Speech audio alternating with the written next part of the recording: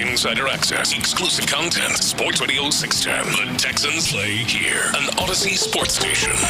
Check out the BetQL Network, wagertainment for every fan. Get sports betting tips from the best in the game. Available on the Odyssey app and our sister station, 650 The Bet. Sports Radio 610 presents Seth Payne and Sean Pendergast. We coming to H-Time. Let's get the work in, man. Let's go. Great day, great day. Oh, give me some juice, baby. Oh, yeah. Hey, what's happening, everybody? Happy Wednesday to all of you. Nice to be with you. Appreciate you getting up with us. We got a lot of stuff to get to today. Texans-Dolphins on Sunday. We'll dig into that. Got a lot of stuff to get to on the Hot Stove League. My name is it the Hot Stove League or just the hot season we're in right now? Whatever the case may be. I'm Sean Pendergast. He's Seth Payne. Hi, Seth Payne. How are you? Nobody's called it the Hot Stove League since roundabout. When did free agency get super weird? Was it 2019 or so? When everybody was just sitting around looking at each other like, hey, is anybody going to sign me right now? Yeah, Stove and then ain't all that COVID hot. happened, and it's hot stove. It's used ironically more so than anything else now. It's not a, especially when you put it up next to NFL free agency where it's just fast and furious. Black Friday, man. Like everybody's running down the aisle trying to overspend on everything. Yeah. Yeah, that's where, Hot Stove League, it was said back when baseball was the only free agency in town. Then it probably felt like the Hot Stove League. Yeah, a little bit. Where now it's like listening to your grandma's music on a Victrola and she's like, "This is banging." I don't know about that, Grandma. I love that. That was a few years ago. It is. I'd say it's up to like cassette level now, or like CDs maybe. Like Juan Soto did get signed, a few days ago. Yeah, and that's a big deal. Yeah, it's a big deal. But it's kind of like, okay, let's wait. Here we go. Hey, listen, we're in the social media world now. Yeah. You got 45 seconds to make your point on TikTok, okay? There's no hot stove here. The Yankees didn't waste any time taking the $700 million they had allocated to Juan Soto that didn't get spent to go spend at least $200 of it yesterday. Yeah. Max Fried signs with the New York Yankees. Yet another Atlanta Braves saying, "See you later. I'm taking the money." 8 years, $218 million for old Mead. Missed a lot of last season with a forearm injury. And he's one of those guys where you look at him and you say, well, look at his numbers if he just doesn't. He's not on the leaderboard for a lot of this stuff because he's injured a lot. But when he's healthy, look at him. He's a crowd. Garrett Cole, over the last 6 years, Garrett Cole's the only guy that's got a lower ERA over the last 6 years than Fried. But Fried's just been banged up, injured. He's getting older, and it feels like a more aggressive signing than just the sticker price. Well, again, this is another signing that kind of screws the Astros a little bit. Same way we were talking about Soto yesterday. Soto gets 15 years, $765, and Kyle Tucker's not viewed on this equal as Soto. He's a little older, not quite as prolific a hitter, but he does do a lot of things better than Soto. But the dream of Astro fans, hey, maybe the Astros will play in that 10-year, $300 million part. It ain't 300 over 10 anymore for Kyle Tucker. The boats are all rising, and the boat is rising for Kyle Tucker. And similarly, Framber Valdez is the same age as Max Fried, and he's been way more durable than Max Fried, and he's been. You go find all the categories for pitchers over the last, maybe not over the last 6 years like Fried, but over the last 2 or 3 years, Framber Valdez is at the top of a lot of those. And he's been, aside from a few little bad Framber outings dotting the game log here and there, he's by and large been one of the best pitchers in baseball over the last couple of years. 8 years, $218 million is $27 million a year. He's this is the Framber market. Framber's still one of those guys. It's kind of like when a kid grows up and you still think of them as a kid and you don't realize, you're still talking about your nephew who's 29 years old and doing quite well for himself, like the jackass kid that he was in high school. Yeah. That's how we are with Framber a little bit. There's still that part of us where I think we look at him like, but he's kind of erratic emotionally. But he's gotten all that under control. Right. And if he had been discovered younger and was like on the same trajectory he's on now with his career, but you reset the clock a few years, he'd be getting a mind-blowing contract. Yeah, Framber didn't become a thing till the COVID year. To where he became, a solid part of the rotation. Then he goes from solid part of the rotation to damn near an ace at times over the last few years. I mean, 2022, he had 25 straight quality starts. Yeah. Nobody's sniffing that anytime recently. So this is in the last 5 days, roughly. Whenever the Soto contract went down, the two guys that the Astros are really, I think the fan base is really struggling with what the team should do with these guys. You know, Tucker, they're reportedly getting phone calls on. Framber's in the same situation as Tucker. Framber's in the exact same situation as Tucker now. Final year of arbitration, probably going to make similar money. And now there are contracts out there that the big spenders are putting out there that are setting a bar that I don't think Jim Crane has any desire to play in. Kyle Tucker's going to get a 10-year deal from somebody. That as long as his leg checks out, he's healthy, has a big year this year, a usual Tucker year, he's going to get 10 years from somebody. 8 years, $218 million, man. And for a guy who's been less durable than Framber Valdez, that's the market now. And I think the Astros, Seth, they've got the seriousness of the conversations about what to do with Kyle Tucker and Framber Valdez have to have amped up in the last couple days. Just by way of comparison, so over the last 5 years, Garrett Cole has a 3.12 ERA. Yeah. Framber Valdez has a 3.12 ERA. Yeah, I mean, he's one of the best pitchers in baseball. And over the actual the wins. Now I know pitcher wins don't matter, but just by way of maybe the way the perception of him is in the league. In the last 5 years, Framber Valdez has the most wins of any pitcher in the league. You know what I think that speaks to more than anything is the durability part of it. Right. Right. Yeah, he's around. You got to be on a good team to get that. But he's you got to be available. What are teams looking for? All those teams that are looking to go from 85 wins to 88 or 89 wins. That's the guy that, we're a good team. This is why the Cubs are actually, up in Chicago, they're talking about potentially being in the Kyle Tucker trade business because, a year ago they weren't in that category where a few extra wins makes that big of a difference to you.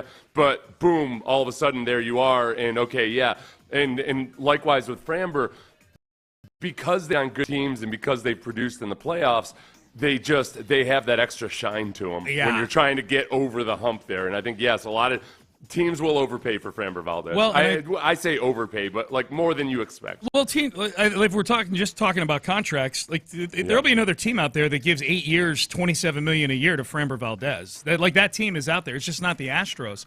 And I think you bring up a good point about teams that are kind of hovering on the fringe, and this could be a guy that pushes them over the top. The Astros are on the fringe. They're just on the good side of the fringe. If they weren't in the AL West, they would be the deluxe version of one of those teams you're talking about right now. You know what I mean? They would be a team that's sitting, chewing their nails over getting a wild card, 88 wins last year. And so that's what's so scary right now, I think, for Astro fans, Seth, is the Bregman thing is already looking very shaky, I think. Depending on how optimistic you are. The Bregman thing is at best, we're talking a coin flip to keep Alex Bregman. And now you've got these two contracts that are illustrating a market for your next two most important urgency guys, I'll call it. Guys you feel like you need to get done. The Soto contract, again, Tucker ain't getting Soto money, but he ain't getting what we thought he was going to be getting a month ago. He's going to get more. And then this Max Fried contract, man, that's just a grenade right in the middle of the Astros offseason plans, in my opinion. That's the market for a 31-year-old kind of banged up, but when he's healthy, really good left-hander. Guess what the Astros have? The same guy who's never banged up. Same age, same arm. Throws with his left arm. All the whole thing. Yeah, all these comp. Is there a single comp that's helped us this hot stove league season? I know the Willy Adames contract doesn't help out the Alex Bregman scenario whatsoever. Because Willy Adames is a little bit younger. He's about a year and a half younger than Alex Bregman. Yeah. And he plays a more important position, but Bregman's a better defensive player. He's a better offensive player. And he's about the same age as Willy Adames. He got way more postseason experience, too. than Bregman does, yeah. So, and Willy Adames gets basically the Kyle Tucker, or the Alex Bregman offer, but with one extra year. Correct. So, all right, is that where we are right now? Can you even look? Is Bregman, are Bregman and Boris looking at the Willie Adames contract with the Giants as like, okay, that's our low bar. We got to get at least that. Yeah. And would the Astros be willing to stretch to that? Yeah, it's a scary time. Chandler Rome I was trying to look at the mic thing on it. It said foul territory on it, so I'm guessing he was on a show or a podcast where he was a guest. Astros are a big topic at these winter meetings. I mean, Kyle Tucker and Alex Bregman are massive topics at these winter meetings going on up in Dallas. Chandler Rome yesterday kind of made he did an interview, it looked like, where he dropped this. He thinks something big is coming down. A bold prediction is that Kyle Tucker is playing elsewhere in 2025 and that the Astros stun the baseball world and pull off a trade that I don't think anyone would have envisioned maybe before a month ago. But this is something they have been considering. I've reported that General Manager Dana Brown is open to moving either Tucker or Framber Valdez. Joe Espada, he would play with the roster he's given, but it would bring back the sort of prospect haul that could really help kind of revitalize this Astros farm system, and they need it. They don't have much coming. They don't have that next core of awaiting in the wings to help this championship contention. So my bold prediction is that Kyle Tucker is not an Astro in 2025. If a Tucker trade goes down, the sequence of this thing is what fascinates me. So that's Chandler Rome, who covers the Astros. He's pretty plugged in. And he thinks that there's a Tucker trade coming. That's his bold prediction. That a trade nobody would have seen coming. Certainly something that's been, a lot of chatter about since the offseason started. The sequence of this is what's fascinating, because if you're Alex Bregman and the Astros trade Kyle Tucker for a bunch of prospects, but then they come to you and say, hey, we'll match we'll pay you what you're looking for. Yeah. They trade Tucker, but they up their offer to Bregman. What do you think Bregman does? You think Bregman comes back to a team that makes... That's a rebuilding move if you're trading Kyle Tucker. Yeah, that's a good point. Yeah, do you sign on for that? That's a step backwards move. That's a big step back. This is the problem too. The 1-year rentals, they don't get the Godfather deal that you're hoping for. I mean, it's almost just what. And now maybe they do. I was fumbling around on Reddit trying to find the best package for a 1-year rental. This is my optimism, my hope right now. Bartolo Colon traded to the Expos.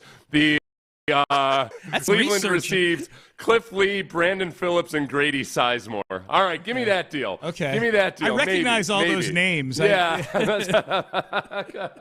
But he's a 1-year rental, so it's more likely that if they trade Kyle Tucker, it's not because they get a Godfather deal. It's because they accept the inevitable, which is that they're not going to try to retain. Yeah. They won't be able to retain Kyle Tucker next year in free agency. I think the hope is that whoever you trade him to is open to giving him the big deal. That it comes with the contract, and then that maybe that certainty of keeping him ups whatever the Astros can get. But man, it's popping right now out at those winter meetings. We'll see what happens with Alex Bregman, Kyle Tucker, and the whole thing. But Chandler Rome predicting a deal. All right, I like Reddit, by the way.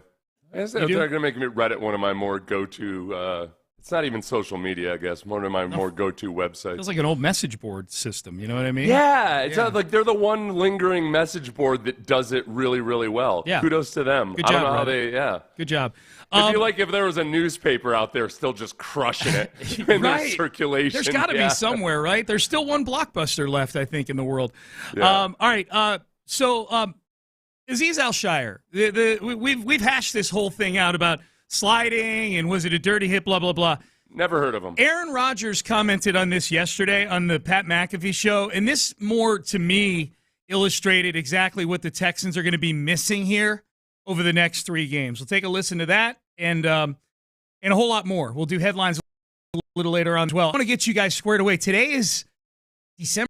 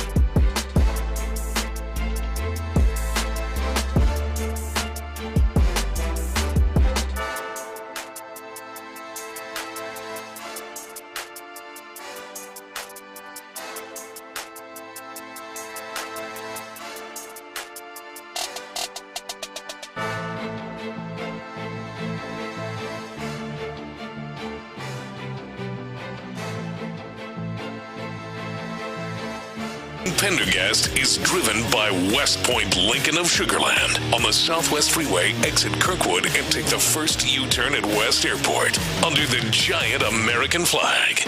Live from the Twin Peaks studios, Sports Radio 610 presents Payne and Pendergast. All right, Payne and Pendergast with you. Texans back at practice today. Say it every week. Keep an eye on that injury report. We'll see. One guy that will not be on the injury report, but he will not be with the team for the next few weeks, is Azeez Al-Shaair. We've heard everybody's opinion on Azeez Al-Shaair.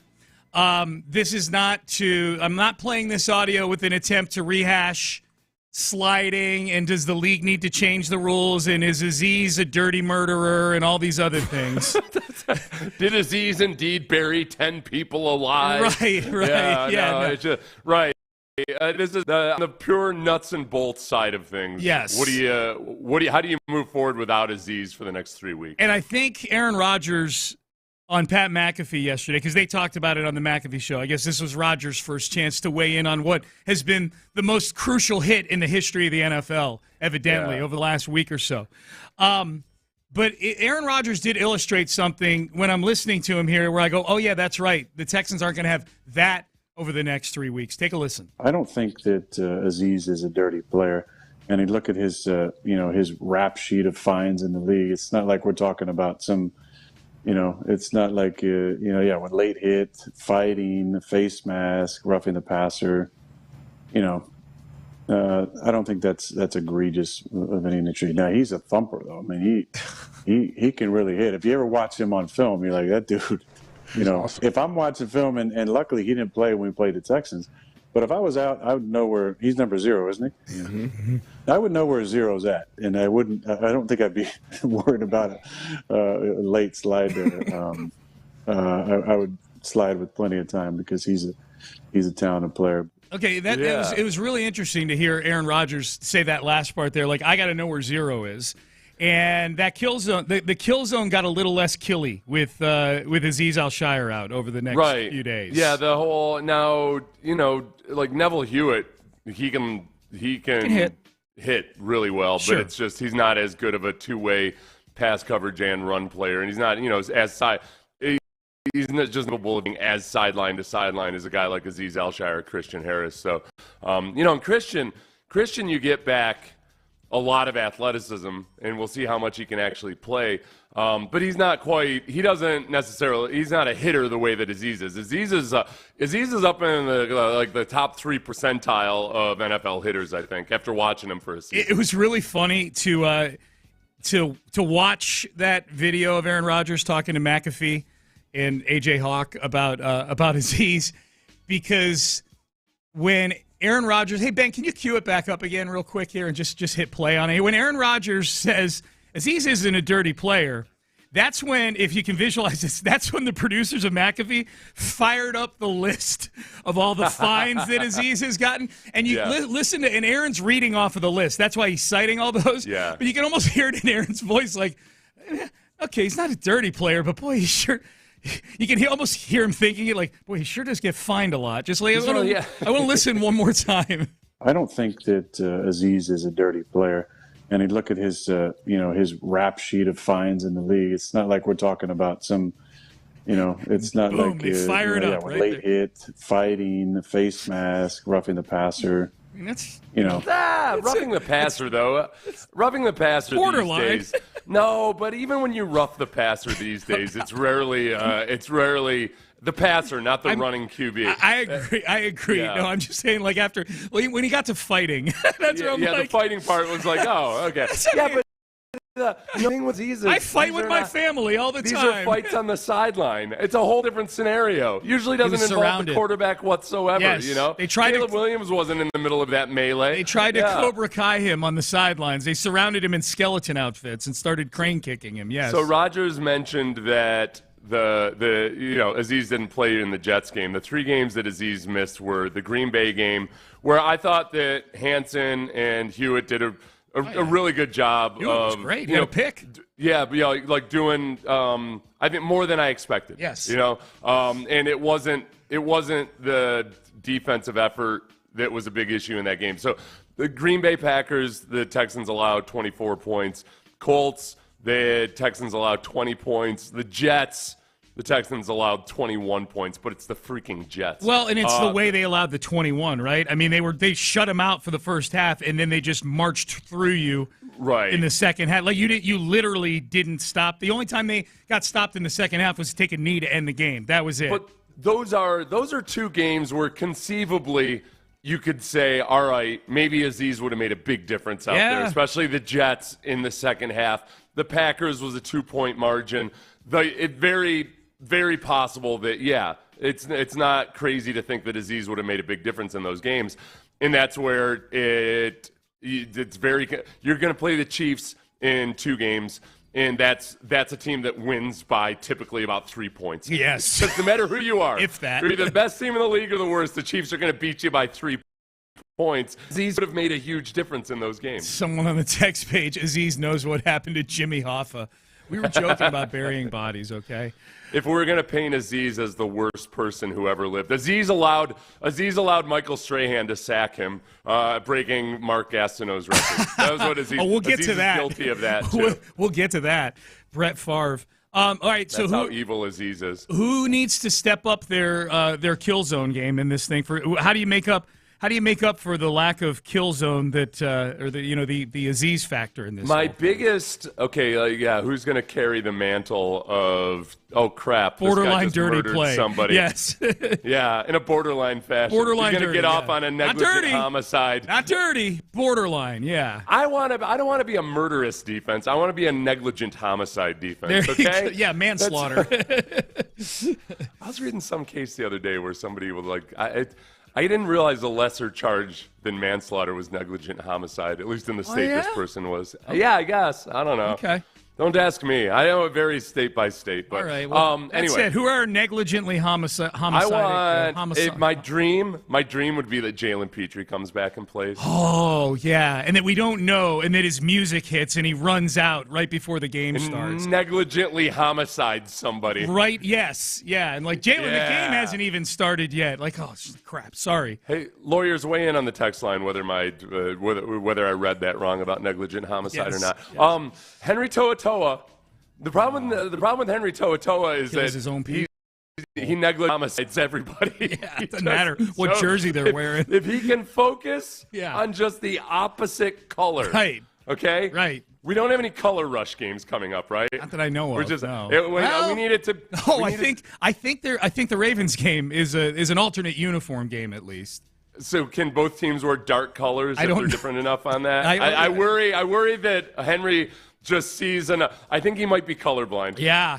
Which kudos to you if it means you're not racist, but on the jersey color side of things, you got to stop being jersey colorblind. Yes. You can't be whacking a guy per week as of these last several weeks from your own team. No. But Henry To'oTo'o, I think, has that capacity. Oh, for Jimmy sure. Ward, yes, we know. Yeah. And Jimmy suffers from that same malady that Henry does, which is he wants to hit anything that moves. Yes. They're like flamethrowers. Hey. Lots of damage, but not that. Yeah, it's hard to control exactly where it hits. And Jimmy will do it in practice. He'll do it. Yeah, Henry's doing it in games. Jimmy's like, hey, Dalton, you're coming over the middle. You're going to get some now. I was going through it in my head, and I'm like, man, these guys actually, they got a lot of thumpers on this defense. Yeah. They, and really, more than, I'm not worried that, they're not going to be a hard-hitting defense without them. The biggest thing really over these next 3 weeks is the play of the safeties. Yeah. And that's where Jalen Petrie coming back, if Jimmy Ward can stay healthy, is kind of a big deal. I was going over this with Texans Cap yesterday because I had said during the show yesterday that, man, this defense on a down-by-down is one of the very best in the leagues, but they just let up too many big plays at times. And it's not like it's a scourge of big plays, but they're just in the worst possible moments of games. They're allowing big plays. So Texans Cap did the research. The Texans allow explosive plays depending on, I think his was 20-plus yards. Yeah. Or maybe it was 15-plus yards. They're a little bit above the league average in number of explosive plays allowed. But when we went into super explosive plays, that's where the Texans are like a league leader, 30-plus yards. And that matches the eyeball test. Yes, They've just had too many back-breaking errors where mental errors. Usually with super explosive plays, it's a mental error or just not playing your technique quite right in the defensive backfield. Those are the things that have hurt them. That's the defensive equivalent of what's going on the offensive line at times with this team, in my opinion, right? Like you look at the offensive line, Caserio even said it on his interview with John and Mark, and we're going to be playing some of that today on the show. D'Amico has said it. We're the offensive line's playing better. Like, play to play, they're playing better. But the problem is the bad plays are really bad.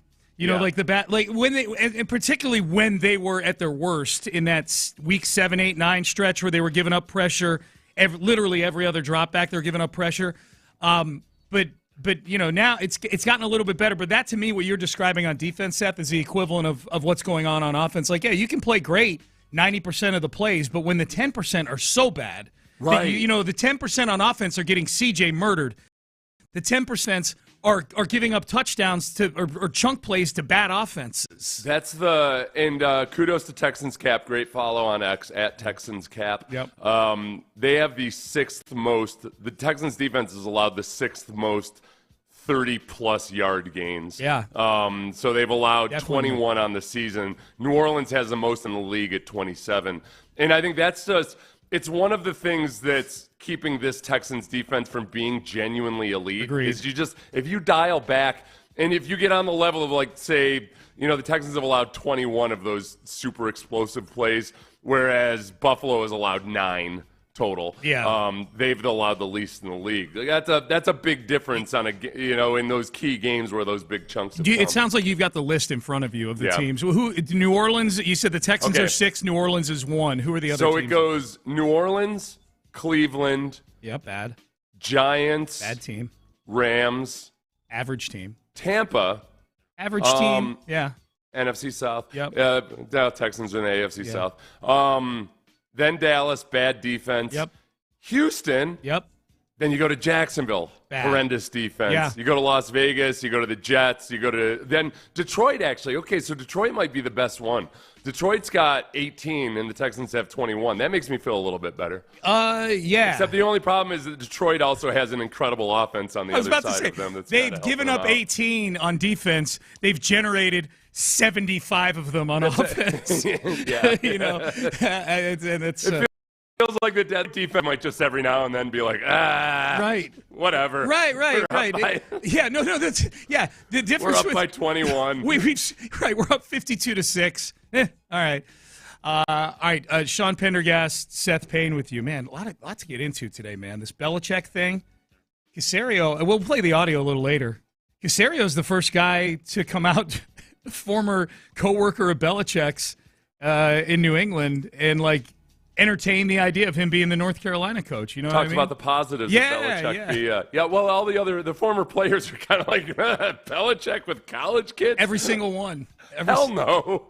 What the hell are you talking about? The best of the recruiting memes that are going around on social media with pictures of Belichick with his girlfriend, his 24-year-old girlfriend. Who's worried about Belichick recruiting? Yeah, that's true. He recruited. He can speak. He can. Now she's like a philosophy major. Yeah, I don't know that the philosophy thing's gonna ring. She might be a little deeper than your average 17-year-old high school football recruit. player. Yes. Yeah.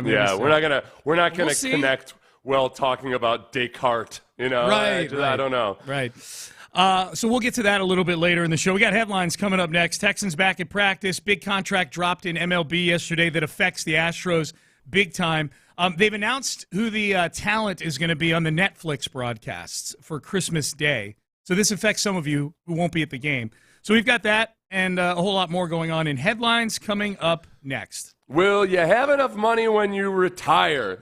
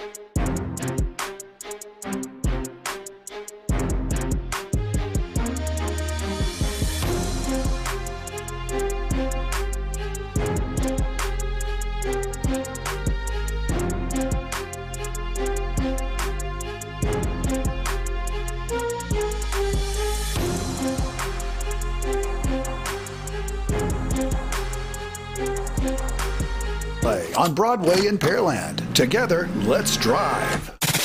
Payne and Pendergast with today's headlines. All right, headlines. Texans back at practice today. They are getting ready for the Dolphins on Sunday. I guess the big thing we'll be keeping an eye on is Christian Harris, Kenyon Green, both back at practice. What's their status? Yeah. And to your point in the previous segment, Seth, do we get some surprise good news on Jalen Petrie? Right. I'm holding out hope. Like, did we get that tweet from people who are out of practice and they show video of Jalen Petrie in his number 5 jersey out there? This is where this is my little conspiracy theory, Sean. Yeah. This is what I want to see Jalen Petrie out there. For those of you who haven't heard us talk about this, there is a very clear precedent this year of Frank Ragnow, the center for the Lions. One guy. Who has a... of one guy, yeah. Don't look at T.J. Watt or J.J. Watt's timelines when they came back from torn pecs. The guy, yeah. Look at Frank Ragnow, the center, who missed 2 weeks with a partially torn pec and then has played the remainder of the season and played quite well. Yeah. So, yeah, that's my dream and my hope. And the fact that the Texans have not put Jalen Petrie on injured reserve yet makes me feel like it's somewhere in the cards, at least as a possibility. I agree with that sentiment wholeheartedly. If it was bad enough to require surgery or require a trip to the injured reserve list, they would have done that by now. Yeah. Plus, I don't know, I think they may be getting close to being out of return designation guys. They've got 7. It gets Texans Cap again. You can follow him on X at Texans Cap. Yeah. He laid it out to where you're allowed to have a total of 8 in the regular season that are designated for return, I believe. I think the Texans have had 7 so far. Yes. But you get to carry those over into the playoffs too. Ooh. So you're like allowed a maximum certain number, but the ones you have left over from the regular season can carry over into the playoffs. Yeah. So there might be some kind of waiting and seeing with Jalen Petrie to manage it that Could way. be. But it's just the fact that he's not on IR right now, very good sign. Yeah, that's true. And this is my other little conspiracy theory is that, when Mark Vandermeer and John Harris interview Caserio or D'Amico, those two guys, they work for this, so, just very open and transparent. They're not going to divulge everything all the time. They're working for the team. Right. As far as I could tell from the clips I listened to, they did not ask Nick Caserio at all about Jalen Petrie. I choose to believe that maybe the organization is really trying to play it close to the vest with Petrie. Yeah. That is a conspiracy theory right there. That's not even a conspiracy. That's my hopeful little angle there. Like chess game. All right. Right, like if you don't know about the core, last year when C.J. Stroud was injured and people assumed that Davis Mills was going to be the starter. Right. And I'm like, we got through the week, and I'm like, nobody has just come out and asked who the starter is going to be. What the hell? This. Yes. Yeah. And in hindsight, so they played it really close to the vest, and they kept it a secret until like Saturday. And they started Case Keenum, for those who don't remember, With Petrie, I hope that nobody does ask D'Amico about him today. If we're going to play it close to the vest, let's... Okay, so we're hoping for no Petrie questions at I hope for zero journalistic integrity out of the here's people the at thing. the press conference. There will have already been a practice. Yeah. Once D'Amico does his Wednesday media after practice, so there may, there may be some sort of news prior. We'll see. The best would be if he's out there working out and practicing, Jalen Petrie. But Texans back at it today. We'll be digging into this game for the next few days here. Dolphins, this is a big stretch, man, for the Texans. A huge stretch. 95% chance to make the postseason right now, according to playoffstatus.com. 95. Does it feel like 95% to you right now that they're going to make the playoffs? Are we past the point at which the Jaguars started to fall apart last year? And at one point, they were like a 90+% favorite to make the playoffs. After they beat the Texans in Week 12, they were 8-3. The Texans were 6-5. Okay. And the Jags were in that 90+% range. So we're past that now. We're 2 weeks past. Well, no, 3 weeks past it now. It feels 95% feels right because just no matter how pessimistic or nervous you might be about the Texans right now, it's really hard for me to believe that the Colts could win all their remaining games and that the Texans will lose all their remaining games. Yeah. It's very, very, very unlikely. Yeah. So, I feel that feels like the right number. To baseball we go. Max Fried signs a deal with the Yankees. Max Fried, formerly the Atlanta Braves, always, kind of seemingly in the mix for the Cy Young Award. He's finished top 5 for the Cy Young a few times in his career. He's been one of the best pitchers in baseball when healthy. Missed a ton of games last year, missed a few games this year. 8 years, $218 million for Max Fried to the New York Yankees. Seth, my opinion, this is a big grenade right in the middle of anything going on between the Astros and Framber Valdez right now. If I'm Framber, if I'm Framber, I go out there, I pitch 20-25, go put up some more Framber-like numbers that he's done. He's been one of the most consistent pitchers in baseball. Go be consistent for another year, and somebody is going to pay you 8 years, $218 million. The tough part about right now, as all the baseball people are kibitzing up at that hotel, is the fact that Dana Brown also, just like us, Dana Brown doesn't probably have a clear-cut plan or idea of exactly how all this is going to play out. Yeah. Because he's listening. And a lot of people are bombarding him with a lot of deals and a lot of suggestions and everything. And it really comes down to, all right, your power ranking of how important are Framber Valdez, Kyle Tucker, and Alex Bregman to this organization over the course of the next 6 years? Yeah.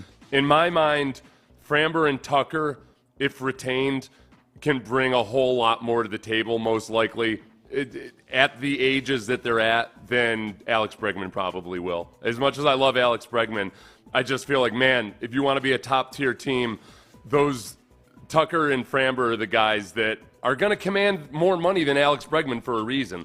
So certainly more years. Certainly more years. Is it just a stupid pipe dream to dream that somehow that Framber and Kyle Tucker will both be on this team 2 years from now? Yes. It is why are you such a jerk? It's Christmas, Sean. It was. What the hell? It was. Well, this whatever's going on in our studio here put me in a mood when I got here. There was a chair with a fan on it blowing out an open door, and the door was open to our studio. There's a fan blowing out the door, and I'm like, man, what's going on in here? And why hasn't anybody told me why there's a fan on the chair? Right? Yeah. Was there water damage? Was there a fire? It turns out there was somebody fart real bad. It turns out there was a power outage last night in the building. Our building took a power hit last night. Yeah. Probably due to all the, there's rain there and cold weather and whatnot. It gets cold in Houston, so everything just shuts down. So the building took a power hit, and then I guess while the night guys were in our studio last night, there was a burning smell, and and we our IT group went up in the ducts and looked in the and looked. Okay. They checked on it, and there's nothing burning, but there was a smell in here of burning. So that's ultimately Aaron Raybald, who's up here early in the morning, one of our engineers. He's up here. He said, no, it's not. There's nothing.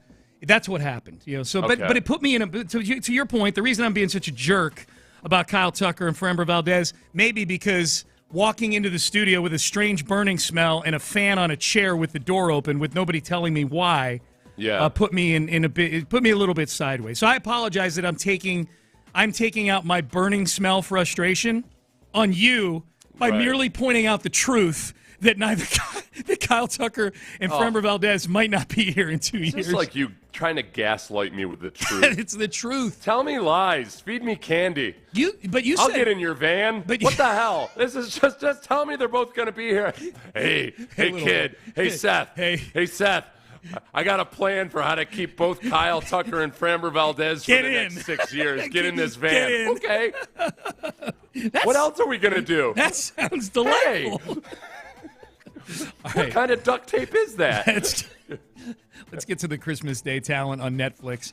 The Netflix sent out a graphic yesterday. Boy, they sure are throwing a lot of bodies at this day doubleheader that they're having here. That includes big mistake that a lot of new streaming platforms make when they go to broadcast football. They feel like, hey, we don't know what we're doing, so let's just throw a human wave at this project and see what happens. Did you see the graphic I'm talking about? Where there's 22 faces on this thing. It looks like a bingo card. It does. What the hell? It looks like a jumbo version of Hollywood Squares.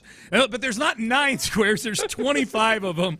The first thing that jumped out at me is that I'm like, okay, Kay Adams is like where most English-speaking people would jump to when you're looking at anything is like the top left, right? Yeah. That's where you're going to start reading. Yeah. Kay Adams is the first one on there. I'm guessing she's going to be kind of the conductor. She's the studio. She's going to be the host of the studio show. Yeah, so she's going to kind of tie everything all together. But then I noticed, there's a woman named Melanie Collins in the upper right. Yeah. There's Laura Rutledge in the lower left. Yep. So you have some attractive people up there in the in those three corners, attractive women. And then in the bottom lower right corner, Steve Weish.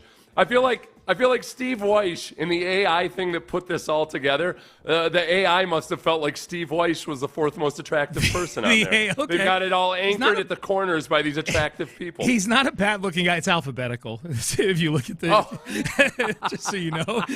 AI put it together alphabetically. I don't think...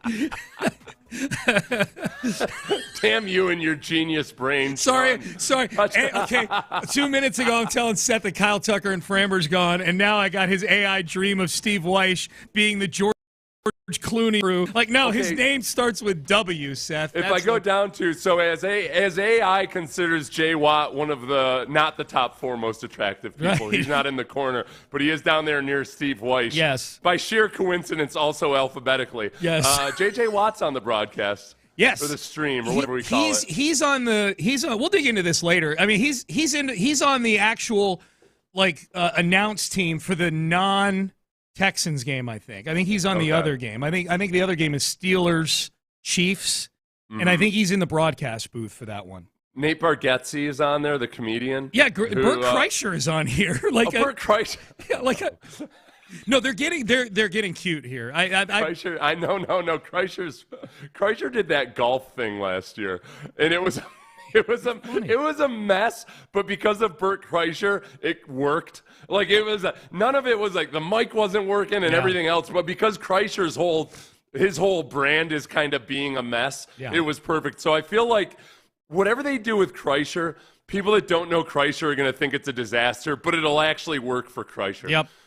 All right, Payne and Pendergast with you. We'll share some of the other names with you a Greg little later Olsen on the too. show. That's the other big one that caught my eye. Yeah, there's some interesting ones on here. We'll get to it a little later on in the show. Up next, we head into the 7 o'clock hour. So the Astros are getting heavy interest in moving Kyle Tucker. Other teams are looking at Kyle Tucker. How would you feel? Would you feel bitter if the Astros traded Tucker or Framber? Would you feel like, okay, we got 2 World Series, let's go? I'm curious. You can text in 713-572-4610. We'll talk about how we feel about it coming up next. But first, Liquor 43, the Carajillo. We went out to, Amy and I went out.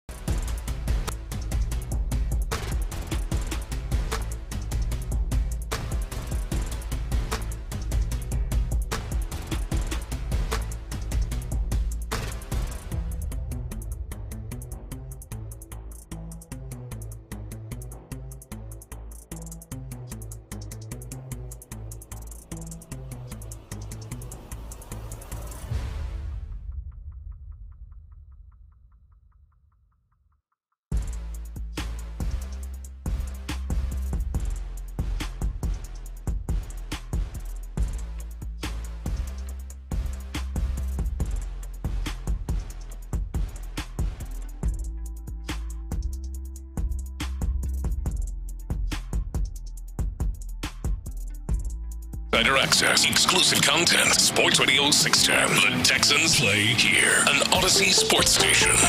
Sports Radio 610 presents Payne and Pendergast. All right, a little later on this segment, we've got the video that went viral yesterday from the upcoming 30 for 30, the New York Sack Exchange. And I closed my eyes while I was watching it. It translates just as well in an audio format. Mark Gastineau v. Brett Favre. We'll get to that in about 15 minutes or so. Astros are a big topic right now. We'll get to the Texans as well. Big game coming up against Miami. We got all kinds of stuff to get into today. But I know front of mind for a lot of Astro fans right now is how does this unfold over the next few weeks? How much does retaining Alex Bregman factor into the handle of Kyle Tucker and Framber Valdez? It would seem a little backwards to give Alex Bregman a deal that really stretches the boundaries for Jim Crane, and then you turn around and trade Kyle Tucker and or Framber Valdez. You know, so it's going to be a really interesting few weeks. Here is John Morosi, I believe of the MLB Network, talking about the Astros getting heavy interest from teams looking to trade for Kyle Tucker. This is a really interesting story. Now, what I can say is this. The Yankees do like Kyle Tucker. The Cubs do like Kyle Tucker. But the Astros still like Kyle Tucker as well. And so, at the moment, there is still a higher chance of Kyle Tucker being an Astro on opening day than being elsewhere. But let me tell you why there's at least some chance of a trade involving Kyle Tucker. The overall free agent prices right now are quite high. And the number of teams with a great capacity to add high-dollar free agents is relatively small, which means trade candidates like Tucker, even those entering his final year before free agency, are more valuable than ever. And you just saw on that board a moment ago where Kyle Tucker stands among the preeminent sluggers in baseball. He actually had a higher adjusted OPS than Juan Soto in 2024. Now, he played in half as many games, to be clear. He was injured. He had the stress reaction in his shin. So that is the health piece of it, and how many games he'll play is a real consideration here. He is not Juan Soto. But when you think about the Yankees' interest, he could help them replace the production they lost in Juan Soto. And for that reason, and Dana Brown acknowledging yesterday that he'll listen on everybody, including Tucker and Framber Valdez, definitely got the attention, Lauren, of a lot of people in this lobby last night. Okay, I have no doubt. I have no doubt that there's a lot of teams that would look to trade for Kyle Tucker. My big question is, what exactly are you willing to give up? I'll believe it when I see it that teams have an appetite to give up a package the Astros would be willing to part, that would make the Astros to be willing to part with Tucker for just 1 year of Kyle Tucker after what just happened with Juan Soto. After the Yankees just traded a bunch of prospects for Juan Soto and he left them at the altar after 1 year. I will believe that when I see it. Right. The Yankees gave up 5 prospects or 5 players for Juan Soto, and now they're left, with no one. I think the Yankees, more than any other team, probably figured, oh, yeah, of course he'll re-sign with the Yankees because we're the Yankees and we're going to be able to spend more money, et cetera, et cetera. You can see by the reaction of their fans, they don't realize, like, no, you're not the Yankees of old that just get to do whatever you want to do all the time. This was the thing that people criticized Bill O'Brien for with the Laramie Tunsil trade. You're going to trade all this capital for a guy who's on a contract here. Well, you better get that contract done. And the Yankees, I think that's probably a big part of the bitter feelings among Yankee fans and maybe even the Yankees themselves in the building is like, where are the Yankees? This was not supposed to happen. We don't get left at the altar. Never. We're the hot chick, right? Yeah. Meanwhile, it's like, no, you're like the 39-year-old hag who's been on meth for 7 years. Right. You were hot back in the day. Yeah. But now you're one of those cautionary tales. That's right. I'm looking at a timeline of the Yankees, their mugshots over the years, and the Yankees have gotten more and more haggish over the years. Yeah. So, I think the big thing is, who out there has the willingness to trade 5 players and promising young players for Kyle Tucker for a 1-year rental. Yeah. And I'd be surprised if there's an offer that Astros fans feel good about. Right. Because all we're thinking is, that's Kyle Tucker. Yeah. All these other teams are thinking is, yeah, he's Kyle Tucker, but he's Kyle Tucker for 1 year, and then he's probably gone. Or we just, we don't have the money. So if he does get traded, I guess I would hope it's to one of the big money teams that feels like they'll definitely be able to retain him, so they're willing to give up a bunch of prospects. Well, or that they're willing to negotiate and actually give him a contract. There's nothing stopping teams from giving him a contract unless Kyle Tucker truly wants to wait it out and go be a free agent. But, if you can open up a window, I think I saw in one of these articles, of 72 hours that allows Tucker to negotiate a deal with one of these teams you'd be willing to trade him to. So I think that would be the dream scenario, is if you trade him to a team and he signs an extension there, and that team feels good about giving up. They're going to give up. They're going to give up more if he's locked in. You know what I mean? Yeah. If he's locked up, and I think that's that. What's tolerance right now for a Tucker trade? Does it depend? For me, it depends on what happens with Bregman. I got to wait and see what happens with Bregman. If they don't re-sign Bregman, put Kyle Tucker on eBay, as far as I'm concerned, and let the bidders let it flow, man. That's how I feel. I guess maybe there's a stupid and naive part of me that still thinks that maybe the Astros would totally blow up all of their strategy and their whole operating procedure and actually give Kyle Tucker that contract. I have to let that go. Yes, you got to let that go. Yeah. Yeah, you'll sleep better at night if you just let it go. Not for I don't the next want to few let nights. it. I know. Because then, so what are we doing? Do we need to rip the Band-Aid off right now? Yes. I just haven't accepted reality, have I? Yeah. I just the Kyle Tucker is as good as gone. That's the reality you're telling me. Yes, that's the reality. He's way more good as gone than Alex Bregman is right now. Why can I not accept this? I know this. I don't know. You're the most optimistic person that I know about the window right now, too. And I know you hate window talk. We've got the audio to prove it from a couple years ago with the Correa situation.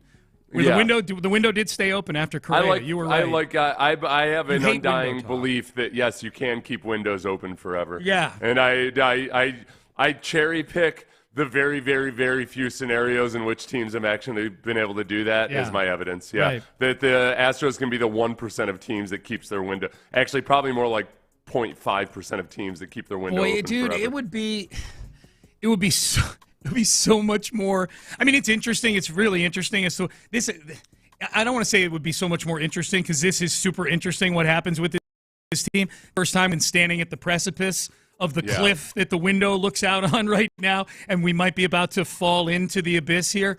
So that part, it sucks. It is very interesting. If they just hadn't had that offseason where they signed Abreu and Montero, they're in such a better spot financially right now. Then that's $30 million. Bregman is going to command $30 million. And we don't know what we're going to get out of Lance McCullers or Garcia or any of these other guys. It's almost you're looking at that almost like dead money on the books too. That's the really hard part of it. But if that's where if I could set aside all of my youthful optimism about it, then I would have to say, looking at it from an outside perspective, you got to rip the Band-Aid off. Got to. And just if there's take advantage of right now, where maybe the best offer you're going to get for Kyle Tucker is right now, when everybody's up there kibitzing at the meetings, that you got to rip it off. Well, that's interesting. You saying that this is when you're going to get the best offer for Kyle Tucker. Theoretically, you could get a better offer at the trade deadline. That's when teams get really desperate. Yeah. I think. I'm trying to think of how Astro fans are going to react to this. If Kyle Tucker, if the Astros trade Kyle Tucker, Bregman or no Bregman, if they trade Kyle Tucker, this is a clear message that at a minimum the organization is resetting a little bit here, right? And you know how Astros fans respond to it, Sean? They buy Rockets apparel for Christmas. Yeah, that's generally the way you can tell. The barometer of how teams are doing around here is which apparel do you see more of in various places out in public, and it might just shift over towards the Rockets and whatever. I mean, the Texans are kind of at a baseline. They're always going to be relevant because it's NFL. Yeah. But yeah, you shift your optimism over towards the Rockets. Yeah. It's It'll be really interesting to see what happens. Dana Brown actually at the winter meetings had an update. You mentioned McCullers and Luis Garcia. Yeah. Okay, so let's see. We've had updates on both of these guys before. I will mention they neither have pitched since they got Tommy John surgery or whatever the surgery was that Lance. Lance had Tommy John surgery a few years ago. The recent surgery he had was, I guess, removing bone spurs from his elbow, whatever the case may be. Lance is a voodoo doll pincushion. Yeah. So here was Dana Brown updating us yesterday on McCullers and Luis Garcia. Lance is currently throwing. I think he's almost up to 100 feet. He's looking really good, nice and free and easy. I've been watching video of him, a lot of video of him actually, and he's been saying that he feels really good. And, Luis, once he continues to stretch it out, once he gets off the mound, we'll probably know more about that in spring training when he starts to throw and stretch it out and compete against some batters. So in terms of him making it out for opening day, we'll have more answers maybe right around in mid-March. If those guys are able to come back, how much does that do for your pitching depth overall? Yeah, ultimately, it really increases our pitching depth. Right now, we're probably right around 7 guys that we feel really comfortable with, in terms of, guys that we have in the major leagues and maybe some of our guys in AAA. And then if you add Garcia and McCullers to that, you stretch that out to 9, possibly 10 if one of the young guys like Ulloa steps up. So, it really, really increases our pitching depth. And as I mentioned before, with 162 games, that's very important. Okay, now this was a similar conversation last year. We got 7 or 8 guys, and imagine when McCullers and Luis Garcia come back. We're going to have this plethora of riches. Average recovery for Tommy John is between 12 and 18 months, and Garcia got his in May, I believe. 23. It's the timeline obviously is very. You should be optimistic. He should be ready to go. Yeah, he should be ready. I think last year, I think when they were looking for Garcia last year, felt a little aggressive to me. Yeah. Getting McCullers and. Getting McCullers and Garcia back would be gravy to me. I'm not counting on either guy right now. Garcia, I'm okay. Garcia, I'm pretty optimistic about. It's a normal timeline now. It's beyond the normal timeline already for when he should be okay. So I'm guessing I'm just penciling Garcia in. Yeah. And it's not we don't look at Tommy John surgery nearly like we used to. It's just, okay, yeah, you broke the seal, you got your first Tommy John, and now you'll be back. Next team odds, Bregman, the Tigers are still the favorite, plus 175. You and I both said Tigers, yeah. I know, man. The Yankees at plus 850 feels like value. The Yankees feel like they got spurned by Soto, and now they're like, we got $760 million to go spend. Let's go. Here you go, Fried. Here's 200. Yeah. The biggest thing for me with Tucker is that when you realize teams like the Cubs and it's not just the usual suspects. It's all these reports from all these different places that say they have an interest in Kyle Tucker. I think the people look at, and in the previous clip we played in the last segment of them discussing Kyle Tucker's injury and how that might be a concern. I don't see that at all. I know the way baseball teams operate and the way they look at injuries, and Kyle Tucker's been so durable. And this was an injury that was, yes, it kept him out for a long time, but he got hit by a baseball. There was nothing to suggest that all of a sudden Kyle Tucker's injury prone or something. Yeah, to you, I guess yes, 100%. I would say to further illustrate your point about durability, let's pretend that Jordan didn't sign his extension and he's in the same situation as Kyle Tucker, that he's in the last year of arbitration. Jordan has had injuries that should make teams pause about giving up 6 prospects, giving him $40 million a year. When he's healthy, he's worth every penny of that, and he's worth every prospect you can give up. But he's had 2 patellar tendon surgeries. He's had random hand issues, oblique issues. You get nervous every time he slides. Yes. He's just got that. He's one of those athletes that no matter how athletic they are, they look like they're a lumbering injury waiting to happen. Yeah, so it's night and day between the dirt. How do you project these guys out into their mid-30s? Yeah. Kyle Tucker, I think, just projects out better than Framber than Jordan does. No doubt. The one thing that people are pointing out on the text page that makes it a little easier to part with Kyle Tucker, got a little of that Aaron Judge gene in him. The postseason has not been the best. Text message, Kyle Tucker has no playoff clutch gene. Trade him. Ooh, wow. Let's see here. Honestly, we need to trade Tuck. I'm not that big on him. Anyways, he's Aaron Judge in the playoffs. He is about Aaron. You know what? His OPS in the playoffs kind of measures up to what is it? Measures up to Aaron Judge. He's got a 685 OPS. Yeah, that sucks. And if you're paying, that sucks when you're paying him $7 million or whatever the Astros paid him this last year, 15, whatever it was. It sucks real bad when he's on your team for a decade and you're paying him $40 million a year. You know? Yeah.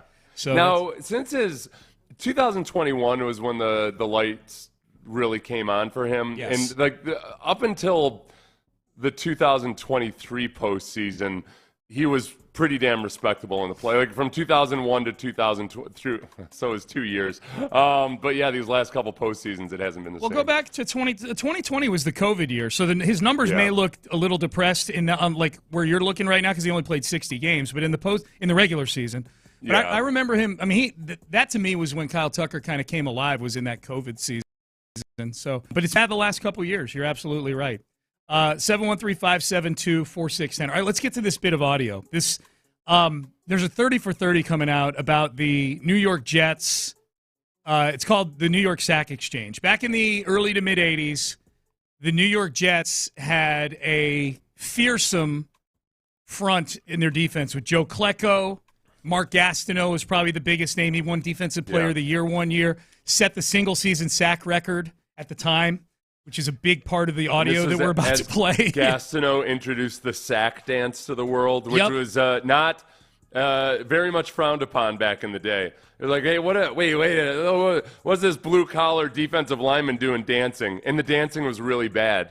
And he wasn't a guy that really was awesome versus the run or anything. He was kind of the first diva pass rusher. Yes. And a guy that very much concerned with his image and all that stuff. Did he date Brigitte Nielsen? He did, right? Yeah. Yeah, he used to take, when they would have training camp, Jeff Lageman was a teammate of mine who played with Gastineau. No kidding. Teams. Okay. I think he was young. Lageman was young when Gastineau was like a veteran and dating Brigitte Nielsen. Yeah. And they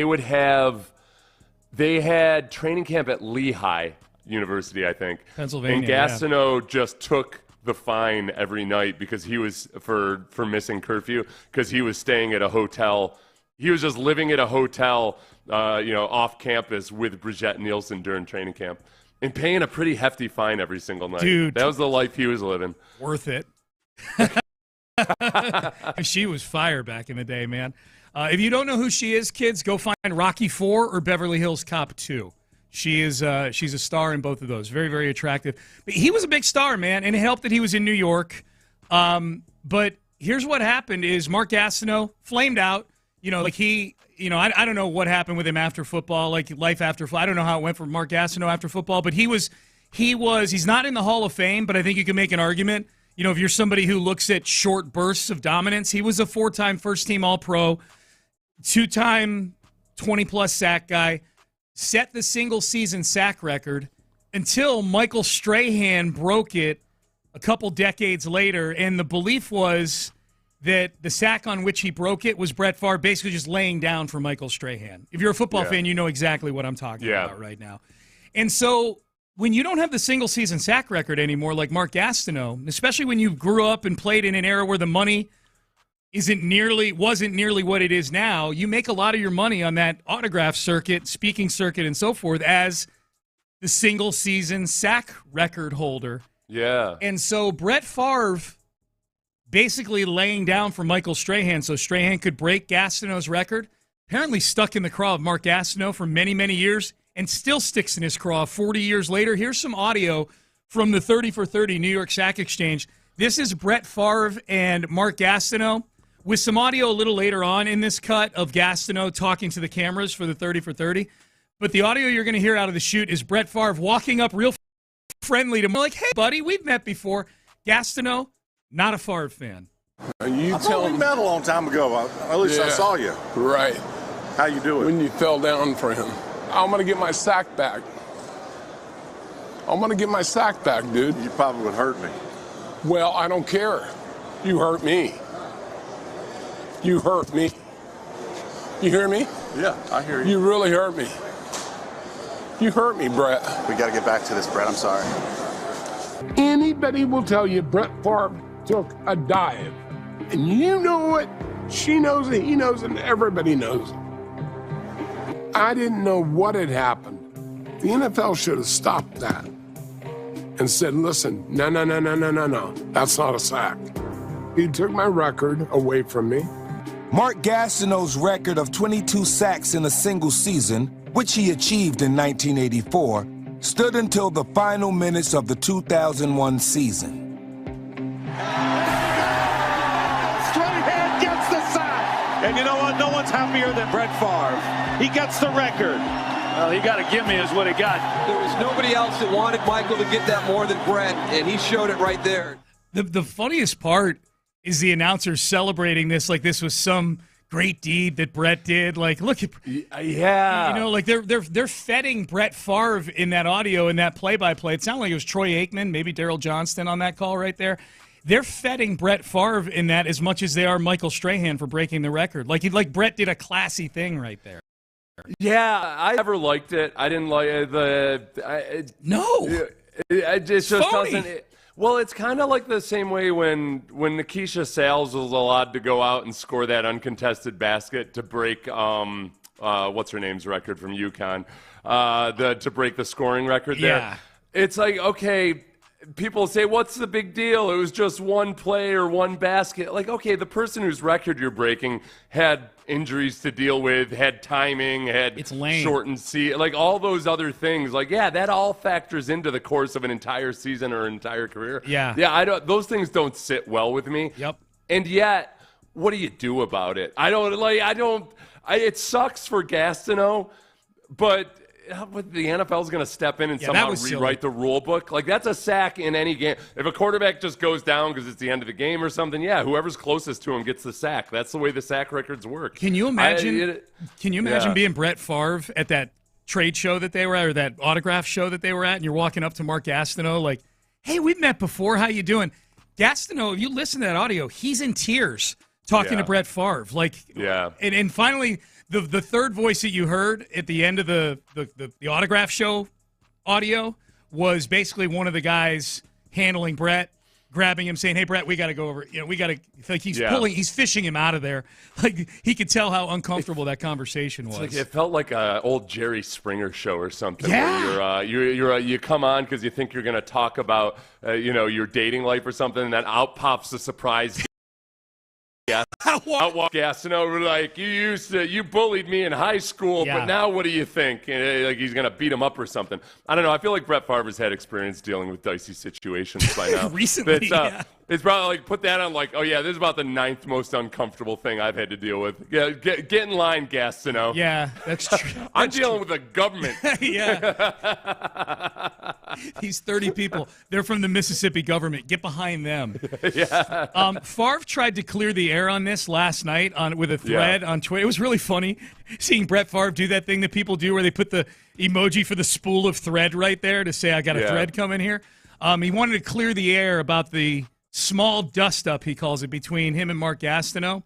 Does his explanation hold water for you, Seth? He says, back in 2002, when Michael Strahan sacked me at the end of a game we had wrapped up, I was in no way trying to hurt Mark Gastineau. Now, that I believe. He was not thinking of Gastineau in the moment, I'm sure. No, definitely not. Yeah. Said I was trying to close out a game and squeeze the last bit of fun out of a hard-fought game. Okay. I booted out of a run thinking it would be wide open, saw Strahan standing there and ducked down. The game was over. There was no need for me to do anything spectacular. It probably wasn't Michael's best sack or tackle for loss. In a different game or situation, I would have made a bigger effort to avoid the TFL, but at no point was I thinking about hurting Gastineau. Maybe it crossed my mind to help Strahan. Yeah, maybe. I didn't think it through. That wasn't my forte at the time, that I believe. That's some self-awareness. All-time leader in interceptions, yes. He says, I see now how being the sack king with value card shows, strengthen his case for the Hall of Fame, increase his demand as a – now he's rubbing salt in the – I realize that in the following 12 ways, it would have been better for me to try to avoid the sack. Yeah. Maybe it would have – maybe they could have Gastineau and Brigitte Nielsen could have rekindled the flame of somehow. I don't know. Yeah, I've ruined everything about this guy's life. I need to get in touch with the TriStar guys, with Bobby or Jeff from TriStar. I bet they could – I bet Bobby or Jeff or both of them could quantify exactly how much or get in the ballpark of how much money he lost over the last 40 years, or it would really be over the last 20 years, because it was in 2002, 22 years is when Strahan's sack happened. But how much, like, go through the forensics of it, and how much did he lose by losing that record? Now, you know, who knows? Maybe the world changes. Maybe Strahan gets a sack anyway, whatever. But if he had been the all-time single-season sack leader for the last 20 years, how much did he lose out on? You could probably look and see, by actual appearances and everything, how much that changed afterwards and all that. It's easier just to call Bobby or Jeff and let them. You know, he missed out on the whole COVID era of the NFTs. Yeah, he could have sold more NFTs for 3 months back when everybody was buying something that. Hey, everybody on the text line, tell me how the NFTs are working out for you now. Yeah, how are your they? Non-fungible tokens. I never understood that, dude. I didn't. Nobody did. Yeah. Hey, you own this now. Okay, cool. Do I get to collect royalties on it? Yeah. Nope, not a thing. Not a thing. Yeah. Hey, unpopular take. Yeah. While we're still on Gastineau. Yeah. As a kid, I never got the appeal of Brigitte Nielsen the way that you do. I think she never really did it for me. No. I was always kind of like, if I want to date David Bowie, I'll date David Bowie. I'm not. I don't. She wasn't my. I don't know. There was something. She's a little too scary. Yeah. She was scary. I would definitely not have been able to satisfy her in the '80s. I'm pretty sure about that. Or the 90s, or the 2000s, floating around back then, or the 10s, or the 20s, or now. But no, yeah, it was. I think that was part of the allure to me, was her character in the. I like heels. I like the bad guys. Oh yeah, like she was this scary supervillain. Yeah, type. like that was. Yeah, in both Rocky IV and in Beverly Hills Cop 2. Good sequel, both good sequels, by the way. There wasn't enough curvature there for me. I think that's that fair. Was the big thing for me. Yeah. She's very attractive, obviously. I'm not saying, but she just didn't appeal to me. No, personally. And to your David Bowie comment, I'm not a huge fan of the short haircut either. I would have demanded that she grow her hair a little bit, because I would have had that kind of clout. I would have made her perform Ziggy Stardust the entire album. The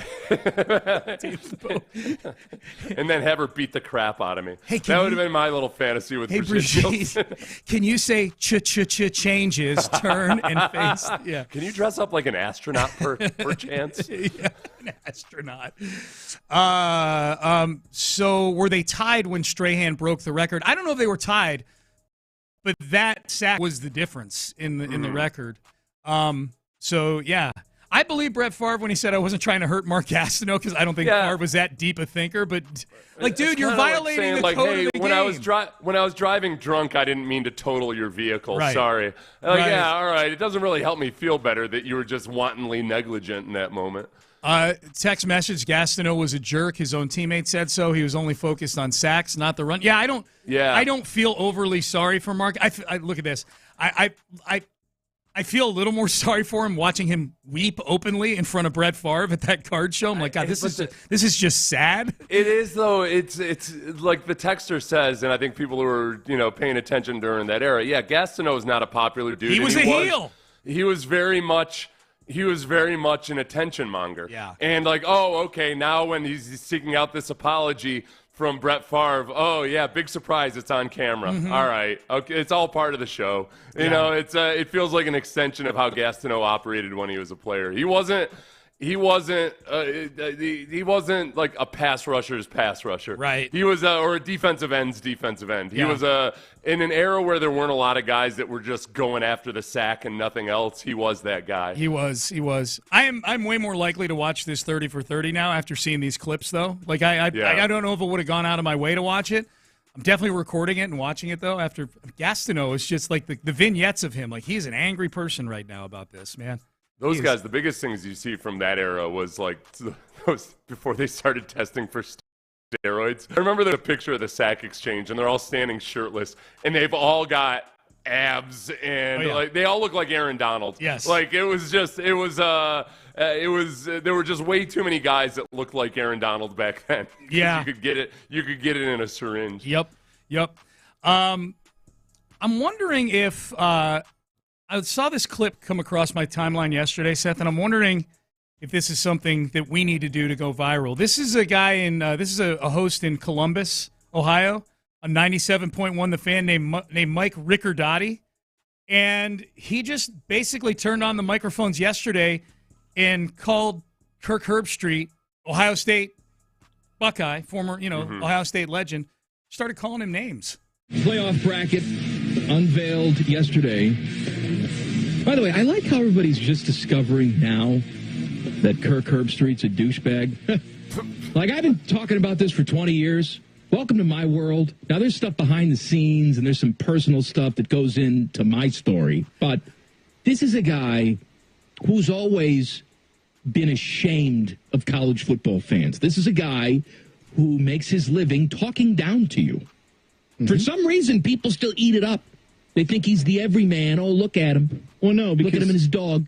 Okay, I mean, that got a lot of run yesterday. Oh, God, bringing his dog into it, I know. I didn't catch that part the first time around. Yeah, that you're right. Yeah, I didn't either. I was just sitting there listening, going, I like how the dude basically, serious personal issues with this guy. Like, okay. That's right. It's like criticizing Adam Walsh and bringing up his kid or something. What the hell? Yeah. They just say, okay, let's create some boundaries here, man. Whoa, yeah. The part where he talks about Herbstreit talking down to fans, I'm guessing that's where Kirk Herbstreit, he does get a little upset, like fans rushing the field or fans, there was something that happened in a game in the last few weeks where Kirk Herbstreit is like, it's the throwing of things on the field. When fans are throwing bottles on the field, and Kirk Herbstreit was kind of like, there's no place for this. This needs to stop. Called them clowns. Called the fans clowns. I kind of agree with him on that. Like, what? So Kirk Herbstreit's a douchebag because he thinks that fans throwing bottles and paraphernalia on the field are clowns? Does he have a little bit of, remember how Joe Buck used to be like that? Joe Buck used to be almost kind of sanctimonious about stuff. I've never sensed that with Herbstreit, and I've got a pretty good sanctimonious radar, and I've never sensed that with Herbstreit before. I think Herbstreit has that, it's a double-edged sword of, when you champion a fan base, then and your alma mater or what have you, then it's also kind of, they expect undying loyalty and no criticism whatsoever. Who should you and I go after in the broadcasting industry that has ties to Houston that might get, like, should we go after Andre Ware? I love Andre Ware. I think Andre's great at his job. Should we just randomly come on here and say, that Andre Ware's a real douchebag? You know what? Yeah, I'm so sick. Right. And not give any reasons. Cite some phony persons, and then just say in generalities that he talks down to fans. None of that's true about Andre, though. No, I can't bring myself to do it.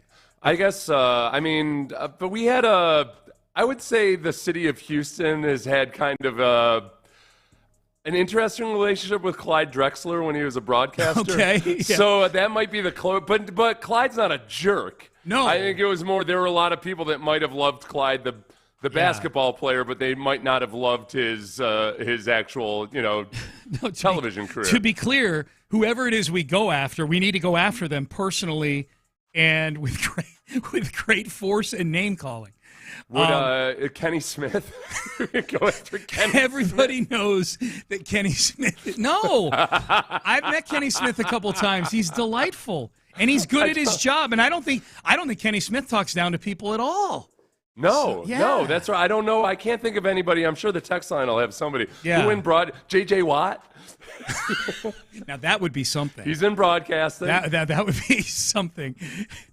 Should we start tearing into J.J. When you call J.J. Watt a D-bag? Call him a D-bag. I'm going to go home today and take my framed, autographed, personalized J.J. Watt jersey, get out a hammer, and just smash the glass open and throw it off my balcony. Yes. Might have to be J.J. Watt, man. That would go viral. I don't think it would be good long-term for us here. In Kelvin Murphy? You got that in your bag? You want to go after Kelvin Murphy? Dude, no, because that could get physical. Kelvin Murphy would whip your butt. He'd whip my ass worse than Wilson would. All right, Payne and Kelvin Murphy might be the one, though, that I think people could come up with something that, like who's got it in them this feels like we gotta tell Ron to go after Kelvin Murphy. Yes. Why not just walk him to an open window and push him? It's easier. Oh my God, that's funny. Okay, someone said go after Shaq. Shaq. Here's what would happen with Shaq. Shaq wouldn't whoop your ass. Shaq would turn it into a $100 million douchebag endorsement. He would somehow take calling him a D-bag and turn it into like a 9-figure payday somehow. But that doesn't quite fit with the theme of going after, a homegrown guy or whatever. Well, right? Shaq's got a house here in Houston. Yeah, but he's not homegrown. It's not like he's in no circles is he known as a Houston sports legend. People are suggesting Milo Hamilton. We're not going after somebody who can't defend Milo Hamilton, himself. There's already a Twitter account for that. Yeah, there is. Jim Nantz is getting a lot of suggestions on the text page. Okay, now Jim Nantz. That's a good one, yeah. Jim Nantz basically did an angry mic drop on the afternoon show. Yes, he did. When it was before Ron got here. Ron's already gone after Jim Nantz. Was it with Ron and Clint? It was. It was at the Houston Sports Awards, yeah. They asked him about the Deshaun Watson situation.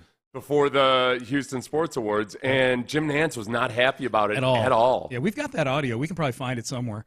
All right, Payne and Pendergast with you. Top of the hour, circle back to the Texans.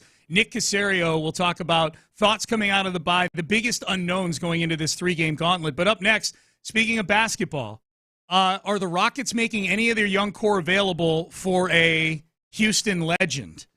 Do you want them to make this deal? Raphael Stone actually talked about this, and we'll have that for you coming up next. Kirk Holmes, let's talk about this.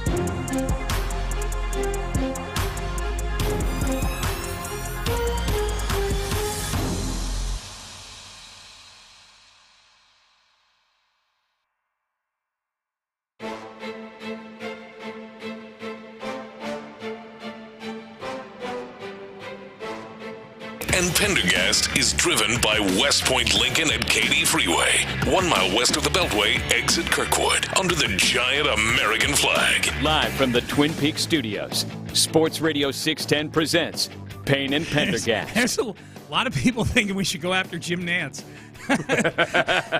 Okay. We'll get to it. Let's pay off on the tees, and we'll circle back. Played audio from a Columbus, Ohio radio host who went after Kirk Herbstreit, called him a D-bag. Kirk Herbstreit, who went to Ohio State. And that was good enough to make a little viral run for the host yesterday from that particular host whose name is Mike Riccardotti.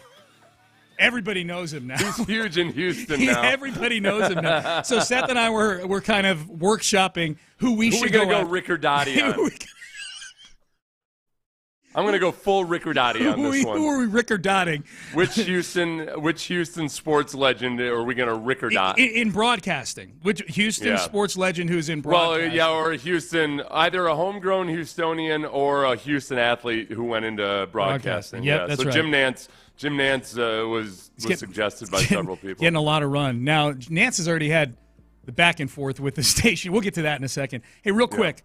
Miami is reportedly making Jimmy Butler, old Jimmy Buckets, available. 35 years old. Speak of the devil. Tombolian. Yeah, he's a Houstonian.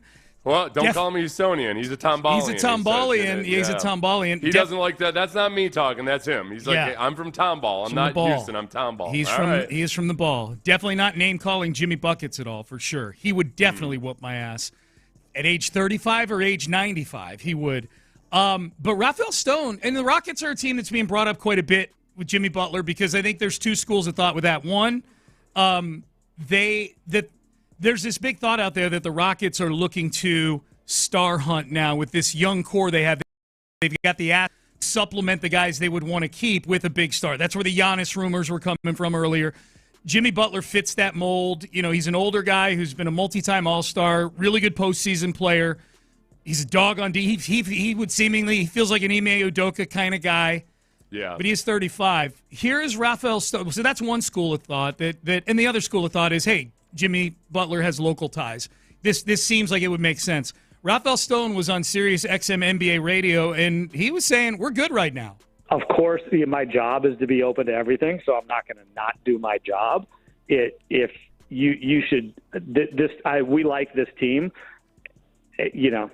we definitely do not intend to change anything, and I would be shocked if something changes this season. We like where we're at. We want to continue to develop our guys, and full stop. And will I listen to other teams? Of course I will. That's my job. But again, no. It's there's no part of me. There's no part of our decision-making process that suggests that we're looking to do anything big now or in the near term. And, we definitely, we want this group to be as good as it can be this year. And then we'll evaluate things at the end of the year. But the hope is very much that this core group can lead us to where we want to go. And that from a transactional perspective, we're largely done. I think that's not your typical GM speak. It's saying that he'd be shocked if something changed or what have you, and he needs to play hardball or just try to look like they're not looking to try to drive a good price. If you look at the mixture of young and old on this team, I think they've done a really good job of creating that blend. I think that I love the fact that last week after that the one loss that Udoka said they played soft. And instead of making a big case out of it, Fred VanVleet said, yeah, we were soft in that game. Yep. That's not us.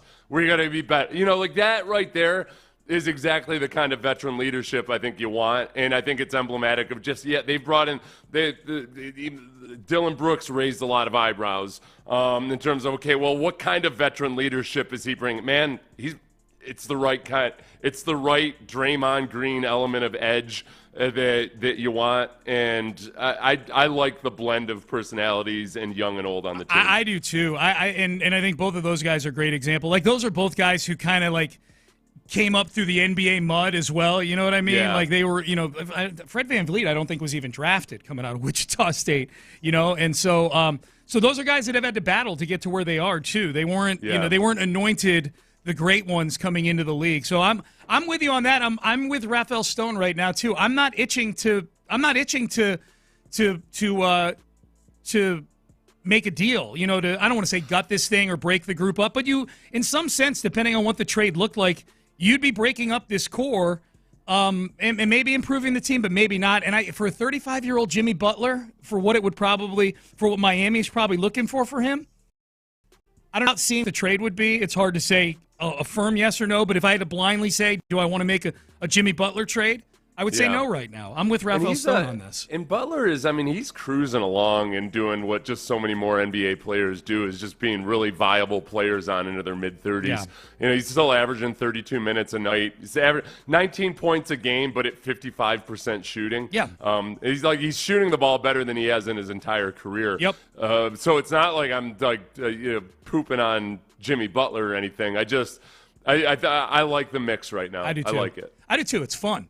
All right, so we've got texts coming in. Seth and I, if you've been listening earlier this segment, we played audio from Mike Riccardotti of Columbus, who called Kirk Herbstreit, Columbus and Ohio State legend, a douchebag on his show, and that got viral. So Seth and I have been workshopping. All right, so who in broadcasting with Houston ties, if we were to go after them, so Payne and Pendergast could go viral today. Jim Nantz is getting a lot of votes on here that we should name call him. I don't know that we're going to necessarily do that, but Jim Nantz does have history with the station. Here was the Houston Sports Awards. He has history with the afternoon show. This was the Houston Sports Awards probably back in 21 or 22 because Deshaun Watson. It was 21. We were coming out of COVID. It was one of the first big, large events we did because it was outdoors up in the Woodlands. And No. I don't think this was the Woodlands one. I think this was. Oh no, you're right because Armin was there. Yes, you're right. Yeah. This was the Woodlands one. Yes, this was the Woodlands one on the red carpet at the Houston Sports Awards. And here's how it went. Jim Nantz, the great Jim Nantz, is with us on the red carpet, and Jim, man, you cover everything from baseball, from basketball to the NFL to golf. With the Texans, have you ever seen an offseason quite like this from the end with the quarterback? Honestly, it wasn't even on my mind, man. I just got to the red carpet. We're wanting to get into a controversy. No, I live in California. I know what the national media is writing about it. I sure hope all this gets worked out, but I don't have much more to say about it than that right now. It's not. I'm trying to make my way through about 100 media members that are friends of mine. So, well, we appreciate you stopping. What else you guys got? That's it. We want to talk about what's wrong with the Texans. Okay. No, the event you're at. The event you're at. I don't want to talk about the Super Bowl or the Final Four of the Masters. We want to talk about what's wrong with the Texans. Gotcha. I know where you're coming from. Thanks, guys. And then he left. Yeah, and he did, and then he had words for Armin afterwards. He did. We should paint one part of the picture. Clint and Ron were not in the same place with Jim Nantz. Jim Nantz was on the red carpet with the headphones. They were back in studio. Yeah. So they couldn't kind of see what was going on with that. Yeah. They could, but he did put down the headphones and walk away. Well, he put down the headphones and he said something to the program director, Armin, about real classy or something like that. Yeah. He's like, that part didn't make the air, but it was he was. You know what? In listening to that, I don't think he knew how disgruntled he was by the question. No. To his credit, as a professional that he is, I think that if you could see his face when he set the headset down and everything, he was way more disgruntled than it sounded. So, using that audio, if I had listened to it, I wouldn't have thought it was that big of a deal. I thought he was kind of like jibing him and not actually all that upset or anything. Yeah, the mere fact that he walked off. You could hear, Clint's trying to get in question number 2. You can hear Clint. Was that the first question? It was the very first question, Oh, yeah. all right. At the very beginning of that audio, they welcomed him onto the show, yeah. And he was about to receive a Lifetime Achievement Award. That was the other thing we should point out. He was the star of the Houston Sports Awards that night. I might be more on the side of Jim Nantz after listening to that. Okay. I think the Houston legend we're going to go after today is Clint Stoerner. Or Ron Hughley. Who I know, though, by the way. I know the way Armin operates. I think that was probably – they were probably told, listen, you got to get something on Deshaun. You got to get something on Deshaun. Oh, yeah. Which is what Armin should have been doing. Yes. So, yeah. Oh, guaranteed. Yeah, right. Boy, and Jim Nantz was knocked on his heels, man. I haven't listened to that in a long, long time, and it doesn't sound nearly as bad as I had remembered in my brain. Yeah. So I don't think Jim Nantz. Now, I didn't like the whole Jim Nantz necktie thing at the NCAA championships. Oh yeah. I never really got that. Dude, you're one name call away from making this a Nantz viral thing right now. No. I've talked about this before. That's the thing. That radio host up in Ohio called Herb Street a D-bag. Yes. Like that's where you're going over the edge. It's one thing to criticize one thing or something, right? But he just basically globally said, "No, this guy's a D-bag about Kirk." And now the world is finding out. Yeah, I can genuinely say I don't think there's any people in media right now from Houston or that were Houston athletes that I feel that way about. No. They're genuine D-bags. No, I don't feel strongly enough to be truthful about it. Are there any that I feel strongly enough that I want our show to go viral that I would be like, that I'd walk up to them afterwards and be like, hey, man, I was just joking about that. We're just trying to, get a little traction for the show. If you do it, I'm going to just give you the Dan Orlovsky face the whole time. Oh, yeah, do that. Yeah. The first take face. Because if it goes viral, I don't want people to think I'm endorsing your take by laughing or totally something. Fair. So I'm just going to there. Totally fair. There you go. If you're watching on YouTube or Twitch, watch on YouTube or Twitch, and you can see Seth right now. Biggest X factors and unknowns. Houston Shock Jock goes after Dan Orlovsky. Yeah, you're going to be the one who gets the heat. Biggest X factors and unknowns going into this 3-game gauntlet for the Texans. We'll hear from Nick Caserio. That's coming up next. Zadok Jewelers. Go to Zadok Jewelers right now, or more specifically this weekend if you're thinking about getting a watch, either for a loved one or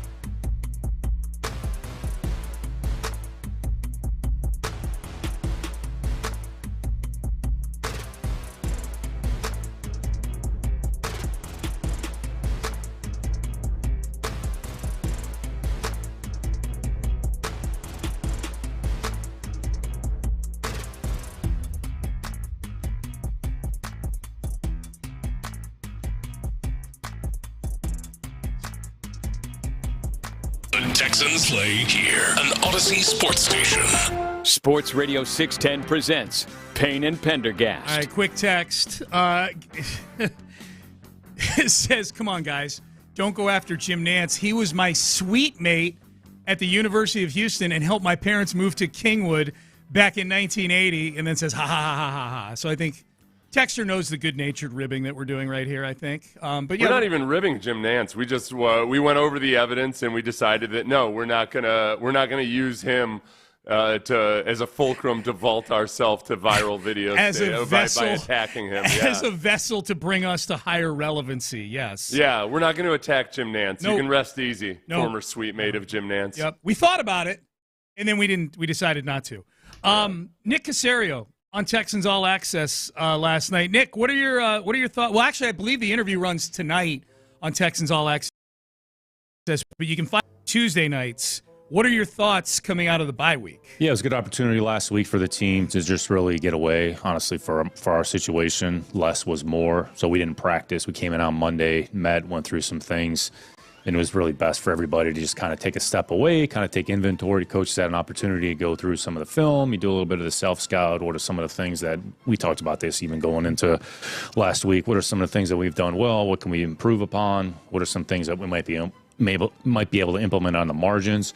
So team's in a good spot. Came in the other day, trying to treat a normal Tuesday as a normal off day, and then get back ready to go Wednesday, Thursday, Friday, a normal week, if you will. And then once we get through the Miami game, then the timing will be a little bit different. So all we can do is control what's in front of us, which is Miami. Understanding on the back end of that, we'll have to make some modifications and adjustments for the next few games. Yeah.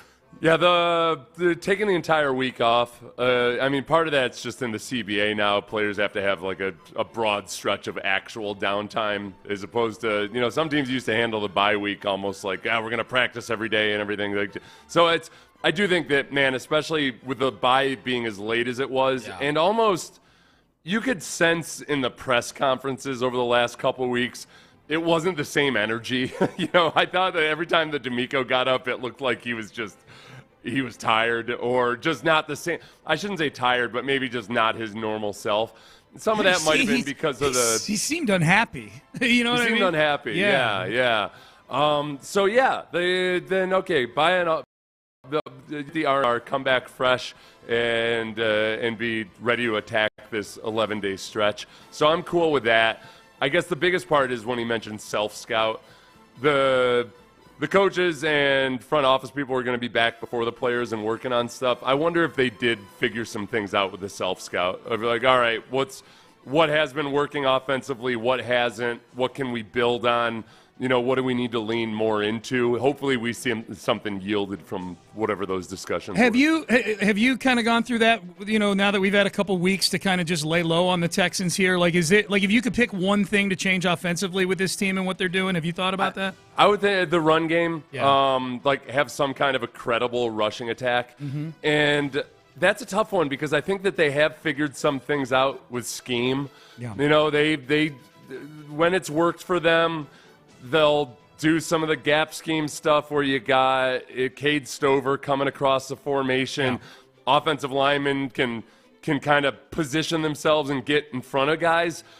I still have concerns. I have concerns about when they face genuinely physical defensive lines because I don't think that they have the offensive linemen that are really capable of physically handling people. We saw that versus the Titans and the Lions.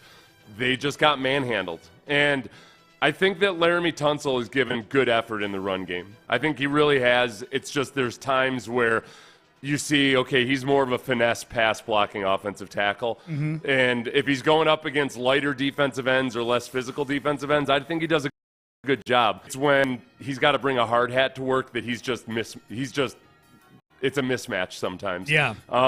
So I don't know what's to be done about that. Mm-hmm. I think a lot of the answers for their lack of a run game have to come in just somehow being better at executing screens than they have been, and then CJ continuing to show improvement at throwing the outlet, getting it out to Joe Mixon in the flat when nobody else is available, and get it out there quickly when he's got some space to run. So some of it, even like CJ's head, it's a hard environment in which to operate because of the lack of pass protection, but I think that he's shown improvement over the course of the season, and it's got to be that. I don't think that all of a sudden magically they're going to go up against a team like the Lions again and just road grade dudes off the line of scrimmage. Yeah, we'll get to the biggest X factors and unknowns going into this 3-game gauntlet they've got coming up in just a second. But as long as we're talking about the offense, here was Nick Caserio on Texans All Access. What do you want to see from the offense over the remainder of the season? Just playing consistent football, trying to play good, clean football from start to finish. So we've done it in spurts. We've done it at different quarters. We've done it in different parts of the half. The areas that are going to have an impact on winning moving forward are going to be the turnover margin, how that goes, production on third down, and then how you perform in a red area. So when you look across the league,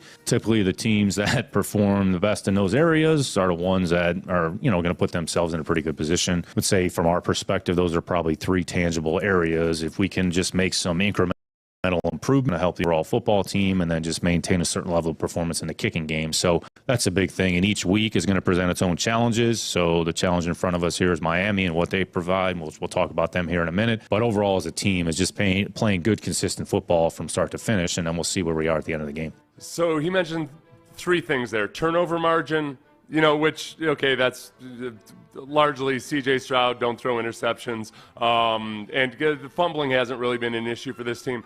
Third down production, that's where it gets interesting. And if you feel like the offense has taken a step back over the course of the season, that's borne out in the stats of just they're 21st in third down conversion percentage right now. A lot of that's because they faced a lot of third and longs. But over the last 3 weeks, they are 29th in third down conversion, 28th in third down conversion. They've been really bad on third down over the course of the last 3 weeks. So that's a tough one because I feel like there's a whole lot of other stuff wrapped up into that. You bundle in the inability to run on first and second down to run consistently on first and second down. That makes that third down conversion a lot harder. So that's the one that I'm most uneasy about. Red area, again, that comes back to a lot of the rushing game and can you impose your will down in the red area? Those are really uncomfortable for me right now. Turnover margin I feel good about as long as the defense keeps being opportunistic. Yeah, and then CJ's got to clean up some of these interceptions he's had that are non-CJ Stroud-like interceptions. Yep. Either miss or miscommunications. They're worse in all these areas from a year ago. They weren't great in red zone. They were better in third down conversion than they were in red zone. They were middle of the pack in red zone last year. They were a good third down offense last year. A lot of that had to do with who was playing quarterback and how he was playing. And then turnover margin. They led the league, I think, in turnover margin last year. And they've been great at turning teams over. The problem is, CJ's been a little more careless with the football this year. So they've gone backwards in all those areas. And that would be nice if they came out of the bye week firing on all cylinders in those 3 areas. As far as X factors and unknowns going into this 3-game gauntlet, let's start with this. Here is Nick Caserio on the return of Christian Harris. Anytime you're away from football, there's always going to be an adjustment period. So to your point, Kenyon has had an opportunity. He really went through training camp. He played 8-9 games, whatever it was, missed a period of time. We'll see where he is physically. Christian's just missed a lot of football. They're no one's fault of, anybody's fault.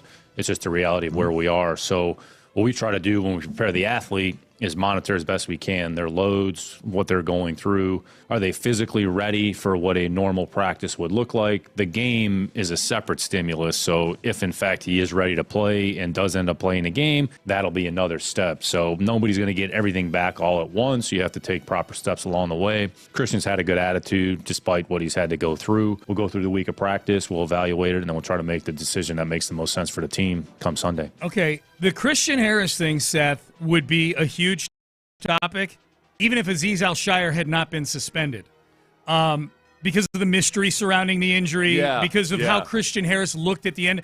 You could argue he was their best defensive player in the postseason last year in those 2 games. He was great team won great in the Ravens game. Christian Harris was really good. He had the pick 6 against the Browns in the previous game off of Joe Flacco.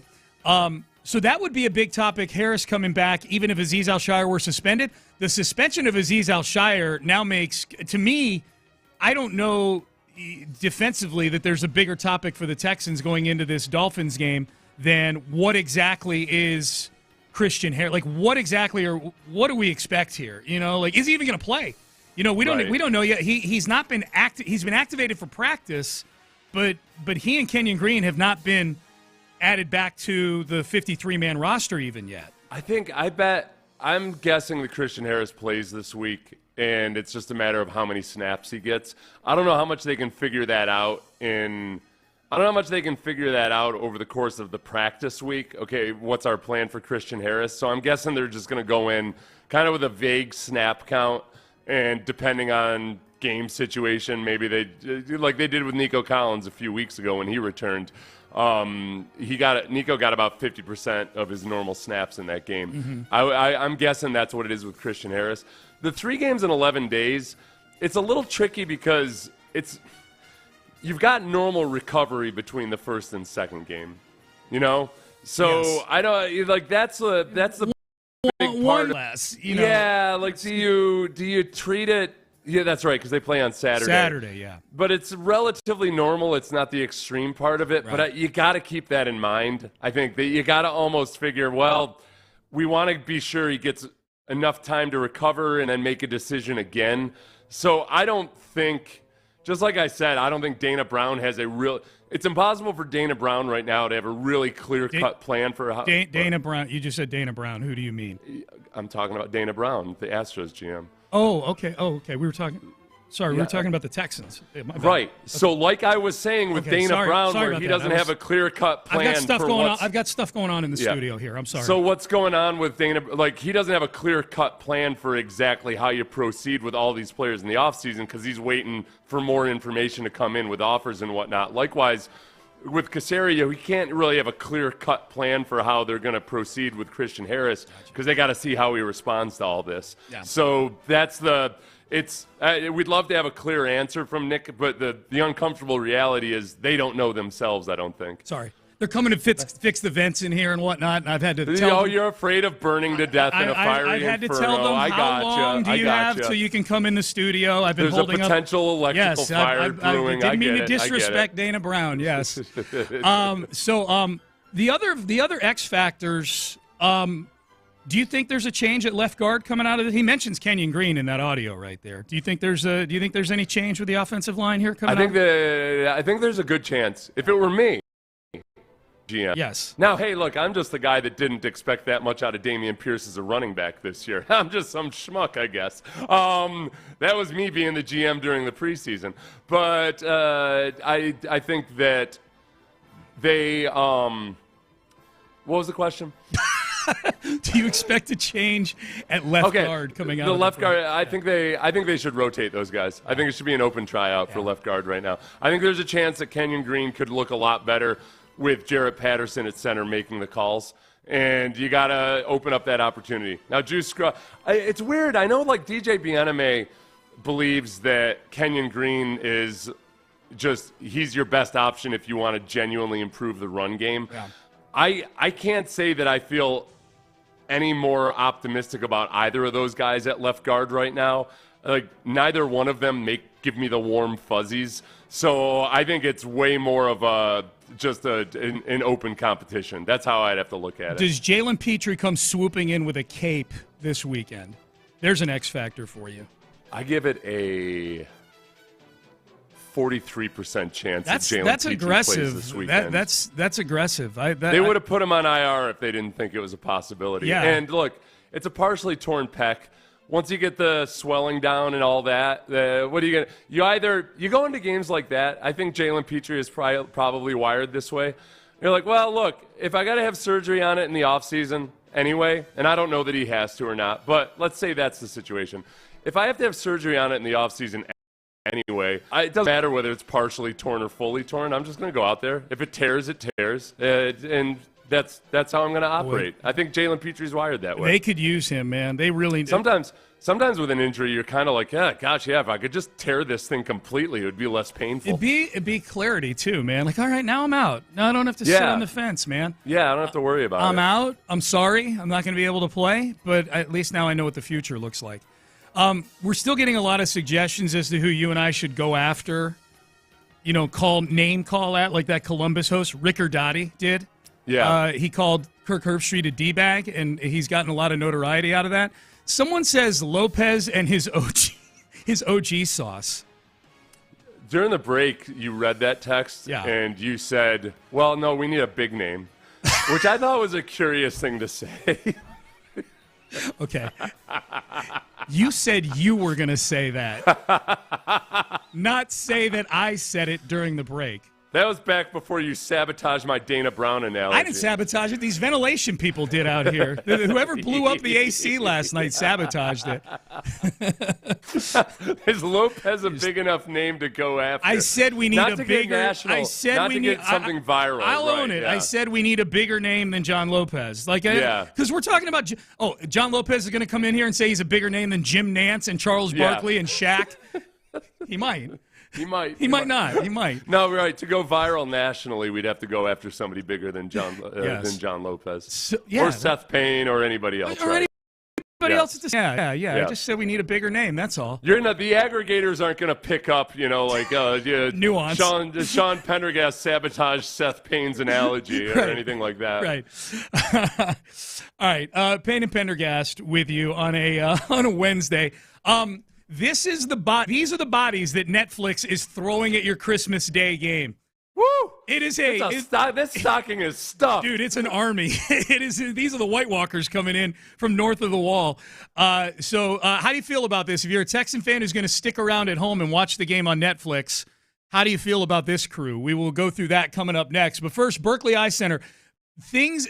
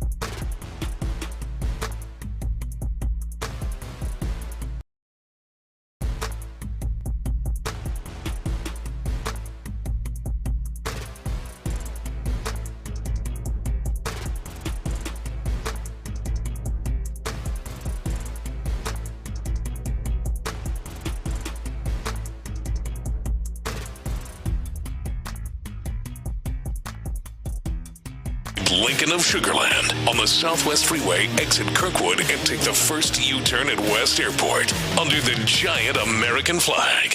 Sports Radio 610 presents Payne and Pendergast. All right, Payne and Pendergast with you. There will be, I would imagine, especially considering Beyonce is a halftime act, I'm expecting a sellout crowd, an excited, lively crowd on Christmas Day for the Texans and the Ravens. However, if you are one of the many who will be watching from your living rooms on Christmas Day, Netflix has dropped the graphic that shows you the number of people they are throwing at this doubleheader broadcast. The noon game is Steelers and Chiefs. The Texans are in the 3:30 game, so they're in the late window of this game. I believe the Texans play-by-play on this game is going to be Noah Eagle. It'll either be Noah Eagle or Ian Eagle because those are the two play-by-play guys, but this graphic that they sent out has 22 people on it for 2 games, and I think a texter, Seth, put it best a little earlier when we touched on this in headlines, where they said, I saw that graphic on Twitter yesterday, and I was wondering exactly how many games is Netflix broadcasting on Christmas. Yeah, you know? It's a lot. Yeah. So they're throwing a lot, which I usually when you're trying something for the first time, the rule of thumb is always just simplify. This goes back to the old space missions initially. They realized, like, okay, we gotta dial this thing back and just focus on the things that we really need to get right to avoid some of the potential disasters. Likewise, I would say with Netflix, man, this is a whole lot of bodies, which means a whole lot of extra cameras, which means a whole lot of extra engineers and everything. And this is coming off the heels of the Tyson Paul fight where a lot of stuff went wrong technically. Yes. I don't think they need to be messing with this many people. The first thing I saw in replies to a lot of the Netflix football broadcast stuff was like, all right, is my stream going to work? Am I actually going to be able to watch this thing, or is it going to be glitchy like it was with the Tyson fight? Yep. I'm counting up right now. There's 22 people, 22 faces on this graphic. Anywhere from play-by-play guys to clearly guys who are going to be color analysts on the broadcast. Scott Hansen's on here. He's the host of NFL Red Zone. I don't know how much need there is for a Red Zone element to this, considering that these are the only games going on. You're not jumping around the league, but maybe they've got 2 comedians on here, including Bert Kreischer. They've got Bert Kreischer and Nate Bargatze on here. Yeah. I'm counting up the number of bodies because I like where your head's amplification of this. You're right. Hey, Netflix, this is your first time you're dipping your toe in this water. And I get it. You maybe want to look and sound a little different. You see that sometimes when new streaming services or networks are picking up games like Apple. Yeah. Remember Apple made, what's her name? Katie Nolan, the ambassador of fun. And they had her doing stuff like you could tell that she was like scrolling, like responding to Twitter trolls while she was on air. It was a weird fit. Right, right. So I'm counting. There's 22 faces on this graphic they put out. As far as what you need for Netflix, I think you need a studio show, and they've already announced the studio show is going to be Kay Adams hosting, alongside Mina Kimes, RG3, Drew Brees, and Manti Te'o. So that's the studio show. So that's 5 people right there. For each of the games, you need a play-by-play. They're going to go with 2 color analysts. You need a sideline reporter. That's 4 times 2 games. That's 8. So that's 13 people. I guess maybe you want like an insider or something like that. That's why Ian Rappaport is on here. Oh, yeah, Maybe so. And Steve Weiss also. Steve Weiss. So you need 2 insiders. So now we're up to 15 people. Did you mention Burleson yet? Burleson is one of the color analysts, so I've counted. He's accounted for on here. Okay, I'm up to 15 people that Netflix needs in order to have the simple broadcast you're looking for. Yeah. There's still 7 leftovers on here that I have no idea what we're doing with, including That's all right. these 2 comedians. The comedian stuff. You like stand-up comedy, so you're I do like stand-up comps, and like Kreischer will be interesting because when Netflix has used him before in golf. At least when I saw it, it was one of those celebrity match play deals that they did. Kreischer was just a mess, but that's what he is. Like, he's kind of a mess. That's his whole brand. Yep. So I'm curious how the NFL will view Kreischer. Kreischer is like, hey, I'm going to take my shirt off and get drunk, which doesn't quite jibe with the way the NFL likes to handle things. Yeah. So I'm curious to see exactly how they use him. Okay, so here I found an article that lists what everybody's going to be doing here. The LA pregame show, they're doing a pregame show from the NFL Network studios in Los Angeles. That'll be the 5 people that I just mentioned. Adams, Breeze, RG3, Manti Te'o, Mina Kimes. There is a Pittsburgh pregame show, I'm guessing on site. That's Laura Rutledge and the McCourty twins. Yeah. I'm not big on the McCourty twins. I hate to say it because they seem like nice guys. It's their star rising as much as it has so quickly is a little bit fun. Additionally, comedian Bert Kreischer joins Christmas Game Day as a tailgate correspondent. There you go. And yep, Nate perfect. Bargatze will provide special guest commentary.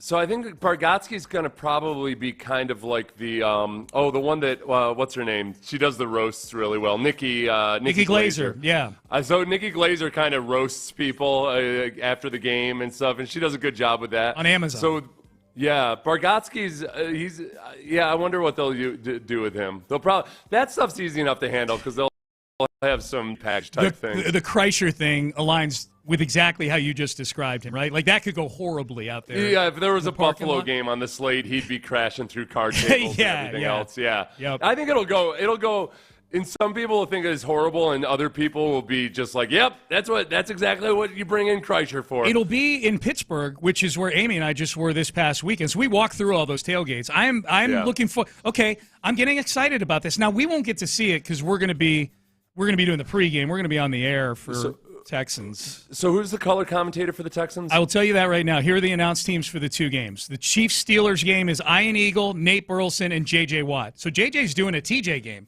J.J. is doing a game his brother's in. I don't like the fact, boy, the Steelers are putting on they're putting on a better sell for J.J. to come play for the Steelers in the Texans. I know. Yeah. He was pretty fun. J.J. was at the Steelers game with you last week. Waving his towel. Yeah, he was. We were hanging out 800 feet from each other. The on-air talent for the Texans-Ravens game: Noah Eagle, Greg Olson, Jamie Erdahl, and Steve Weish. Okay, so I like that we get Olson. That'll be nice. Okay, good. We get Olson, we get Weish, Erdahl. That's a 4. I don't think. My guess is that that's not 4 people all in the booth. I think it'll just be Olson and Eagle in the booth, and then Erdahl and Weish will be sideline reporter or other types of things. Yeah, there you go. Eagle and Olson will be the play-by-play during the game. Erdahl and Weish will be reporting from the sidelines. Good guess, Seth. Okay. There you go. That's what it says right there. All right, I'm good. You know what? Olson doing the Texans, that's all I need. I'm really excited about that, Ben. Yes, great. Olson is one of those color commentators that when you come and do a game for my team, do you actually point things out that hadn't occurred to me or that you teach me something about the team that I cover? That's my barometer where I'm like, oh, damn, this guy knows his stuff. Yeah. And Olson is one of those guys. They've been doing some media, it sounds like, because Noah Eagle, son of Ian Eagle and play-by-play guy for the Texans game, he says, aside from Beyonce, this is an outstanding quarterback matchup. There you go, a little joke in the media. That's good. Ian Rappaport. Congratulations on touching anything Beyonce or Jay-Z with a 10-foot stick right now. Yeah, good job. No kidding. That's edgy unto itself. Oh, my God, I had totally forgotten about that. Wow. Do you think that impacts the lineup for Christmas Day? I don't, dude, I'm so far checked out on any of that. I don't know. For those who don't know, Jay-Z's name has started to get blended into some of the Diddy stories. Yeah, I don't have a clue, man. It's just you got to wade through so much bad reporting and everything on all that stuff that it's hard. Ian Rappaport is going to be providing insider reporting and breaking news. Gene Steratore. Okay. Oh, we forgot this. Gene Steratore. You need a rules analyst. Gene Steratore is the rules analyst for these 2 games. So he's the guy. Those guys all look and sound alike to me. I can't even. I have yet to figure out which rules analyst I actually like or don't like. I'm just happy to have a voice. Whoever corrects Tony Romo repeatedly, that's the guy I like. Who is that? That's Gene. Yeah, that's Gene Steratore. Yeah, okay. Because Gene is just patience too with Tony Romo. Because 3 times a game, Tony immediately goes to Gene. Like if there's anything, even Gene. then Tony doesn't understand what Gene said, so Gene has to restate it. Like more clearly, run it through AI and do it at a whatever level. They picked the right guy. They picked the right guy for this. Scott Hansen, who I had questions like, why is the Red Zone host on here? Well, Seth, the game will be available globally to Netflix subscribers in English, French, Spanish, Portuguese, and German. Breeze and NFL Red Zone host Scott Hansen will also provide additional commentary outside the U.S. with international anchors to be announced. So they've still got a whole bunch more people to announce for the global aspect of this one. This is just the U.S. part. We have a good amount of people listening to the show right now who are overseas. Yeah. A lot of servicemen and women listen to our show from Germany and whatnot. So there you go. We got appreciate you, Scott Hansen. Yeah, no, we appreciate it. Someone said they like Dean Blandino better than Gene Steratore. I don't have a strong feeling. I'm with Seth, the guy who has to deal with Romo on a daily basis. That's the go. You asked a good question during the break, which was like, okay, what percentage of people have Netflix? Yeah. Because when they first started doing games on Amazon, I was kind of surprised to see how many people, like a pretty large majority of Americans have Amazon It's like 60% Prime. at the time, yeah. Netflix, I found different numbers from all over, anywhere between like 50 and 65% of Americans have Netflix. Yeah. This is the thing with why this I think appeals to the NFL though. For people age 18 to 34, 75% of Americans have Netflix. That's their cable, yeah. And they're trying to reach out to the youngs as much as possible. Yeah, it makes a lot of sense. All right, so there you go. We got you ready for Christmas Day. 2 weeks ahead of time. It's 2 weeks from today. Holy crap. The Texans play 3 games. What's Manti Te'o doing? He's in the studio? He's part of the studio show in L.A. Okay. Yeah, they're doing a studio show based out of L.A. for these games. And he's been on the NFL Network. He's been pretty good the times I've watched him. He's very self-deprecating when it comes to his saga. You know what the biggest difference with the McCourty twins, like you mentioned, you can't quite get into them. I can tell the difference between Tiki and Rondé. They're identical twins, but I feel like their personalities are different enough that I can tell. Without even looking at them, I can tell who they are. I don't have a clue with the McCourty twins. Yes. I don't have a single clue on earth which is which. You're not alone. So it's probably indicative. And I think the Barbers, they just have more of a personality. Yeah, and they're different. Yeah, the McCourties, they honestly could play the trick very easily, where one of them shows up to take the other one's gig for a day. You know, if you feel it's probably why they're appealing to people. They might think a lot of Devin might get hired because like some producers like, oh yeah, I worked with him before without realizing it was actually Jason McCourty. That would be bad though. Like if they were like one was really good at their job and one was really poor, but they just get blended in. You know what I mean? Like which McCourty? All right, Eagles strife. The Philadelphia Eagles got some strife going on. There's beef going on in the building. What would the Texans equivalent of this? What the internal beef be for the Texans over the course of this season so far? We will discuss that coming up next. But first, West Point Lincoln, Chris Poulos, the owner, the Poulos family owner.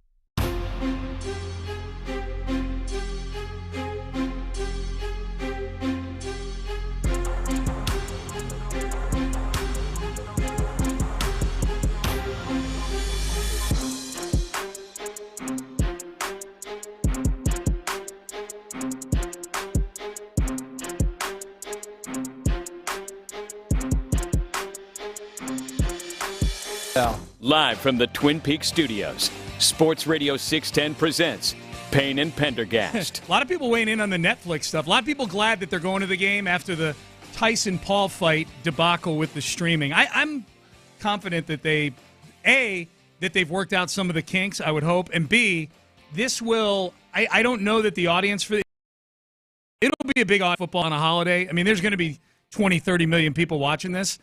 I think there was more than that watching that Paul Tyson fight was crazy viewership numbers. You know, it was crazy viewership numbers, but it crashed everything. Yeah. Now, the one saving grace for the NFL is that the total number of people watching is also going to include people who in Houston are watching on broadcast television. Yes. And in Baltimore, broadcast television. So for those of you who don't have Netflix, don't worry, it will be available locally. Yes. It's just in all those other markets, you got to watch it on Netflix. There you go. So the Philadelphia Eagles got some stuff going on right now. This has been a big story in no small part because they keep winning, even though they've got stuff going on. And I don't know that Nick Sirianni is the right coach for this kind of stuff, other than they keep winning and Nick Sirianni just feels a little Forrest Gump-like where things just seem to land his way, you know? But A.J. Brown and Jalen Hurts may be beefing right now. This was after the game on Sunday, a win, by the way, over the Carolina Panthers. A.J. Brown was asked, hey, what part of the offense could improve right now? What are some things you think that the offense needs to improve on? Passing. Passing is what he said right there. It's just one word answer, passing. This was Brandon Graham, longtime defensive end for the Eagles, leader in that locker room, doing a hit on WIP, our sister station up in Philadelphia, basically confirming that there is stuff going on right now between the quarterback and the wide receiver. The person that's complaining need to be accountable. And I'm just being honest. You know what I'm saying? Like, I don't know the whole story, but I know that one is trying. And, I mean, 11 could be a little better with how he responds to things. And they was friends before this. It's like, man, but things have changed, and I understand that because life happens. Okay. So, I mean, the biggest thing, there was so much there. One, acknowledgement that, yes, there is an issue. Yep. Two, blaming A.J. Brown for the issue. Yeah, Brandon Graham took a side. But even then, okay, well, maybe this is just a diva wide receiver kind of spouting off. They were friends before this. And implying that now they are not. So that's. I wonder if there's a woman involved. Oh God! Oh. Let's get on AI and find out who their significant others are. Not right now. You don't need to do it right now, but unless you want to. They were friends. Like he literally said, they were friends. So I was wondering, like with this. We're not in Philly. We're in Houston. Philly's got strife going on in their locker room. So be it. I can tell you're looking it up right now.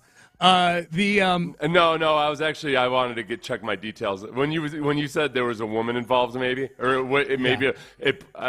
Steve Nash sprang to mind. Because Steve Nash's child turned out to be the child of a teammate. Oh, okay. Yeah. Oh, wow. I didn't know that.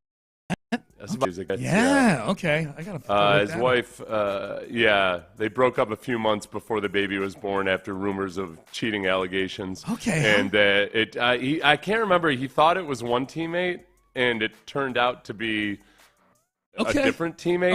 Okay. But both of them could have been actually the father. She was conceivably. Active. Okay. Yeah. She was out there. All right. Yeah. So hopefully it's not that. God. I hope not. No. Let's pretend it's just normal football stuff. You're not targeting me enough. You run too much. I want the football. Blah blah blah. I was thinking about this with the Texans because this is a team, the Eagles, that are they're on a 9-game winning streak. They're 11-2 right now. You could argue that they and Detroit are the two best teams in football right now, and yet they've got all this stuff going on in the locker room. The Texans seem very harmonious behind the scenes. If there were something going on with the Texans so far this season, Seth, where we could have seen something like this, or maybe it was even justified to see something like this, like one player disappointed in a certain part of the team. The one that springs to mind immediately is that C.J. Stroud, not only has he not said anything derogatory about the protection for him during that really bad period they were going through, he actually stuck up for the offensive line. Like he could have just said nothing, like remember that he did that press conference where he's like, you guys have been criticizing him. So when they play well, I want you guys to come back and say good things about them.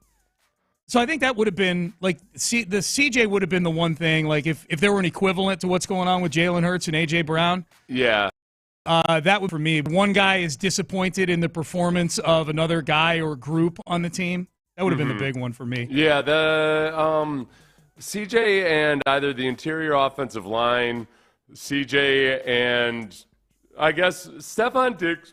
It wouldn't have been because of CJ. Like, Stephon Diggs was the one that everybody had their eyes on. It's like, oh, okay, boy, the production isn't what he probably thought it was going to be.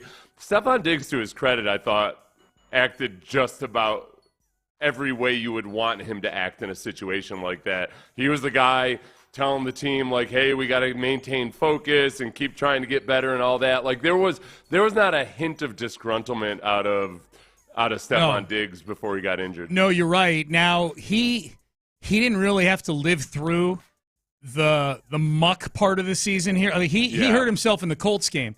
They were 6-2 after. I mean, he was there for the Green Bay game, and that was horrible. They only had 86 yards passing. But that was the first, like, really bad performance passing-wise. It was almost like that was Stephon Diggs' mulligan for the offense. And then, then he gets hurt against the Colts.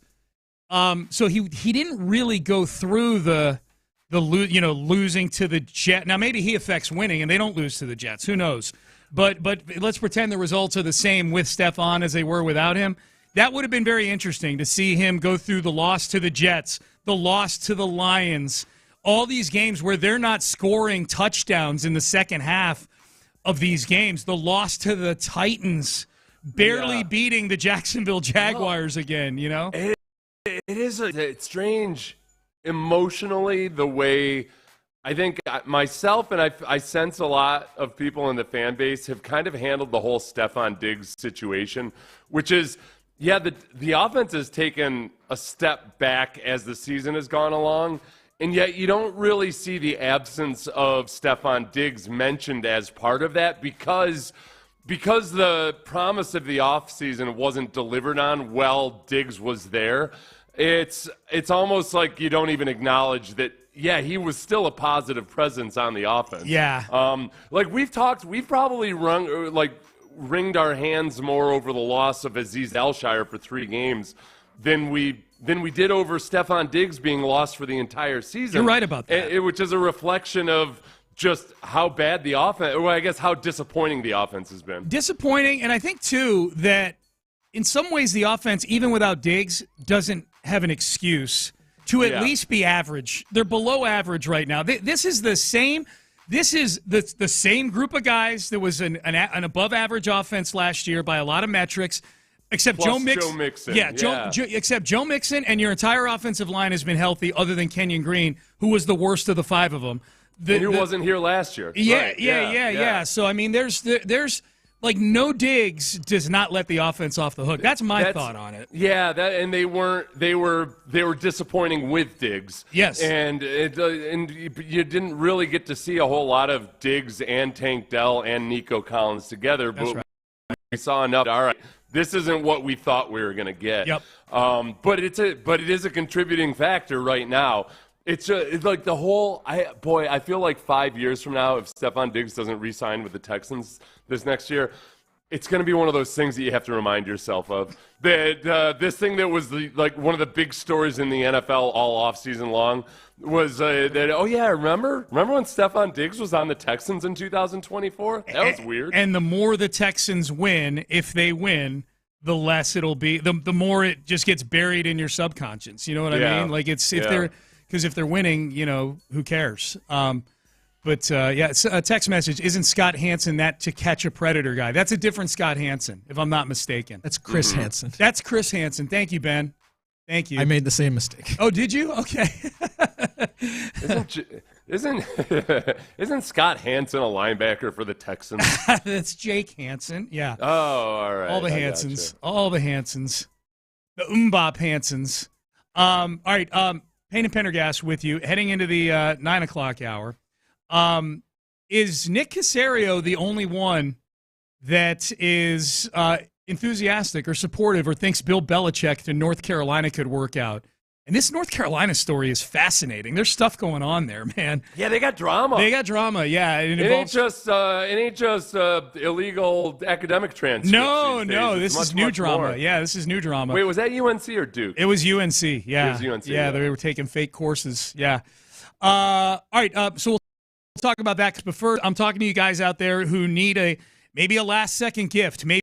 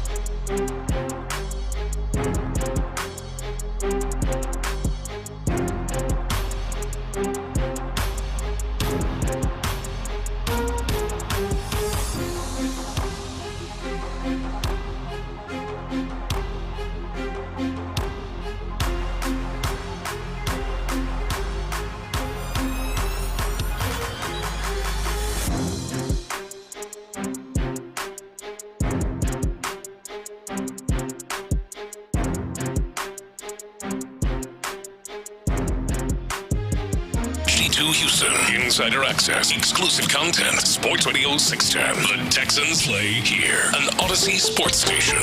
Sports Radio 610 presents Payne and Pendergast. All right, into the 9 o'clock hour we go. Big story going on around college football, and I guess probably an NFL story too, since Bill Belichick is a candidate for really any of these openings that have come up or will come up here soon to be their new head coach. But the big story, Bill Belichick has been talking to the University of North Carolina, and a lot of people have been weighing in on what kind of college coach Belichick would make. Right, and he's been offered the job, according to The Athletic. But there's questions as to whether the athletic department actually even made the offer or if it was a trustee made the offer. It's a mess. It's really, there's a whole lot. It does not sound like the kind of situation that Belichick would actually want to step into. Or especially as he's also trying to learn about NIL, transfer portal, all that stuff. I don't know, man. It feels like this is probably just something that he's trying to use as something to get the fire going and maybe get some NFL offers. Create a market. And I don't even know that it's necessary, but why not, entertain it. The other theory has been that Belichick would take the North Carolina job with the idea that there's a succession plan built in where Steve Belichick, his son, who, of course, was alongside Steve Belichick, if you're a football fan, you've seen him. You've seen him. He's Belichick's son that's got the long mullet. Yeah. He coached DBs with New England. He's the defensive coordinator at University of Washington right now. And Belichick spent some time out at UW last year helping him out. Right. So kind of doing the Stephen Belichick role for Stephen Belichick. Yeah, there you go. It's probably his little do boy. Like, go get you. Dad, go get me this. Give me some coffee. Bossing his dad around.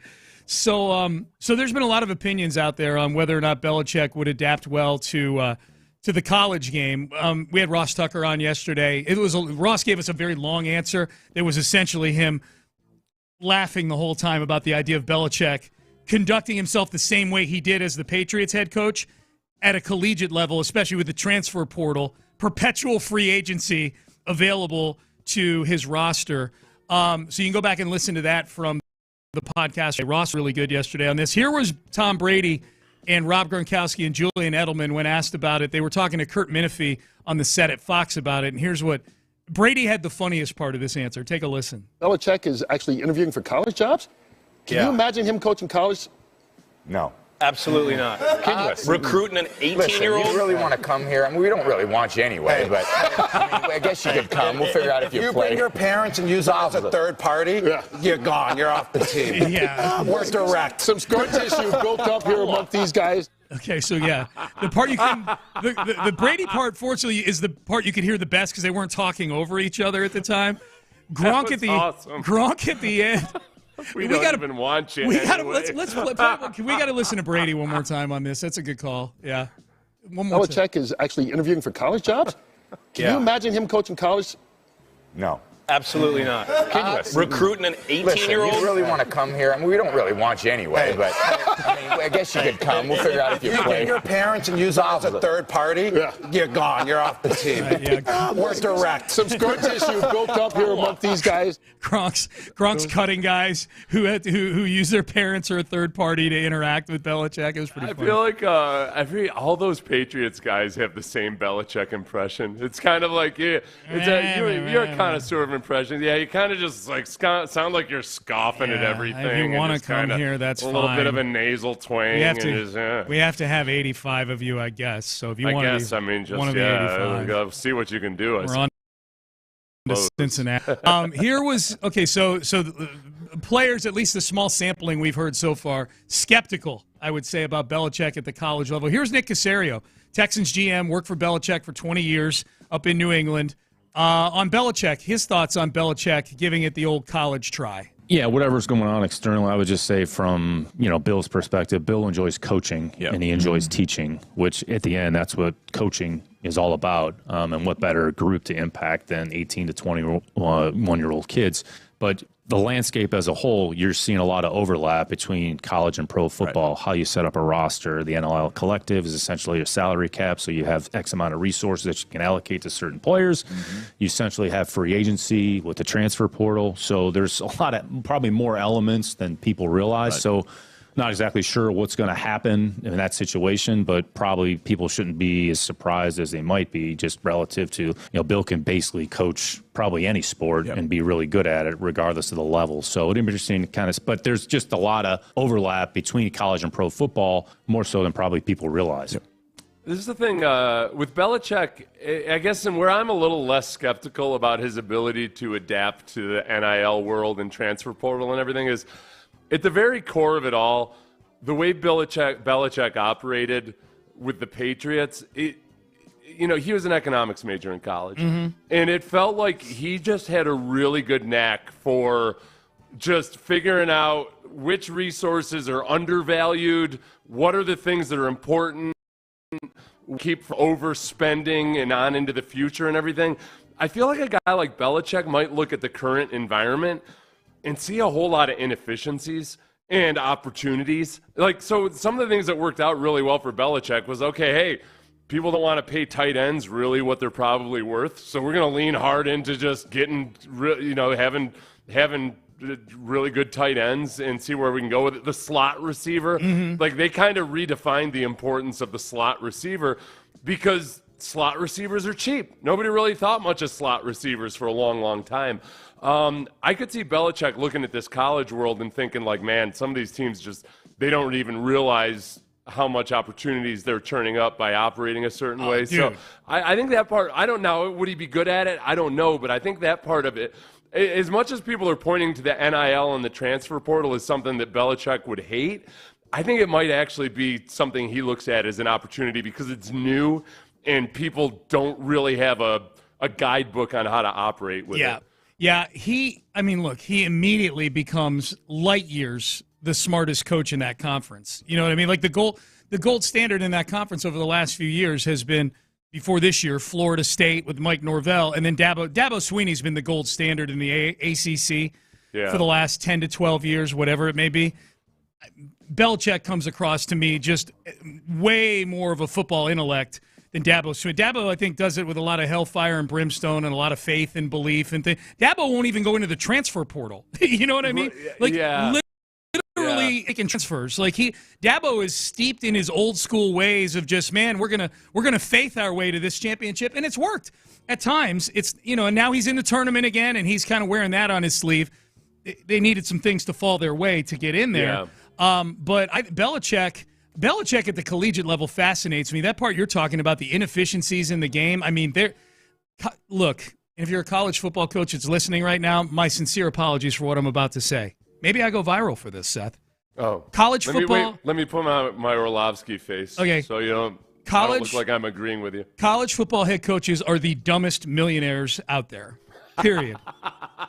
They're the dumbest millionaires out there. Watch a college football game and see how much dumb stuff happens during a college football game. Who weren't heirs to the fortune, at least, the dumbest self-made millionaires. I would say that. You could say that about sports in general. For the most part, athletes, coaches, whatever. They have an intelligence level that in another industry they would not be making maybe tens of millions of dollars if they had chosen a different path. Yeah, I guess you're right. There are some unintelligent players Same as out there actors. as well. Actors, singers, it's in the entertainment industry. Yeah. They are the dumbest college football head coaches, are the dumbest millionaires that are forced to make intellectual chess move type decisions. As opposed to athletes where you just go play. For the most part, you just go play. Singers are just going out and making they got their natural. Dude, they got to memorize lyrics, man. Skill. It's. actors. But like in a managerial position. In a managerial position. In a managerial position. There you go. Okay. They are the dumbest millionaire managers out there as a group. Okay. Yes. So sorry if you're listening and you're a college head football. Actually, this is what I'll do. If you're listening and you're a college football head coach, I'm not talking about you. Talking about your peers. You're talking about the group. Those guys listening to our show, especially if they're listening to our show, they're probably pretty bright. Yeah. So exactly. they're like, these guys are idiots. That's why I've got an edge on them. That's right. No, well, I think the biggest thing, but again, we're talking about the old ways in college. Recruiting mattered way more than anything else. Yes. Just some of the guys who were labeled offensive geniuses in college for decades and decades, it was more so that they were genius at recruiting. And that might be shifting in a big way right now. It's not as much about recruiting. Maybe the ability to scheme and maybe the X's and O's matter that much more now because you got to do it with a different group of guys. Your ability to actually coach instead of just having the best wide receivers in all the land, that might end up being more of a premium now. Someone says Nick sounds like, this is on the text page, Nick sounds like he knows how the college structure works. That scares the hell out of me. What big university is going to want him to be their GM? Shut up, Nick. I don't think Nick is leaving an NFL GM job that he's been successful at so far, and where ownership him that has a young quarterback ready to go be in one of these new GM positions that are being created at the collegiate level. Wait, I guess I'm a little confused by the text. Is he suggesting that Nick is like angling for a college job? This scares the hell out of me. What big university is going to want him? I think he's probably maybe worried that some university comes and offers a bunch of money to him. Oh, he wasn't asking it sarcastic. I thought you were saying like, what university is going to want him? Okay, that guy's asking the genuine question. Yeah, I'm reading it as a genuine question. I suppose it could have been a joke too, but no. That was from your tone of voice. I thought that's what you were saying. Yeah. No, that's. These universities are creating GM. I didn't even know Notre Dame has a GM. He spoke at their recruiting at their signing day press conference last week. So they do have GMs. I'm guessing they don't pay what Nick Caserio is making. That's my guess. And I think Caserio too is like he's just wired in such a hyper-focused way that I'd be surprised. I'd be shocked. If that was I don't. I want really, Alabama to be the GM. Yeah, I don't think that's probably something that's enticing to him. And he's a guy that's been raised in nothing but the NFL for the most part. He started working for the Patriots when he was. Did he go directly to the Patriots from the financial industry? He did, yeah. When he was Yep. So I mean that's the world he knows. I would be really surprised if he would ever leave for college. Okay, Bill wants to coach. Text message. Bill wants to coach to go to at the University of North Carolina, but succession plan for your son? No way in hell. That might be a deal breaker for me too. The succession plan for Steve Belichick, like Kelvin Sampson is in a different. And the difference with Kelvin Sampson is that he was already a known, really good college coach and had already revitalized the University of Houston program. So that's different than a new guy coming in and saying, hey, by the way, I know I'm going to be a college coach for the first time, and I haven't done anything for you yet, but my son's going to be the next head coach. I wouldn't want that if I were a trustee or anybody else. And Kelvin's got the University of Houston in the national championship talk every year. Right. I mean, but like the precedent would be, okay, well, Kelvin was able to pull it off, but Kelvin has proven way, way, way, way, way more as a college coach than Bill Belichick has. Bingo. What 18? Okay, this text is a misinformed text right here. What 18-year-old is going to get yelled at by Belichick instead of getting dapped up by someone who goes by Coach Prime? Sir or ma'am, I think you are underestimating exactly how hard Coach Prime coaches these guys. Coach Prime tears into those kids. Yes. Coach Prime. Now, there's the thing too. Belichick doesn't really rip into people. He ignores cuts them you down with biting sarcasm, or ignores which I you think altogether. honestly flies over the head out of a lot of 19-years might not even realize that the coach is roasting them. Because they don't get the irony these days. So I don't.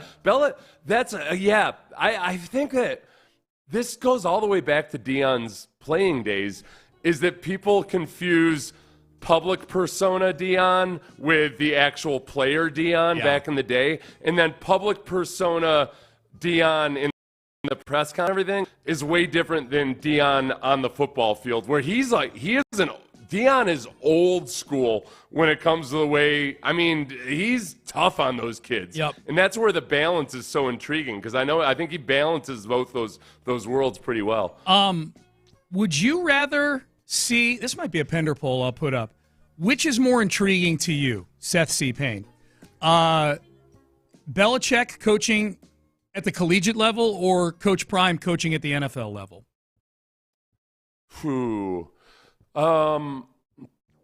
I'd like to see. That's more intriguing. It's more intriguing with Deion. Yeah. I think partly just because, Deion is really good at creating buzz, whereas Belichick tries to squash the buzz no matter what. So part of it's just me, the simpleton in me that likes loud noises. The circus. And bright colors. There's a better chance for you love the circus. Yeah. Yeah, but I do also think I like Deion as kind of that, being in that sweet spot of understanding the financial part of the psychology of professional athletes and all of that.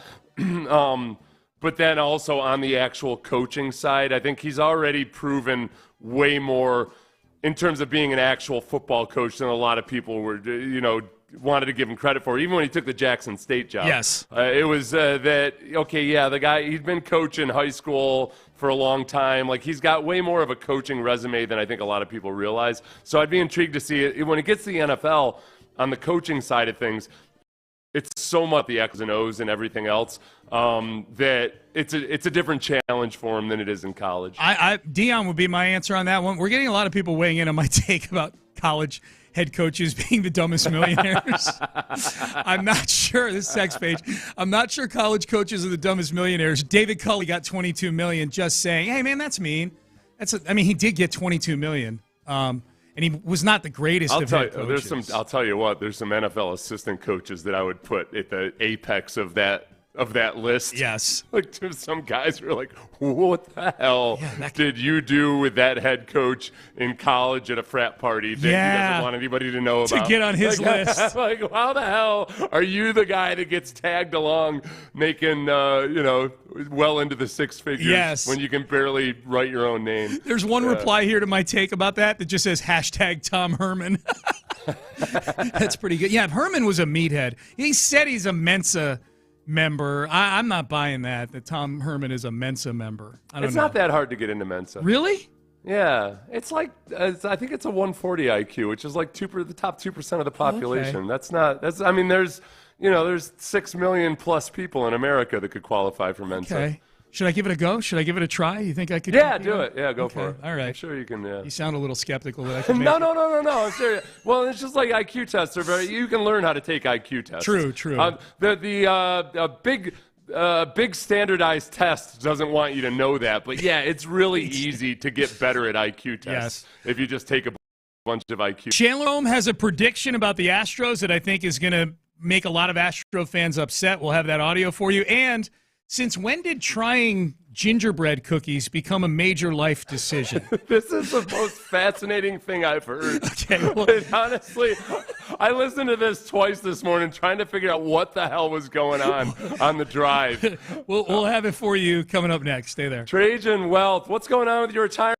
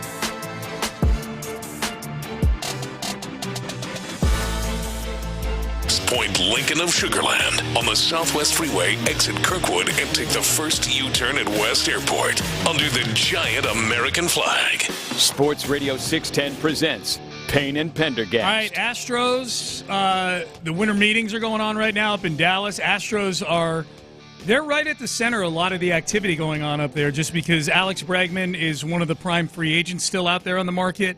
Kyle Tucker trade talks heating up. Chandler Rome, who covers the team for The Athletic, made a bold prediction in an interview yesterday. Here it is. A bold prediction is that Kyle Tucker is playing elsewhere in 2025 and that the Astros stun the baseball world and pull off a trade that I don't think anyone would have envisioned maybe before a month ago. They have been considering, I've reported that General Manager Dana Brown is open to moving either Tucker or Framber Valdez. You know, Joe Espada, he would play with the roster he's given, but it would bring back the sort of prospect haul that could really help kind of revitalize this Astros farm system, and they need it. They don't have much coming. They don't have that next core of awaiting in the wings to help this championship contention. So my bold prediction is that Kyle Tucker is not an Astro in 2025. It is kind of wild how things, and we'll talk about Tucker himself here in a second. It is just kind of wild, Seth, how things have flipped because an hour ago, thereabouts, hour and a half maybe, we played audio from Rafael Stone of the Rockets, who just recently, very recently, the Rockets and Texans were both quite downtrodden. And the Rockets, Rafael Stone is saying, no, we're not making any sort of deals where we're sending out assets to bring back a big star. Now here you have the Astros, who won the World Series 2 years ago, and there's rumors that they're going to be the ones sending out the big star and getting the prospects in return. Like this thing...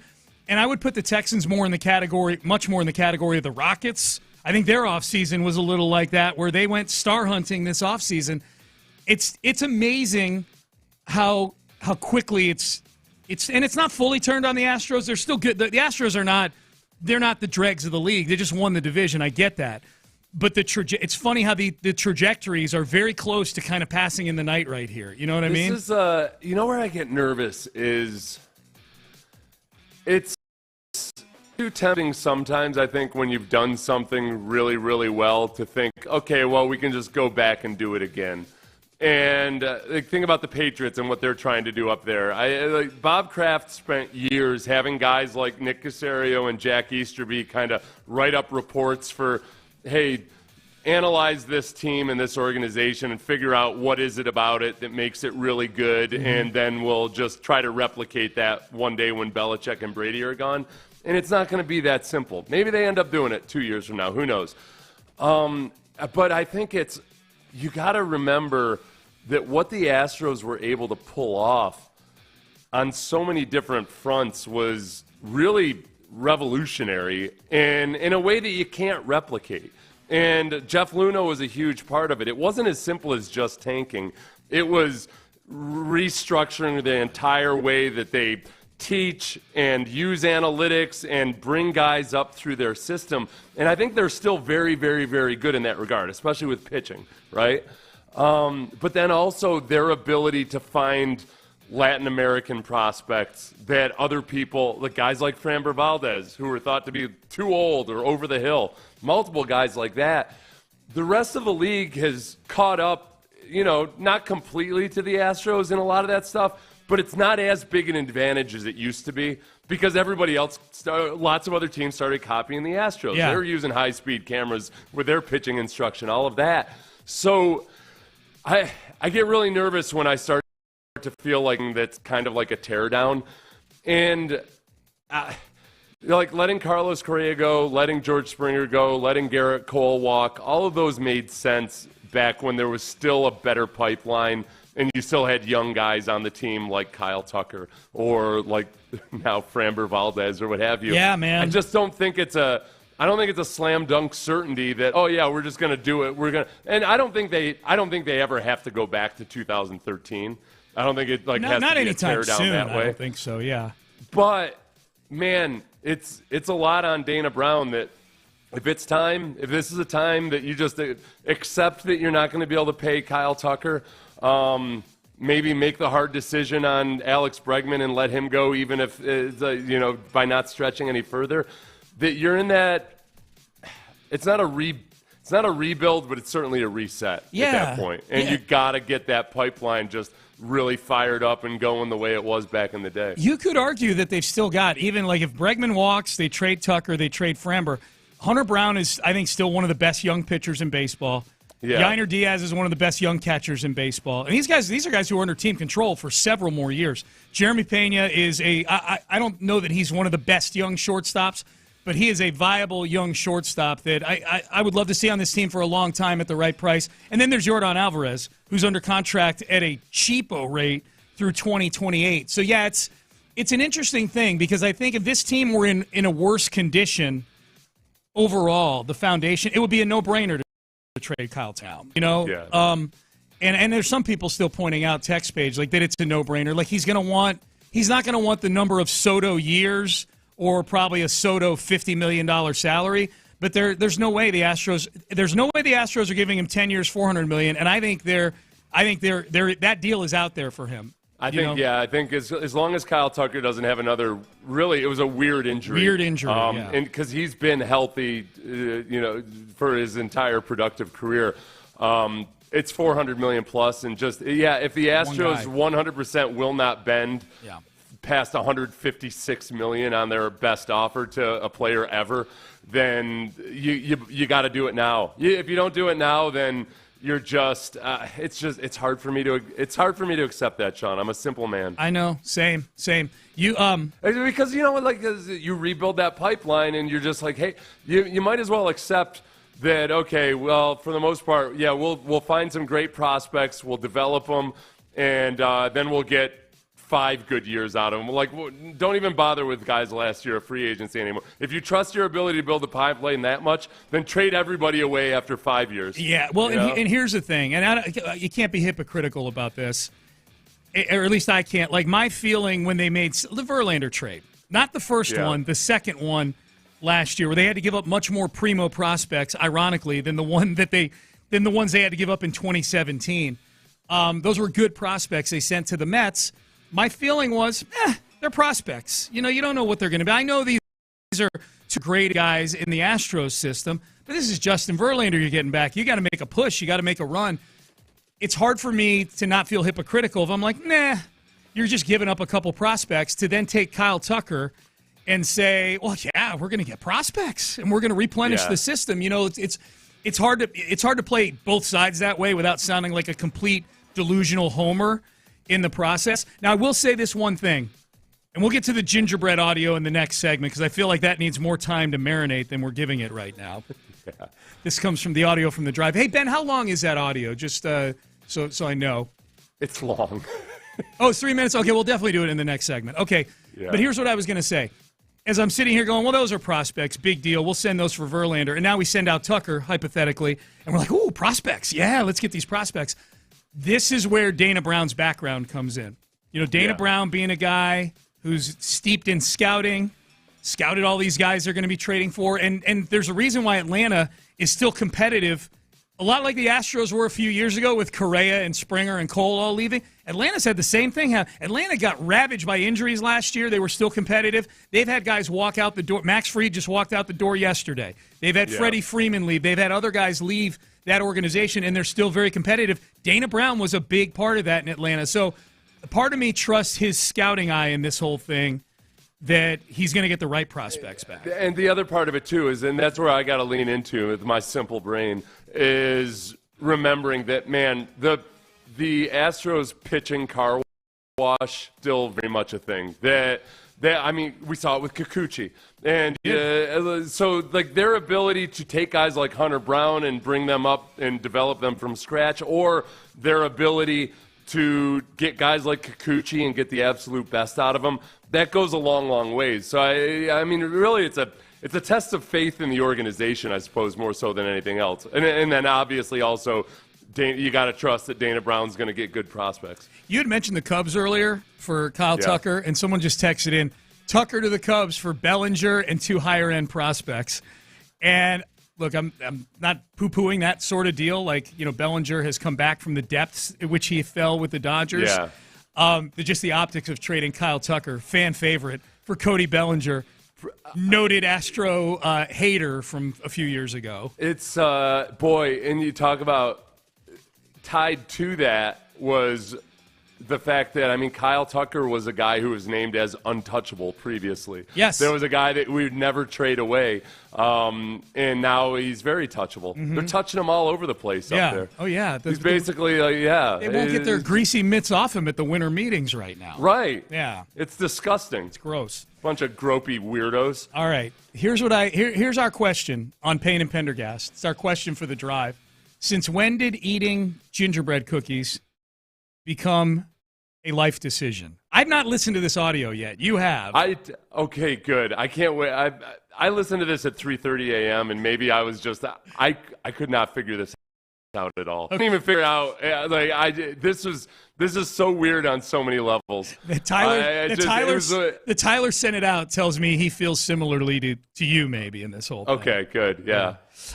So we'll take a listen to that, and we'll get ready for In the Loop as well. Talk to the fellas about all the stuff that's popping today. We'll do that coming up next. Stay there. But first, Prize Picks. That's what's popping today.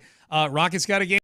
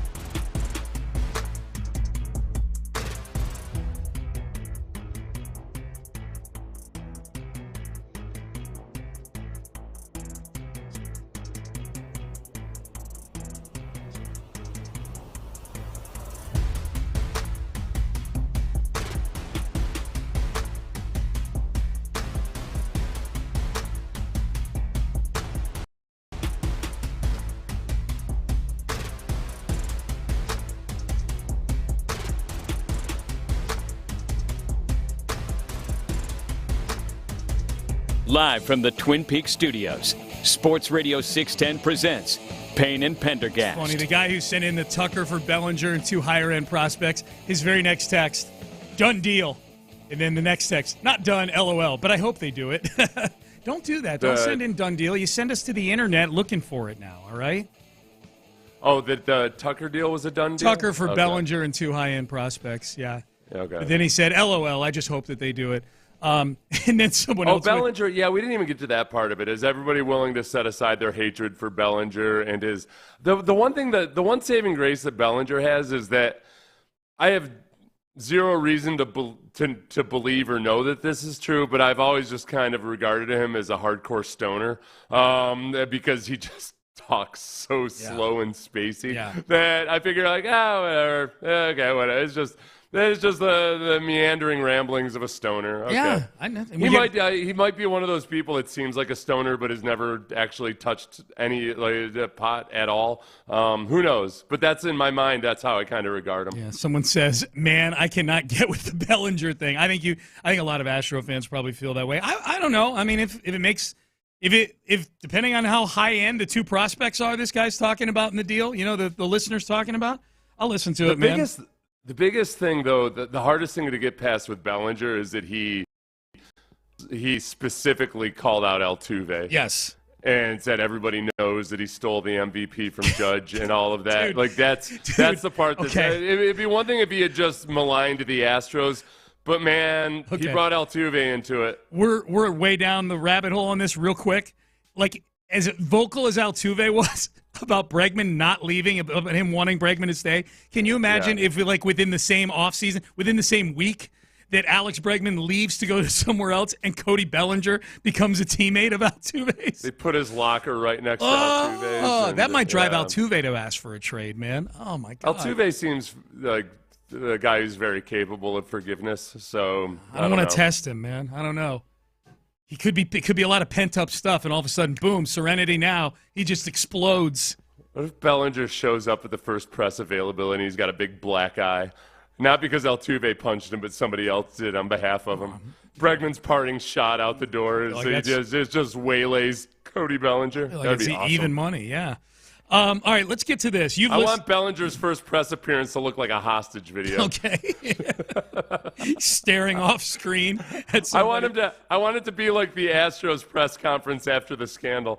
I just want him to be reading from prepared documents with a big black eye about how excited he is to be with this fine group of fellows. We could do another hour on this.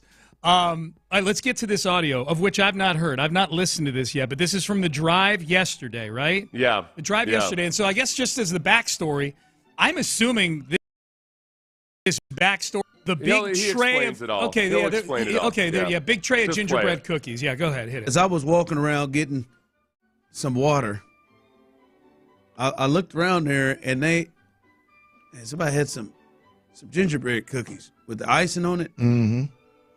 I gotta admit, I've never had gingerbread cookies. What does that taste like? What are those? Are those any good? They're overrated. I don't know. I would assume gingerbread. Oh, you never had gingerbread? Okay, pause. Okay, so we've got two guys, both of whom in their combined 70 years of living or so? 70, 80 years of living? 80, yeah. They've never tasted a gingerbread cookie. Never tasted. Yeah, that seems odd to me. They're both above the age of 40. And look, Clint is an athlete that has been very husky at times. Ron, as we know, Ron likes a good meal. Like that gingerbread has never found its way across either of their plates is a little. And I say this as somebody who A, ate some of those cookies, and B, have been very heavy at times in my life. Okay, so there's that, but then it gets, which is okay, kind of odd, but whatever. But it gets even weirder. Okay.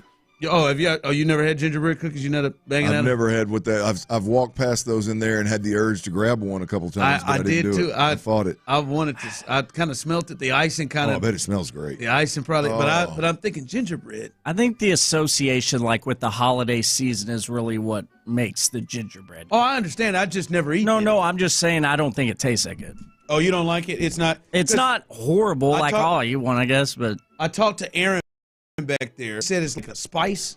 Yeah, there's like a little spicy in there. Now you need to pause it for me. Okay. This is not. They act like aliens landed a week ago and dropped gingerbread on the planet. They're almost like they're reading a study or something about how, as if there's no possible way for them to walk 20 paces down the hall and figure out what a gingerbread cookie tastes like.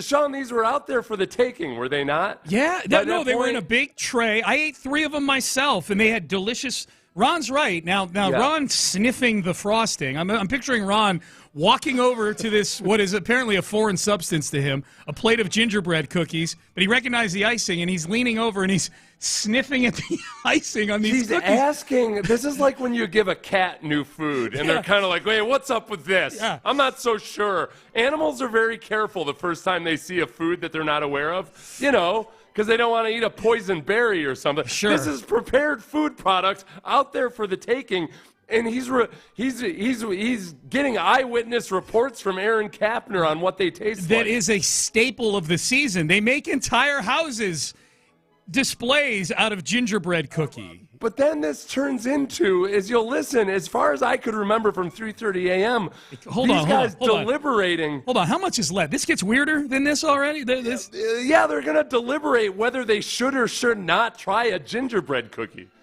Yeah, there's like a little spicy in there. Spice cookie? Yeah, like a whole... Like a full mouthful of cinnamon, great. Like yes, that kind of spice. Absolutely, I'm sure it's tremendous with that icing. That's what that. Hell yeah, spice and icing. Spice and icing. Well, spice and icing. You eat one, I'll eat one. That could be. No, I'm not doing it. I don't. Yeah, me either. I wouldn't do it either. I'm just. Wow. Okay. Hold on. Wait, are you talking about did somebody dare you to bite the head off of a live fish and eat it or something? You're not going to eat a gingerbread cookie or even taste it. I don't understand what's going on here. That's wild to me. Yeah. I don't understand where this is it's a gingerbread cookie. It's a cookie. Are you telling me that you're not as brave as a 3-year-old it's a cookie. who will eat you put a gingerbread cookie in a 3-year-old's hand and he's going to eat the gingerbread Y'all cookie? both eaten cookies before. Y'all have both I disagree with Tyler as far as it being the holiday part of it. You find him around. But I was a big ginger snap fiend. Ginger snaps, yeah. You can eat those year round. Yeah. Is there more, Ben, or is it? Oh yeah. Okay, keep going. I haven't listened past this. We're into uncharted territory. Sean, dare we? Dare we listen to this audio, I don't know. Sean? I'll listen if you listen. Okay, I'll do it if you do it. Okay, I'll do it. Let's hold our hands like Thelma and Louise. Okay, here we go. We're driving off the cliff. I'm just saying. I've held off for 3.5 hours. I'm not going to let it get I'm just telling you, I'm not going to let you do it alone. Y'all split one. I won't let you do it alone. I'm just telling you. Don't want it. No, we're not doing it. I'm just letting you put it out there. I've got discipline, Tyler. Discipline. We're over here. I'm just putting it out there that if you grown-ass man. If you did want to have you do it alone. Yeah, I think I'm going to try a... what's that mystery meat on McDonald's? The McRib? I think I'm trying the McRib for the first time on Area 45 live next week. Are you? Yeah. Wow. You're going to try a little mystery meat, huh? I'm going to let you do that on your own. Yeah. I'm not excited about it, but... Yeah. Did you lose a bet of some sort? How did that occur? Why are you trying the McRib? The McDonald's... We're into the McRib. All right, so at least I think they're trying to be good with their healthy eating. That part I can get with. Appreciate, when you get a little taste of that sugar, it might send you down the wrong path. Oh, yeah.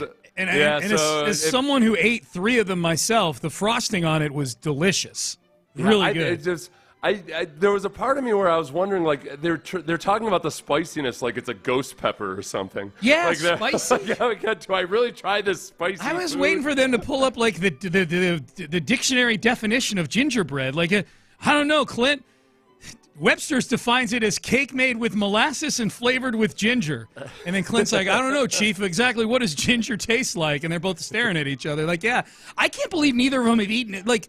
At its core, forget about why they don't want to eat one. Forget about the fact that they seem to be pinky swearing with each other about, if I do, you will, or whatever, the fact that neither of them, both above the age of 40 now, because Sho just had his 40th birthday earlier this year, have never had one before. That's wild to me. I know it's maybe I was lucky enough to grow up in a gingerbread cookie heavy family that to me it just seems like Doesn't everybody, especially around the holiday? How do you go to school?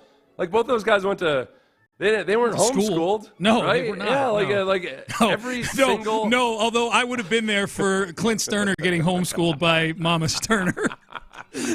I would have asked to be a student in that very school. Get your ass out of here talking about medulla oblongata. We got some ass to whoop tonight. Wash your mouth out with a little bit of Coors Light. Exactly, dude. That school would have heavy discipline, man. I don't know how good I don't know how good the reading and writing and arithmetic would have been, but I'm telling you right now, I would have walked out of that school a disciplined mofo. I'll tell you that. Oh, I love those guys. Tyler just texted in. He said gingerbread can be up to 38,000 Scoville heat units. You jerk. Like a ghost pepper. Somebody give me some milk. Give me some milk. That's why they give you a milk with it, because it's so spicy. That's right. No, just the fact that neither of them had ever had a gingerbread cookie. When if you go K through 12 alone, I can't imagine ever just going through without ever having gingerbread cookies thrown in front of you. It's just wild to me, man. It is, that part's the wildest part. Are gingerbread cookies overrated? Not the part where two adults on the air were treating it like a pinky swear promise about each eating a cookie. It was like they're the first. I don't know if you guys did this at all, like jumping off of bridges into rivers and stuff when you're a kid. It's like you're trying to figure out who's going to go first. Like, all right, I don't know. You go. I'm not going to go. You go. Yeah. And there's always a rumor that there's like a submerged car right underneath the surface. Right. Those are things where you could legitimately die. There's nothing bad that can come from It was like they were discussing base jumping for the first time or something. Yeah. It's a gingerbread cookie, damn it. Now, there's a texter who says, I'm 58 years old, I've never eaten gingerbread. No, that's cool. I'm guessing not everybody has. That the two of them wind up doing a show together and that they never, you know what I mean? Like the odds on that parlay. They both couldn't ride a bike, too. It was weird enough that Ron didn't know how to ride a bike. But if all of a sudden Clint was like, I'll tell you what, Chief. I've never been on two wheels in my life.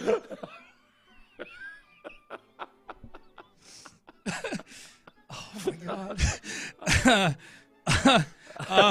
Someone says, I'm dying. I heard them yesterday when all this was going on. I didn't think anything of it, and now I'm dying laughing at the whole thing.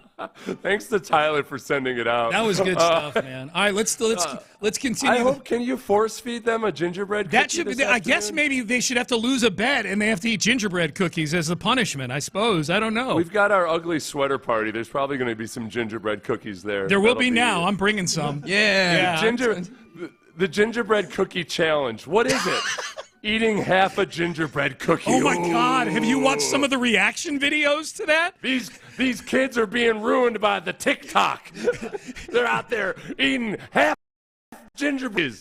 The reaction videos to people watching the gingerbread cookie challenge, and it's just people sitting there like this. Like their shoulders shrugged, like, what? Why am I watching this? Yeah.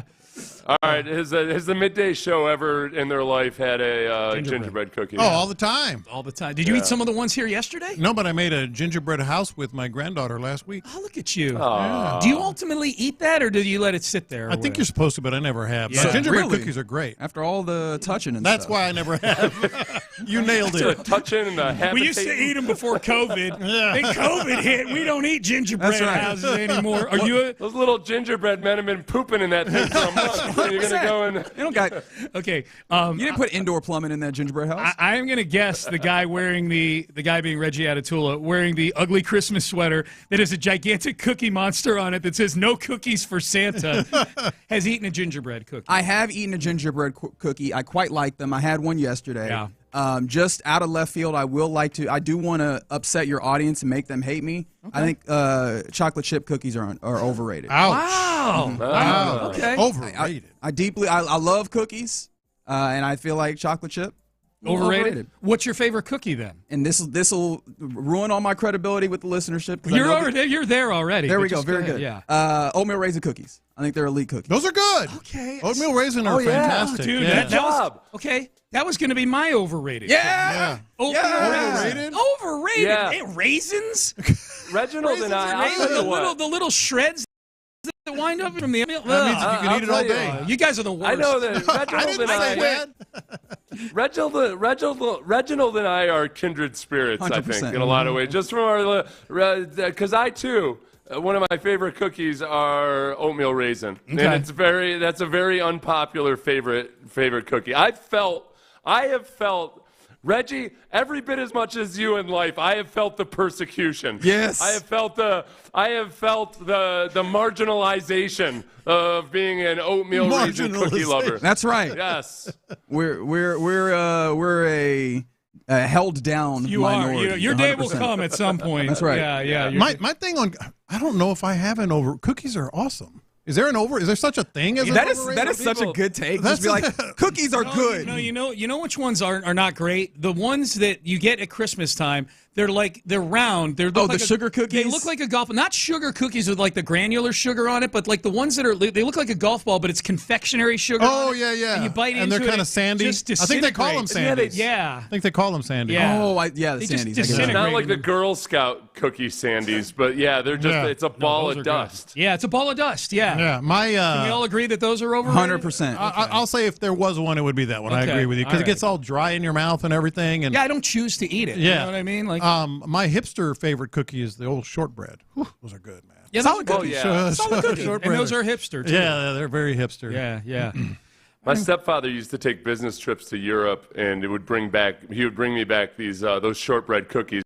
So good. I know which one you couldn't get them in America. Yeah. But then I was screwed once they started selling them in Black America. market shortbread. I was eating a sleeve a day. Yeah. Once I could get it at the drugstore. Yeah. I'm gonna be as bad as a teeth like a Brit here, right quick. Yeah. Cuban cigars of cookies. Yes, they are. Man, that's what those are. All right, Seth, I'll see you tomorrow. Antibodies. Hey, stay away from the gingerbread out there, man. Yeah, it's rough. dude. It's getting to be that time of year. They're all be gone. Careful. I checked. I'm bringing some to the party. You better. Though. Don't lace them with fentanyl, though. I know that's don't you? No. I got no beef with nobody. No, I got no beef with nobody. All right, you're listening to KILT HD2 on Odyssey Station. Reggie Atatula, John Lopez, Figgy Fig, they are in the loop, and they start now. 713-572-4610 is the number to text. People already getting going, including someone that said cranberry raisin cookies. Is that overrated or? I have not had one of those, but I am open to trying it. Your best cookie take. Let that be known here. I will say I did try those cookies yesterday. Those they were good. I had like 5 of them. Man. Oh, you were the reason why I couldn't find another one. Hey, I had like 5 of them. I kept going back. I had to go to the girl personally, like, yo, these are good. Yeah, that was a good look. It's kind of a miracle. My first take on it, when Seth told me about that audio, I'm like, there were still some cookies left for the afternoon show. Like, those were really good. Those were really good. I put a dent in them cookies, man. I ain't gonna lie. I'm so distracted right now. And it's my job to get you back on track, and I'm not doing a great job of that. However, you are in the loop right here on Sports Radio 610. We will try and do our job. But look, I am wearing literally at this moment because the gig here, we have a ugly Christmas sweater party today, and so I'm wearing my No Cookies for Santa Cookie Monster shirt. So we're very much in that lane of getting into the spirit of the season. But before the Texans can even get there, the Texans got some work to do, right? They've got the Dolphins coming up this weekend. It's a stretch of 3 games in 11 days. It's tough. And just with this game alone, I think there's an interesting question that's worth posing here. Who has the advantage this week, quarterback, OC? Because obviously this is a Dolphins team that is desperate after having some time not with their quarterback, and they look night and day when they have their quarterback. Yeah. The Texans with their quarterback, I was looking at, and this is kind of a tangent here, but I was looking at like Bleacher Report does. They've gotten into this thing where they do little shorts and stuff, animated shorts, and in that they were fully cracking on CJ Stroud with the sophomore slump type things. That's where you are. There's been a lot of consternation about Bobby Slowick. So how do we feel about that? Who does have the advantage, offensive coordinator and quarterback wise, in this upcoming matchup against the Dolphins? Well, the sad thing, first of all, is that we're even having this discussion, and it's a good discussion. It's a good question. Who has the advantage at quarterback shouldn't be a question right now. Who has the advantage at offense coordinator could be a question because Mike McDaniel has had his moments. I mean, they're both in that same. Yeah, but it shouldn't be, right? Like we should have the confidence in our guy at this point in the season. Well, yeah. I mean, we've all existed through this season thus far. Yes, we have. The confidence in our guy has been really light all the way through, and I think that also makes this tough. Is it fair to say that's the easier of the two conversations to kind of get an answer to, is the coordinators? I don't think it's that easy. Let me give you some numbers here. 713-572-4610. Again, kind of sad that we're here, but we are here, and it's relevant to the game on Sunday. Tua Tagovailoa has... I didn't say anything. Don't look at me like I was the one who did that. I looked right at you. I didn't do it. It's not my fault. Has in the last... But he did say that his tongue. In fact, I'm going to give you the audio so that anytime he wants to say Tua's name, you can just play the audio of Tua saying his own name, and we can get rid of all discussion on that front. But you get called different things, Reginald. Correct. So over the last 4 weeks, Tua has 11 touchdowns and 0 interceptions. Is that good? That's very good. He's completing 75% of his passes and has a quarterback rating of 118.5. That's over the last 4 weeks. Over the past 4 games, obviously he didn't play last week, C.J. Stroud has 4 TDs and 5 interceptions, 62% and a 79.5 quarterback rating. Is that This good? shouldn't even be a question, but look at the numbers just the last month. Yeah, and you're talking about the quarterbacks here, and this is where it gets really interesting, because I think you're kind of speaking on like recent form, which it's very obvious going into this game towards, basically. Yeah, 100%. Right, the recent style of play. Like, I understand in the abstract, in a vacuum, you would probably want to go C.J. Stroud, all the things, but it's hard to ignore that he has had issues, and he's made uncharacteristically C.J. type plays in the season, right? Especially as we have gotten closer to this very point that we're existing in.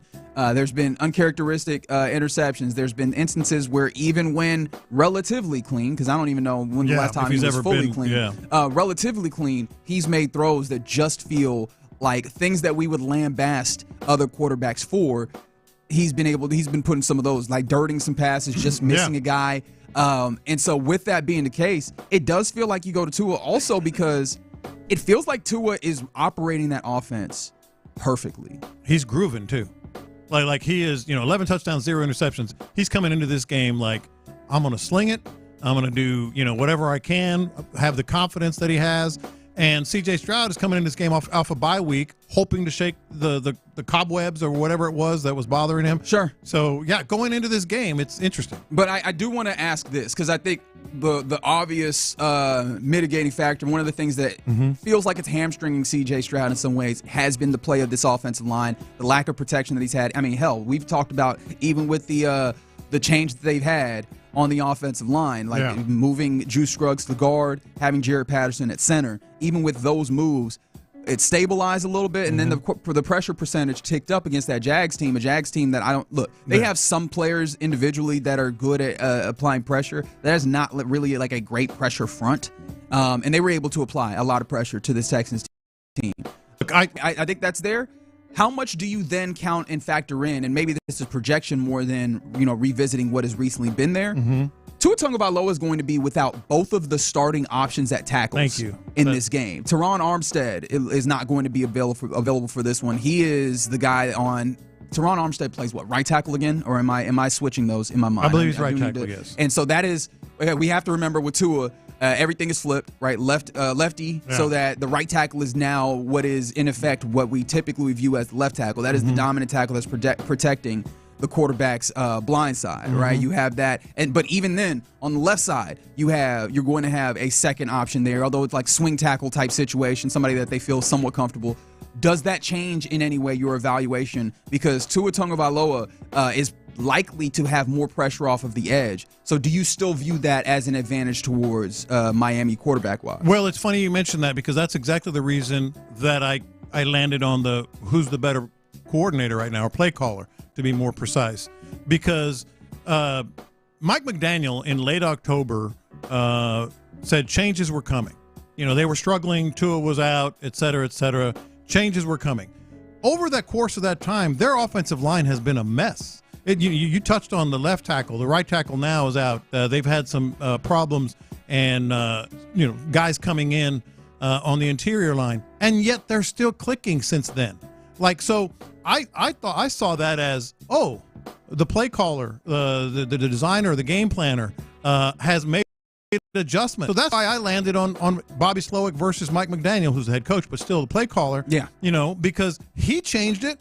They were struggling. They had a quarterback that was out, and they flipped the script. So does it fall on Bobby Slowick? Yes, he's had a bad offensive line, but the rushing attack has been up and down. Maybe you can point to, obviously you can point to the offensive line on that. Not scoring in the second halves of games.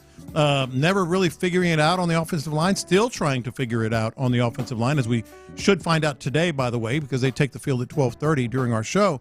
So is that practice field? That is. Yeah, practice field. And they're not having like a midweek game that we don't know about, right? So is it the offensive line? Because they had offensive lines in Miami, and they're clicking. By the way, the offensive line that I got backwards. I don't know. I guess I took the left-handed all the way wrong. Teron Armstead is the left tackle now. Again, he's not going to be available for this. And then Kendall Lamb has been the guy at right tackle. We're familiar with his work. Yeah. Load up on his side. Load up on both sides at this instance, right? Like, this should be an interesting day for Daniil Hunter and Will Anderson Jr. Not like any other day isn't an interesting day for those gentlemen. Those guys seem to be eating in a big way, as evidenced by the fact that they're both Pro Bowl in the top 10 of Pro Bowl voting at this moment. But yeah, like this is going to be interesting from that perspective. However, what is one of the obvious things about this Miami Dolphins offense, and particularly when Tua is running it, that ball comes out quick, right? And, that's McDaniel too. 100%. Like, I think that's one of the things that credits towards the Miami side of this is that they get the ball out quick,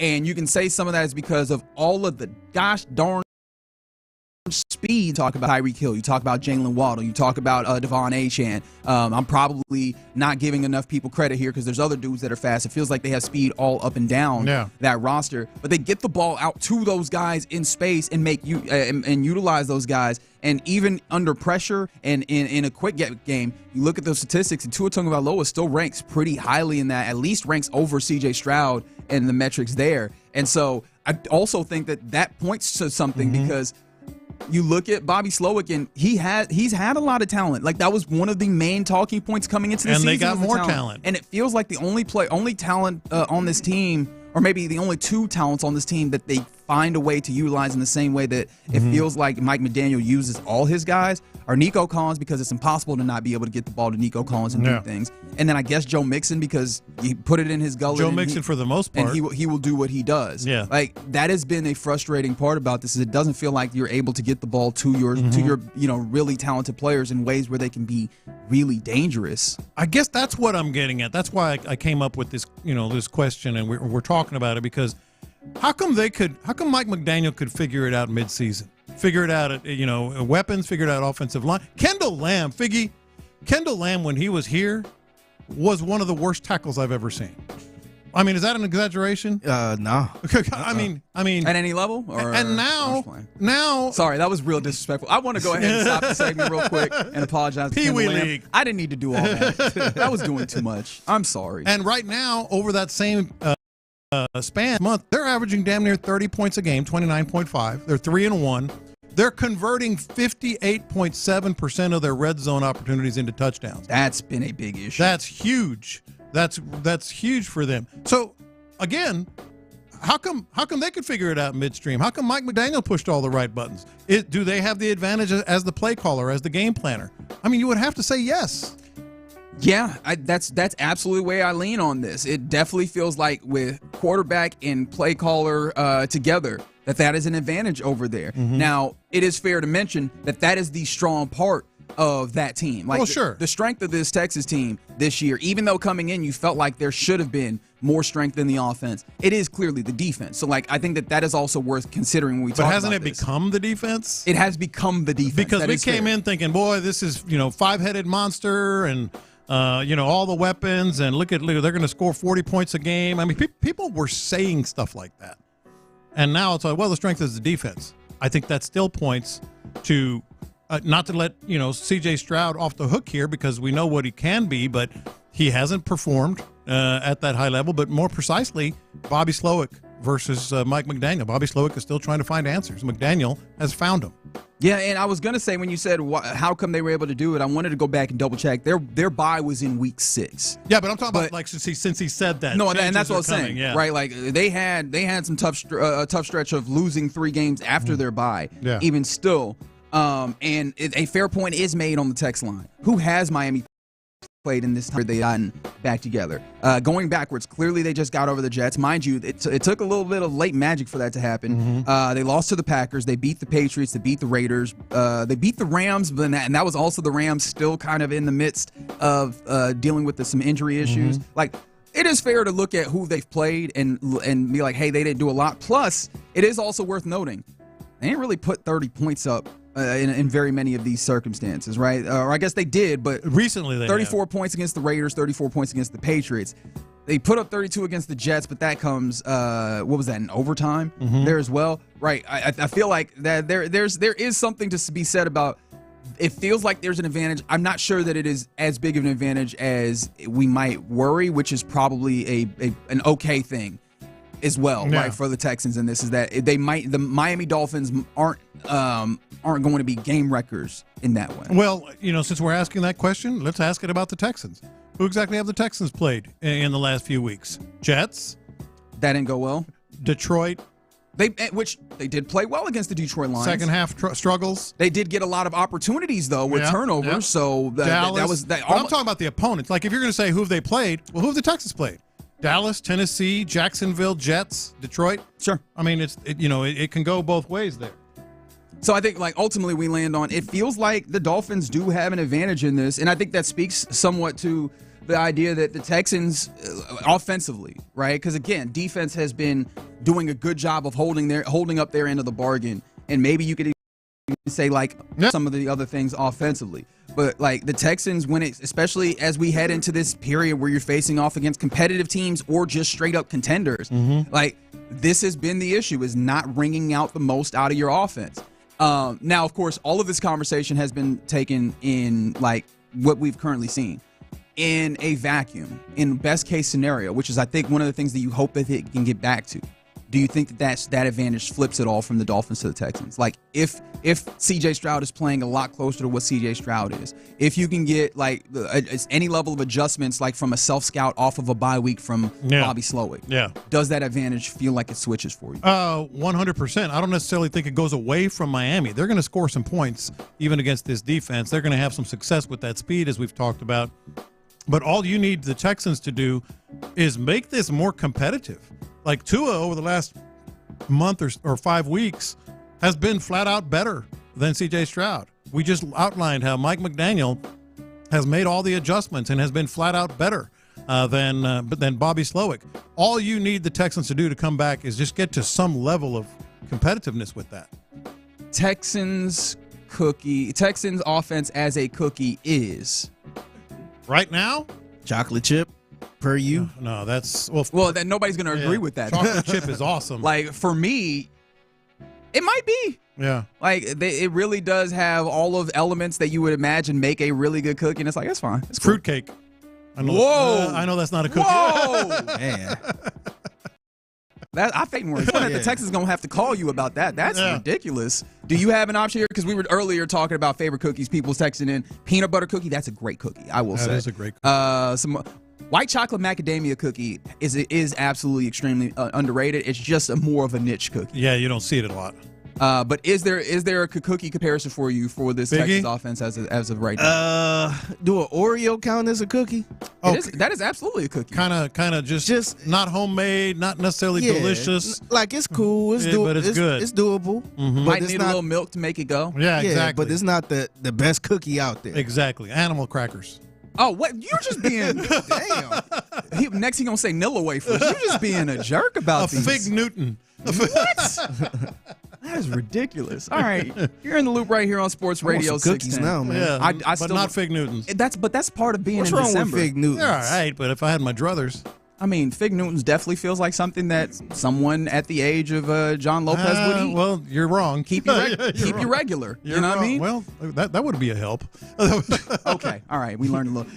Texas offense is the carrot cake if it was a cookie. Oatmeal cookie. See now? That's disrespectful. Yeah. Ginger snap. Just a crumbling cookie. Okay, very good. Oh, wow. But yeah, coming the up one next. At the bottom of the bag. Coming up next here in the loop on Sports Radio 610, we got Adam Spillane and we at 1040. So let's do our question of the day next. Let's see if we can help the Texans on to victory. What is the biggest thing or the craziest thing that you would sacrifice in order to get a Texans Super Bowl victory? 713-572-4610. Let's talk about that next. All right, let's talk about Ability Trees right now on Lewis Floor. You hear him on our airwaves. He's a good friend of mine. He will be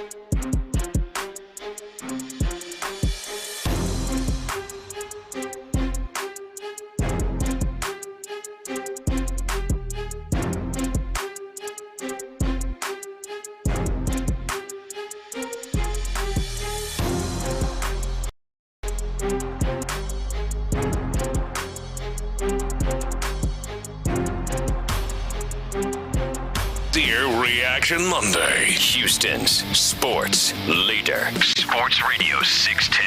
Figgy, let's hit him big time. Houston, let's get in the loop. You better get ready because we're going to show up and show out. With John Lopez and Reggie Atatula. Always live. Love it. Love it. Always local. Don't ever underestimate the heart of a champion. You're in the loop on Houston Sports Leader, Sports Radio 610. Yeah, happy Wednesday to you. You are in the loop. You got John Lopez, Figgy Fig, and Reginald Atatula hanging out with you. And you can hang out right back. Oh, I guess that's not how that works. You're always hanging out. But yeah, go ahead and get involved with the program. The YouTube and the Twitch are available to you, which, by the way, apparently my Christmas card is being taken back from my very, I guess I was like, let's say hot take, but it's not a hot take. It's just, I think that chocolate chip cookies are a little overrated, right? I That's understand crazy. that. I've never heard anyone even hint that. Yeah. Yep. I feel like it's rated properly. Yeah. Like not overrated, not underrated. Well, I mean, it's like it's basically viewed as America's favorite cookie. Yes, and pretty much. I'm like, it's all right. I don't think it deserves all that. It's cool. Not even homemade. I mean, homemade's good, but like, I'd take a homemade, very many other homemade cookies before I take a chocolate chip cookie. But hey, I'm a weird person. I think that's become abundantly clear. Coming up later in the program, 20. Actually, I should start. Coming up in the next segment, we will talk to Adam Spillane, especially as the Houston Rockets are headed towards a quarterfinals NBA Cup matchup with a team that they have not beat in their last 15 tries, the Golden State Warriors tonight. So we'll get a little bit ahead of that. Plus, obviously, winter meetings continue, so the Alex Bregman of everything hangs over this. Later, 11:20, we got LSU head coach Brian Kelly. How about that? Let us know if there's something that you would like to ask of Brian Kelly. Well, I want to know what the LSU fans want to ask. That is exactly what I was hoping to see on the text line, 713-572-4610. What are you doing? 4610. And in the 12 o'clock hour, we will be giving away another $50 gift card to Texas Star Grill How Shop. about that, too? So, hey, man, a solid show headed for you. But right now, let's get to the question of the day. Let's see if I understand, like, we're still hoping for improvement for this Texans team, especially if this team could just play to what they have capable with the talent and that they have on this team. It feels like they should be able to have some level of contention, right, in the playoffs. But you want a Super Bowl. What would you do to put that on the line? Like, what is the craziest thing that you would sacrifice for the Texans it has to hurt. win it all? Don't be saying stuff. 713-572-4610. I mean, it's got to hurt. Like, it's got to be something that you absolutely love. I will say right out of the chute, because I know people are going to text, and you guys might say it as well, I will not give up fishing. Oh, okay. So you just don't love the Texans. I want a Super Bowl so bad. I've said it multiple times. No, he don't. Yeah, clearly he doesn't. Just one before I call it a day. No, he don't. But fishing is like lifetime. Would you give up a lifetime of that? Well, I do think it's interesting because this text, or this is on the YouTube from Jamie. So it's like Lent getting the Texans to the Super Bowl, or 60 days until the Super Bowl. We should all take 40 days of abstaining from something, put that energy towards Texans' success. So like a football Lent of sorts. Mm-hmm. Because I actually do have an answer that I thought about, and I think that it's adequate, right? Because that's the idea. Is also this gives you a little bit of an idea of, I imagine, how you feel, how much help you think the Texans need to get there, based on like how much sacrifice you're willing to put up there. And I think for me personally, I'll go without a car for a month. Does that feel like in the city of Houston? And I also understand, like, I live close to work, so that helps me. That helps, but there's other places. There's other things that you got to do over the course of a month to get things done. Or is a month too shallow? Is that too short of a time period? Let's talk a year. Figgy, would you give up a whole year crawfish and wings for a year for a Texans Super Bowl? Yeah, are they getting the Super Bowl? They're going to win the Super Bowl. Yeah, I would give that up. Crawfish and wings for a year. I would give it up. I would also give up crawfish and wings. Well, you don't like them as much as Figgy. I love crawfish and wings. What you mean? I probably don't like them as much as Figgy, to be honest. I want the one that came to mind, and it hurts. Like I said, it has to hurt. I'd give up Aggie football for a year. I mean, you be giving that up when they lose. You they lose the game, nothing. And you give that right back up. You ain't missing nothing. They're going to win the national championship next year.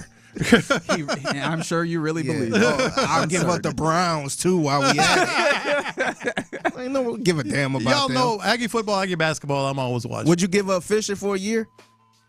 A month. Nah, we got at least half a year. Just 6 1 months. year. How about 6 months? 6 months, I think we might be able to do something. 1 year, man. 6 months. Oh, Figgy driving a hard bar. Final offer. Final offer.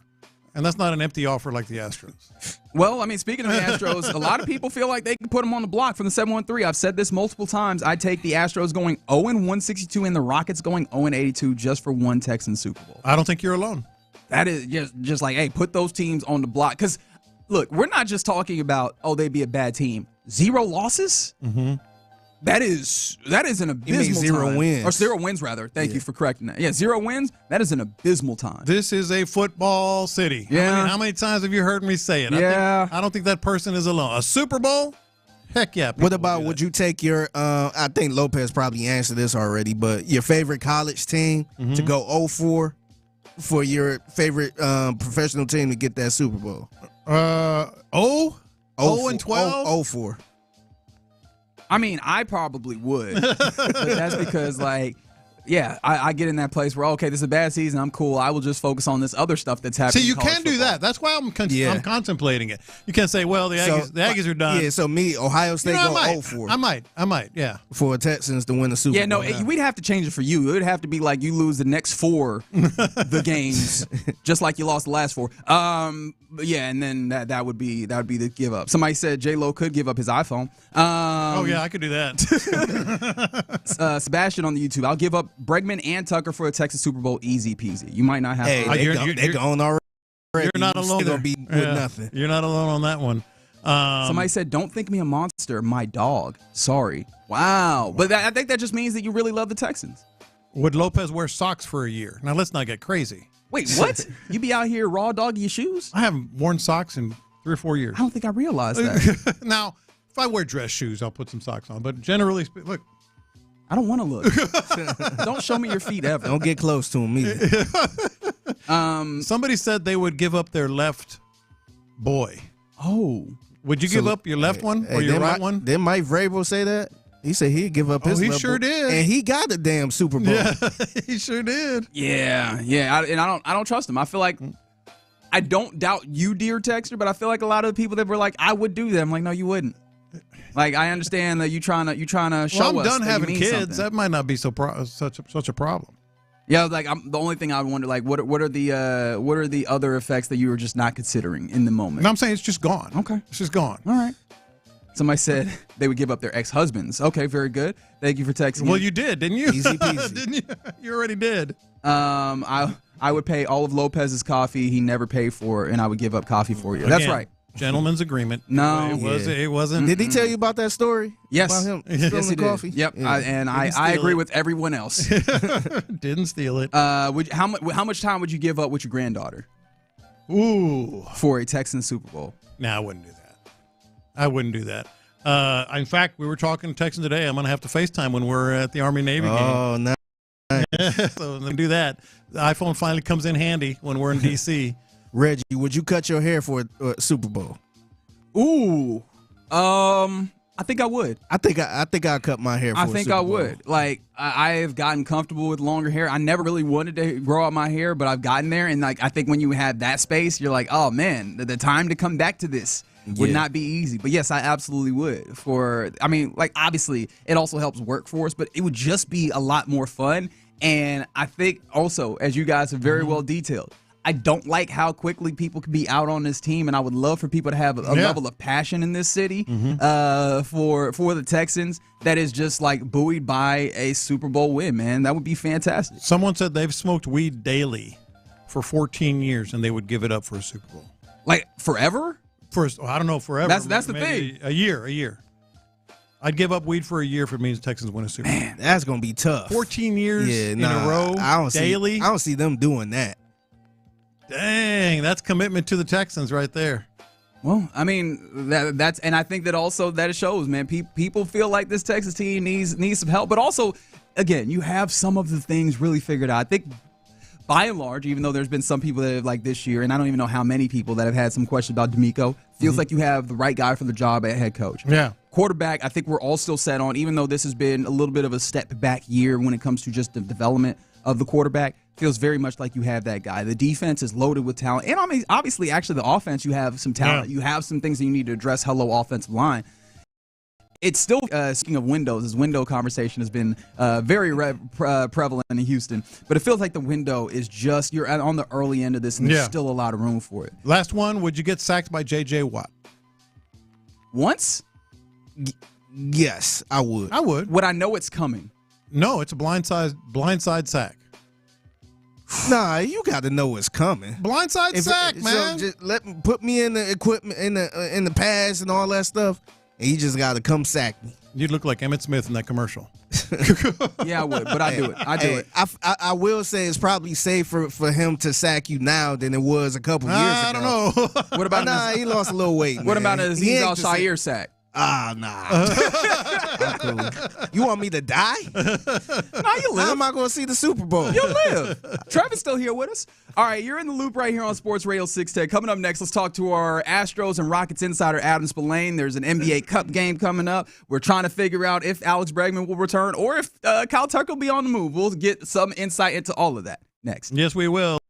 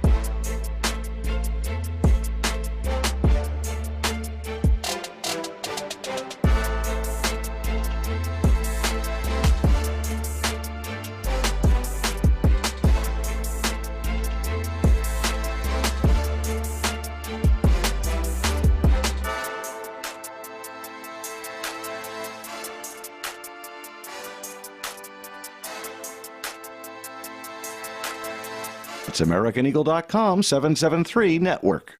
Live from the Twin Peaks studios, Sports Radio 610 presents In the Loop with John Lopez and Reggie Atatula.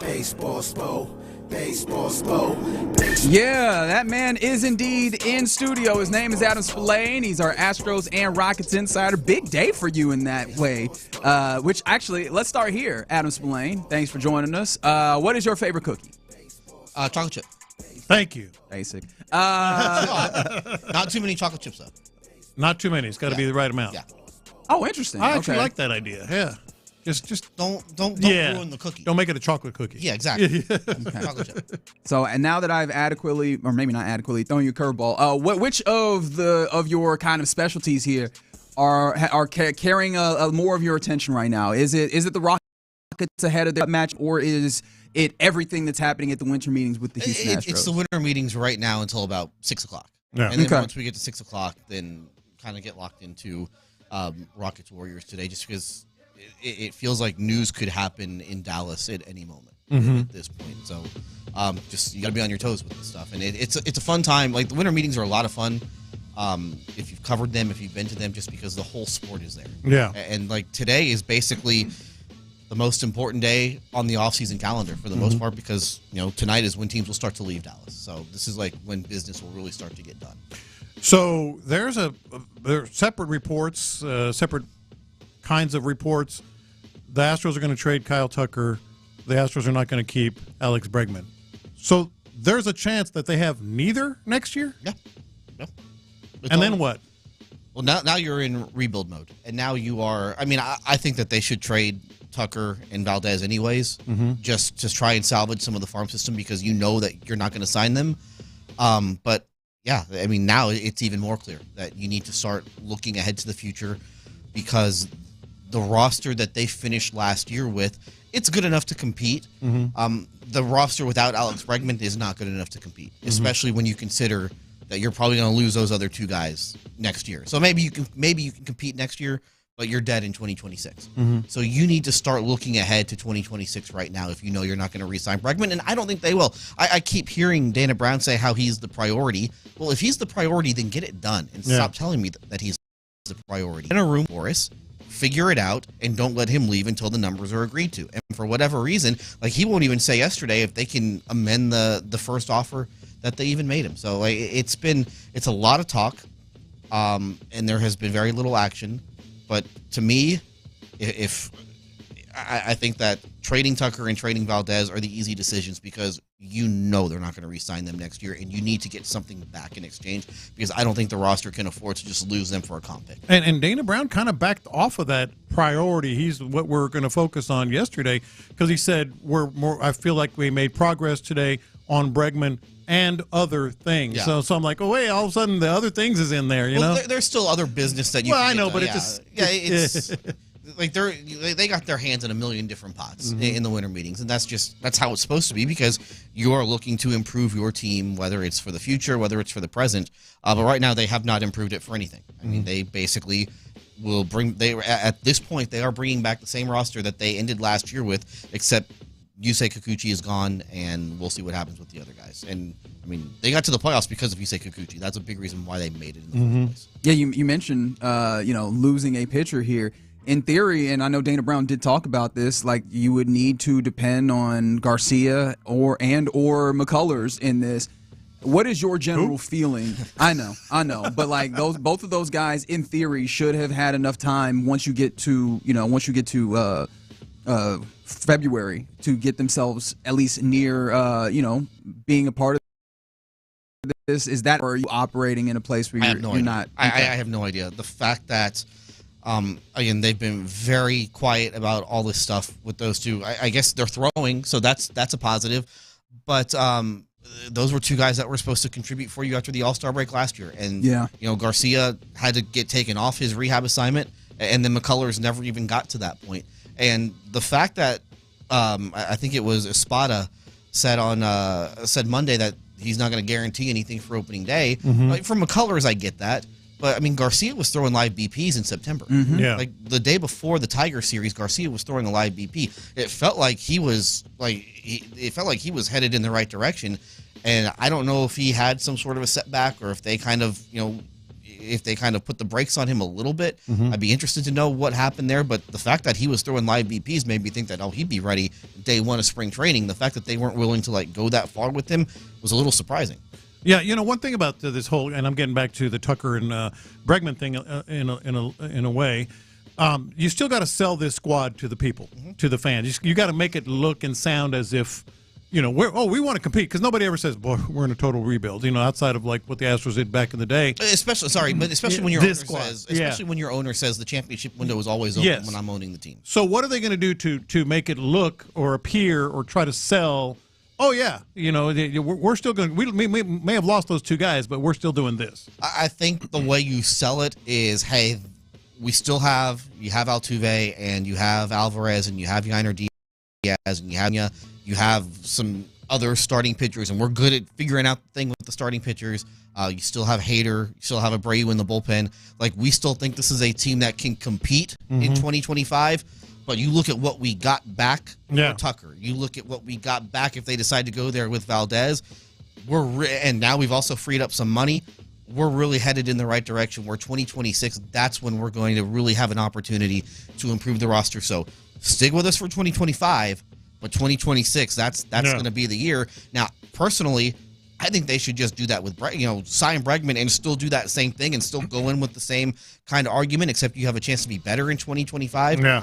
But without Tucker or Fromber. You look just at 2026, you're getting the 30-something million between Abreu and Montero. That comes off the books. So there's a little bit of some financial flexibility. The 14 that Presley's owed, that comes off the books. So there's some money that comes off the books, plus the $15 million that Fromber and Tucker are probably going to make in arbitration. That's a decent amount of money that all of a sudden comes off your books for 2026. So I think that's how you sell it to the public is, hey, we might take a step back here in 2025, but 2026 we have an opportunity to really compete.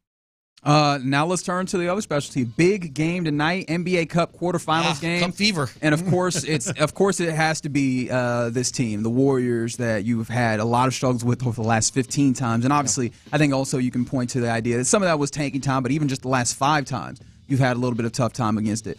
I mean, I do want to take an opportunity. H-Town Hoops podcast, yourself and put together an episode leading up to this. How significant is this game for this Rockets team? Is it simply just an opportunity to knock off a boogeyman? Is it something more? What's the significance on this one? It's an opportunity for them to play on a national stage for the first time. And this is an island game. This will be the only game on in this window. You've got the other tournament game that comes on before it. Then this one's at 8:30. So it's an island game against, like you said, the nemesis in a team that they haven't beaten. There's one guy on the roster who's beaten the Warriors as a Rocket, and that's Jeff Green, and he's been on 4 teams. Uncle since Jeff. Yeah. Alperen Şengün is 0-10 against the Warriors in his career, and they've had chances to beat that team, and just for whatever reason, it hasn't happened. But yeah, I think it's an opportunity for them to show the type of team that they can be in front of a national audience. And this is a team that nobody really has seen a lot of. You know the names, you see some of the highlights on social media and on SportsCenter and all that stuff. But I don't think there are a lot of people in this country that have sat down and watched a Rockets game over the last couple of years. This is really their opportunity to do it against a Warriors team that's pretty healthy coming in. So you're going to get their best. You have an opportunity to show them your best, and you see what happens. It's a good opportunity for them to show if they are real or not. I've kind of changed my thought on Jimmy Butler. Because I'm like, what about him? You want the emo look? Yeah, for me. I mean, we're sitting here, and I asked this question of Reggie, I believe Monday.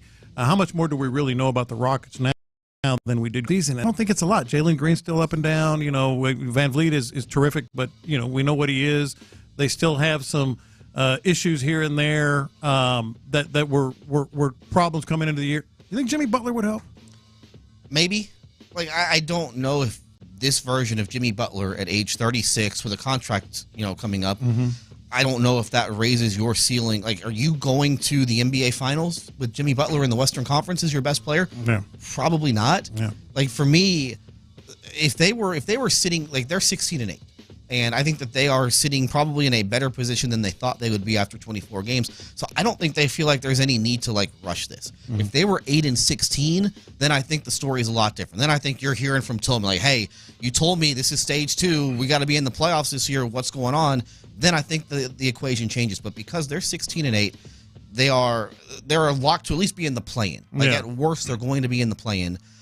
Ride this thing out, because I think that the best chance for you to learn about your team is in the playoffs. Mm-hmm. When you are facing a team 4 straight games, 5 straight games, 6 straight games, 7 straight games, that's when you're going to learn the most about your team, because the opponent is going to tell you everything you need to know. Yeah. And you look at like Oklahoma City last year. They had an opportunity to make like a really big trade during that season that might have helped them win a championship last year. Mm-hmm. They didn't. They waited for the playoffs just to get a better feel for what they had, and they made some decisions based off of that Oklahoma City series, based off of that Dallas series, where they decided, you know what, we need some rebounding. Let's go get Isaiah Hartenstein.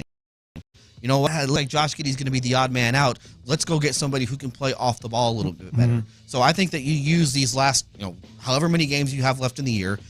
If it's looking like in February or late January that they're not going to be in the playoffs, then you start having some conversations. But if it looks like it is right now, where it looks like they're going to be in the playoffs, go to the playoffs, find out, see how this team looks, and then let the postseason tell you what you need to improve on with your roster. Yeah, I think Rafael Stone has also come out and flatly said he's in no rush. Right, they're not. They don't. He'd be shocked was the words that he used. That if they made a move. However, I feel like there's still clearly a whole bunch of stuff that they have to possibly consolidate a lot of this talent into maybe a big time player. Just profile wise, maybe not a specific player, but profile wise. What does it feel like?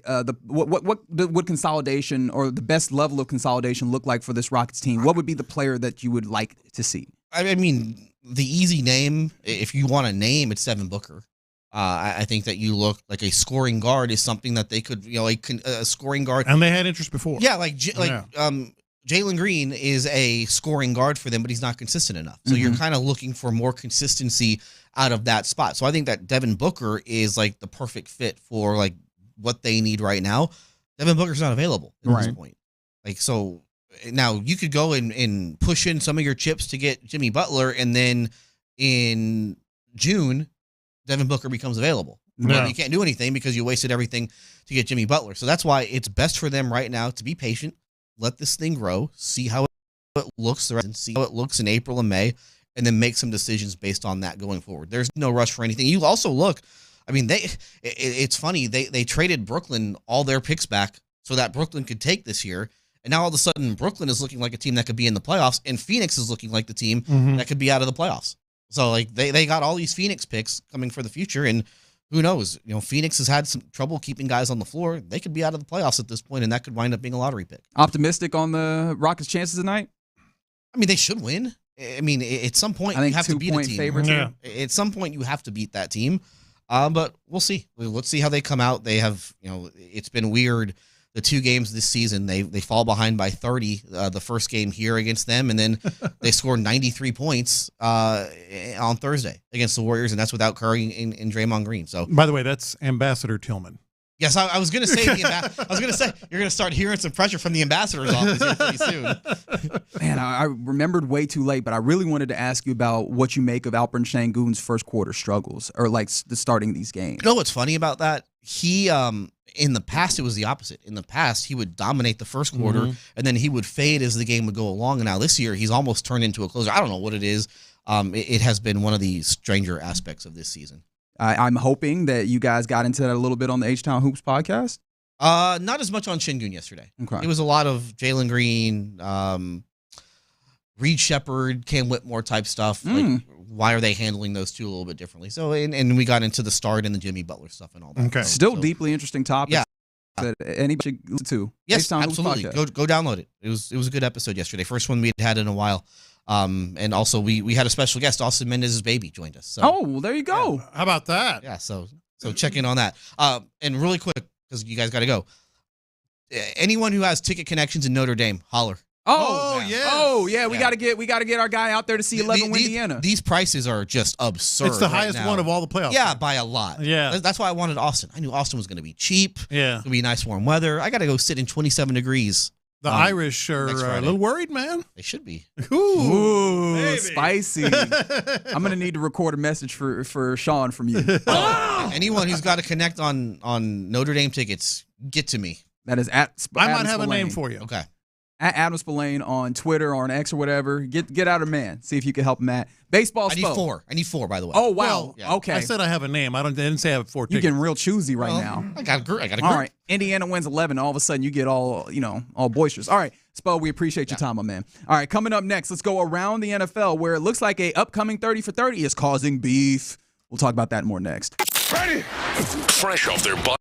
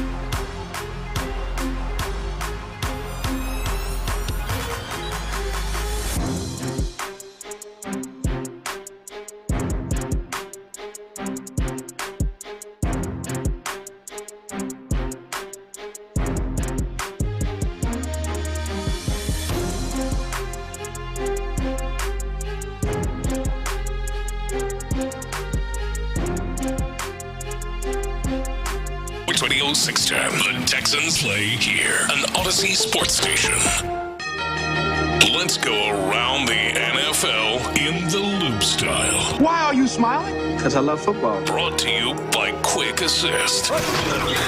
Here's John Lopez and Reggie Adatula. I'm going to tell you all about how much fun you're going to have this season. On Houston's sports leader, Sports Radio 610. We are indeed about to go around the NFL here in the Loop, but we were just talking to our guy, Adam Spillane, Astros and Rockets insider. A big day for him as winter meetings winding down, so you imagine this is a day where you get some movement, and then also Rockets and Warriors quarterfinals, mind you. That'll be tonight at Toyota Center. Was that to the 8:30? So yeah, it's a little later. Yeah. No reason to not be there. We'll talk more about that later. However, we were talking about the Rockets. Obviously, you asked a question about Jimmy Butler. Somebody said, "What? With all due respect, the Rockets are currently third in the West. So what was that last segment about? They don't need to do anything right now." I think it is worth noting that in general NBA spaces, the Rockets' name have been bandied about in a lot of trade conversations. Now, mind you, obviously locally, you look at all the people that cover the Rockets, and they're like, no. And then Rafael Stone actually got up on a Sirius XM NBA radio and was like, I would be shocked if we made any kind of moves anytime soon. But because the Rockets have a lot of assets and stuff, their names keep popping up. And Jimmy Butler reportedly had the Rockets on his list of preferred destinations. Yeah, I think they had the best the best odds of retaining his services, even though, again, nobody around the team seems to. And I think with all those assets, they got those draft picks. They know they ain't about to sit around and just draft more young players. They're going to make a move at some point. Yeah. But it's not going to be now, according to the general manager of the Rockets. All right, let's go around the NFL now, which is brought to you by Quick Assist. Tired of the hassle of selling your tickets? Say goodbye to the stress and let their experts get you the best price. Download Quick Assist from your app store today, and they'll handle the rest. That's QuickAssist. Quick Assist, your ticket everywhere. We begin with some NFL news that they announced, which I don't know. I wonder how much you want to count this as newsy, but the NFL announced that they will have games regularly, a regular season NFL game in Berlin in 2025, and they have signed a 5-year agreement with the Olympic Stadium there in Berlin. I would try and say it in its actual name, but I don't got the German in me, right? Like I can maybe get close to a Spanish, like to the proper pronunciation of Spanish. I don't got German pronunciations in me. I realized that about myself, I think a long time ago, but it was reconfirmed in the break leading up to the segment where I was trying to get it. And I was like, ooh, I don't have Olympiastadion properly in German. But yes, that was announced today that 2025 will have a Berlin game, and that'll continue through 5 seasons. Through 5 seasons. How did that news hit you? Oh, I think I don't know if it's going to be Berlin, but it's another option. It is newsy for the Houston Texans, and you need a little bit of a backdrop here. The Texans have not played in Europe longer than in a longer time than just about any team in the NFL. So they are due. They are due a European trip. On top of them being, although I don't know how much this factors into who plays internationally, because we keep sending the Jaguars over there or whatever. Well, they go. They're the outlier. Yeah. I mean, we sent the Panthers over there pretty recently, right? Like we send them. We don't necessarily send them our best, in the words of someone that's once. But everybody goes at some point. It feels like everybody goes, and you have a team in the Texans that is better, right? Like this is one of the better teams. This is one of those teams that you're absolutely selling. And of course, when we talk about the NFL and what they sell, got a quarterback, got a face, and you do wonder how much that also factors in. So that's a factor. The fact that the Texans are kind of due to play in Europe, so it could be Berlin, it could or wherever. The other factor is this: the Texans were going to be the Vikings' opponent in Europe this year, reportedly from several outlets this past season. That Vikings game was going to be in London. However, since the Texans had Andre Johnson in the Hall of Fame game, they kind of made that swap. You know, they're going to play in the Hall of Fame game so that they don't have to go to London. So those two factors right there, if I were a betting man, I would bet, a pretty significant amount that the Texans are going to be in Europe next year. Berlin would be kind of cool. London would be cool. I mean, anywhere over there, but to play the first one over there, I would bet that the Texans are in Europe next season. Do you like that though? Because you know what that means is Sunday morning game, right? Yeah. Like, that's what that means. Is that is the wake up early special where you got to be up at like 7:30. Although that would mean that you get all the Texas stuff out the way, and then the rest of the day is just other NFL football. I think it'd be kind of cool. I mean, I wouldn't make a habit of it like the Jaguars, but all signs to me anyway would point to a game in Europe next season. So elsewhere around the NFL, we mentioned that Randy Moss has. Not just he kind of apologized for taking a day off on ESPN's Countdown, but then he's kind of stepped away from NFL Countdown, saying that he is battling something internal, and he asked for prayers. And then later in the week, actually he said that on air, and then later in the week he said that he would be taking a leave of absence. There we go. That is the timeline correctly. Journalist Larry Fitzgerald Sr., if that name sounds familiar, it is because he is the father of retired NFL, maybe the top 3 wide receiver of all time, Larry Fitzgerald, I guess Jr. And he wrote a post on social media, on X, that he heard that Moss had been diagnosed with liver cancer. He said, obviously sent his condolences and those things, to which Thaddeus Moss, who is Randy Moss's son, got really upset. Called it disgusting, added that you have no right to try to make private matters public for the sake of engagement, close quote. This has been kind of a really big thing, and I don't know necessarily how to handle it, because obviously people care deeply about Randy Moss. He's one of the interesting figures that covers the NFL, and having something kind of happening in his life that we don't have a lot of clarity on has kind of caused a little bit of I don't know, conversation. Yeah. How did you feel about Thaddeus Moss come with the righteous indignation about Larry Fitzgerald Sr. seemingly, I don't know, maybe just putting out information that was not known, or maybe just getting it wrong? I didn't really have a problem with that. It hurt him. They wanted to keep this private, and they, and he didn't. I also think that Larry Fitzgerald Sr., who, by the way, was a sports writer, a well-regarded sports writer, I don't think he was trying to get engagement or break some kind of news, or that ship has sailed, and clearly I think he has some deep feelings for Randy Moss. I think he just screwed up. I think he may have thought that the internal struggle that he has was already out there. I think he just screwed up. Larry Fitzgerald Jr. actually tweeted to his father, was kind of peculiar. Yeah. Because why can't you just text your dad, say, hey, take that down or something? But he actually tweeted to his father, Dad, I think it's best to respect his privacy on this. I don't mean to be laughing, but just the fact that he's tweeting his dad publicly. He says if he feels ready to share more about his health, he will. In the meantime, let's focus on sending him positive energy, prayers, and support rather than speculating. So I think Larry Fitzgerald Sr. just people didn't know this. He thought he just screwed up. Yeah, but I think that this highlights, and I guess maybe not to even indicate Larry Fitzgerald Sr. in particular, but I think this highlights one of the things that is kind of wrong with social media. And I say this as somebody who likes social media quite a bit, but I think everybody feels the need to kind of put out these public statements. And I think, assuming that he is correct, that is what is ailing Randy Moss, which again I am not certain of. If you know that, you know it for one or two reasons, right? You have some level of proximity to Randy. At which point, as you were saying with Larry Fitzgerald, with his son, why not use those channels to express your condolences rather than, or two, you don't know, and you're just out here trying to again put it up there and make it abundantly clear publicly that, hey, this is my sentiment, this is my personal statement that I'm putting out. And I feel like just that feeling that we all had, that everybody needs to have a statement on things. No, you don't. Right? We're not all we're not public companies that need to put out a statement on this thing. You can have your sentiments. You can even express your sentiments if you have a closeness to the parties involved. Sometimes you can just not tweet. I completely agree with you on that, and I try to, anything like that might come up, I don't put out publicly, but open any social media application. I said application.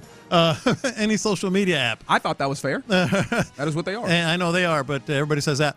Open any one, and people do it every day, all day long. It's like, hey, prayers for my blah, blah, blah. Prayers for me. I'm going to the hospital. Mattress Mac, et cetera. I think it's just a habit that a lot of people have gotten into. I don't blame Larry Fitzgerald Sr. He shouldn't have done it. He should have known better. Maybe say less or ask questions, but I think it happens all the time. Yeah, I think the issue is sometimes it's too much information. A simple prayers to Randy Moss, it had the same effect. Would have done just fine. Yep. So yeah.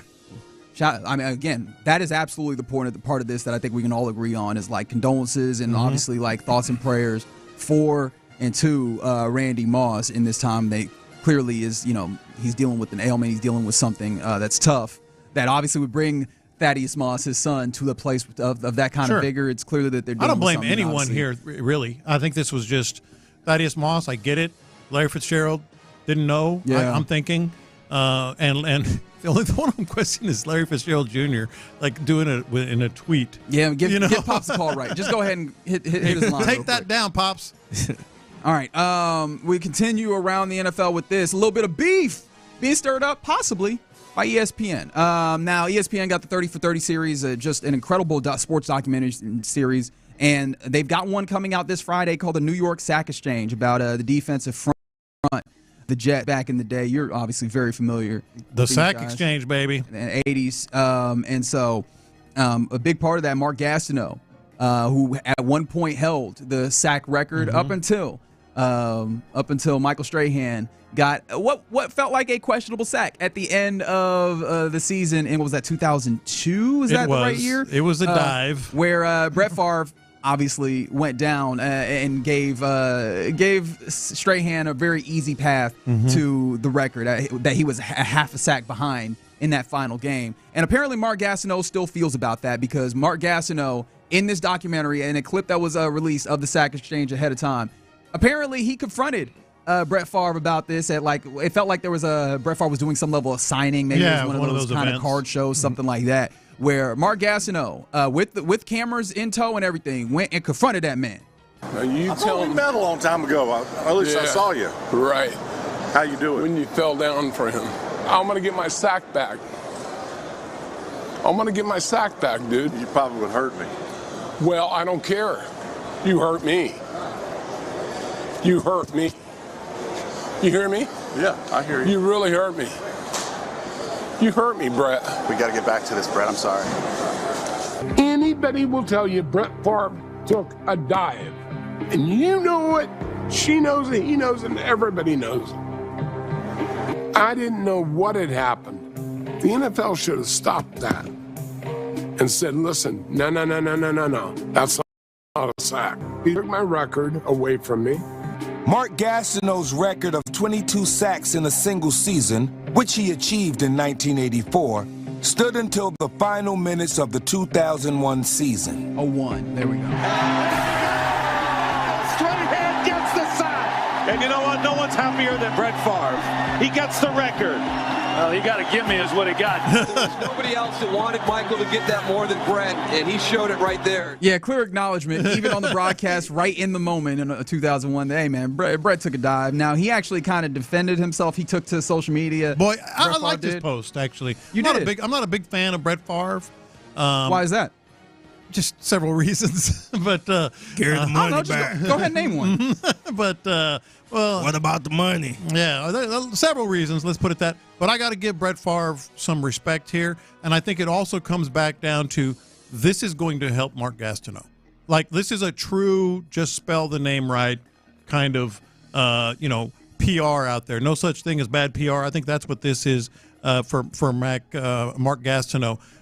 Because one of the things that Brett Favre said in a long thread of tweets is, I see now how being the sack king would elevate his value at card shows, strengthen his case for the Hall of Fame, increase his demand as a public speaker. I had no way of knowing that back then. I realize now the potential financial implications because football is far more business-oriented than when me or Mark played. And I think it goes beyond that. And he went on to say just sort of his stature and relevance as the sack, because that record still hadn't been broken. Yeah. And so he would still be up there. And so I actually got to respect Brett Favre's response to this. And I think it's going to help Mark Gastineau. I think it's going to help him a lot. People, the documentary and this whole exchange. Yeah, and I think that's the thing for me is remembering that with the documentary that is coming out. And again, 30 for 30s are super well regarded and often very well done. Mm-hmm. I do think that that's one of the beauties of the documentary itself is that it will again, highlight, the incredible play that happened in the 80s that someone like me just did not see firsthand, get an opportunity to get a better respect for it, and obviously in that way give Mark Gastineau a little bit of the love that he deserved as a sack artist, even though some people are pointing to the fact that, hey, man, he was a little bit of a sack merchant of sorts. Yeah. Where it was he was a beast. When it came to sacking, maybe he wasn't all that interested in run stopping. Nah. Oh, and by the way, don't think that Brett Favre escaped with all of this. Obviously, he got confronted by Mark Gastineau, as you heard in the clip. Also, got confronted on social media when he did making it clear that he wanted to clear the air and all that. Terrell Owens went ahead and quote tweeted that and said, "While you're clear the air on the misappropriation of funds you were pocketing." Like I said, several reasons. Where's the money? Several reasons. So yeah, Brett Favre just being accosted. Brett, Beef. what about the money? Beef. Someone said Gastineau comes off pretty pathetic here. Pathetic is kind of a little bit of a harsh word, but I did think it is sad that to this day, he has not found some level of peace with this. Gastineau does not come across as pathetic. I thought that's a legitimate gripe. I do think it's a legitimate gripe, but the fact that when he accosted him, right, and I guess that's a harsh word, but when he confronted Brett Favre, clearly joke it off, haha. But the pain that yes, it was real, and I understand that pain was there, but I want my sack back. It was oh, you have not come to terms with this in any way to where understanding that's just never going to happen. Understanding talking about the Hall of Fame, man. Yeah. No, that's fair. Yeah. I get it, right? But it just, I did feel sad for him that he's not been able to find a level of peace in all of this because he's the one that carries this, right? Brett Favre clearly moving along with his life and not caring about none of that. And I mean, even as evidence, you were talking about the tweets. I now recognize all these things. This is 20 years ago that you're now recognizing this, that Mark Gastineau has clearly carried that around. All right, you're in the loop right here on Sports Radio 610. Coming up next, we talked yesterday to the Baylor head coach, Dave Aranda, who will be taking part in the Kinder's Texas Bowl. How about we talk to the LSU head coach? Brian Kelly joins us next on Sports Radio 610. Oh! The Drive is live.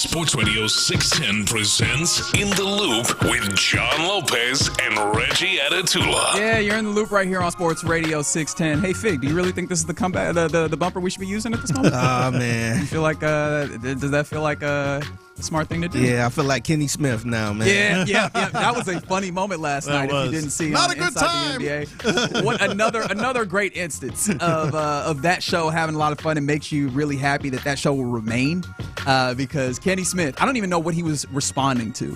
Yeah, all I remember, he mentioned Jay-Z. He mentioned Jay-Z. Started stuttering. And just with the most perfect timing, comedic timing that you could have, Charles Barkley. Not a good time for that.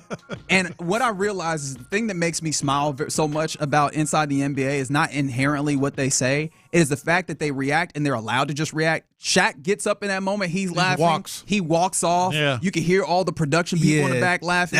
That's the funny part. The people in the background just cracking up, just laughing hysterically. Not a good time. Yeah. So appreciate you going ahead and fading that bet out. We should be hearing in just a moment from LSU head coach, LSU Tigers football head coach, Brian Kelly. And in fact, right this moment, he seems to be calling in. If you want to go ahead, because I'm going to let you know. First, asking cookies. What do you think Brian Kelly's favorite cookie is? Oh, he's gotta go chocolate chip. 713-572-4610. Is that too easy of an answer? It's a good answer. All right, well, let's see what he actually asks. Says right now, joining us on the hotline here on Sports Radio 610, he is indeed the head football coach for Louisiana State. His name is Brian Kelly, and he joins us now. Coach, how you doing? I'm doing great, guys. Thanks for having me on. Oh, we're happy to have you. We've all day long because we're getting in that Christmas spirit, and also there were just cookies in the studio yesterday. We've been talking a ton about cookies, which honestly is making us hungry first and foremost. But secondly, we were interested. What is Brian Kelly's favorite cookie? I can go between the peanut butter cookie and the chocolate chip cookie. Those would probably be 1 and 2.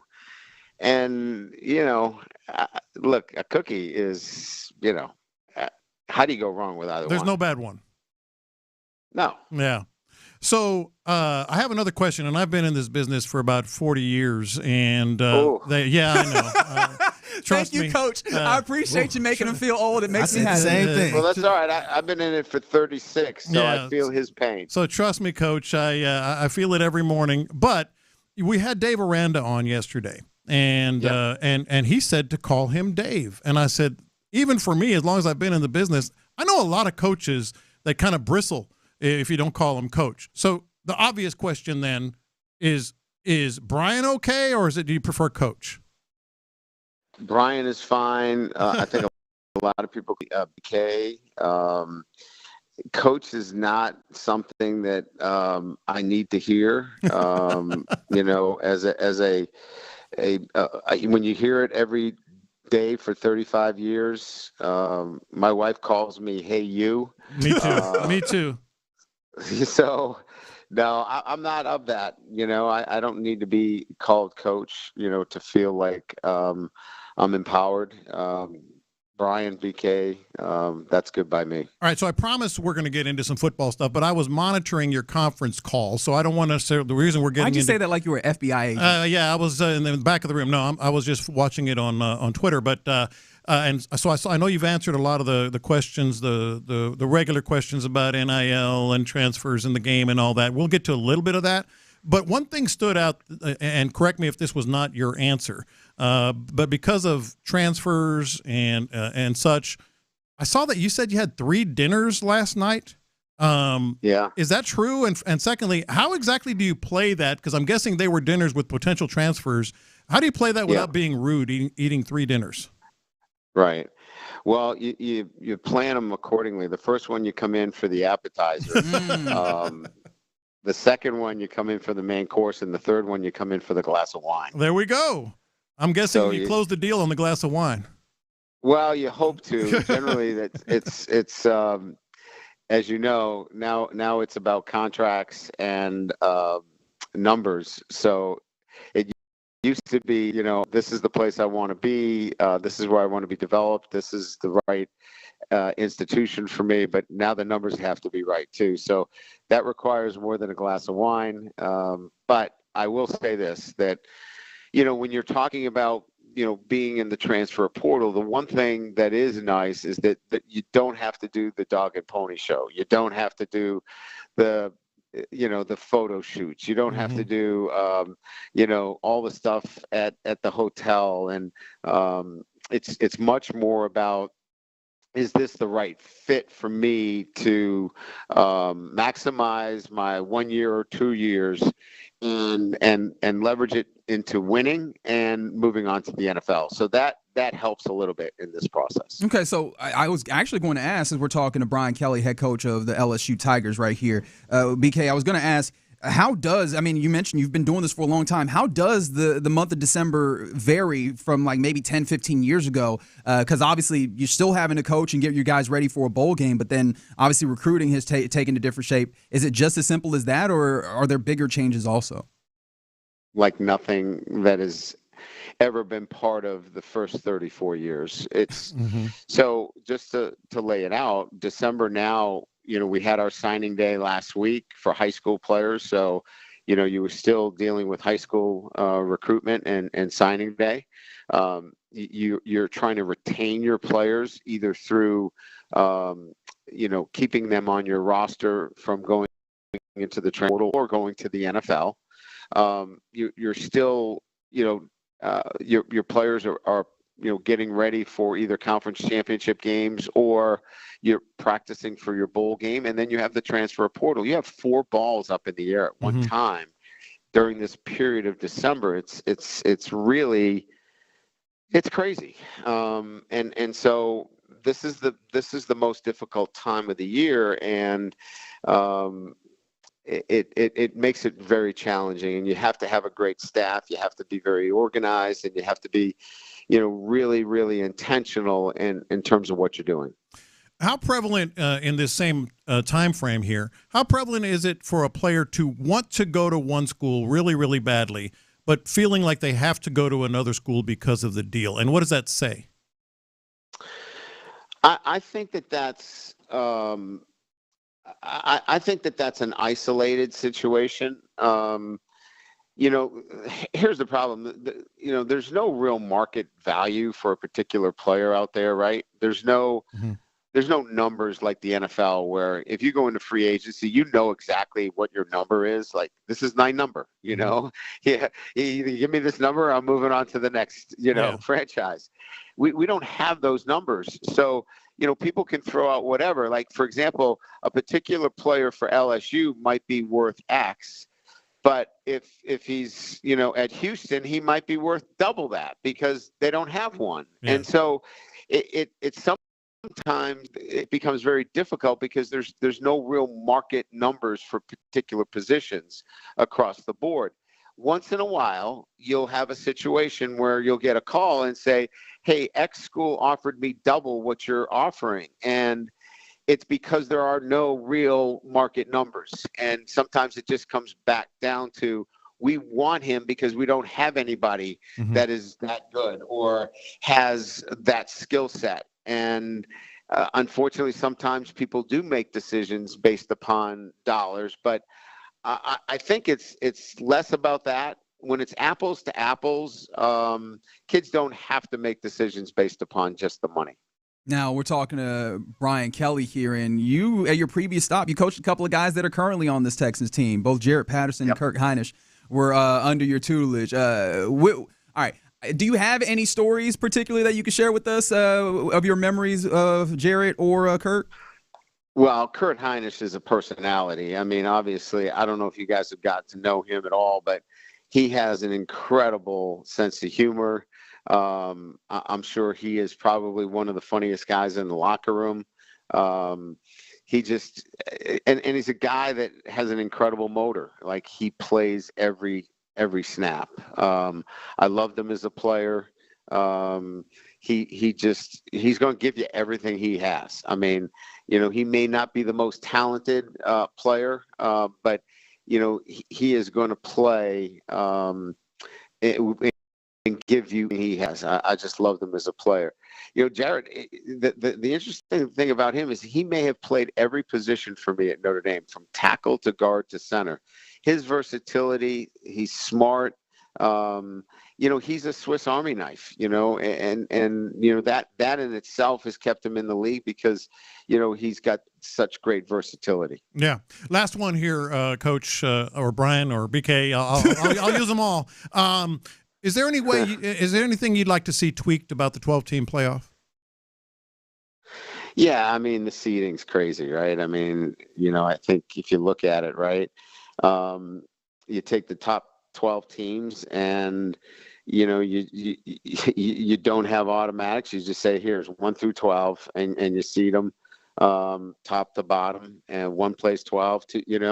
Look, if you look at it right now, Oregon's got the toughest path, and they're the best team, right?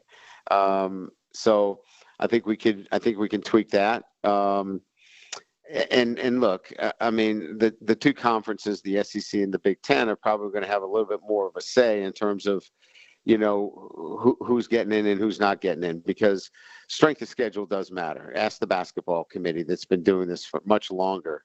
RPI, all those strength indicators do, in fact, make a difference. So I think you're going to see that heavily weighed when we get back to this next year.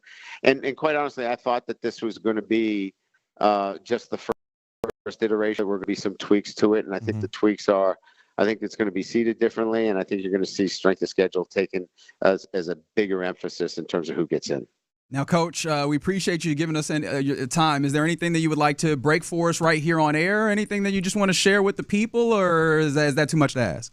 No, we love Houston. It's one of our huge bases in terms of I think it's our largest alumni base outside the state of Louisiana. So we're excited about being in the Texas Bowl, and can't wait to get there. We'll see you guys. We'll see you for the holidays. Absolutely, happy Creighton, and of course, best of luck on December 31st in the Texas Bowl.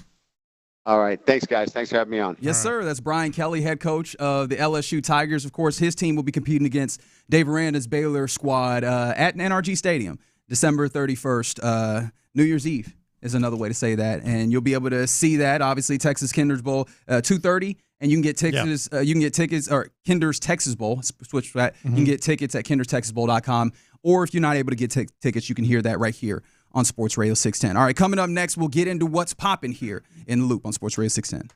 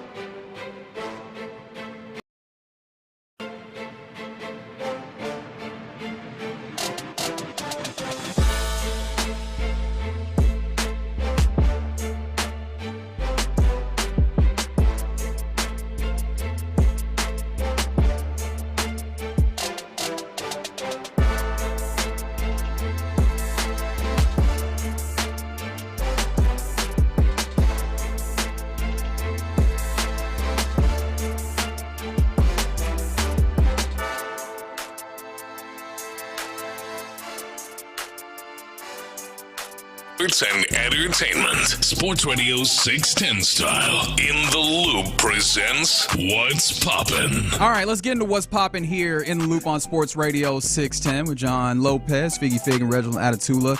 On this Wednesday, don't forget, in the 12 o'clock hour, we will be giving away a $50 gift card to Texas Star Grill Shop, and the winner of that will also be entered for a chance to win a grill at the end of this football season, which, wild as you think, like we're nearing that. Like we are moving closer and closer. We got 2 more regular season home games, man. That is wild to consider, man. That is so Ain't that crazy? So crazy, man. I didn't even think of that. We are moving.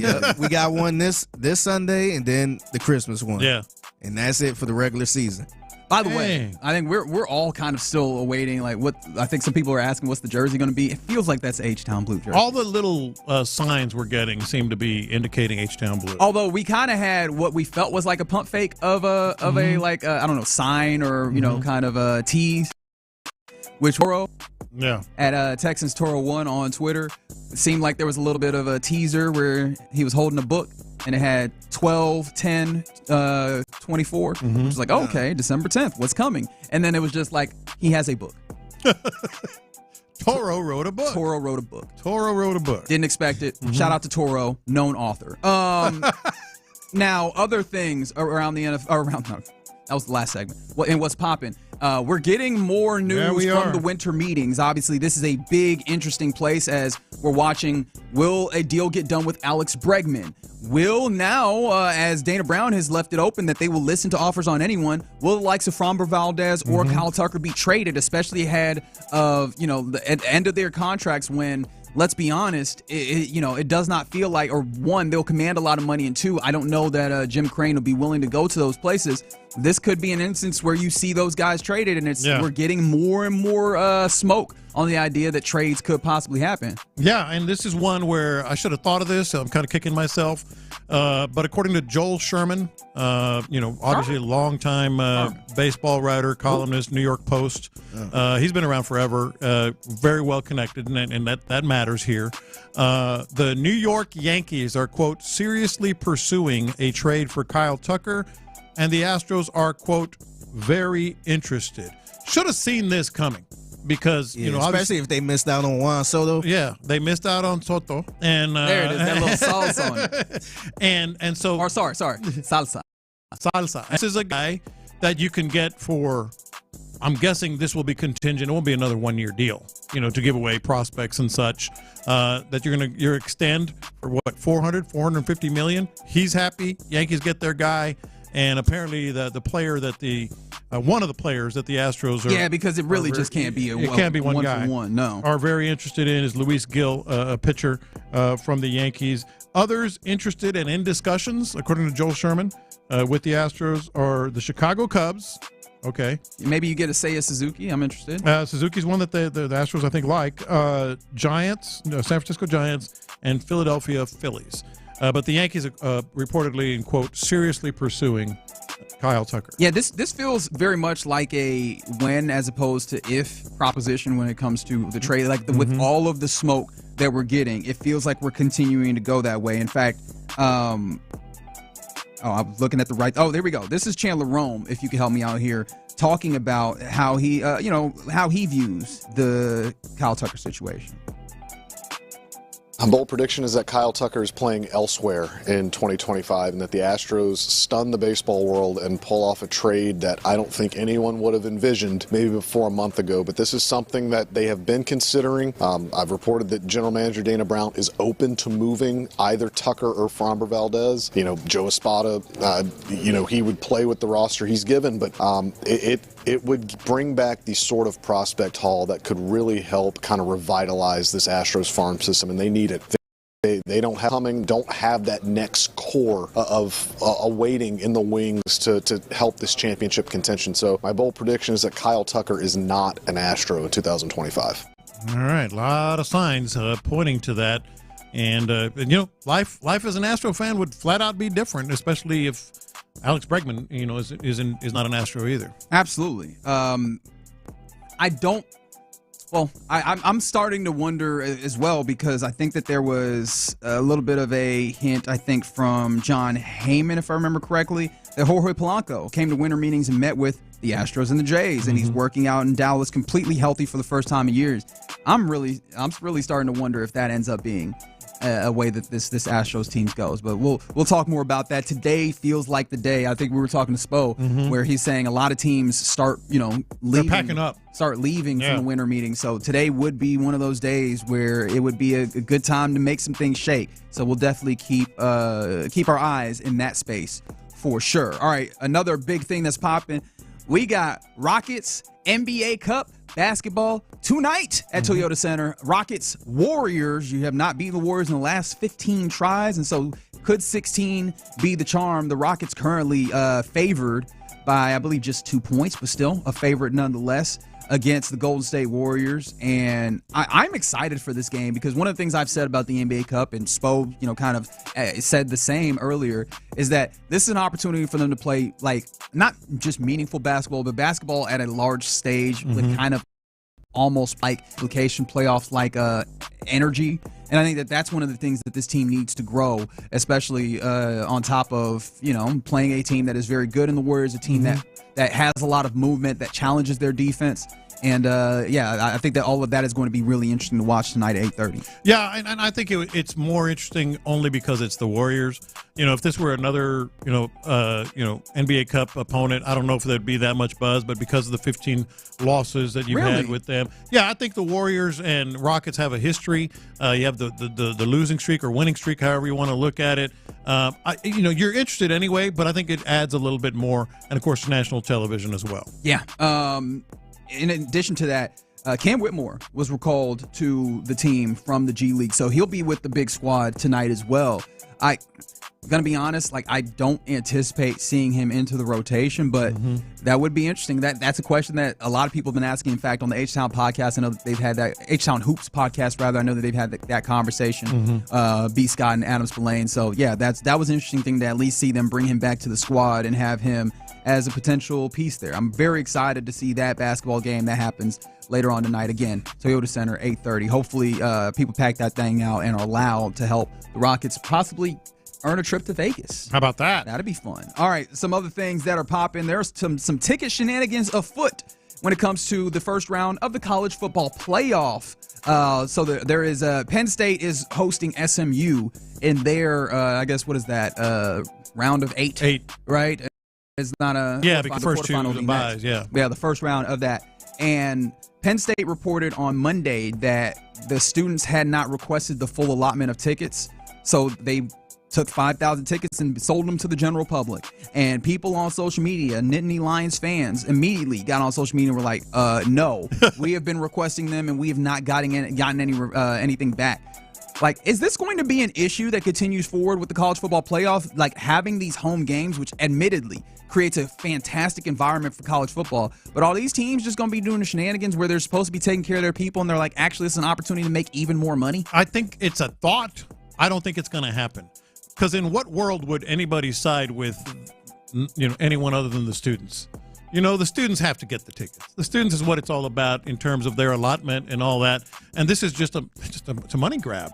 But I also find this, isn't this kind of cutting off your nose to spite your face? Isn't it part of the appeal of having a home game that you have the students there and you have the environment to your benefit? That's exactly what I'm saying. But clearly Penn State is doing the shenanigans. Is trying some shenanigans, and they're trying a money grab, but I think this is where it ends. It ends now because because they got exposed, they want to see if they can get away with it? No one is going to, side with the university rather than the students, and it stinks. How can you do that? I mean, that's what it's all about right now.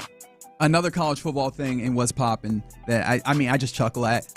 So there is an Ohio politician. His name is Representative Josh Williams. Well, the representative isn't part of his name, but you get what I mean. He is in the OHIO Sportsmanship Act yesterday, and that law is proposed in the wake of a number of flag planting incidents around the country. So the new specifically Columbus, Ohio. That is right. The new law would make it a felony to plant a flag at midfield at Ohio Stadium. Word. Jesus Christ, man. Word. Pander much? This is embarrassing. It's humiliating. He just tweeted. I'm embarrassed. Representative Josh Williams, I am proud to introduce. Are you? Proud to introduce the Sportsmanship Act, OHIO, Sportsmanship Act, to make flag planting at midfield a felony in the state of Ohio, behavior that incites violent brawls, and puts our law enforcement officers in danger, has no place on the football field. Get out of town. Get the hell out of here. All that is pandering for votes, pandering to the crowd, the Columbus and Ohio fans. This guy is a joke. There's no way that this gets passed, right? No way. No way. No. Shout out to, by the way, the 5th degree felony would come with a prison sentence of 6 to 12 months and possibly a fine up to $2,500. The players? Yes, the players would have to, because that's who's playing the flag, right? It's not like somebody coming up the stands. Michigan players going to jail. That is ridiculous, man. Like, hey, man, don't you got something else to do? Don't you got work? He does. I can tell you right now, and I don't even know his itinerary. He's got a lot better things to do. Yeah, shout out. But this is one thing I do love, right? And finding something to love out of this is kind of amazing. But I do love college football. It means so much that it drives stupid stuff like this. It's like, yeah, this is indeed stupid. All right, you're in the loop right here on Sports Radio 610. Coming up next, Nick Caserio talked yesterday in his Texans All Access appearance. He talked with Vandermeer and Harris, and I don't think he's seeming to have some good conversation about Christian Harris and Kenyon Green. Will he possibly give you some hope, Lopez, that you won't have to buy an expensive bottle of wine? We'll talk about that more. I will let you.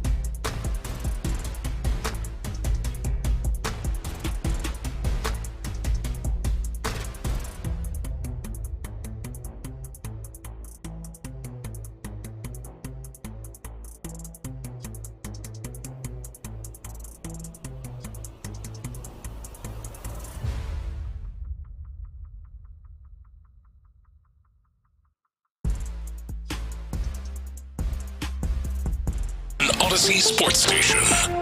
Sports Radio 610 presents In the Loop with John Lopez and Reggie Atatula. Yeah, happy Wednesday to you. The window is open.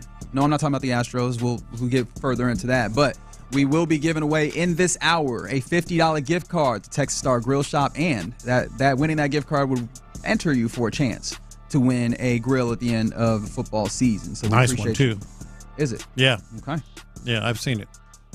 Like the one specifically that they'll get? Yeah. Is it just like it's locked away in a store? It's ready to go. Okay, very good. And you're gonna bring it to them, right? Yeah, and I'll bring a case of OG sauce. Excellent. So we appreciate you hanging out with us. Let's get back to the Houston Texans team that is coming off of a bye week, and so headed towards the Miami Dolphins. Before we get there, I did want to check in with Nick Caserio, general manager of this team. He talked to our guys, Mark Vandermeer, John Harris, obviously both of them vital and very good parts of the broadcast that you can hear on Sports Radio 610 every game day. And he's usually pretty insightful when talking to them. And he kind of had a little bit of a bye week kind of conversation, right? Coming back and talking about some of those things. But before I get there, I do want to remind our listenership, if you weren't listening yesterday, especially towards the end of the show when we were handing it off, John Lopez has established a little bit of a friendly wager. I was goaded into it, but I'm glad I was. No, don't do that. You shook his hand. I did. Don't come out here with I was goaded into it. No, Clint's the one that said it. I feel like Ron was goaded into it. No, Ron and I were talking about, I said flat out, I think Christian Harris is going to play this weekend. Maybe 20% of the snaps, but I think he's going to play. And Ron said, no, he's not. I don't think so. And Clint, credit to Clint, because I'm liking this bet more and more, especially after you hear this audio from Nick Caserio. But Clint said, why don't you make it interesting? That's right. And I said, okay, let's do that. So we shook on it. A bottle of Camus, baby. That's and that's Camus, Ron, not Hamus or Mamus, some Seamus. knockoff brand, or Seamus. It's Camus. Is the bottle of wine one of my favorites anywhere. By the way, someone did ask. They said them and their wife drink wine, but it's typically under 20. Is the extra money worth it? Yes, but you can find some really good. You can tell the difference: $25 to $80 to $100. But you can get some great bottles of wine for under $30. All right, we'll have to do. Maybe I'll put a list together at some point. Yeah, we'll have to do John the Sommelier. We might have to do that. But before, we'll see. Let's see just how fruitful or Let's see what you're working with these odds. As Nick Caserio did talk about the return of Christian Harris to practice, who wasn't seen at all earlier this year. Anytime you're away from football, there's always going to be an adjustment period. So to your point, Kenyon has had an opportunity. He really went through training camp. He played 8-9 games, whatever it was, missed a period of time. We'll see where he is physically. Christian's just missed a lot of football. They're no one's fault of anybody's fault. It's just the reality of where we are. So what we try to do when we prepare the athlete is monitor as best we can their loads, what they're going through. Are they physically ready for what a normal practice would look like? The game is a separate stimulus. So if, in fact, he is ready to play and does end up playing a game, that'll be another step. So nobody's going to get everything back all at once. You have to take proper steps along the way. Christian's had a good attitude despite what he's had to go through. We'll go through the week of practice. We'll evaluate it, and then we'll try to make the decision that makes the most sense for the team come Sunday. Okay. Going through the week of practice? Sure. Today we'll get a practice report. Within half an hour. We'll get a practice report and get a little bit of an idea of what that might be. That's a little like. scary, though, because Nico Collins went through the same thing, too. Yeah. And I think he practice Friday and then didn't play. But that's a little scary. It's it's not just me. I'm not scared at all. He might be scared. Did you hear kind of reading between hearing between the lines? I don't think so. Like he was saying, we'll see how he looks in practice. Like almost like they want him to play. Well, sure, of course they want him to play. But they wanted Nico to play too. But he just seemed like a little bit more confident, maybe. Your stakes might be affecting the way that you hear this because That's why I'm asking. I didn't hear it that way, and I think also. This is, again, priors matter. And you're right, Figgy, you're pointing to the Nico Collins, but not just that. Like, frequently, it has been displayed in the way that they operate. And D'Amico Ryans has said it explicitly that they're going to err on the side of the caution and keeping the player healthy. And, I mean, this feels like yet another situation. It would help if we had a better idea of what the actual injury was. Yeah. Because was there a little bit of practice? Yeah. All we heard was calf, and then we did not hear about him for months. But see, maybe that's what's really sort of influencing my thought here, because they have erred to the side of caution big time with point. Christian Harris. I mean, he hasn't played all year. And so I'm guessing that they've been monitoring, that they've been testing him, they've been working with him. The full week will be enough of a ramp up? Maybe, at least to, for some snaps. Yeah, I don't know. I remain a little bit cautious about this, but I appreciate the cautious optimism that you bring from this. The thing that I'm wondering is just, I think that an abundance of caution is necessary, because do you want him for the Miami game or do you want him for the playoffs? Yeah. Because it feels abundantly clear that you're going to make the playoffs. The magic number is 2. In fact, with that magic number being that case, right, and if you're not familiar with it, it's just the number of either between Texans wins and Colts losses that will, solidify and clinch the AFC South championship for the Texans. Like, that could happen this weekend, right? The Colts could lose and the Texans could win, and you could have that kind of sewn up.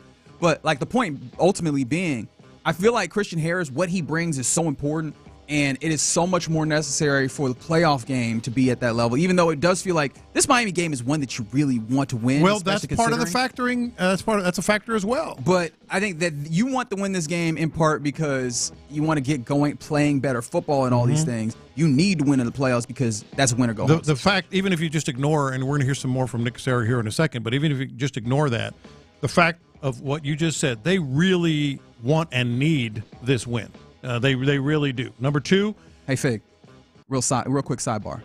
Sound like he's saying it's a must-win game? No, I said they really want and need it. You heard? Sound like a must-win game to me. I said what I said. You heard what I said. 713-572-4610. You litigate this. Did John Lopez imply that the Texans versus the Dolphins on Sunday at NRG Stadium is a must-win game? No, it's not.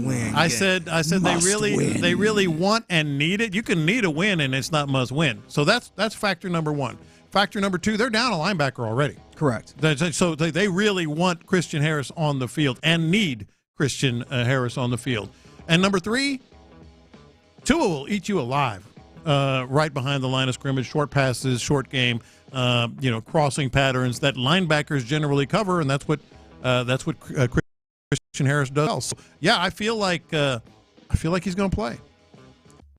I would love if he played. It seemed like he would. I mean, with everything you said, it do seem like he's on track to play, but I just don't know. We said the same thing about Nico Collins, how he was pretty much practicing all week, and then he didn't play that game. Yep, and I think also, again, right, the level of caution that they've taken to this point, there's just been so much, or I guess so little, that we've actually known about Christian Harris that until we start getting some of these practice reports, which, again, we will start getting as soon as maybe like 20 minutes from now, possibly, that will start to get – I don't think I heard anything with Caserio that went so far as to make me go, all right, that dude's playing. But I guess for your sake, I hope that the way that you're hearing it is right. Yeah. We did start talking about what it would take to sew up this division, and someone did text in on the text line from the 832. If the Texans do indeed lock up the division, do they shut everybody down for the remainder of the season or keep pushing? No, they won't do that. I don't think that this is a shutdown. Like, first of all, you can't shut everybody down. There's only so many people on the team that you can go out there. But maybe you get, select instances, right? Maybe you pull starters a little bit earlier, right? Maybe in the fourth quarter or whatever to kind of get a little bit of rest here and there. But one of the things for me that I would not want to see them pull players, or one of the reasons why I wouldn't, I have not seen them, and I'll go back to one of the phraseologies that I used earlier in the year. I have not seen them rev the engine to the highest extent. I haven't seen them put their best capability on the field. And that's what I feel like these even if you clinch the division, right? I think that these games provide you the opportunity to figure out the way to put your best foot forward before you get into the win or go home environment of the playoffs. So I wouldn't want to see them, kind of let off the accelerator of sorts. I don't think they want to do that. I don't think they're going to do that. Maybe, like you said, a few examples here and there, but not, wholesale changes by any stretch. And before I move on, one asks, you think maybe Christian Harris has been getting practice reps when no media is allowed to practice? I mean, well, he can't. I don't think so, right? Like, I would hope not, because that would be violating the NFL's rules, because he would have to be designated to return to practice in order to do that. Plus, like, there's, reporting and stuff that's necessary for the NFL, probably because of gambling, but whatever. Now, he could work. Now, he is allowed to work off to the side. And he could be doing a football-type workout, but not practicing. So I could absolutely see that, that he's been going and doing, football type things without practicing with his teammate. Now, Nick Caserio was also asked about the Texans' offensive line group, and this is what he had to say. Yeah, that group has done a pretty good job. Really, since the Jets game, we've kind of shored up some things protection-wise, and we've been able to run the ball. So, you'll kind of see where we are at, and Kenyon back in the mix. Players like Zach Thomas have gotten some different reps at different points. We've had a number of players that have kind of been in and out. So, similar to the tight end position, there's a good chance we're probably going to need everybody there in the offensive line. But, the mainstays have kind of been the 2 tackles and Shaq, and then the inside players, we've kind of had to rotate to some degree from center to left guard. So, kind of see where we are here moving forward. Kenyon's in the mix. You just heard it from the guy there. Now, to what degree, we'll find out. But Kenyon Green, from the general manager on down, they're definitely considering it. No, beyond considering it. He went as far as to say likelihood is we'll need everyone in the mix, which does bring up the opportunity. We had somebody text this probably yesterday, and then I think Seth might have talked about something similar this morning. Do you think it's a possibility that they actually do the rotation thing? Like that they kind of get both Juice Scruggs and Kenyon Green involved left guard? I can't see that. That's one of the position groups that they just always, you're out there and you're playing until 5 fingers in a glove. Yeah. Now that is, you mentioned the 5 fingers in a glove. I think I was just like taking a shower and thinking, right? And I was like, one of the things that you could levy as a possibility as to reasons why not to put Kenyon Green back at left guard, which obviously, we saw what it looked like before. But then also, how much does the continuity come into factor? Big time. You guys, this team or this offensive line has kind of gotten into a rhythm of working together as instituted. Like, do you have a negative effect by then adding in another variable, even though it's Kenyon Green that they've played with before, but bringing him back in, and now they have to reacclimate to him being part of the 5. And I think that's why you don't have a rotation. I think first of all, NFL coaches, line coaches, coordinators. They don't change. They don't divert from that. We need our 5 guys, every snap, very often. So I can't see that happening. And my second question is, you were thinking about this in the shower? That's right. I was thinking about the offensive line rotation in the shower. Figgy, how about you? Is that not what y'all do?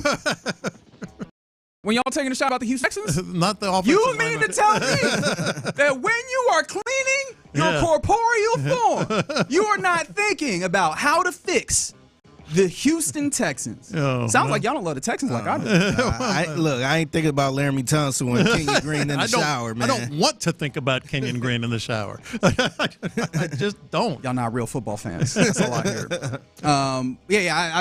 I'm interested to see how that plays out as well. I'm still very much sold on the idea that Kenyon Green's back out there. It's just the possibilities are something that you need to get a feel for. Because again, yes, you need to win these games. Some might say it's a must-win, like John did earlier. But I think that this also is still, you need to find a way to get your offense humming in a way that is actually going to be useful for you, right? Because otherwise... And that includes the 5 up front. Yeah, you talk about the idea of like a wasted season. Like this would be a wasted stretch if you don't put every effort to make your offense the best one possible going into the postseason. And yes, Harris was designated for return earlier in the season, so that's why we didn't get it on Monday when we got that release. Yeah, but there was no real practice per se. Yeah, but he had not been designated to get back to practice. But yeah, that was some of what Nick Caserio said. He did have one more thing that I found interesting. I'm probably bring that back up later in the show, but you're in the loop right here on Sports Radio 610. Should we do it now? Do it now. Yeah. All right. Caller number 8 right now. I'm really stretching because he's number 48, right? Yeah. That's good enough. But there we go. Call number 8 right now, 713-572-4610. We'll win a gift card to Texas Star Grill Shop, anchoring of $50 gift card to Texas Star Grill Shop for caller number 8 right now, 713-572-4610. You'll also be entered for a chance to win a grill at the end of this football season. All right, coming up next in the loop, it's about that time where we get our lunchtime confessions, and I can tell you, there will be more shower talk. We'll do it next. Ready? Fresh up.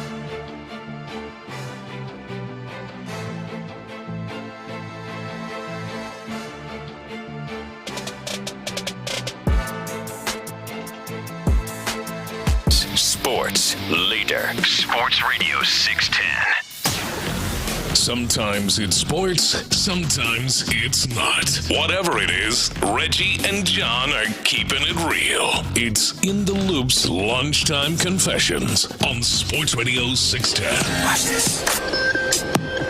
These are my confessions. All right. I'm reversing my course.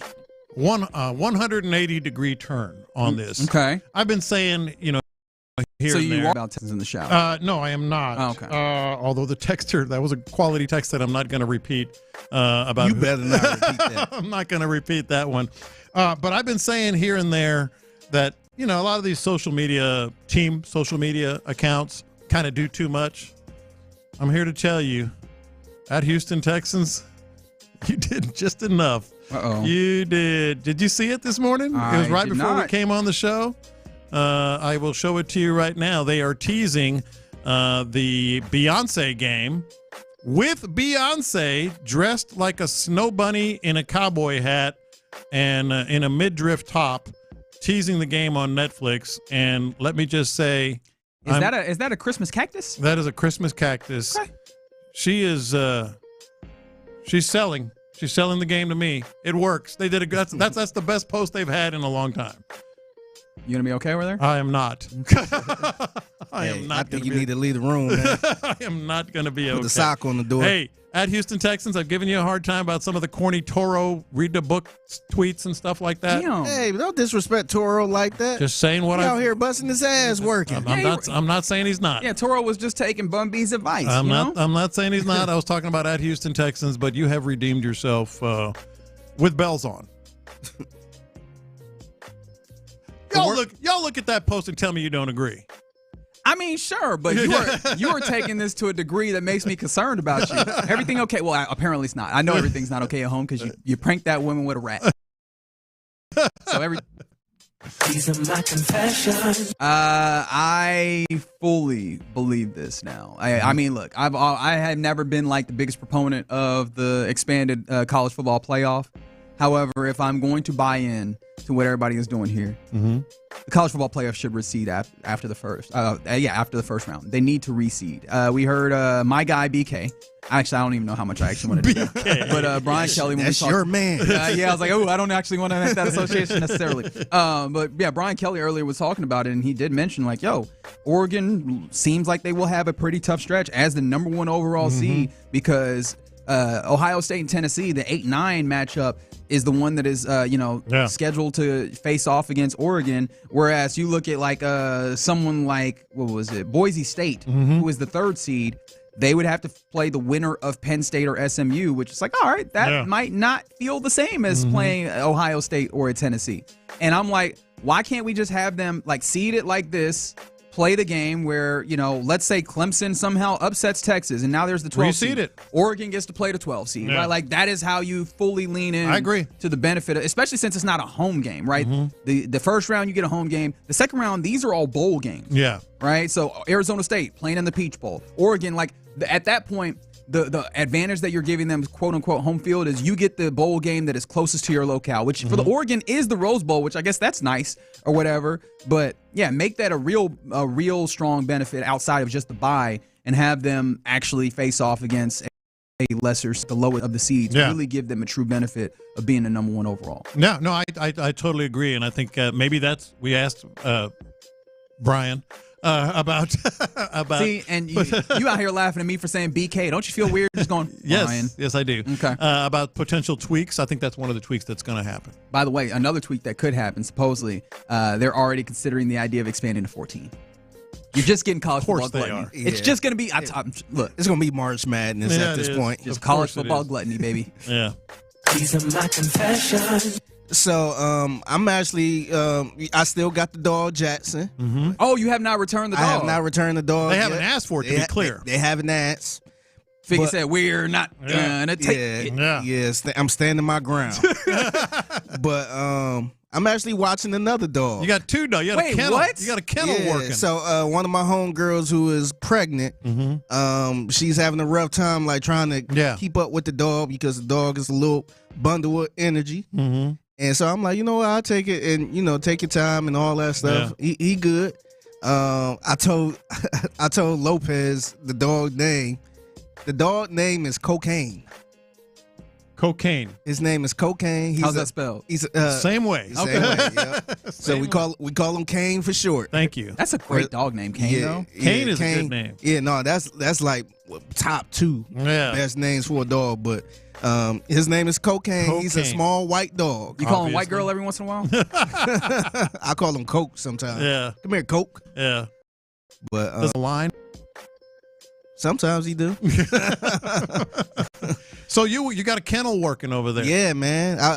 So if you need to lodge your dog at any point, we full for the holiday. Be Figgy Fig on social media. He'll be able to handle up for you. Yeah. Hey, we are full for the holiday. Yeah. Happy holidays to everyone. The bottom line is, you're not giving up Jackson. That's a wrap. I might have to fight for it. Yeah, you got it wrapped. I'm gonna have to fight for it. The child? Hey, what's up? She almost my height. Oh, wow. Now he's making short jokes to himself. Yeah. No, we almost the same height. We can see eye to eye. Hey, come on. Yeah. Bust a move.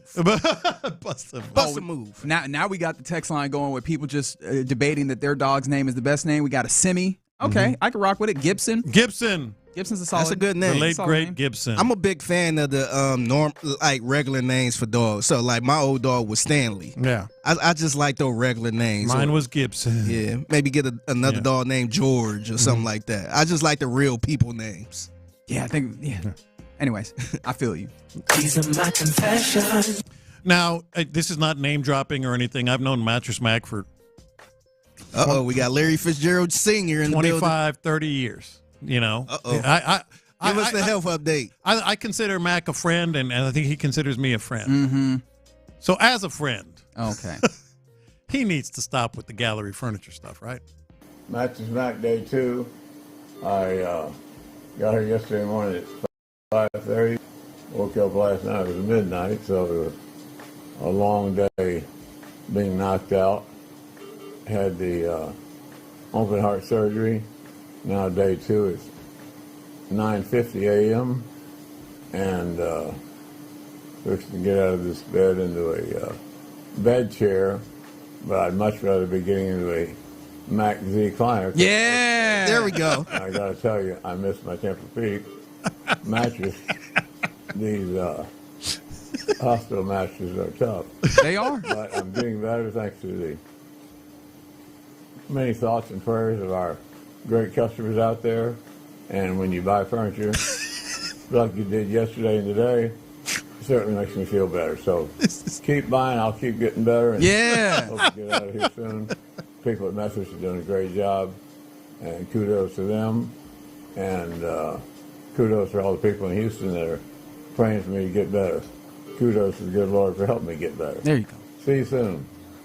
Yeah, thoughts and prayers and hopes and wishes and mattresses get well and recliners, soon. baby. Let's go. Mattresses, recliners, and Tempur-Pedic mattresses. I love Mac, but just get well, right? Yeah, he looked so out of it in that video, man. He was sharp enough to pump the gallery store.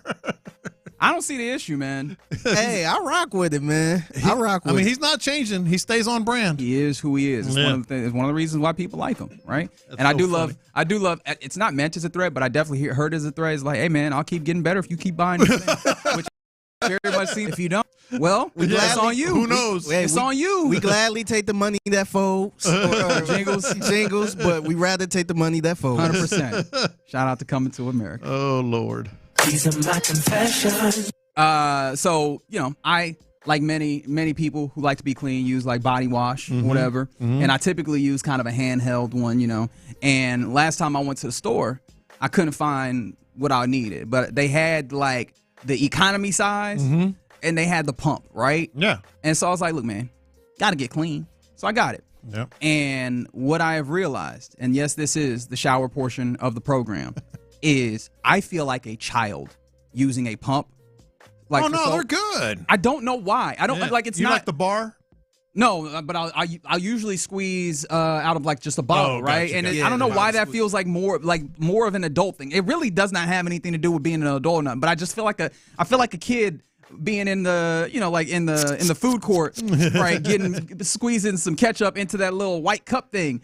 But it's like soap. It doesn't feel right. It's a better value, though, because you don't use as much. Is it? Yeah. I don't know that it is. Yeah. Because also, you get to the bottom and you just got the soap at the bottom. Either you got to like put some water in it and dilute to get it out, or like cut the bottle open or something. I'm like, this is a lot. Yeah. I don't like, but again, this is what, in the shower, a thought. As I was, pumping soap and thinking about how to fix the Houston Texas offensive line. These are all the things that came together for your boy.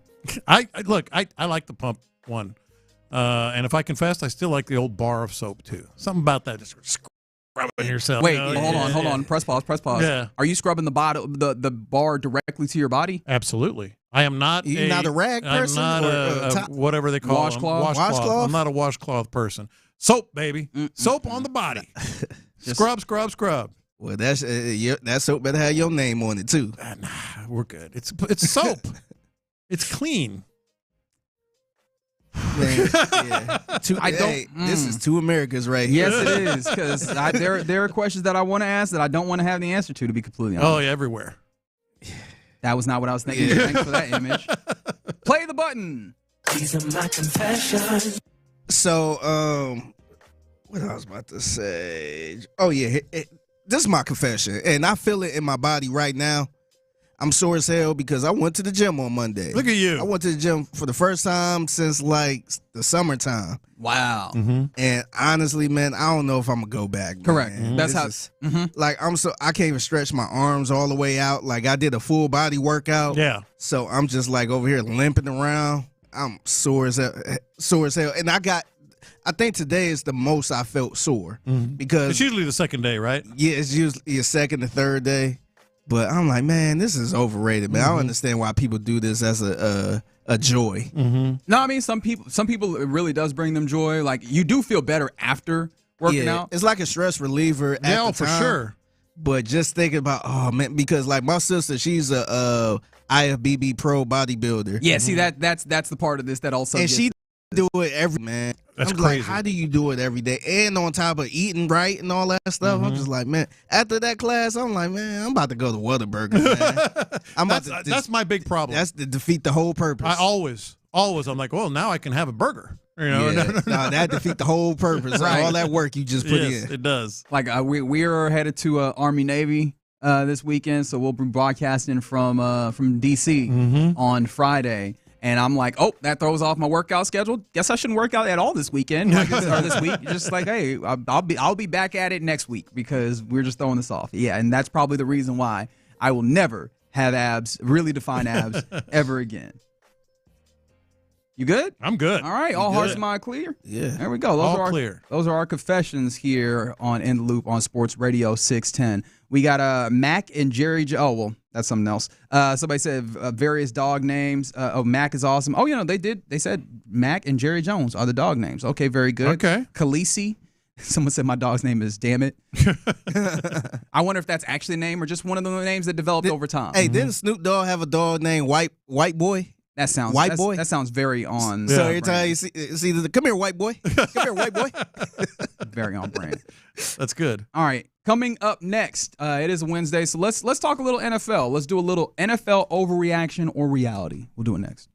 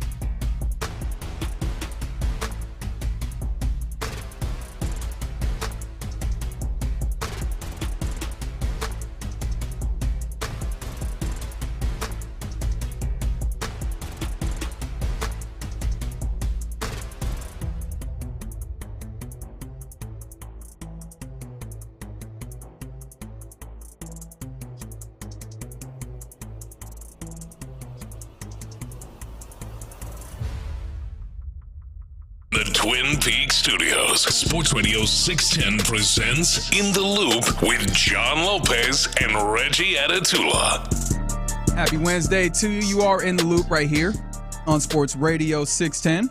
Let's do a little NFL overreaction or reality, shall we?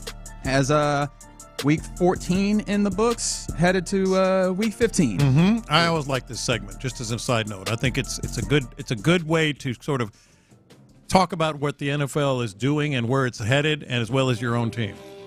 Sure. Yeah. And so I hope that I can deliver on all those things that you No set pressure. up. Yeah, lofty expectations. Yeah. Let's begin. Let's see. Begin here. The Vikings is the word that I was looking for. Minnesota Vikings, a team that you saw early on in the season, and they've been doing similar things to that all up and down this year. And then Sam Darnold, again, had probably one of the best games, if not the best game of his career as the Vikings, with the Vikings, as they beat the mess out of the Falcons, really. 347 yards, 5 touchdowns, had a 157.9 passer rating, and that is a Vikings single game record. So think of all the quarterbacks that the Vikings have had. Brett Favre. Sure. Yeah, that is one of them. I don't know if that would have been the first one that I came to, but fair enough. Sam Darnold is a top 10 quarterback this year. Overreaction or reality? Absolute reality. Absolute 100% reality. And it does kind of lead to the question that is kind of around the NFL and certainly around Minneapolis, and that is, what do you do here? What do you do with Sam Darnold moving forward? And I think that feels obvious for the Minnesota Vikings. Let him situation. walk? Absolutely. See, and I think that's the prevailing opinion. You drafted a guy to be the quarterback, and you haven't even seen a damn thing from him. No, and that's kind of where I was. But I'm starting not necessarily to move to that side, but understand. I mean, this is what you want. You want a top 10 quarterback. Your window is clearly open now. You're 11-2. Like, this is what you drafted. What's his name? Whatever. J.J. McCarthy. McCarthy. This is what you drafted him for. Mick, what's his nuts is basically what you just said. That's crazy. So I kind of get it. Like, this is what the goal is. The goal to have a quarterback like this clearly fits in the system, clearly is a top 10 quarterback, at least in my opinion. Clearly, the window is open. They're really good. They're going to mess around and win that division if the Packers, if the Packers, slide it all. Well, don't forget who else is in that division. Well, I know, but, I mean, look at the standings. Lions. Yeah, I'm at the Lions. Yeah, I was like, wait, hold on. The Lions are 12. We might be forgetting the probable best team in football. The Lions are 12-1. The Vikings are 11-2. Yeah, no, they've clearly done a very good job. I think that, yes, he has been a top 10 quarterback this year. I think the question, as you spin it forward, and 100% where I was going to go, so I appreciate you. But I think that the idea is he going to be a perpetual top 10 quarterback? And that I can't be so certain of. Like, this does feel like a breakthrough. Some of the things that you have to acknowledge here is your head coach and offensive play callers, the role in kind of knowing exactly what he can and can't do and, kind of fitting that to it. And maybe you say, hey, that's what you have with Jared Goff, so just go ahead and let that rock.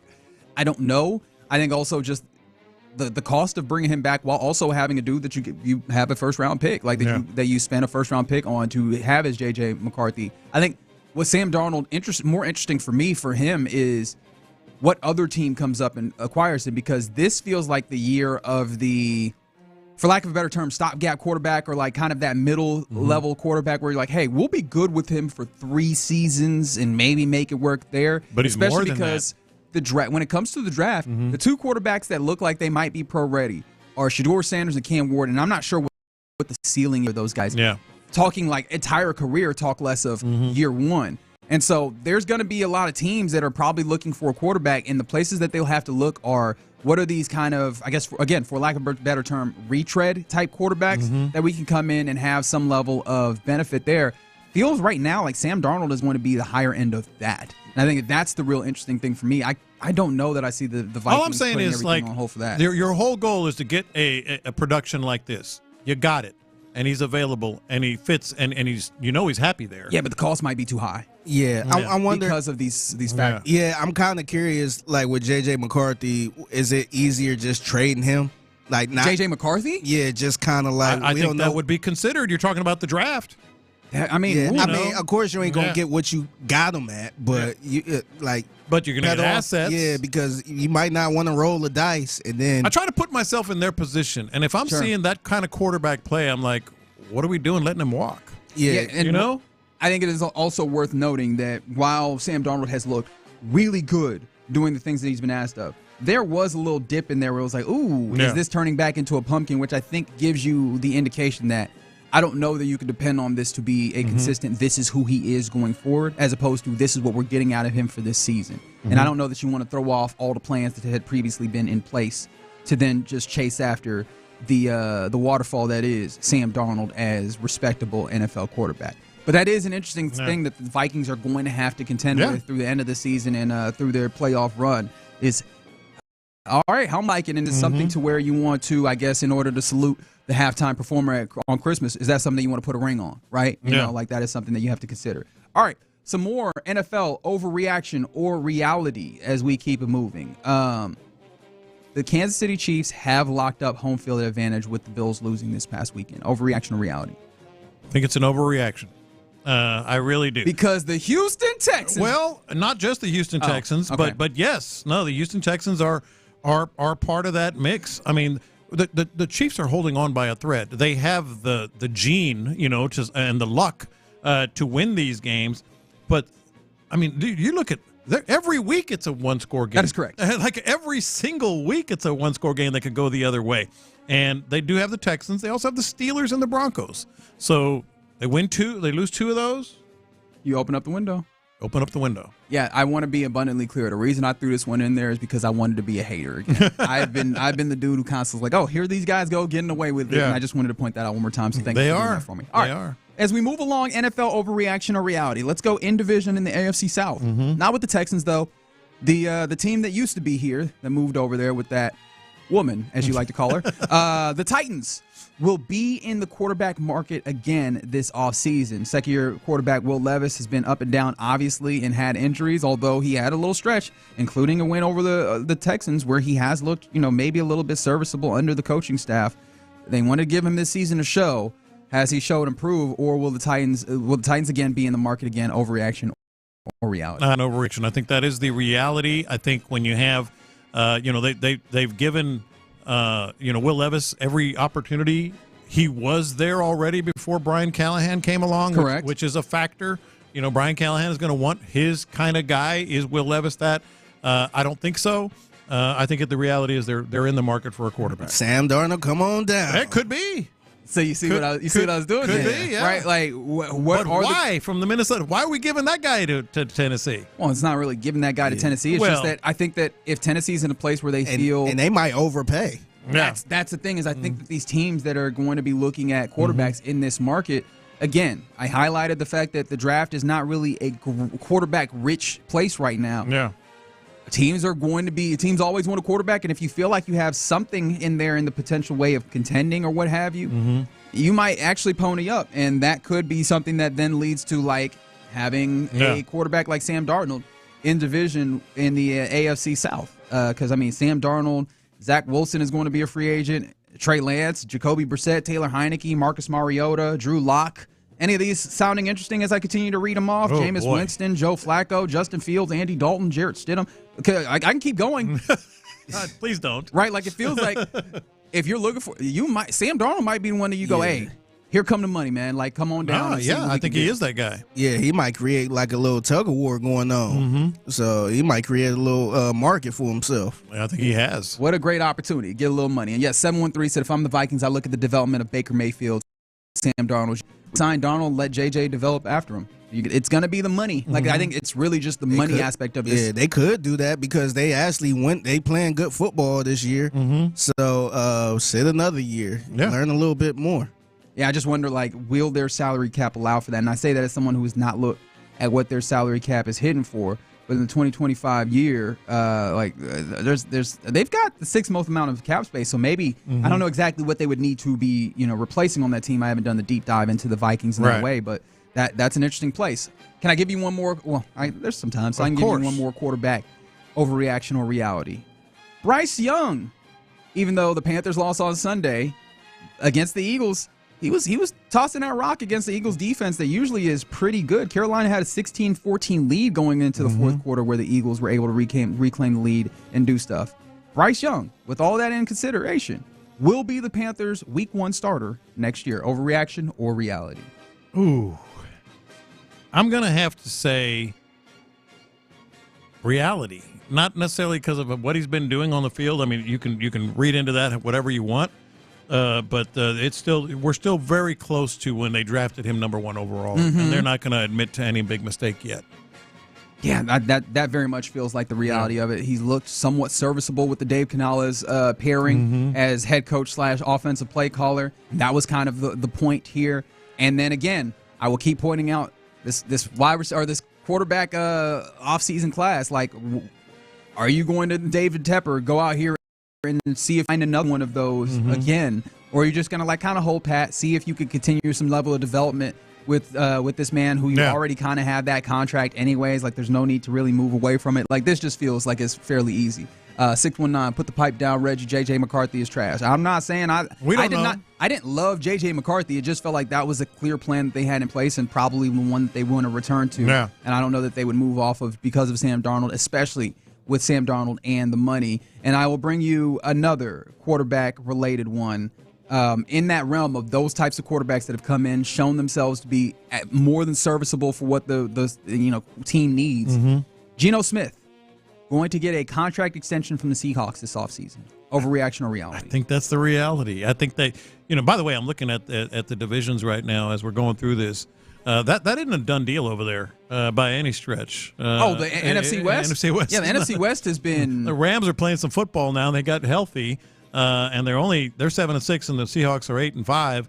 But they're not gonna let go of Geno Smith, right? Yeah, I don't know, but I also don't know. Are they going to give him a big extension? I'm not certain of that, but it does feel like he has kind of handled the situation well. Probably deserves an extension. But I do wonder if the Seahawks are going to want to, because they already got him on one of those kind of serviceable contracts. Is he going to be in a place where he's okay with taking another one of those? Or no, he's going to get paid. Because of the circumstances of quarterback, is he going to be like, yo? No, he will. Let's get the money. But I think they will do it. I really do. I think they like him, and obviously he's been productive. Division's still open. Your Buccaneers in the NFC South are still clinging to Figgy's the lead. Bucks. Yeah. Figgy's Bucks. I see. 7-6, and everybody behind them stinks, even though they're only a game up on the Falcons. Okay. Yeah. Let me get one more in here. Let's go back to a team that has been, one of the better ones in the NFC, despite a little bit of bad blood. It seems like the Philadelphia Eagles, Jalen Hurts, AJ Brown. It seems like there's a little bit of rift. What did AJ? Didn't he tweet something yesterday or this morning or something? Talking about this. I think it's a legitimate rift. I think that the sideline views didn't lie. And I mean, it feels like they're just not utilizing AJ Brown enough. Passing. That started a whole big drama in Philly too. That's the thing, is there seems to be legitimate beef between AJ Brown and his quarterback. As I can't remember which teammate of theirs was actually on a podcast actually talking about this, and he made it we're not just trying to make something out of something small. They had a teammate, and again, I'm trying to recall which Eagles player it was that was out here talking about Jalen Hurts and AJ Brown and all of this situation. It was Brandon Graham. Brandon Graham, who was out here talking on a podcast about it. He said they were friends and everything, and all, basically saying hey man, they got to put this aside. So there really seems to be some level of beef. There is something there, yeah. And that overreaction to reality, that beef is going to derail the season for them. Yes, that's not an overreaction. I think it absolutely will. Yeah, because I mentioned Donovan McNabb. I think he actually weighed in on that, which made Terrell Owens weigh in on that. That's what I saw too. Oh, so we got multi-level beefs. So I think Donovan McNabb said, you got to talk to your players. And T.O. wait a minute, big fella. I know that ain't who I think it is. Yeah, I know that ain't who I think it is. So he came from the top rope pretty much saying, that's funny coming from you. Yeah. So T.O. was just on social media big time this week, huh? Yeah, he has been. But yeah, man, it's I think it's going to derail their season because there's a lot more going on there too. Sirianni and everything else. Yeah, I mean, Sirianni already has interesting. I don't want to say is that beef or whatever, but an interesting relationship with the quarterback there. Yeah, at what point do we have to look at Jalen Hurts and go, hey, maybe not. What is happening here? Like, what is the relationships there? And I know that he is local. Shout out to Jalen Hurts. Yeah, 108 yards passing ain't going to cut it. Nope. No, it will not. Nope. And yeah, that offensively, that's something that they just kind of need to figure out in general. Like, the defense is clearly stout enough. Are they going to be an offense that's able to, live up to that? Because they're one of the better teams in the NFC, and they have a great opportunity in front of themselves. So there you go. That is some NFL overreaction or reality here in the loop for, the outgoing Week 14 as we head into Week 15. All right, coming up next, let's turn back to the Astros, where it feels like the Astros have Alex Bregman as the best available free agent in the market to everyone else, and his name seems to be bandied around. Did the Astros play this entire free agency period wrong? 713-572-4610. We'll discuss it next. Yes, we will. Right now, Texas Star Grill Shop, your headquarters for everything barbecue.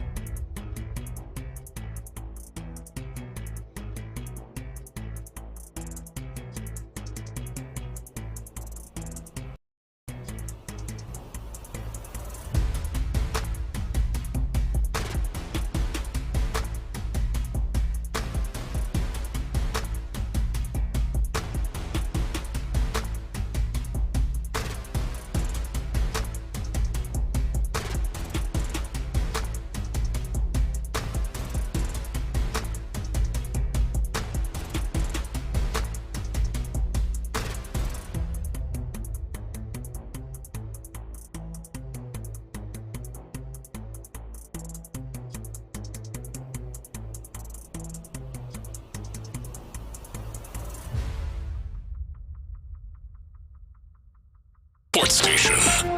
Sports Radio 610 presents In the Loop with John Lopez and Reggie Atatula. All right, did the Astros play this offseason and free agency of Alex Bregman wrong? 713-572-4610. We'll talk about that in just a moment. But the Texans, first practice where the media is allowed to see on the week is going, and some interesting things coming from what our various friends in media are seeing out there. One, Foley Fatukasi back in practice. Well, that's after good. He missed a few weeks. That is good as well. Christian Harris out there on the field, and I don't know if you've seen some of the video, but I mean, looks like he's moving. It looks like he's moving decently just fine, yeah. Which again harkens back to your little bet with Ron Hughley to see if he does indeed play this week. That'll be fun. Now, Kenyon Green, obviously at practice, both him and Harris, they were, designated to return back to practice. However, Juice Scruggs is not at practice. And so that is very interesting. Maybe that is part of the reason why Kenyon Green returns to practice. I don't know. But so you would think that maybe that would lean towards the possibility of Kenyon Green actually returning to a starting lineup for the Texans. However, this feels like it pushes in the opposite. This is from Cody Stutes, who's out there. He acknowledged that the offensive line that they showed in practice had Laramie Tunsil at left tackle, of course, still Jared Patterson at center, Shaq Mason at right guard, Titus Howard at right tackle, right? Those are the obvious ones. At left guard, Zach Thomas. Wait, what? Yeah, Zach Thomas, who was a player that they claimed off of waivers earlier in the season. Not that long ago. Actually, November, really. Yeah. So he previously played for the Patriots, and he was listed as a tackle, although he played a game for the Patriots at left guard. So, and he played a little bit of right guard in college as well. And so it feels like that very much feels like, all right, next man up when it comes to just holding that position, and maybe it is still Juice Scruggs that remains at left guard going forward. Interesting is the right word on this one, because part of me wants to say, well, that's not how it's going to end up by the end of the week, and certainly not in the game. Sure. Because you think, well, they'll bring back either Juice Scruggs, wherever he is today, or whatever he's doing, or Kenyon Green. They've talked about that. But another part of me is saying, you don't put a guy out there. We only have 3 full days of practice, just for show, to kind of send people off the scent. You know what I mean? Like, just so maybe that's part of the plan. Oh, you here. want to add another name to the possibility of musical chairs here? Didn't Nick Caserio name him by name earlier in the audio that we played? I believe it was cut 2, Figgy. If you want to revisit that. Like, he named Zach Thomas by name. So all I'm saying is, if I had to pick, I would say, it's probably going to be, Kenyon Green or Juice Scruggs. But he's out there, and you only get 3 days of practice. It's not like, hey, let's just put him out there, for now because the media's here and blah, blah, blah. So, we can kind of create more of a mystery as to who it's. No, you don't do that in the NFL. Okay, so some interesting things there. Oh, you want to hear from Caserio, hear the name? Yeah. Yeah, that group has done a pretty good job. Really, since the Jets game, we've kind of shored up some things protection-wise, and we've been able to run the ball. So, you'll kind of see where we are at, and Kenyon back in the mix. Players like Zach Thomas have gotten some different reps at different points. We've had a number of players that have kind of been in and out. Yeah. Okay. That'll be a place to watch. Also, once we get an injury report after practice, that'll also be interesting and maybe insightful into what's happening and maybe why Juice Scruggs was not at practice today. All right. Did the Astros play this wrong? It's a question that you're asking, Lopez, when it comes to how they have handled Alex Bregman in free agency, because we know that there is an offer that was put on the table, which was 6 years, $156, which was clearly below what the market would actually be for Alex Bregman. And now, especially with Juan Soto off of the table, it feels much like Alex Bregman is the desirable player, the one that a lot of people want. The Yankees have been attached to him. The Red Sox have been attached to him, which, mind you, the Red Sox are apparently finalizing a trade to acquire Garrett Crochet, one of the most desired pitchers in the league right now when it comes to the trade market. So he'll move from the White Sox to the Red Sox pending a medical phase or a physical. And Spo, our baseball insider, our Astros insider, said that he feels like it'll only enhance the chance of the Red Sox pursuit of Alex Bregman. Why are you asking if the Astros play this wrong? And it seems like you might have an answer that is no, or yes, they did play it wrong. Well, actually, yes, they did play it wrong if they really wanted Bregman. Ah, okay. I think the right answer here it could be they knew all along they were going to try to trade Kyle Tucker, and we're not going to keep Alex Bregman.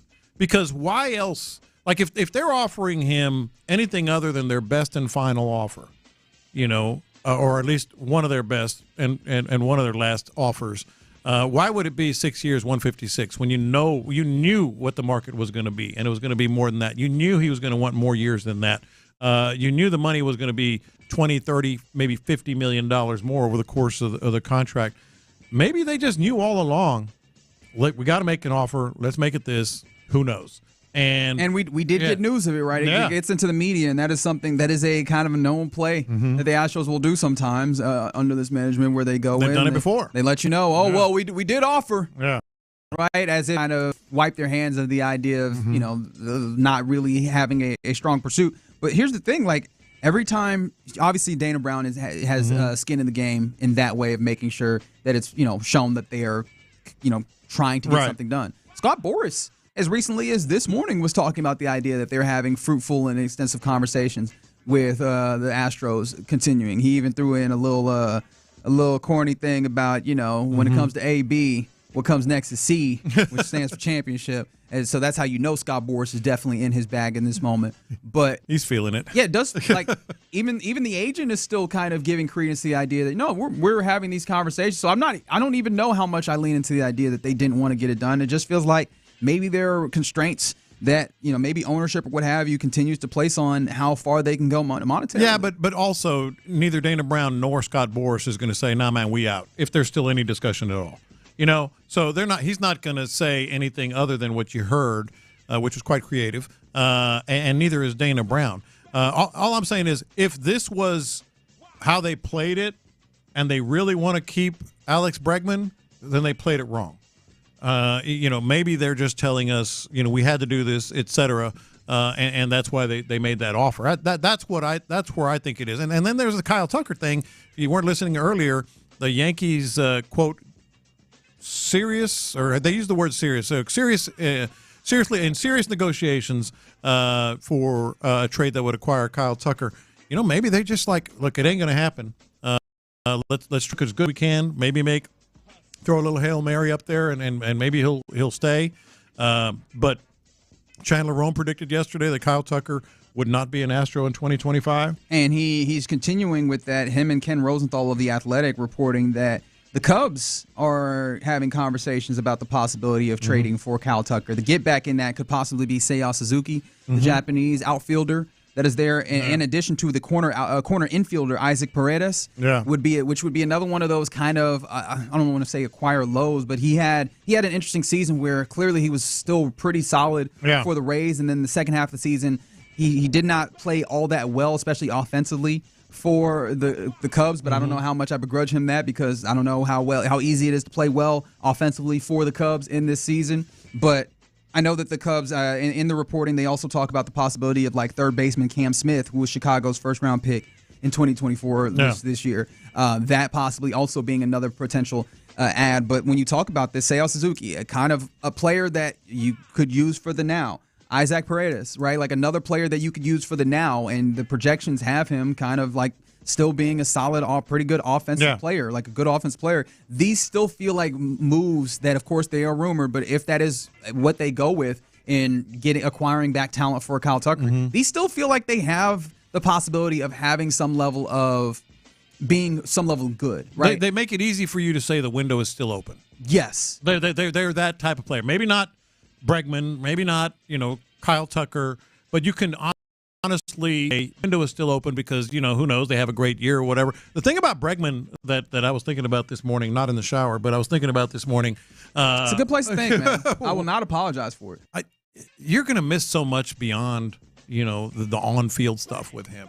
Like Hunter Brown flat out said, Bregman pulled me aside, showed me some things I was doing, suggested some pitches I should try to lean on more, and then Hunter Brown turned his season around. The other thing, Bregman is fluent in Spanish. I mean, some people may not know that, or at least fluent enough, baseball fluent in Spanish, which goes a long way in that clubhouse as well. And so like he's going to be a big hit. And are you going to get that from someone else in that clubhouse? Yeah, and that's only just a small taste of the various things that have been said about Bregman. But ultimately, like, if you're not willing to meet the parameters of the money of it, like, all of those things have to have been considered. And as of right now, the only thing that we know for certain is that 6 years, 156 was what was put on the table, and those still fit largely within the parameters that we know. They don't like going longer on the years, and they're likely not going to go up too high on the average annual value. Yeah. And with the market that is out there, if you're not willing to get your money up there, you might not have the services of Alex Bregman, and it's becoming abundantly clear that those other options, those plan Bs, are showing up when you see the idea of maybe trading Kyle Tucker and bringing back somebody who can play in that corner infield spot. Or I mean, even Jorge Polanco was still out there, and I'm becoming a little bit more open to the idea, or like more the idea maybe Jim Crane is not going to step outside of that MO that he's established, and they go for another one of these, buy low type deals, which Jorge Polanco would be, where he had a rough season last year, but can you rehabilitate him and get some better play? And then still you're leaning more on Alvarez, you're leaning more on Altuve, you're leaning more on Yainer Diaz, some of the, Pena, the guys that you already have, where you can still probably win a division, but the idea of like the real true championship window is probably closing. You're in more of a reset retool situation. I think another factor here is the fact that it is the Red Sox and the Yankees that are big time players for both a trade for Kyle Tucker and acquiring Alex Bregman. Like, those are teams, those are organizations. I mean, it's not like the Steinbrenner years in New York with the Yankees, but still, those are two organizations that not only are very willing to talk any amount of money, but they have a history of it, and they're going against each other. It's the Red Sox and the Yankees sort of in a literal bidding war, whether it's a trade and they don't want to lose to each other, so that kind of eliminates Jim Crane as well. And going further in that way, right, you're talking about the Yankees. And maybe this is just a feel, but like, hey, the identity of these teams, as you're mentioning, matters. And the Yankees have always been that team that, hey, man, you're going to have to go and take less money to not play for us. And I don't know if this is full embarrassment, but it's kind of felt like it when Steve Cohen put the checkbook on the table and was like, no, actually, I will outbid the Yankees. Yeah. And it does feel like the Yankees maybe how Steinbrenner money we not. Yeah, see, that's a factor. We'll throw this money out here. We'll sign Max Free. You want some money? Come get some money, right? Like, maybe I do wonder if they're in that place now where they're like, no, we'll spend some money, right? And so Max Free, like, who, me? Yeah. Right. Is that for me? I'm a broke boy. No. Max Free, come get some money, right? Alex Bregman, you want some money? Come get some money. Like, sure, that's for me. Yeah. I do wonder if they'll go to that place, and again, where Jim Crane would just generally be unwilling to go, because as he said, right, they want to contend, but they don't think that they'll go to places that the crazy was the word that was used there. Yeah, and you know who goes crazy? The Yankees and the Red Sox. Yeah, but how frustrating they will go it be? crazy. How frustrating will it be to see Alex Bregman in pinstripes? Oh, come on, ridiculous. But it happened. I mean, hell, Wade Boggs played for the Yankees. Roger Clemens played for the Yankees.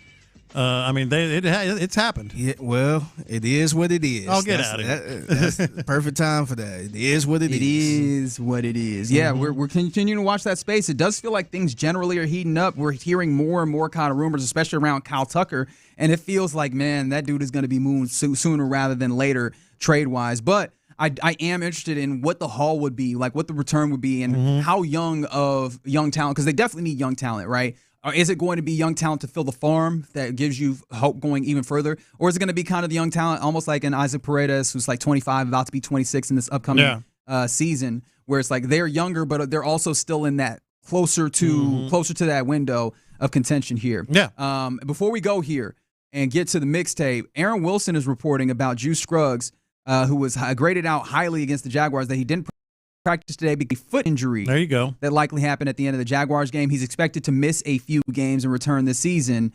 And he also makes sure to let you know that Kenyon Green is back practicing. So Zach Thomas. Yeah, so it seems like it is not is it going to be Kenyon Green or Juice Scruggs? You might ask, is it Kenyon Green or Zach Thomas? And that feels like it's just an easy answer of Kenyon Green, but we'll see how that continues to progress, as Zach Thomas was the man who was seen at the left guard spot at the beginning of practice. But it is Wednesday. There's still a lot of week to go, and we'll see what continues to filter out for the Texans. You're in the loop right here on Sports Radio 610. Coming up next, this is indeed the time where we turn over to our man Figgy Fig for Figgy's mixtape. What you got for us? Yeah, we're going to talk about black movies black people get upset about if you never saw them. And I got a list of them, and maybe we could get John to watch I'll give you my a couple of those movies. Yeah, give me the top 10 or something. Yeah, we want to get you to watch some of the movies. I know you didn't see all of these movies. Plus, in honor of it being cold outside, I got some audio people just being cold-blooded. Okay, some cold-blooded audio. We'll do it next. Low T, baby. We got to talk about some Low T Center. Yes, Low T Center. The website is lowtcenter.com. Big green button in the top right corner. Start feeling better.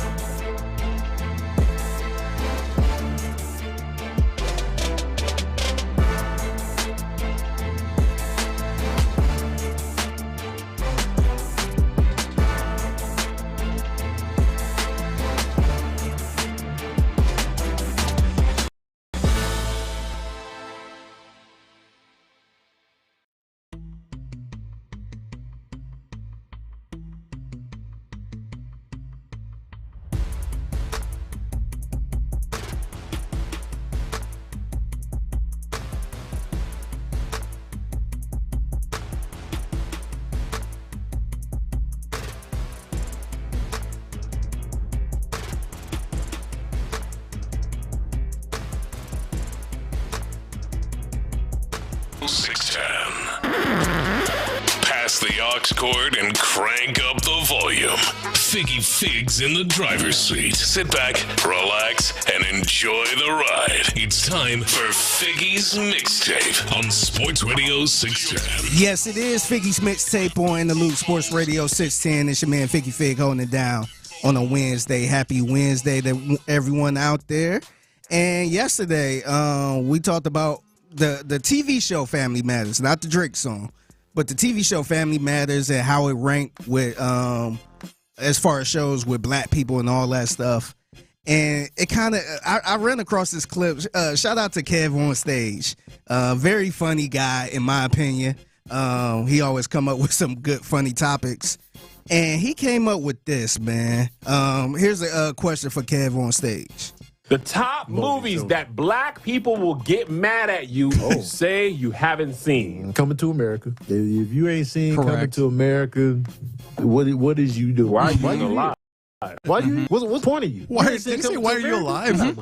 Get the hell out, actually. Get out. Harlem Nights. Yeah. The blacks. You was way behind schedule. The blacks ain't having it. Especially to be as black in this movie as you are. But I've seen it now. But see, this is the problem. Even when you do the black stuff that you shouldn't have done, people just get mad that you. You got to get thrown on the grill. Yeah, you took too long to get there. If you take too long to see a black movie, classic, then you still gonna get roasted for this. A classic. I will say, Figgy, you kind of hurt my feelings going into the break. What happened? When you said you assumed that I hadn't seen most of these movies. Yeah, no. Like, I guarantee, I'm glad you I'm gonna be completely honest. Yeah, let's look through this list, man. Yeah. So you got Boys in the Hood on here. I'm sure I think you've seen that. Yes. Set It Off. Have you seen Set It Off? No. Oh, that's a good one. That's a good one, man. Hey, why is you alive, man? Why am I alive? I ask myself that a lot. Have you seen New Jack City? Yes. Good. Very nice. That's a fun movie. Friday, I'm assuming you've seen Friday. Menace to Society. Sorry to say no. Oh, man. Solid. You ain't see that? Okay. Yeah, I've heard good things, but I haven't seen it. You're going to have to check that out. Have you seen the movie Juice? Nope. You got to see that, man. What the hell is wrong with you, man? Why am I alive? Get the hell out. This is funny because, like, there's clearly a really long list here, but this is just black movies. Like, we all do this, though. Like, there are so many films. And the reason why I know this is I am one of those dudes that just not seen some of these movies that people are like, how have you not seen this? Like, just in the break. Yeah. Because Cam on the YouTube said 3 movies everyone needs to see: Menace Society, Paid in Full, Tombstone. Tombstone. What did you say? It's awesome. I can't believe you didn't see Tombstone. Yeah. You haven't seen Tombstone. I mean, it did come out when I was 1 year old. But doesn't matter. I have not. Some of these did. You seen New Jack City? Yeah, right? some of these did. Yeah, that came out before I was born. I want to say. But, so what am I? I'm 2 for 4. Oh, you're really counting the points on I really this? am. Yeah. No, 3 for 5. Okay. That's not bad. Yeah, you saying above the rim? No, 3 for 6. Oh, sorry. Above the rim, yes. Okay. Paid in Full? Yes. Do the Right Thing? Yes. Poetic Justice? Nope. Not a Tupac fan. I get it. I understand. Dead Presidents? Nope. Oh, you got to see that, man. What's wrong with you, man? I know. Are we just going to do this? You're just going to, Lopez, you got to watch all of these. Now, you have 2 weeks to watch all 50 Give me a couple more. Here. I think I'm going to be over 500. I'm going to just scatter through these. Yes. Wait, while you're scattering through, I want you guys to text in. What are the movies that you guys have not seen that people have given you hell about? The one I haven't seen, still to this day, I haven't seen it. Belly. I never seen Belly. Yeah, but isn't Belly basically just like a really long music video, or directed I don't know, but everybody back in the day is like, you gotta see Belly. I couldn't get past the first part, man. It just looked so. The production. Oh, you didn't like the view, the look of it. Yeah, that's the appeal of Belly. I just couldn't get into it, man. Fair enough. Touche. So you're gonna bounce around with a few more? Yeah. You've seen Hustle and Flow, right? Yes, you've seen Hustle and Flow. You look like a Hustle and Flow guy. I've seen what is that supposed to mean? I don't know. House Party. You seen House Party? Hidden Play. I don't think so. Really? What? Yeah. I don't think so. Right. Okay, Come on, man. Get out of here, Figgy's getting hot. Now, Waist Deep. Nope. Okay. That's Waist Deep. Hey, I wouldn't put that movie on the list, to be honest. Love Don't Cost a Thing. Nope. Jason's Lyric. Nope. Oh, you haven't seen Jason's Lyric, man. I think I'm doing okay. And by the way, hey, Jason Lyrics, that's a hometown thing right there, man. Yeah, I'm familiar. And they actually doing a play about that. I think I seen it from the Houston Chronicle that Alan Payne is performing Yeah. Jason's lyric on stage. Crooklyn. Hell yes. Okay. Belly. Nope. Oh, we talked Yeah. about Belly. Soul Plane. Yes. Okay. The Best Man. Nope. Mo Money. I think so. What is that? That's a Wayans brothers. Yes. I know which one it is. Yeah, I've seen Mo Money. Okay. Why they got Moonlight on here? You don't have to see. Wow, he said, "Nah, I'm good on Moonlight." Yeah, you ain't got to see that. They ain't like a black. Yeah. I mean, but the Oscar winning. I'll tell you this. I'll just go through I'm looking at the list now. I have not seen pretty much all the other ones on the list except for Love and Basketball. I saw that. Baby Boy. You seen Baby Boy? I have not seen Baby Boy. Coming to America, of course. Brown Sugar, of course. White Chicks, of course. Drumline, I've seen. Pretty much everything else I have not seen. Oh, my goodness. Oh, well, Harlem Nights I've seen, of course. That's one of my favorite movies of all time. It is very fun. Yeah. Shout out to Della Reese, amongst a lot of other people. This is very fun. I want to do more of this. Keep letting me know the movies that you have not seen that people have given you hell for.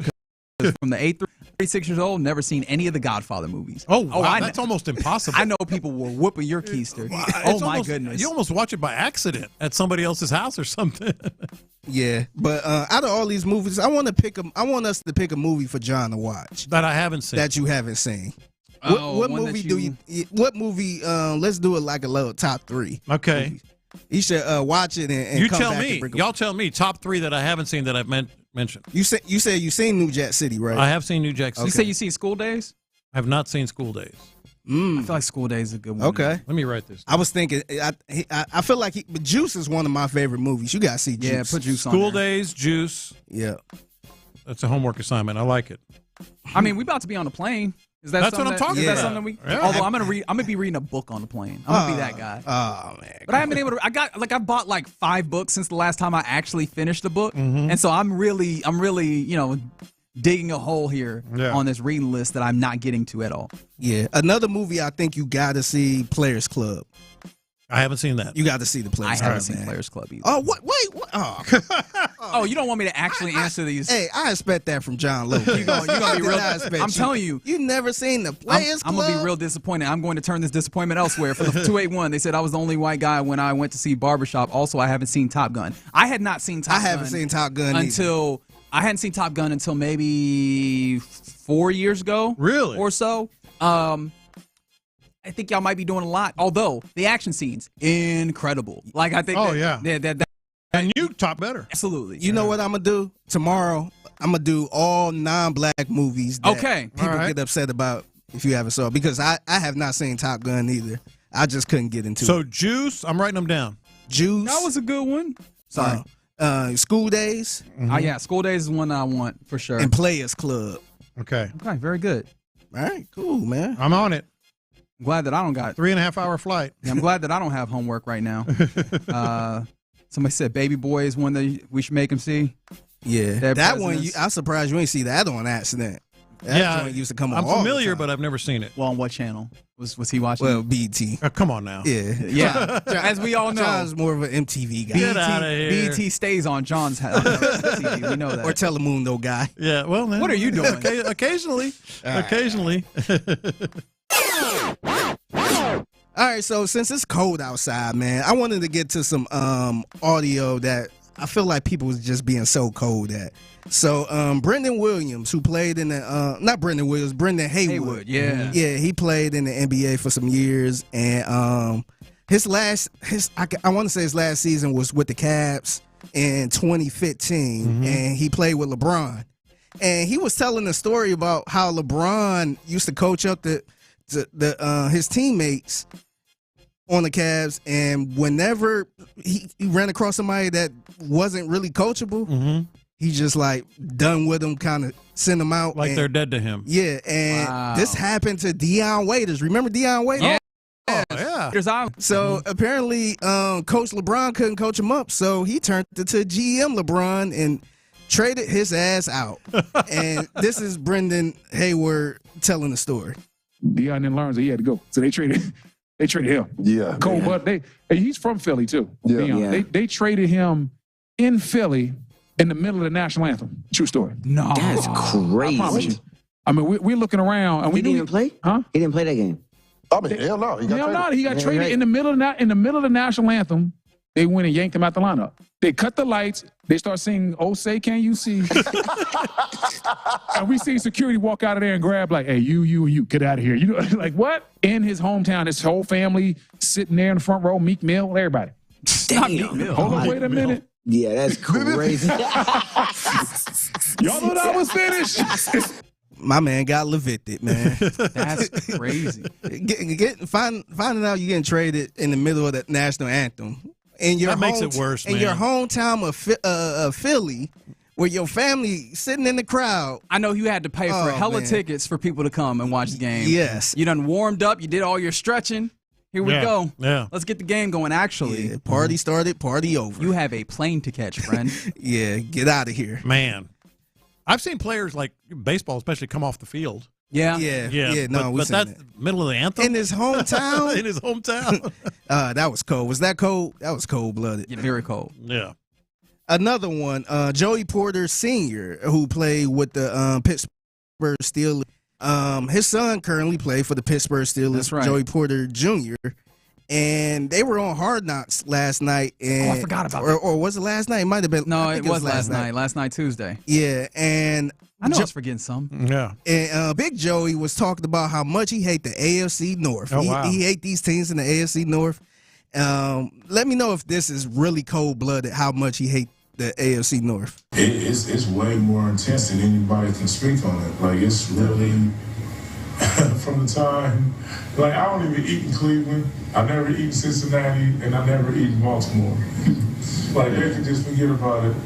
They talk about the good crab in Baltimore. Yeah. I ain't never had it. Is that hate? Is that yes? hate? But what does he eat on the road trips? Yeah, that's what I was about to ask. Like, is that beef or is that for protection purposes? Is that because he's gonna be hated so much that he's like, "Hey, I don't know what y'all gonna put in this food, so I'm not eating in this town." He probably bring a lunch. He probably have Packs his own. Yeah, he's a lunch pail guy. Yeah. That's typically what they mean when they say it. Yep, that's exactly what they mean. Yeah, he probably bring a sandwich, a bag of chips, and a little juice box. That sounded real to me, man. Yeah, no, that was 100% real. That sounded real. I don't even know if you had players like that in the NFL now. Yeah, I won't even eat in your city. Yeah, that despise the team so much, I ain't even eating here. Like, I'm staying in the hotel, Joe Kim Noah style. Yeah. I can't even imagine that. I don't know what I hate so much that I would deny myself food just to prove a point. Yeah. Shout out to him. Yeah. All right, the last one, I'll get y'all out of here on Mike Brown, who is the coach for the Sacramento Kings. Actually had a really good win on Sunday. He pretty much blew out the Jazz. I think it was like 141-97. And this was him after the game, and I want to see if y'all kind of understand what he's trying to get in our brains. You just need to be methodical by stacking or playing the right way, possession after possession after possession after possession after possession after possession after possession after possession after possession after possession after possession after possession after possession. What else? After possession after possession after possession after possession after possession after possession. This is not Luke. After possession after possession. Your radio is still working correctly. After possession after possession after possession. I thought there was a scratch on the record, like back in my high school days. There you go. Got to move the needle. Got to move the needle. Hey, he wanted to make it clear, man. That's just a stupid bit. Sometimes you got to run out the clock on the after on the a win. You just got to run out the clock on the presser, man. It's just that's exactly I'm not answering what he's no doing. more questions, baby. He said, "Y'all get what I'm saying now?" Yeah, I think so. It sounded like back in the day when I was in high school, you had to move the needle when you had a scratch on the record. Yeah. Okay, shout out to Mike Brown, man. Like that. No shout out. No, shout out to Mike Brown. He was like, "Look, I'm going to make this point, and I'm going to commit to the bid." That's what you got to do. You got to commit to the bid. All right, you're in the loop right here on Sports Radio 610. That was Figgy's mixtape. You hear at 1:20 p.m. every weekday. Right here. Hit our guy at the Figgy Fig on all social media. Everything. If you see anything that you feel like is worth being in the mixtape. Coming up next, we get ready to hand it over to the guys of The Drive, Clint and Ron. They're getting ready for their broadcast. But before we get there, what are you excited for? How excited are you for NBA Cup quarterfinals, Rockets, Warriors? We'll do that next. Ready?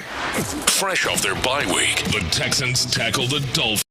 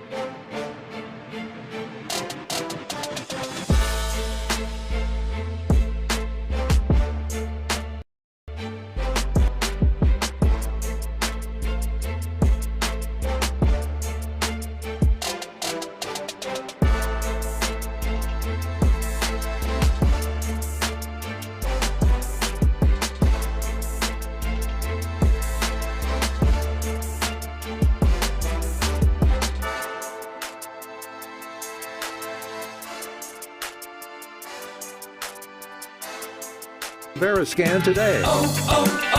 O'Reilly Auto Parts. Thank you, Figgy. Live from the Twin Peaks studios, Sports Radio 610 presents In the Loop with John Lopez and Reggie Atatula. Yeah, hope you've had a wonderful Wednesday to this point. It'll continue on as here shortly we'll be talking to our fellas on the drive, Clint and Ron. In fact, they've got a fun show coming up for you. A little bit of appointment listening at 2:40. Cecil Shorts will be on with them five folks. All right. So you definitely want to check out the homies later today. And I'm interested, like, how plugged in will you be for Rockets Warriors quarterfinals of the NBA Cup tonight at 8:30? It's happening at Toyota Center. Are you going to be there? Are you going to be watching? How plugged in are you on that? We'll talk about that here more in a second, but I did want to circle back around, and in case you did not hear, at practice today, obviously the first one of the week that the media was able to get a little bit of eyes on. Kenyon Green, obviously back at practice. Juice Scruggs, not. He is expected to miss at least 2 weeks. The foot injury that happened at the end of the Jags game, according to, I think Aaron Wilson had that first. Jonathan M. Alexander's confirmed it as well. This out of nowhere, you have this, and to add a little wrinkle to all of this, if you were just thinking, well, that means Kenyon Green immediately slides in at left guard, maybe, but not certainly, because at the start of practice today, the starting offensive line that we saw included Zach Thomas at guard, I guess listed as a tackle, a man who was claimed off of waivers early November from the Patriots. He had played a single game earlier this season as a left guard for them then. So I believe that was week 3. So, this is really interesting what the offensive line is going to look like against the Miami Dolphins. Juice kind of changes the entire expectation. We didn't really know he was injured. Apparently it was late in the game against Jacksonville. But you got to believe that even though, Zach Thomas, he's only been here just over a month at the most. So they got to have more confidence in Kenyon Green, even with the warts, I personally imagine so, but I think that's something we'll have to see as this goes along. And I don't know. One of the reasons why I was saying that they probably go there also is that you look at the actual defensive line of the Miami Dolphins, and I go, they have not generated a lot of pressure. But this is another one of those things where you kind of get a weird anomaly sometimes. Chop Robinson, who is an outside linebacker, he himself has generated a lot of pressures. Which is like the fourth most since week 8, even though the entirety of the defensive line does not generate a ton of pressure. So that's going to be an interesting space to watch, is like that one particular guy, the offensive line. But it does feel like maybe that guard position is not in as much peril as other instances where you have like this big, strong defensive tackle that's really going to put the clamps or put the squeeze to the interior of the offensive line. And even beyond that, they've got to protect C.J. Stroud. Doesn't 100%. matter. The good, not good, average, or whatever. That's going to be a big problem. And I just think it sounds weird to say, given his protection issues were what really I thought was going to bench him. They got to have a little more confidence in Kenyon Green. I think so. 7-1-3. So that's why they said that there are going to be some changes. And Christian Harris. Well, Christian Harris was out there. Yeah. He looked pretty good, but of course, there's one thing to look good on air and those things. It's another thing to be kind of NFL game ready. So we'll see how that looks. In fact, we might chop that up in a minute with the man that you have a little bit of a bottle of wine on the line for on whether or not he plays. But how pumped, how locked in are you going to be for Rockets Warriors tonight? This is an opportunity to break a very long streak of losing against the Golden State Warriors, 15 games to be exact. And this is, as Adam Spillane was talking about earlier when he joined us. Again, thank you to Adam Spillane and Brian Kelly for joining us early in the program. But Spo was talking about this being like, this is one of the first few times that you have for the Rockets to play in one of those island games, in a game that really matters, maybe almost playoff-like environment, and in front of the entirety of the NBA watching world. This is that's a factor. I think also a factor is, even if it weren't the NBA Cup, Emirates NBA Cup. You really need to make sure you gave Emirates that plug, huh? No, not really. I didn't care. I just wanted to get it right. But I would be interested no matter what. But it's just more interesting to me because it's the Warriors and the streak and all that. So it's kind of hard for me to say, Emirates Cup or NBA Cup. Let's watch it. Let's see. Yeah, that's a factor. But I just want to see this game. Yeah. That's just a good game. That's fair. Like, if you like hoop, this is one of the better ones that you have. was it the Mavericks getting a win? No, definitely wasn't the Mavericks getting a win yesterday. It was the Oklahoma City Thunder getting the win over the Thunder or over the Mavericks yesterday. So the Thunder are who would be waiting for the Rockets if they get a victory in this one when they go to Vegas for the semifinals. But again, you have to get through this one, and I'm real interested in this one. In part because I know we've seen this defense a lot. It continues to show us that it is really good.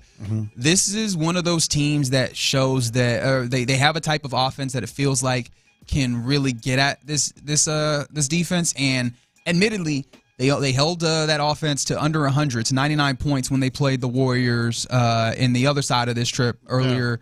Was that this weekend? What was it, Thursday of last week? Yeah, but then they struggled. But that was also a game that did not see Draymond Green or Steph Curry. What does it look like with those guys playing? And I guess the more important thing is, are you able to find offense against a team like the Warriors? Because, yes, as you mentioned it, right? They only scored 93 points in that. They did struggle offensively. Are they going to be able to get into those moments where, in those big moments, funneling through Alperen Şengün as a hub at the high post? Is that going to be consistent, or is Jalen going to have a game in this instance? I think all of those are interesting. Plus, if you have been asking, where's Cam Whitmore? He has been recalled to the big club, so we'll see if he gets any time. I can't imagine so in like a high leverage situation. I don't know that they go expanding the rotation as opposed to somewhat narrowing it. But that's another kind of small additional thing to watch in this. I don't know if they're going to include him very much or not. I think you call him up for a reason. He's been playing pretty dang well, but that's beside the point. And if he does play, that will be I would love to see it. I would love to also get Ime Udoka's kind of thought process on it. Yeah. But I also think, we're sitting about here talking about, well, is Jalen Green going to be that guy or that guy? Which Jalen Green are you going to get? Şengün as well. Kind of shouldn't be that way, right? I mean, you need to have your guy that you can count on every night is going to do a certain thing. And that's what the Warriors have, and that's say what you will, back in the day of James Harden. I mean, you knew what you're getting out of him every night, and that's the level that they're still trying to search for. Yeah, man, there's been actually some questions, and I don't know that I fully, lean into this line of thinking that, is Jalen Green being held back by Fred VanVleet or just kind of that usage? And I don't agree with that kind of framework, but yeah, he's going to need to, he seems like he is at that point and where he is suffering from what a lot of volume kind of scorers suffer from, where it's all cool when we just see the numbers when you have an opportunity to score at volume. When you need to do it in a more efficient way, then people kind of get mad. And I think very recently, or relatively recently, I think of Donovan Mitchell, dude who suffered for that, where he was kind of he was a volume scorer, and people were like, oh, this is all cool, and then they're like, hey, we need you actually to score more efficiently. Now he figured that out, and I do think that I don't know that I want to compare him directly to what Jalen Green is, but I do think that might be some of what we're feeling is like, hey, now being more efficient would be helpful in a context for a team that has some aspirations. Yeah, and this will be another test for them against the Golden State Warriors. So NBA Cup 8:30. I will be interested to see if we can even sit down to watch it, because we have the company ugly sweater party. Ugly sweater party, baby. And how bad will it be if I dip out early just to make sure I see tip of this one? You'll be all right. I'll cover for you. Okay, very good. Do I have to Irish goodbye? I'm going to the restroom and then go watch this basketball game. That's the move. That's the move. All right, very good. Welcoming in the guys from the Drive, Clint and Ron, as they get ready for their broadcast. Ron, I would love to direct this first question to you. How are we feeling after seeing the guys out there on the field when it comes to the little wager that you've set up with our good guy, John Lopez here? Christian looked a little better. Looked like he was moving around a little bit. Yeah. Looked a little spry out there, didn't he? He did. That's all right, though. I still stick with my guns of D'Amico. We want to give him a weekend. Just a hard one for me, man. He was lined up on the drill next to Henry To'oTo'o. I know he's lined up on the drill. It's hard for my man to miss 3.5, 4 months. Come back on the practice field and get right on the field against the Dolphins. No, you're not wrong, but he will. Okay. All right. Remember that I'm waiting on that Cayman. Nice bottle of wine on nice. Whether or not. Hey, man, what's going on there? Okay, so yeah. I might as well tell you on air. I know we on air, but we ain't got time. I just need a story. Yeah, no, it's apparently last night there was a power outage, and there might have been something that happened. Just a little electrical fire, that's all. Yeah, something like that. So it definitely smelled like it, and that's why we got this door open. That's why we got this fan going. But yeah, it wasn't nothing we did in here. I'm about to be high as a kite. Yeah. Well, we left the door open. That's not exactly what's going on in here. But okay. So the guys on the morning show were having fun listening to a little bit of audio from you guys yesterday, and I just want to make sure I get this clear. Ron has not had a gingerbread cookie. Clint, have you had? Yes, I've had. I thought I was responding in a way of like I haven't had any of those that are in the the kitchen. Got you. Yes, I've had gingerbread. I've had gingerbread cookies. I've tasted gingerbread multiple times. I actually love gingerbread. I like that you're saying this like somebody like the gingerbread council is coming for you. Yeah. Well, no, I don't. I just a public apology. I misunderstood. I misunderstood, I guess, the question or the topic of conversation there about the cookie. I thought we were talking about those specific ones with that icing on top of it over there. Because I'll be honest with you, it was hard to turn it down yesterday. I'm on about a 6-month run of being really, really disciplined, boys. And when I'm doing that, usually I'm not even tempted. Those tempted me. That white icing. Figgy ate 6 of them. Well, Figgy better get his ass to the gym. No, he said they were delicious. That's the point. No, I'm not picking on Figgy. I'm just saying he said they were delicious. Never had. Figgy better get to the gym. Yeah. We did not. We didn't have the tradition of making gingerbread houses in my house. So I've never had gingerbread. So is that something that you get to a point where you're like, this is a novelty that I'll just keep up for the bit? Where you're just not going to have it, or are you interested in seeing what that's about at any point? No, it's just I don't even know if it's. I just ain't around it. Like it's not even a bit. Yeah. It's just like I'm not around gingerbread cookies a lot. This you know what is a tradition for me. You know that blue can that got all them buttered cookies. Oh yeah, those are great. That's good. And then when you get done, you get done with them, it becomes a sewing kit. Your mama's sewing kit. Yeah, that's exactly what I thought. Aren't they called like Donsk or something like that? Yeah, something like that. That's the cookies I know. Those are great, by the way. Fantastic. Yeah. I'm a fan of them. If you like those, I feel like you would like gingerbread. I'm going to be completely honest. Nah, I don't know. I feel like I'd judge you if you didn't like gingerbread. Like, you don't have to be in love and be like, I can't wait to have another one, but like not like gingerbread. Yeah. Like, I mean, that's. Well, my take is there's no such thing as a bad cookie. There's some that are better than others. There's some that are better than others, and there's some that I won't necessarily pick first. But a cookie? I mean, who doesn't like a cookie? You can tell you the one I piss folks off with? What's that? Ooh, let's do it. The old Thin Mint. You're not a fan of Thin Mint? I hate them things too. Ooh, a little bit of cookie. Oh my hate. God, that's my go-to. Chocolate and mint ain't supposed to be together. My wife as well. I'm not. That's my go-to, baby. Anything with coconut, nasty. I don't need chocolate while I'm brushing my. That is fair. I feel like that's the note that I need to leave off of. We're done in the loop right here on Sports Radio 610. We leave you with The Drive. You're listening to KLT HD 2 and Odyssey Sports Station, and right now The Drive is indeed live. That's right, The Drive is live, and we will continue to roll here till 6 o'clock. We appreciate you jumping in with us. Busy day today. You're going hard. Here, man. I can't even get comfortable with this smell. It's hotter than hell.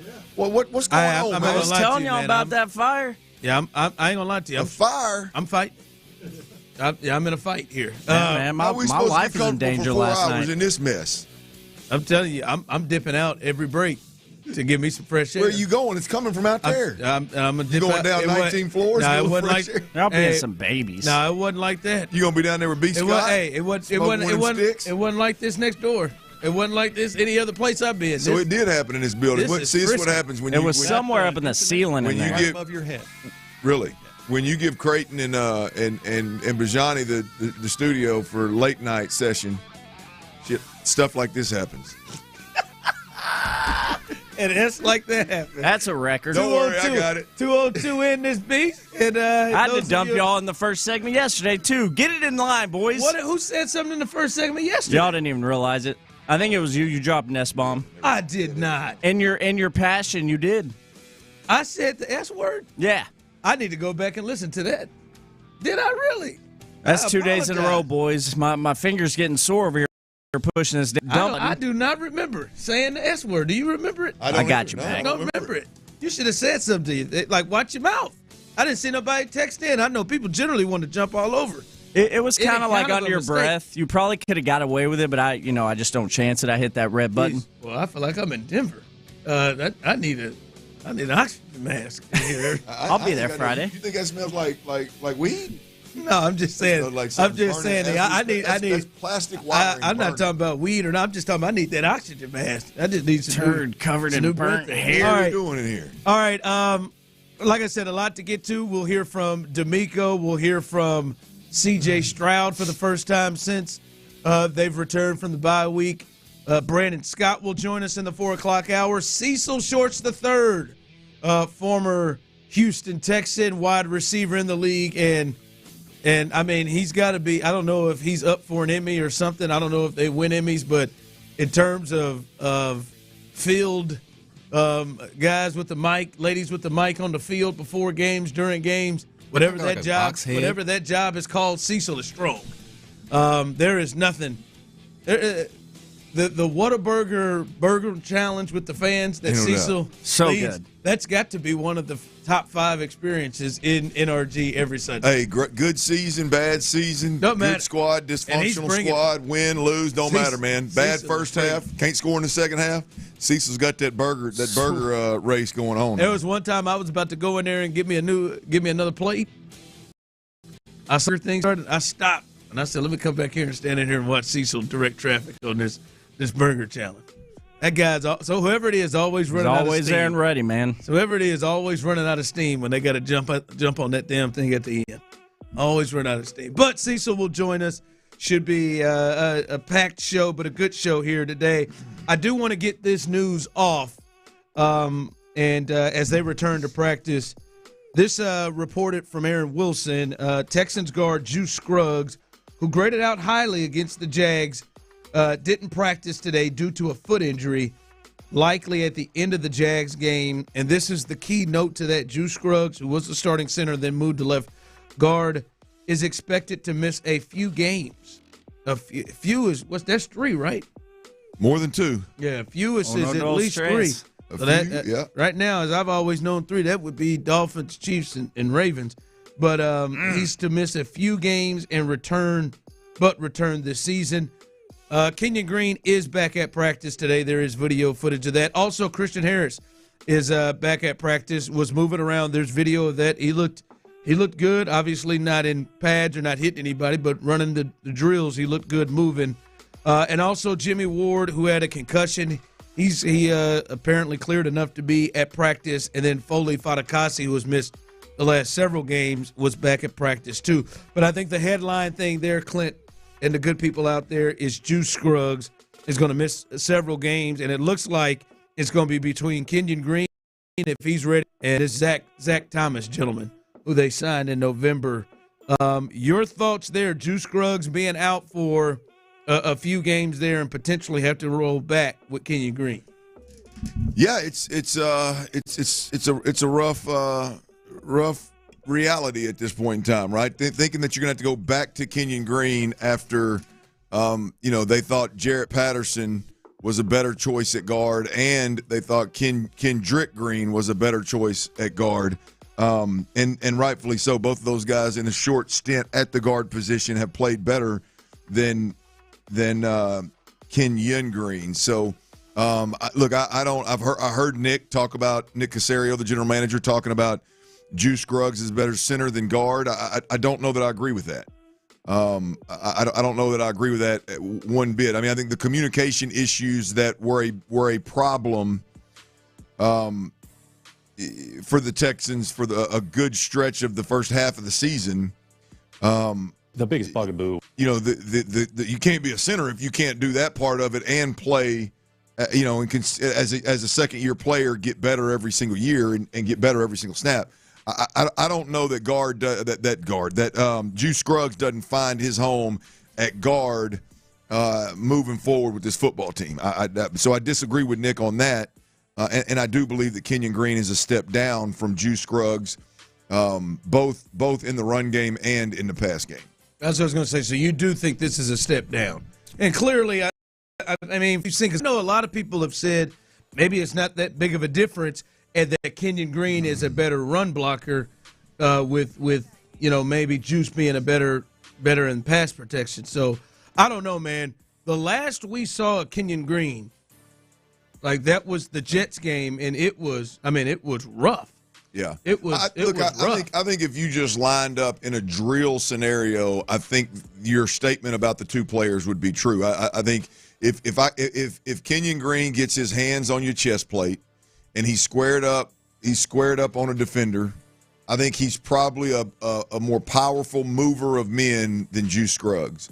But when you add in getting to the second level, playing double teams, playing in space, pulling and kicking, and all those things, I think Juice has now. Look, we're talking about two guys that need some serious development and need reps and need to get better. We're not talking about Pro Bowlers here, but right now, my stock would be in Juice Scruggs at the guard position before it would be with Kenyon Green. Either way it goes, that you're looking at Juice Scruggs being out for more than 2 weeks at the very least, and Kenyon Green having to be the plug in there. Yeah, to me, I would go Kendrick Green.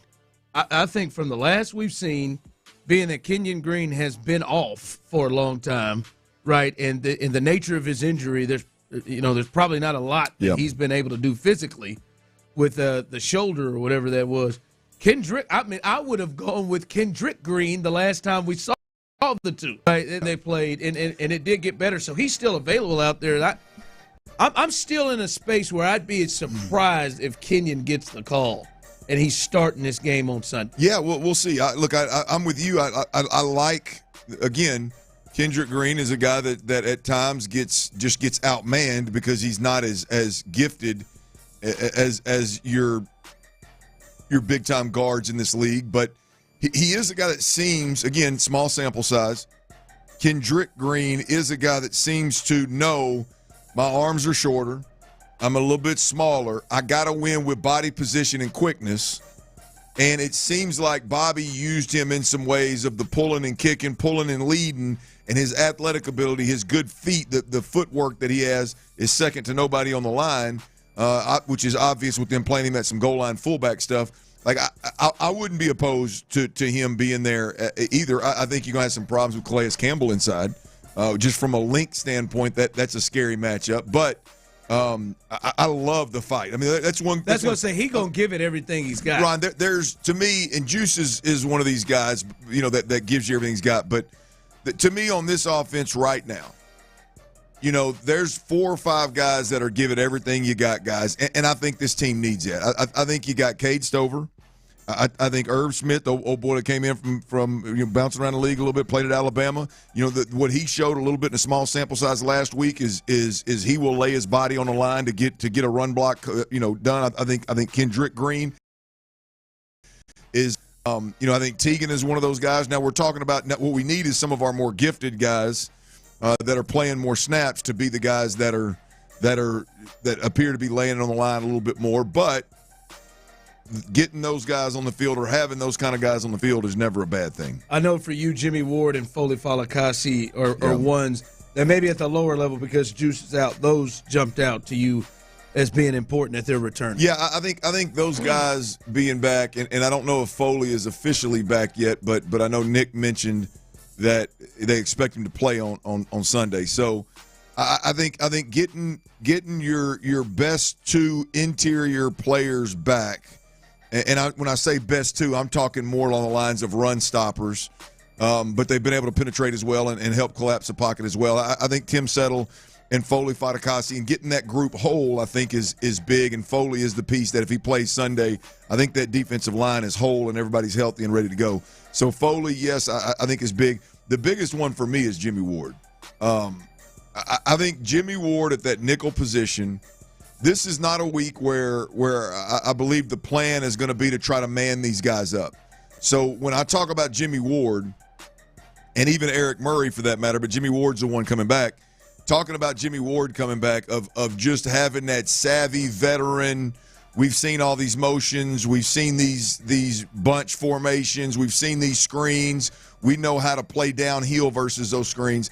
Getting Jimmy Ward back and the fact that you don't have to go third string nickel defender, or you don't have to slide a corner that's been playing outside inside and use a veteran corner out. Like, the best case scenario for the Texans defense being able to defend the Miami Dolphins offense is with either Jalen Petrie or Jimmy Ward in at the nickel position, just from a sense of physical, instinctual player. We've seen it before and can get downhill and get it done. So that is I didn't realize that he hadn't cleared concussion protocol yet. That's a big get back for the Texans right there with Jimmy Ward. Yeah, had the injury against the Jags, and apparently he's out there. He's out there. There's video of him moving around. It looks like he has cleared that thus far. All right, as we said, you'll hear from some of the top folks with the Texans coming up during today's show. I've been thinking about this, fellas, and people there on the text line. We always appreciate you being a part of the show. 713-572-4610, and those beautiful folks out there on YouTube and Twitch. Shout out to Toby, Champ Slice, Cam, Robert Lacey, Avery, everybody that is a part of the party there. We appreciate you as well. I've been thinking about this, and I don't agree with this. I want to say this, but I do think that this is on the table. I do think Bobby Slowick's job potentially may be on the line over the next 4 weeks.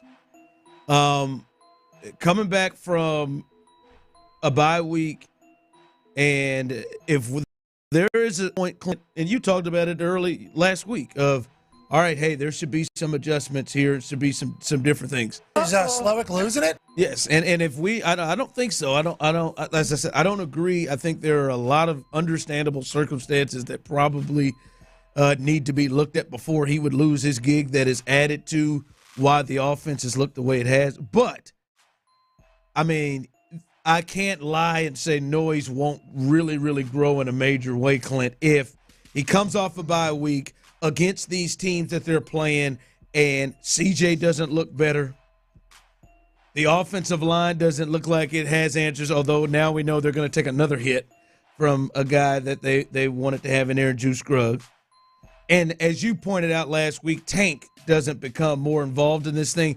If the offense continues to look the way that it has been looking and the struggles that it has been having over the last, month plus, I think it could be on the table, because I think the noise will get really loud, and it will look like, well, damn, man, we got a bye week, we had some time, and it's just not getting better. And I do think somebody may have to pay for CJ's regression. And I could potentially see, as I said, I don't agree with it, but I could potentially see if this don't go well for Bobby Slowick, the noise could really pick up to where it's not just smoke and it could be fire. Yeah, I mean, it would have to be bad for 4 weeks. For me, it would have not to even be just the same. Like, I think that could be like if we don't see improvements and it looks the way it has the last several month plus, I think the noise will get extremely loud around Bobby Slowick. Yeah, I don't know. Look, I think here's the deal. I think DeMeco Ryans hired Bobby Slowick, a guy that had never called plays in the NFL, and with that understands there's going to be some growing pains. And I think if we're being straight up about Bobby Slowick, I do think there's some end of season, like if season ended right now, I do think there's some end of season conversations about scheme that need to be discussed. I think you mentioned Tank Dell, like some individual players and making those guys, getting those guys involved in the offense in different ways. I do think there's some of that to be had, but I think I still believe that the talk of Bobby Slowick literally losing his job that has died down over the last couple of weeks because the Texans have scored points, I think that was absolutely nuts. I think it was out of pocket. I think it was nuts. I think it was silly. So I don't ever think it was ever at that point to begin with. But a month of football, a lot of football left to be played. Great opponents. A lot could happen in a month. But right now, I think since the Detroit game, I think Bobby Slowick has done some nice work and made some good adjustments. He's been better than losing 4 of 6. Listen, as I said before, and I see people jumping on and stop it run last year. You and Clint said he was ready for a head coaching job. As I said, I'm not telling you I agree with it. I'm telling you that I do believe the noise will get really, really loud if they have a bye week and we don't see adjustments and you don't see something different. And if we roll through here and Tank is still rolling around here, not being a major part, CJ's continuing to not play to the level that he was that it was thought he would be he should be playing at, I do think the noise will get louder and louder and louder, and he will continue to be the fall guy for it. And now at this point, it is a, hey, do we have the conversation if CJ is working with him, or if this offense is working with him, if the changes can be made?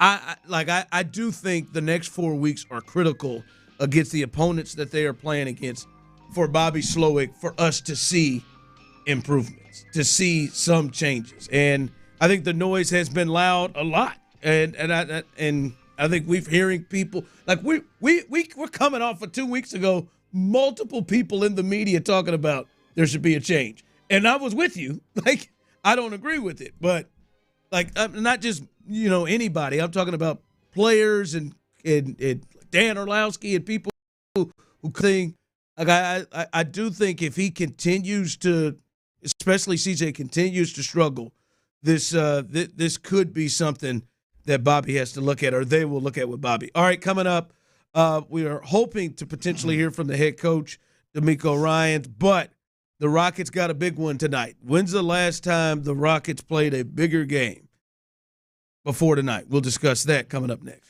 All right, the holiday season is in full swing, y'all. And guess what? It's in full swing at Coshada Casino Resort as well. Check this out, man. December 21, that's a Saturday.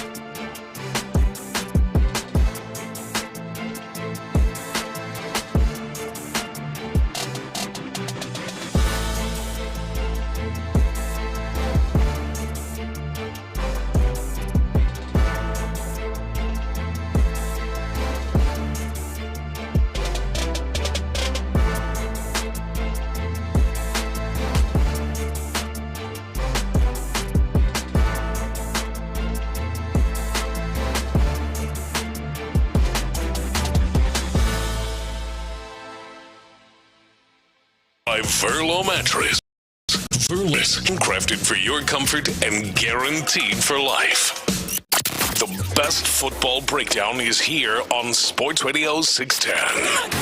The day after every game, join Payne and Pendergast in the loop and the drive on a Shoppers John Deere Reaction Monday. Game analysis, inside info, and your reaction starting at 6 a.m. on Shoppers John Deere Reaction Monday. Houston's sports leader. Sports Radio 610.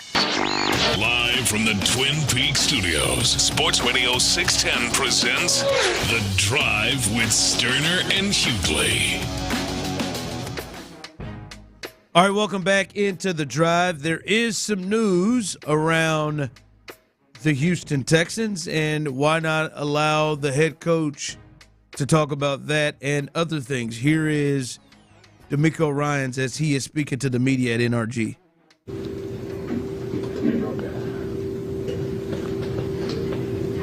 Quick, man. You quick. I see you. The Dolphins offense since Tua's been back, what kind of changes do you see in terms of how effective they are and dangerous? Yeah, watching the Dolphins, the first thing that jumps out is just how efficient and accurate Tua is with the football. He gets the ball out very quickly, but it's accurate, and he's getting it into the hands of some dynamic playmakers. You talk about A-Chain, Hill, Waddle, like Jonnu Smith. He has so many playmakers around him that when they football, all these guys are explosive and they have that ability, right, to take it to the house. So it presents a difficult matchup, difficult challenge, just with so many playmakers who can touch the football. And Tua's done a great job since he's been back, just making really smart decisions with the football. I think Mike has done a great job of putting them in favorable positions, play design, execution by everybody. It's coached really well, and those guys done a really good job. Looking since he's been back, he's taken a lot of the underneath stuff. I think it's intended air yards per attempt, like roughly around 5. What's the balance for DC in terms of kind of that balance of trying to take that away, but also letting them try to be efficient, hope for a mistake? Yeah, for us, when trying to defend, right, such an efficient offense, it'll be about us just making sure we're on top of our game and just executing properly. And that's, been an emphasis for us this week here. It's just us being on the details of our job, being where we're supposed to be, and we got to do a great job of tackling in space. And that's what the game will come down to, like how well are we tackling in space versus their playmakers. And we have to get multiple hats to the ball to tackle these guys because they're so elusive and they're so explosive. Coach, on Monday talked about eye discipline. How important is it for the safeties, especially a young safety like Caleb Miller, to make sure that he's on top of everything and keeping everything in front of him? Eye discipline is key this week. Right? Even though the ball is out, they have a lot of candy. So we call it a lot of eye candy, where they present things where a play is going one way and it goes to the other side. So everybody, you just have to maintain your discipline, make sure your eyes are in the proper place with the defensive call, with what we're asking guys to do. If your eyes are right, you have a chance to be right. But if you're seeing too much, then that's where you run into problems. So just ask our guys, see a little, see a lot. You talk about having Christian Harris back. I know he hasn't played football yet, but just having him back in practice today. Having Christian back, just having his presence back has really been helpful for everyone. Like, everybody's excited to see him just back out on the field, his energy, everybody understand his playmaking abilities, sideline to sideline. Like, Christian, he's an explosive player, dynamic player for us. So, it's encouraging to see him back. He's had a long road, hasn't played football in a long time, so it'll be a process of getting him back rolling. But it's encouraging to see a guy who's been out for such a long time, dealing with an insignificant injury that's taken, a long time to heal. And first and foremost, just proud of the work that he's put in to make it back, even at this point in the season. So, we'll see where he ends up towards the end of the week, but he's doing really good. The sprint of 3 games in 11 days here, is that something you've talked to your team about, and what are the biggest challenges you foresee with that? Yeah, the biggest challenge for us right now is the Dolphins, and that's the only thing we can control is the upcoming game versus the Dolphins. Everything else with the schedule, it kind of takes care of itself, but if you're focused about 3 games. Like, we can't play 3 games at one time. Our focus is on the Dolphins, and that's going to take all of our focus because they're such a really good football team. Let's go to Johnny Smith, the tight end. He's got 4 touchdowns in the last 4 games. What makes him a challenge to guard and man coverage, and how has he been a benefactor for Tua this year? And Jonnu sticks out to me just if it's the screen game or it's in man coverage, just like when he catches the ball as a tight end, he's explosive and he's physical. So that's what sticks out to me. Whoever's covering him, however it may be, if we're in man coverage, you just have to make sure you're sticky and you play physical in man coverage versus him. But he's a physical player, talented guy who's bounced around the league, but he's been productive everywhere he's been. You know, you had to lean on a lot of your young guys like Kamari and Kalen in particular pretty early. What have you seen from them as far as them kind of leaning on each other and growing together so far this season? Kamari and Kalen have done a really great job, I think, of creating that bond of 2 rookies coming in. They played a ton of snaps for us. I get that the season starts to add up and it gets long on them, right? It's probably the most football they played. So, but they've done a great job of, I see that bond, that closeness that they're developing, you know, as friends on and off the field. And I think that helps when you got 2 guys in similar spots that can lean on each other. They're doing a really good job, and they're playing, you know, meaningful reps, and they're making plays for us. Like, they're not just rookies just out there. Like, they're impact players who have done a lot to help our defense this year. I know it's about you guys, and I know it's about the Dolphins this week. I understand that, but we love to talk about clinching scenario here. Is that something you take head on, like, hey, let's do our job, and then this is on the horizon if the Colts lose? Is that something you approach at all? Yeah, for me, honestly, I don't even know the clinching scenario. All my focus is, man, how can we play our best, right? How can we prepare the best so we can prepare this week and focus on the Dolphins and the clinching scenario? Because if you focus on that, right, that really doesn't change anything. You can't change anything. The only way we can change what's happening with the playoff scenario is by us controlling what we control, and that's us playing our best versus the Dolphins. You've coached and edge rusher that's won a Defensive Player of the Year award in a season. You know, now that the bye weeks have passed and the statistics are all level, you think Daniil is having a season worthy of kind of that award and being in that conversation? Daniil has done an outstanding job, you know, all year. You know, just so grateful to have him here on our team, him playing for his hometown team. It means a lot to him. It meant a lot for us to get him. And he's been everything we can ask for and more. Just the production that he's had, how much pressure he's able to apply on the quarterback, him and his just impact on Will and the entire D-line and what he's able to teach as well. So it's just, and the year that he's having. I mean, he's been having an outstanding year, and of course he should be up for Defensive Player of the Year because he deserves it. Guy doesn't say much, but his play speaks very loud, and the opposing offenses understand they have to account for him because he's such a force. Special player, special guy, and very happy to coach him. I'm sure there's a lot, but if you had to break it down to just one thing that makes Nico so special, what is the biggest thing? Just one thing? Oh, it's just so hard. The one thing that makes Nico special, I would say, that, like, just character-wise, just he's humble. Like, he's about the team. He's not a give me the ball guy. Like, he's humble in his approach daily. He's a hard worker. I have to give you more than one, but the humble is the one that sticks out the most to me. Everybody, I'm saying hard worker, yeah, speed, athleticism, all those traits. But the one thing that sets Nico apart for me, just being around the game for a while now, just seeing how humble he is. He really reminds me of another humble guy who's around here for a while, and that's Andre Johnson.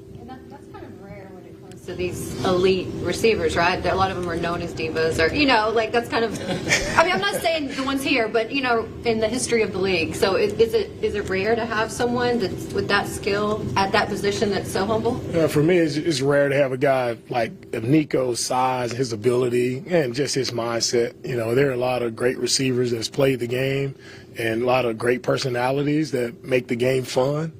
And Nico does it in his own way, and it's exciting to watch him play. It's exciting to watch him work on a day-to-day basis. Before the bye week, you guys had one of your best offensive line performances If Juice can't go this weekend, what kind of goes into figuring out who was him? Do you look for maybe more pass blocking prowess, run blocking, maybe just the overall player that goes into it? Is there a certain thing you're hoping out of that left guard spot if he can't go? Yeah, for us, if we'll see where Juice, as he ends up throughout the week. But we'll see, how that combination works out for us. It's a lot of things that go into play. The main thing for me, it's accountability, right? Guys who's going to be able to go in there, a guy you can count on to do your job, be where you're supposed to be, communicate the right way. Miko, what do you say? And you're always talking about how the details matter. But you get to this point of the season and you look around the league and how games are being decided. What are the things that you want to make sure that your guys know that they have to do the rest of the way? Yeah, the one thing that we have to do, Kim, is finish. Right? We have to finish games the right way. We've been close in a lot of games. Games have turned out good for us and not so good. Right now, down the stretch, the most important part, it's all about how you finish.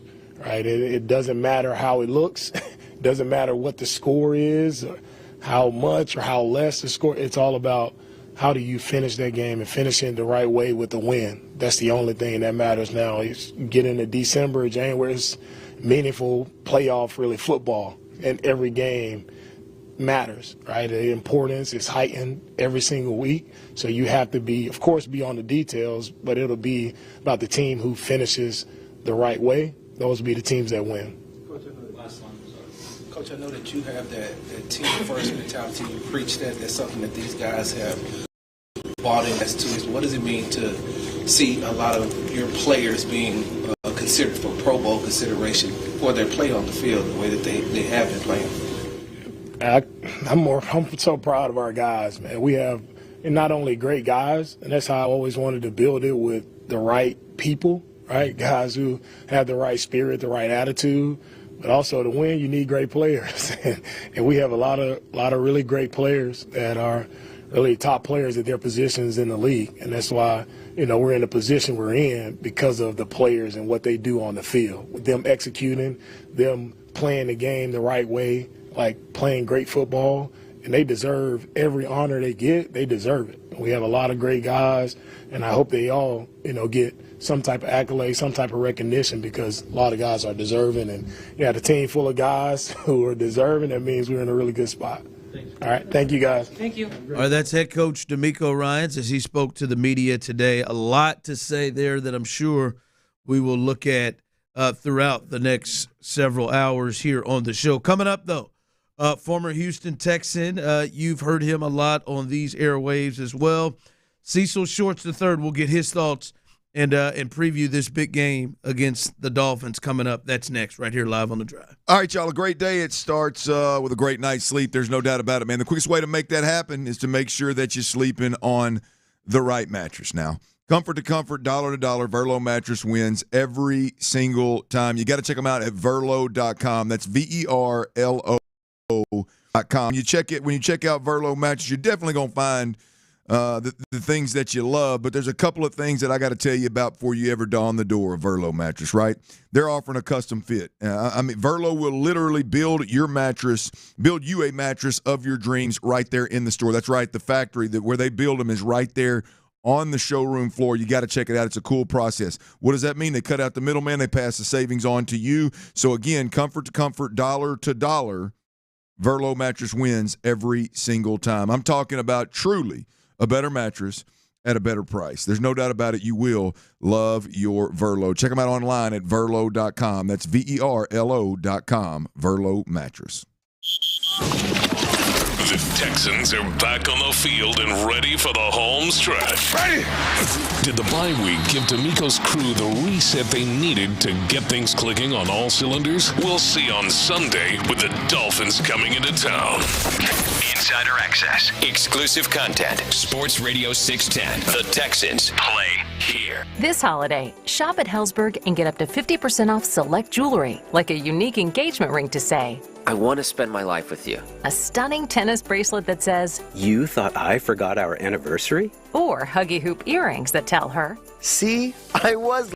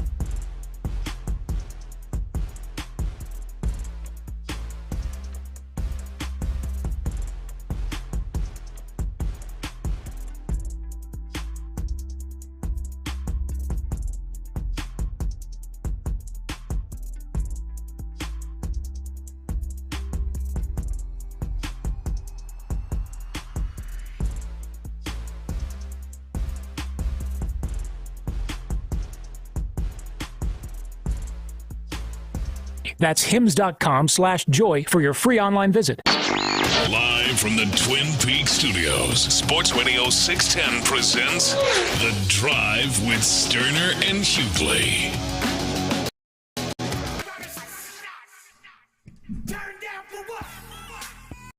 All right, welcome back in as we are live here on The Drive. You heard from the head coach, D'Amico Ryans, as they get ready to get things going again off the bye week to take on the Miami Dolphins. But now let's get to our guy. He'll be out there Sunday as well, and if you're out there on Sunday, you'll see our guy Cecil Shorts III, former Texans wide receiver, former Jags wide receiver, and as I said before, you've heard him a lot on Sports Radio 610. Cecil, what's good, baby? What's good, Ryan? What's good, Clint? How y'all doing today, man? Man, we're doing good. I mean, I don't. It doesn't sound like I'm as good as you are right now, though. Sounds like, I mean, hell, you might be on the beach somewhere. You might be just toes up somewhere now. There's that laugh. Nah. God, I missed you, Cecil. There it is. All right, Cecil, you're there every Sunday. You watch them, and I know you clearly keep tabs on the Texans, man, and we like to lean on your expertise being in the league and playing here. They're 8-5, first place in the division. They can actually wrap up the division with a win and a loss from the Colts. Where is this? Is this team up to what you expected them to be before the season, or is this a little different than what you thought it was going to be?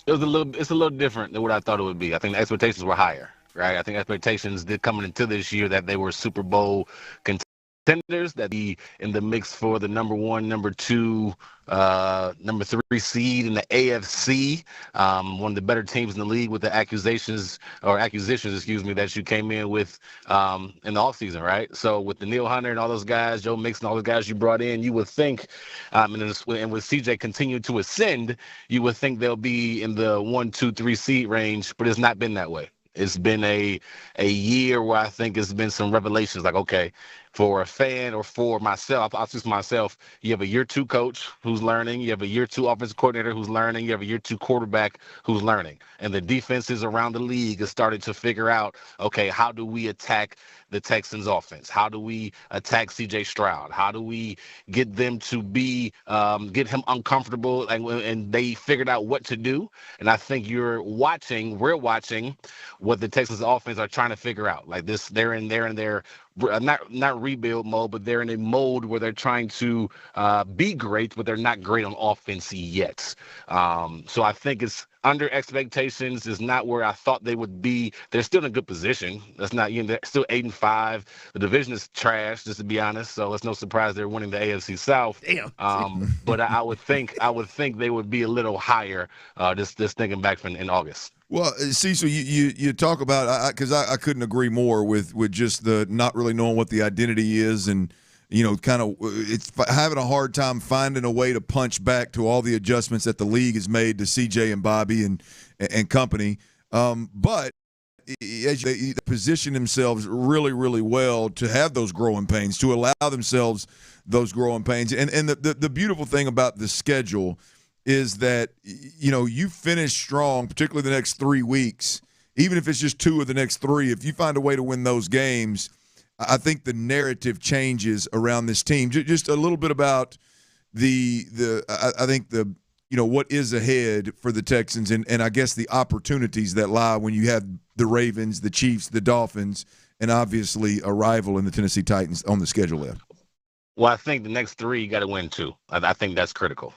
I truly do. I think to make a playoff run, a deep playoff run, and go a little bit further than what you went last year, you need to beat Kansas City or Baltimore, and they need to beat the Dolphins. Like, I think all 3 teams are beatable. They do have holes that you can see from outside looking in, like, hey, we can attack this team in this area or this area and that area, but you got to go 2 out of 3 for you to be a real contender in the playoffs, if that makes sense. If you win 2 out of the 4, right, you probably lock yourself in the playoffs. You win maybe, depending on the matchup. I don't know if you guys feel comfortable with facing the Chargers round 1 right now, right? And then maybe divisional round 2, you'll see somebody else. But for me, if you're a true contender, these next 3 games will show everything you need to know. Like, we'll learn a lot about the Houston Texans on Sunday, on Saturday, and on Wednesday. It's that simple. What type of team they are, what adjustments they made during the bye week, right? What did Bobby do during the bye week? Are there things? Is it going to be more play action? Is it going to be more, less predictable on offense, right? What are they going to do with the suspension?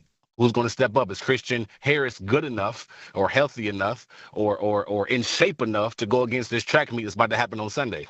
Can he react out there fast enough, right? You're going to learn a lot in the next 3 weeks, and it's playoff football. So to me, it's good teams find ways to win in December, and that's just period. Like, it doesn't matter. Good teams find ways to win. So the next 3 weeks will say a lot about who they are as a team. Cecil Shorts III joins us. And Cecil, obviously, your expertise in the NFL is at wide receiver, and we've been talking about this. And Clint said one of the top things that he needs to see from Bobby Slowick is getting Tank Dell more involved. What are you seeing? Why does Tank Dell look so different? It sounds like you got some thoughts on that. What's going on there? Because he looked like he was as much the talk as a number 1 receiver as Nico was last year, and now he seems to be in the same category as Hutchinson and Woods. I'll just be honest. I think he got lost in the sauce when Stephon Diggs came over. I think, again, a year 2 play caller, and you have all these shiny new toys, and I think he got lost in the sauce. I think they didn't use him. Bobby didn't figure out a way to use him properly. Didn't figure out a way to use his strengths. To me, he's a Deshaun Jackson type of guy. Don't put him in a box where he screens and he's a route runner. He can run route in a route tree. He can go down the field. He's great at out routes. He's great at cutting routes, right? So cutting routes meaning you can run a post with him, then a post curl, then a post corner, and then you can run a comeback, like anything that he's cutting. Like, he's great at that. That's how he creates separation. So find ways to get him the ball doing those things. And I think they just limited him so much with the play calling. I think it was frustrating for him. It was frustrating for CJ. It's frustrating for Bobby. But you got to find ways, because he, to me, is a true number 2 to Nico. Like, there's no reason he shouldn't have been used, and motion him, and don't just keep him stagnant, right? I think one thing you can do is just simply motion him, or have him inside, then motion outside, or outside, motion him inside. Put him in the backfield and then motion him. He was more creative with Tank last year than this year. And that's what the frustrating part. I thought it was going to grow, or at least be the same as far as the usage of Tank, and it's just been downhill.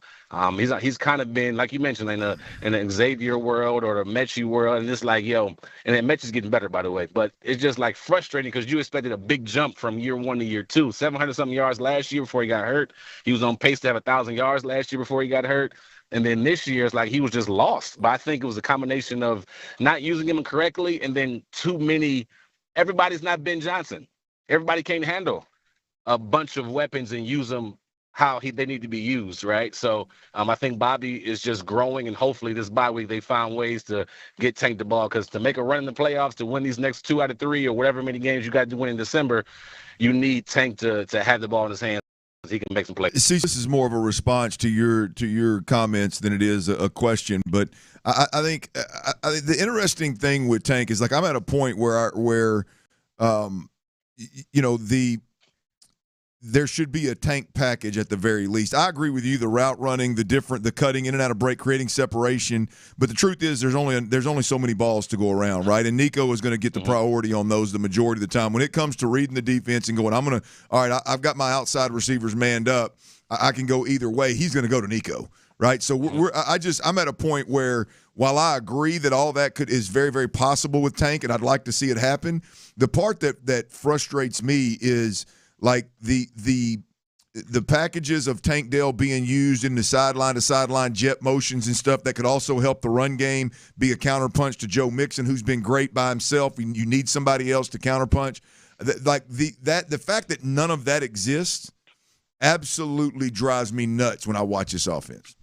And you know what, Clint? I'll add this to it, too, because you're right. He trusts Nico, as he should. He is one of the better receivers in the league, period. Like, Nico's had an outstanding last year and this year when he's healthy.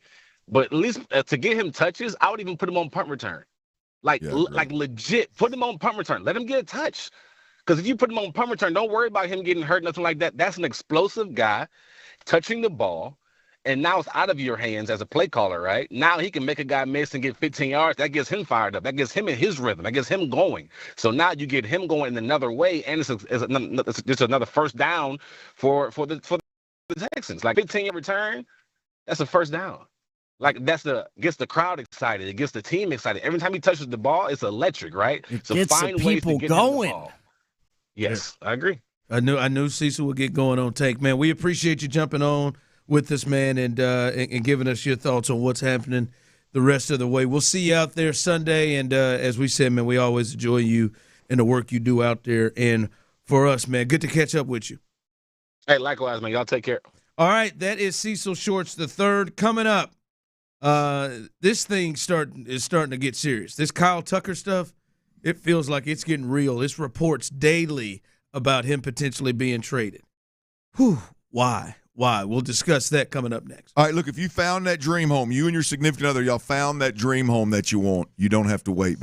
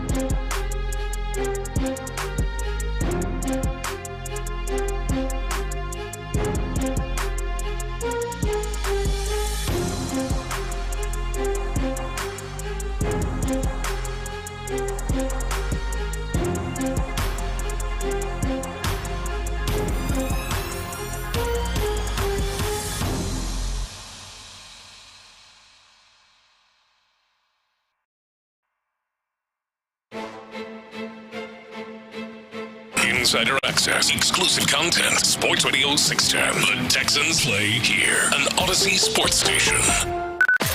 Sports Radio 610 presents The Drive with Stoerner and Hughley. Fellas, it feels like this is starting to become a lot more than just smoke.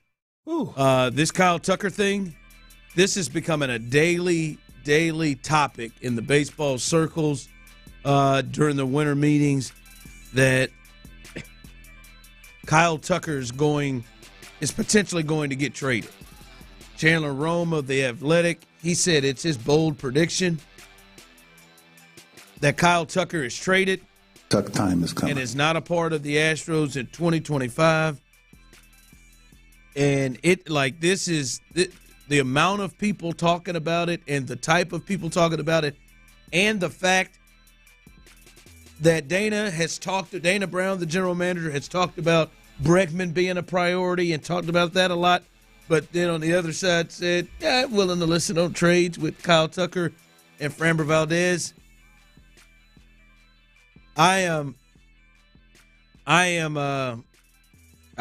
It feels like this is something that is going to happen. And Clint, I think we may disagree on that. I just think it's insane that in his prime, the Houston Astros would even think about Tucker. I just cannot believe that this is even on the table. Yeah, I don't have a problem with it. I'll be, the more I thought about it. Yeah, I remember you said that yesterday. You're like, you don't. Well, that was. I mean, I think yesterday it was more of just like, because I do feel like as long as you have Yordan Alvarez, you got Altuve leading things off, you got Yordan Alvarez. I think now, assuming you're going to make some big moves, and assuming if you do trade Kyle Tucker, you get one, if not both of your corner infielders. You potentially get. An outfielder. I know people are talking corner infielders and pitchers, but hopefully you get a haul in return. And so I'm gonna assume that several of the holes that are in the Astros lineup at that point in time are filled by moving Kyle Tucker. If not right this second, definitely in a prospect like a surefire, lock, stock, and barrel prospect that is just a matter of games before he's up here. I'm going to assume that happens, and if so, I'm not totally opposed to it. I understand the analytics. I understand the advanced analytics. I get it. But as I watch this team, and as a fan of this team, I think we're talking about just a really at this point, and I know he's a Gold Glove outfielder, but let's be honest, hell, Jake Myers was up for a Gold Glove. Let's not throw that around now that we're talking about Kyle Tucker as if it's some huge accomplishment in baseball. It's great. It's great, but this is about a bat. Calm down with Kyle. Well, I'm talking about what I was talking about, the Gold Glove, the Gold Glove potential and the Gold Glove possibility. Like let's not talk about Kyle Tucker and get caught up in the fact that he's a Gold Glove right fielder at this point in time, right? Like I just that this is about a bat in the lineup. And while it was great in a small sample size this season, while the ceiling is really high, he's a great hitter, no doubt about it. He has been straight ass in the playoffs. This team has made runs without him, like literally without him, and then also just without his bat being a factor in important times. And I'll be honest, as a fan, I like Kyle Tucker. I've defended Kyle Tucker. We got one guy in our group back on the east side over here that watches the Astros. It's always hated Kyle Tucker. I've defended Kyle Tucker to him. But as a fan, I don't watch Kyle Tucker and go, damn it, I'm just going to be beside myself if this guy's not an Astro. This team cannot continue to win games without Kyle Tucker. It's crazy to say, I guess, with the stats and the way he swung the bat, particularly last year. But the more I thought about it overnight here, and the more real this gets, I'm okay with it, assuming the haul they get in return is worthy. Yeah, I'm good with it. And Tyler, as Clint talks about the haul, like when you hear the haul, like they're getting things to replenish what? That farm system, but not really a haul that says, all right, we're going to get out on the diamond over a Minute Maid. Now. No, it is like or whatever it's they're called looking now. to rebuild their farm system. And damn it, it's Houston. Like for me, I just think it is ridiculous that the Astros are operating as if they are not in the market that they're in.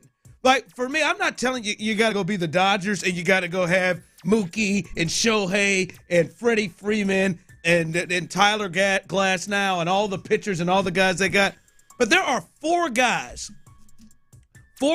on this team that the Astros should most definitely keep right now. And the rest of the other guys, I'm not saying you trade them, but the rest of the other guys can be expendable. Like, you could hear stuff up. But there are four guys that should be. One, it's Jordan, who is the best hitter on the planet, in my opinion. All right, and clutch. Second, it's Framber. He is an ace, and he is a guy that I know he is frustrating at times, but the last four out of the last 5 years, he has finished top 10 in the Cy Young Award, and he's 31. An ace. Bam, Jose Altuve, because he is the best player in the history of the franchise, and he is about to break a bunch of milestones, and there's an understanding of, hey, you don't want to see his ass breaking up for the Toronto Blue Jays. Like, there's an understanding he should be here. And the fourth one is the 28-year-old power-hitting, Gold Glove caliber, base-stealing, throw-out base runners in his prime right fielder that in the World Series can play center field, Kyle Tucker. You should, like, those guys, remember talking about offering Bregman. Hell with Bregman. Those four guys time is coming. Are guys that the Houston Astros should be able to keep and not have to trade them to replenish their farm system or to get guys like the Pirates. That's the part for me that just I'm not saying go be the Mets, but excuse me, to try to trade Kyle Tucker because you don't want to pony up to spend. At some point, you got to pay somebody more than $155 million damn dollars. At some point. And it is crazy to me that the Astros have to trade a guy like that. Woo! Love that money. Those four dudes are the ones that you build everybody around. You're not the Royals. Hell, the Royals, they gave Bobby Witt 12, 13 years, $288. The Astros won't even think about that with anybody. That one blows me away. And you know there ain't nobody waiting in the wings. There ain't a Kyle Tucker like there was for Springer. There ain't a Pena like there was for, and I don't even know how much he has filled the void. For Correa, this is just wild to me. It's wild to me that the Astros are operating like this. Go look at the Rangers roster. Ain't nobody over there, the Rangers, talking about getting rid of Roy Garcia or any of their top players. It's wild to me. Well, look, I mean, here's the deal: is that there's a conversation. I mean, look, if somebody wants to argue, I don't. If somebody wants to argue and debate about the way that Jim Crane does business, it's obvious he does business. I mean, the reality of it is he's not going to give Kyle Tucker a 10 or 12-year deal. In high threes to $400 million. It's not. I mean, $400 million over 10 years. He's not going to get it. I mean, so look, I wish it'd be a whole lot funner. It'd be a lot more fun as a fan and in this radio studio right here if he was going out there and signing the Shohei Ohtanis and Juan Sotos and bringing those guys. It would be great. But the reality of it is that's not how this organization operates. I don't even need you to go get those guys. I just need you to keep the guys that you have. It don't matter where they come from. Doesn't matter if they're homegrown. It doesn't matter. He's not going to make those moves. And we can all sit here and get all pissed off about it and be frustrated about it. But the reality of it is he's done it his way, and we've won more than any of those teams that do it that way. And so I agree. I wish they would sign Kyle Tucker, but I'm not going to sit here. I'm not going to sit here and act as if it's even a possibility if it's 10 years, $400 million. And it's not. Like I just don't think. I just don't. That's not how the organization operates. And the reality of it is you better hope what they get in return for Kyle Tucker is enough. Now there are some position players that are in that conversation with Kyle Tucker as well as some prospects. So you hope that it's, again, that haul consists of guys that can help you right now and need positions as well as some prospects. It's hard for me to sit here and really hammer Crane. I mean, other people want Crane needs to sell the team. Guys, he's done it his way, and he's won more than anybody in the American League. Yeah, but I mean, I agree. At some point, the well's going to dry up. I agree wholeheartedly. But the reality of it is he's done it this way for years, and it's bared fruit time and time again. No, but he's done it this way, but there's now obviously adjustments that you have to make. Like, he signed Bregman, right? But the numbers were a little different then. Now the numbers, because the years have gone on and the finance of the game has changed, he's got to move, but he won't move to it. Like right now, is Diaz going to get signed? Like is whenever it comes to you got to move on Diaz, does Bijani or Diaz get moved? Like anybody that is going to potentially break the point of, hey man, more than 6 years and more than $200 million, they're just gone. Like Well, I mean, look, we'll see. We'll see if he trades Kyle Tucker and whatever he gets in return doesn't help this team continue to make deep runs in the playoffs. Then at some point, I'm sure there's a conversation to be had about ownership. Really, I mean, they did. The team didn't. Ownership slammed the World Series window shut. But right now, it's just, for me personally, it's hard for me to go there because he's won so much doing it his way. I just don't know. I just don't know. I don't know what for people to expect him to change his ways after doing it his way and it winning at a clip better than any other franchise. Or I just don't know. I can't make sense of it. All right, you good with Kyle Tucker being potentially traded? You good with? It's not even just about Kyle Tucker being potentially traded, but just the way that the Astros are doing business right now in baseball in 2024. Are you good with this? Do you see this working out in the future? As I see some people rolling through here. Someone here, Serge said, "Thank you, Ron," on YouTube and Twitch. Somebody else here on the text line said, "Damn, Clint, you're right. Astros are done if Crane doesn't open up the checkbook. This is because Crane thought he was a better GM than James Click. Now they're paying the piper." Does Ron not realize in a few years you're going to have to pay Diaz, you're going to have to pay Alvarez again, so you can't. This is not L.A., New York. We're not. No, it's not L.A., New York, but it is Houston. And that's the thing is, when it comes up, do you think he is going to pay Yordan and Diaz? And as Clint just said, he's probably not going to come off of the way he does things. And when Yordan is 31 and he is able to have a new contract, and whenever Diaz hits it, and if Diaz continues to play the way he does, they're gone, right? If they play the way that the Astros need them to play, like Kyle Tucker, somebody 2 years in a row who was all MLB, and then last year who was an all-star and was having a career season before he got injured. The Astros aren't keeping them according to the way they do business. And I just it's got to be somebody. Because, I mean, they have great players, and there are other organizations who have to operate like this. They got to operate. The Astros are not supposed to be that operation. They choose to and win with it. The interesting thing, too, is as we're having a conversation, and this is more or less just a comment than pushback, is like, who have they been wrong on? In my mind, I'm thinking Garrett Cole. You think so? Yes, Garrett Cole has been really, really good. Yes. Yeah, he's up there in the Bronx repping himself, not winning any World Series. And pitching his ass. Correa has been better than Payne.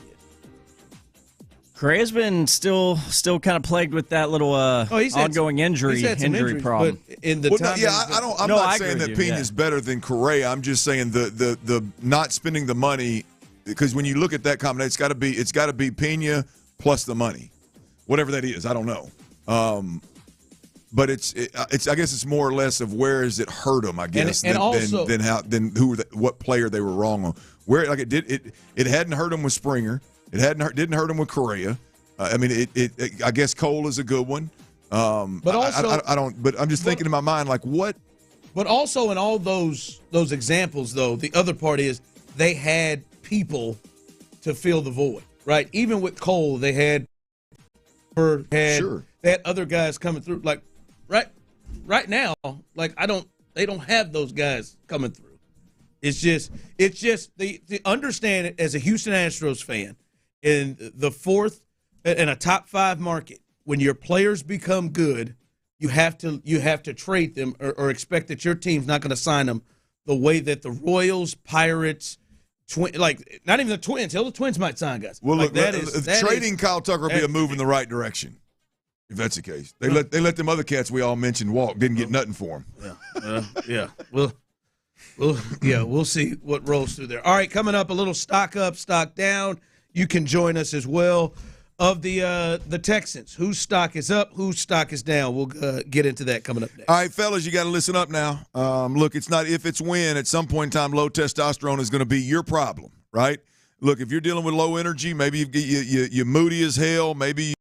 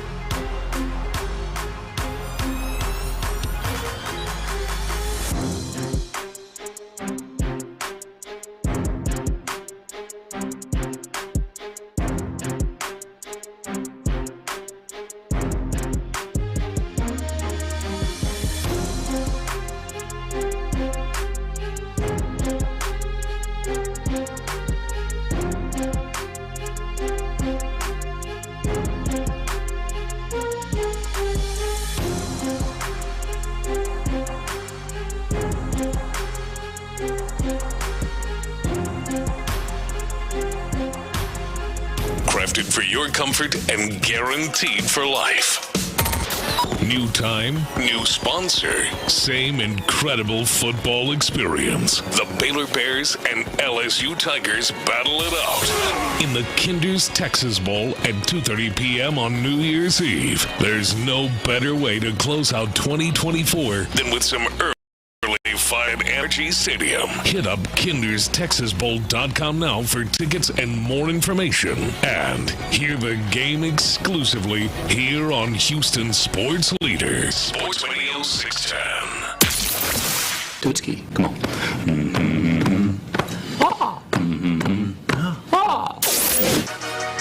Every football season brings highs. Yes! Rock and roll! And lows. Every week, though. There's no excuse for that. Oh, no. It's time to buy or sell. I tell them to sell! It's Texans Stock Up, Stock Down on the Drive with Stoerner and Hughley. I pump those numbers up. Those are rookie numbers in this racket. That's right. Market's open. If you're new to this, welcome in. You are listening to The Drive with Stoerner and Hughley on Sports Radio 610. Every Wednesday, every hump day at this time, around 3:25, we check the market for your Houston Texans. Week in, week out. It's Week 15 coming off the bye. Houston Texans getting ready for the Dolphins to come to town. Let's get this thing rolling with Clint, Old Dirty Red, to come to you first. You know, we've been doing too much of this knocking the positive out. I want to save that for last. I want a little treat at the end of this thing. So I want your stock down for the Houston Texans in Week 15 right now as they prepare for the Dolphins. Well, mine's easy, and Ron, I'm sorry if I step on your toes here, but mine's Tank Dell. You know, sometimes it ain't the stock's fault. You know, sometimes there's just something out of the control stock of the company that just has their stock prices falling, maybe just staying steady. Look, I think Tank Dell's stock is down right now, and I agree. I agree with what Cecil Shorts had to say a little earlier. I think Tank Dell can do everything, and to be honest with you, I think that may be a little bit of the problem. Tank Dell is a guy that is. It's hard to not put him out wide and go, hey man, I want you to run all the cut routes. I want you to run the in breaking, out breaking, the double moves. I want you to do those things. The problem is when you've got Nico Collins on the other side and you're committed to the run game. There's just very few opportunities for Tank Dell to get the football. Like, and I'm not talking about. I'm talking about where you are rightfully so. Bobby is very smart, by the way, of throwing screens to Nico Collins. He's very, very smart in creating plays where Nico Collins is the first read in the progression. He's very smart in creating mirrored routes where whatever receiver's to the right on the outside has the same exact route that Nico has on the left. He's very smart to do those things. And C.J. Stroud is very smart to pick Nico in every one of those situations if it's possible to get the football to Nico. The stock is down not because the company's not performing well, not because there's not a potential and ceiling's not high. The stock is down because they just hadn't found their place in the industry yet. Tank Dell, Bobby Slowick, C.J. Stroud, they've got to all come together and find a way to get this stock up for Tank Dell. But I'm taking Tank Dell right now as my stock down simply because it seems like he's lost in what Cecil called the sauce. Yeah, he did. So Clint's got Tank Dell. If you heard Cecil with us earlier when we brought Tank Dell up, he said, oh, God. It was ready. So that's stock down for Clint. Let's get a little stock down from the other side here. Ron the show, Hughley. Ron Hughley. Week 15. What you got? My stock down is Juice Scruggs. And I had this, and you all can both attest. I had this prior to the injury and him missing a couple of weeks. And that just actually adds to it. His stock down is obviously literally in that space. But his stock down is, man, he's been moved off the center position by a 6th-round pick in his own draft class in Jared Patterson. And, fellas, for it to have even been a fault, DJ Bieniemy has talked about this, who covers the Texans, and many others, that, hey, Kenyon Green is returning, who's going to start at left guard? For that to have even been a conversation with what Kenyon Green had shown for Juice Scruggs, that there was even a thought or conversation that he would be out of the lineup even before this injury, to me it kind of shows where he is at the center and now being moved to the guard spot. 6th-round center in his own draft class is a better option, and then that he would even have a conversation with Kenyon Green with what he showed. So Juice Scruggs, stock down for me. Stock down Juice for Ron. Let's flip the script here. You're listening to The Drive, Sports Radio 610. Stoerner, Hughley, they're checking the market of the Houston Texans for you with stock up, stock down. They just gave the stock downs. Now it's time for some stock up, some positivity, as D'Amico often looks for. Ron, stock up, Houston Texans, Week 15. Well, speaking of D'Amico, my stock up is to D'Amico. Hey, what up, listen, Pat? I thought D'Amico stepped up in a major way this week. And last Thursday, I posed to Brandon Scott and to the audience who is going to be the adult in the room, who is going to be the person that finally decides to put the fire out with the Azeez Al-Shire situation. And D'Amico Ryans stepped up and closed the door on it. And they're not going to be talking about it any longer, and he stepped up and said, we're on to Miami. Quite frankly, we talked about that's over. It's over. We're on to Miami. And I give him big props for stepping up and saying, hey, all right, guys, we got to shut this up and shut this down and not allow this to be a talking point of distraction. So my stock up is to the head coach stepping up big time this week, D'Amico Ryan. Number 59, Cap, stock up for Ron the Show, Hughley in Week 15. Clint Stoerner, now over to you. Give me some positivity. Which Texan you buying stock for the Texans right now? You keyword there, operative word there. What stock am I buying? Mm-hmm. I'm buying Dalton Schultz. I've been unbelievably critical of Dalton Schultz. I think rightfully so, justifiably so. He deserved every bit of it. But things are starting to look up a bit, and I think that the rest of the way, the guy that you see his numbers, his snap count increase, the numbers go up, and which I think you're going to see a better offensive production in the process, is Dalton Schultz. So I'm going to buy a little early after running the stock down with all my comments, my negative comments. I'm buying the dip. I ran it down so I could buy it cheap, and he's going to take off here this next month. About the GameStop. Dalton Schultz, baby. There you go, and his best game against the Jags last. Pumping them numbers up. Touchdown. There you go. Made me not have to buy Mad Dog. I'm with that. All right, that is a little stock up, stock down. We do it every week. Coming up, you'll hear from the quarterback, C.J. Stroud, as he speaks to the media for the very first time since the bye week.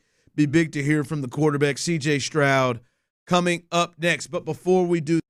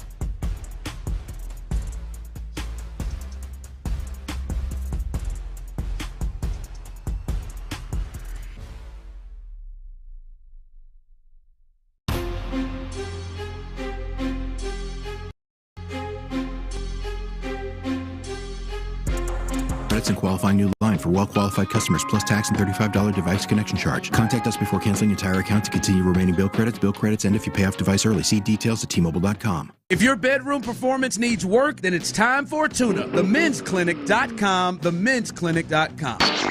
Live from the Twin Peaks studios, Sports Radio 610 presents The Drive with Stoerner and Hughley. All right, C.J. Stroud, the quarterback, spoke to the media today. We haven't heard from C.J. Since the last game against the Jacksonville Jaguars. They've had the bye week. He has had some time to get some rest and relaxation, which it seemed like it was good at least to just turn his brain off a little bit, and hopefully he is refreshed. But this is C.J. Stroud talking to the Houston media today. That able to get some time off, to recover, mind, body, spirit. So, now we're ready, back rolling, and, December ball, is really important. We got to put ourselves in a pretty good position, and now we got to go, and win some football games. CJ, with the playoff outlook, a win over Miami and a Colts loss means the South for the second year in a row. How excited are you to be in this position now that, this early in the season, you can talk about clinching and things like that if you take care of business? Yeah, you want to put yourself in that position, to win the division as early as possible. But ultimately, we got to go and focus on Dolphins and Miami and take care of this. A real good football team coming in here that's getting their groove back and rolling right now. So, we got our hands full with them and got to make sure that we're, on our A game when it comes to beating the Dolphins. CJ, what kind of relationship do you have with Tua? Last year, I got to meet him when we joined practice with him and got to talk to him, and a lot of respect for him, who he is as a person, who he is as a man of God, and then just the advice he gave me was really good, and I really appreciate it, and it helped me throughout last year and this year. So I'm a real big fan of Tua, and think he does a lot of great things on the field, and glad to see him back playing, and that his career is gonna continue to be great, and I'm very happy for him. Can you tell us what the advice was that he gave you? Really just take completions. Yeah, don't hold the ball too long. So. You got 3 games in 11 days coming up here. Have you thought about the challenges of that, and is there anything you can do in these short weeks to prepare yourself for that? Not really. It's hard to jump ahead, and and especially when you got 3 good teams to play. You got to take care of one at a time. And now we're just focused on Miami. Trying to ace that, and then we'll look past that right when the game is over. So I'm actually excited about it, but. Anything worth in life isn't easy, so it's not going to be easy, but I think, that difficulty of it will help us in the long run. You guys have Christian Harris back at practice for the first time since training camp. What's it been like to see him, especially the impact he made late in the season last year, and the role he's going to have now missing 3 games? Yeah, I think it's huge. I'm just really happy for him that, I've seen the hard work he put in. Every time I'm in here, he's in the training room, working hard, and you never want to see a reoccurring injury like that. So for him to be able to, come back after so long and still have a positive attitude is just amazing to me. And I actually am, I look up to C. Harris in a lot of ways, just his mentality on how he approaches the game and how he practices, and anything that he does it to his full ability. So I'm excited to see him go out there and ball. Did you, taking this time off for the bye, I know you were real reflective, and you look at yourself a lot. Did you say, hey, this is what I am, or this is what I've noticed as I look at this season to this point? Any of that happened for you during your bye week? Not really. Yeah, I kind of just detached from ball and from anything that had to do with it. I don't really watch. I watched a little bit of college, but didn't watch any NFL games. But I think it was necessary for me. Maybe other guys do other things, but for me, I needed just to, just get back. Just to regular life, there's life away from ball. Of course, it's one of the most important things in my life. I love football, but needed the time just to be away, and I got that, so it was very necessary. But right when the day came, I was back watching Miami. So. What was the fun thing that you got to do with friends and family that was not football to sort of get away? Really just chill. Yeah, we didn't really do too much, so it was just chilling around the house. CJ, you've been around Nico for a while now. He's very competitive. how much up for these matchups against some of what they consider these premier cornerbacks like Jalen Ramsey? Yeah, he's real like, I don't want to say to himself, but he's motivated without you noticing, kind of thing. Like he every day he's working to be the best, and I think that's just because he's been underlooked for so long, and kind of just how he's been approaching the game is I'm gonna work hard every day, and care who I'm playing against or what they say, I'm gonna just do me. And now it's able to, people are noticing, but I think that he's gonna enjoy this game and look forward to seeing J-Ram, and I think Jalen's looking forward to maybe following him. We don't know yet, but definitely I think that Nico's up for the challenge and ready to roll. So, and I'm excited just to be a part of that. But I think he approaches everybody the same, and he's been an underdog for a long time, and I think that he keeps that mentality, which I think is a good thing. He doesn't have the highs or the lows. So you mentioned that December football is very important, and D'Amico was just talking about December and January. Like the biggest thing is finishing games. From your perspective, what do you want to see? What would be the perfect way per se to finish games the way you guys want to finish? Winning.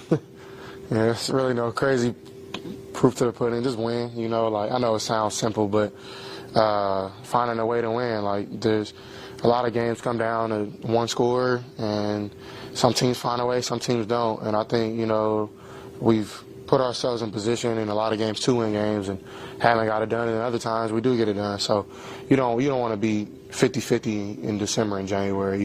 You want to be on the upper scale. So I think these practices and those little small details is what get those wins. Not the last 2 plays or 3 plays of a game. Those don't really define the game. You can win and lose a game that way, but also handling business in the first half and the beginning of the second half can win you the game as well. So I think that's where we got to do better. What stands out about their pass rush, especially with a guy like Calais Campbell, who might be getting up there in age, but still is leading the team in pressures? Yeah, they do a great job as rushing as one. They do a lot of stunts and a lot of twisting and turning, which they get a lot of, I wouldn't say necessarily sacks, which they do get those too, but they more so get pressures and affect the quarterback. So, I got to be on my A game to make those minute movements and things like that. And our line got to do a good job of passing those guys off. But Calais knows what to look for, and he leads those other guys. I think 92 has done a great job as well. They've had some injuries up there, but they've been able to still have some really great play up there. So I think that just goes to the coaching and, the way that they play hard. Close with DJ and Sarge. How vital has to protecting your blind side through the first couple of years of your career? It's been huge, man. He's been not only just a great blind side protector, but just a great brother to lean on.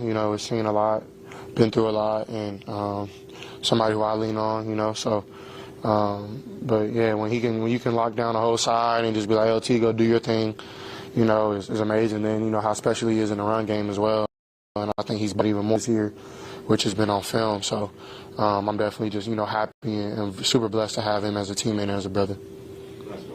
CJ, I know that this is that you all have a team first mentality, but what does it mean to you to see a lot of your teammates being in Pro Bowl consideration? Man, it's huge.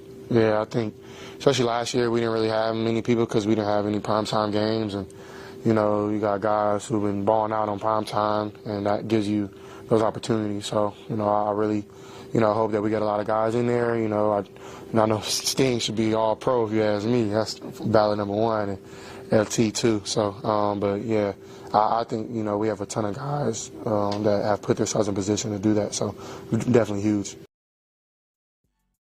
All right, that is the quarterback. Sounded like me there at the end. Is that voice checked out a little bit? It's gonna miss that time, man. That weather change will get you every time. But that was C.J. Stroud as he spoke to the media today for the first time since the bye week. And looks like, and it sounds like, he did get himself unplugged and get refreshed. But I found it interesting when he was talking about Tua and the advice he got from Tua. Take the completions.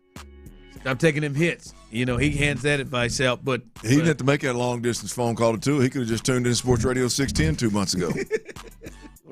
or last week. But no, take the completions. And that could be an adjustment, Clint, that we do see is maybe back where it was, because that was something that you never, ever had issue with last year was, bam, taking the completions, taking the easy layups, as you would call. Yeah, look, I think they've been taking those since Detroit. They've adjusted since Detroit. Now, they've had some moments where, to me, there's moments where Bobby and CJ just can't help themselves. And they've hit a couple of those, and they've also wasted downs with those as well. So that they haven't quite hit their rhythm yet, and they're gotten their groove yet, if you will. But I think since the Detroit game, I think they have without a doubt been focusing on moving in that direction and doing that more often, and getting that style of quarterback play back in Houston with C.J. Stroud. I think they've done a really good job of that. Now they've got to learn to finish. They've got to do it for 4 quarters. They've CJ's got to get back to making those big time throws that put pressure on defenses, that put pressure on opponents in the sense of, boy, if you make a mistake, we're going to go up 2 scores on you. Even if it is in the second half, we can be aggressive then as well. So they've got to get some things together. They got to fit some pieces together. But I think, in response to Tua's advice to C.J. Stroud, one, I think it's spot on advice. But it's they seem like they're preaching that, coaching that, play designing around that, and have been doing some of those things since Detroit. Hopefully, it all comes together in this last month stretch run here in the teams on the schedule. Like I said this last week, Friday, that I think the rest is going to help CJ big time. Okay. And I do think CJ is a competitive cat, that these 3 games against these 3 quarterbacks in particular, I think these are things that bring the best out of CJ as opposed that makes him shrink. So I think some time off and the challenge of Tua, who I think some perceive to be better than him. Mahomes, who everyone definitely perceives that he is better than them. Lamar, the same thing with Mahomes. I think he is up for that challenge, and I think we'll see potentially the best out of CJ if the things around him allow him to be that. So I'm excited to see him coming off the bye week against these teams and these quarterbacks. Should be fun. All right, what you got coming up in the 4? Well, boys, I'm going to take this thing away from sports for a minute. I've had an experience in my life that I think every listener out there, I know every listener out there has had, and I got to give some folks some credit, man. I think their company ruins it for them. I think their company puts them in a bad spot, but I've had an unbelievable experience with them. So I'm going to tell you a little bit about Dirty's day during Dirty's Daily, and then conversations on the elevator. We got to cuss and discuss a little something that happened on the way in as well. So I've had a productive day. We're going to talk about it next, right here on Sport. Before we do that, we got to talk about the Academy Sports and Outdoors. Look, there's plenty of locations around this beautiful city. If you're hearing this right now, there's no doubt about it. There is an Academy Sports and Outdoors right around the corner.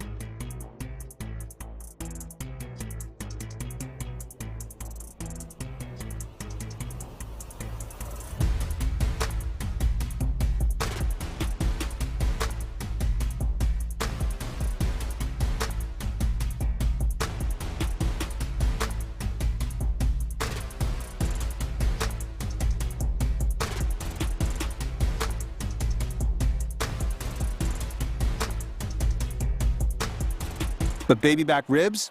Yes. Uber Eats, official on-demand food delivery partner of the NFL. KILT FM HD2 Houston. Insider access, exclusive content. Sports Radio 610. The Texans play here. An Odyssey sports station. This is about the time that my bowel movement hits. Sports Radio 610 presents The Drive with Stoerner and Hughley.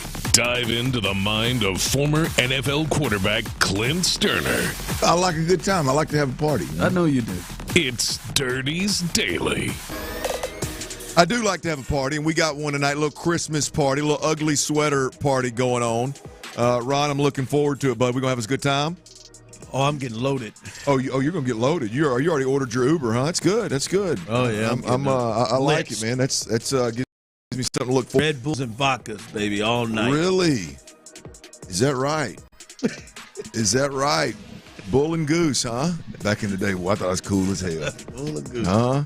Yeah, sugar-free Bull and Goose. We didn't have sugar-free back then. We just went with that straight dark blue and red can. Hell yeah. I like the yellow can. Nowadays, we just dumped them 5-hour energies in there. Them stands in there. Them stands. Yeah, that's what we get done. But look here. If you're out there and you're toting around the old Odyssey app, you got the Odyssey app on your phone, on your device.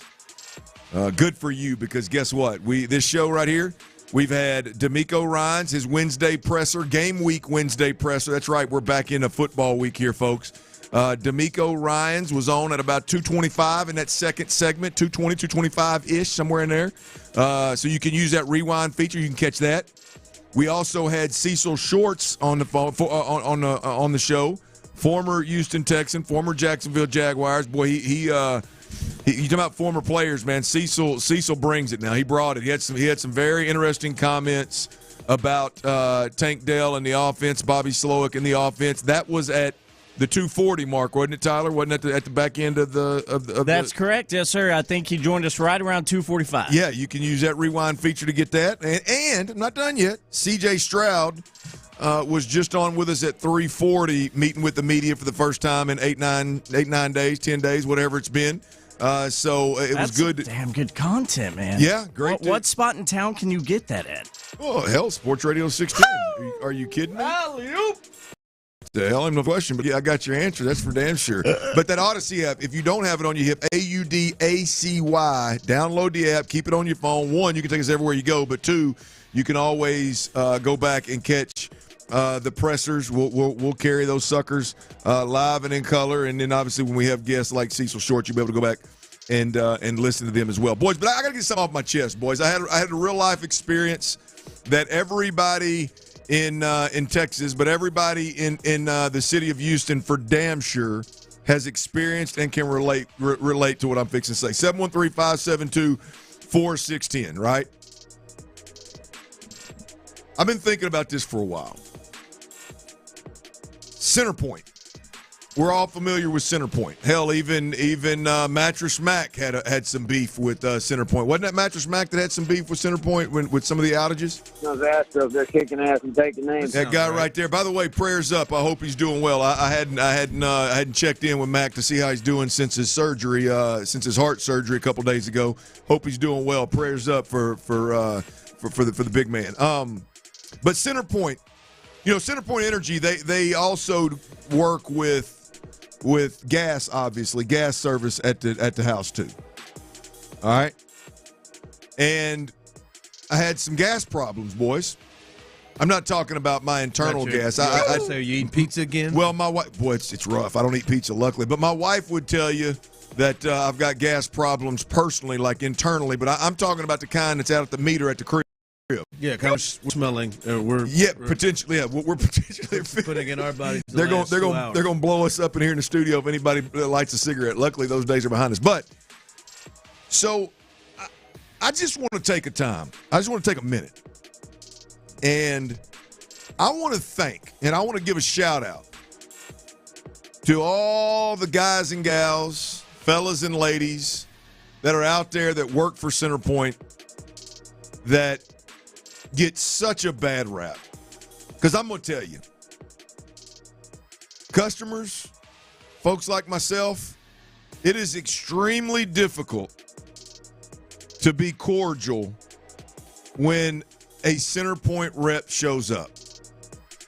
It is extremely difficult to be respectful when a Center Point Energy rep shows up. Oh, no. I wonder if they're trained for this. And I want to apologize. Well, they're aware of it. They're aware of it. That's for damn sure. I want to apologize because I'm going to tell you what, Centerpoint Energy, you are piss poor. Oh, my. You are pissy poor, and it's unacceptable. Your customer service is absolutely unacceptable. It's embarrassing. We should all get a refund. This is not what we all are forced to pay for. The customer service with Centerpoint is unbelievably bad. Ron, I'm talking about Home Depot. My cabinet's bad, brother. Oh, damn it. I'm talking. We spent a week. We spent a week trying to get a meter upgrade. Just come out, and you know what a meter upgrade is? Hell, I need you to come out and install a bigger piece of equipment so I can spend more money with you. More money, yeah. More money with you, right? Ron, for a week plus, these jokers couldn't find our account. This is starting to sound like They kept saying, "Oh, are y'all on Crosby Cedar Bow?" No, that was a flip house we sold a year ago. No, we're not on Crosby Cedar Bow. Or are y'all on Pinehurst Drive? No. That was a house we sold 2 years ago. We've had an account we offer 5+ years at this address with this meter number, and we've been paying our bill every damn month. A week, 6 different reps we talked to. My wife did, by the way. She's a lot nicer than me. I don't know that I'd have got to 6.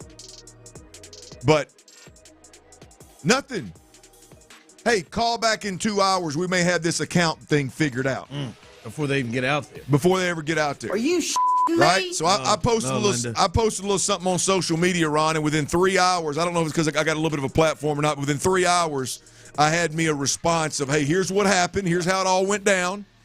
It's back in order, and we're working on we're going to get out there, right? Okay, cool. Thank you very much. Use your platform. Where I'm going, well, I don't know if it was that or not. Maybe the people that they have on their social media team just are a lot more responsive and a lot more competent than the jokers they got in their customer service division. But where I'm going with all this is somewhere positive, right? Because we as a city, we as a people, we got to take a couple of deep breaths when the representatives with the logo on the side of the Chevy pickup, GMC pickup they're driving, when they pull up with that Centerpoint logo on the side of the truck. We got to take a couple of deep breaths. We got to be a little more understanding, That's Ron. sound-ass advice, man. No, look, because here's the deal. Here's where I'm going with this, Ron. Tyler, here's where I'm going with this. Both of us. I got y'all mixed up. It's all good. We look alike. I have never, whether we're in a crisis situation and it's electricity and we're trying to get things worked out so people have power, or it's like my man Torrance Lee today. Torrance Lee came out there, changed out my whole damn meter out there, got me rocking and rolling. T, I appreciate you. T. Lee, I appreciate you. Did you show up to see T. Lee in a place where you were ready to get after it?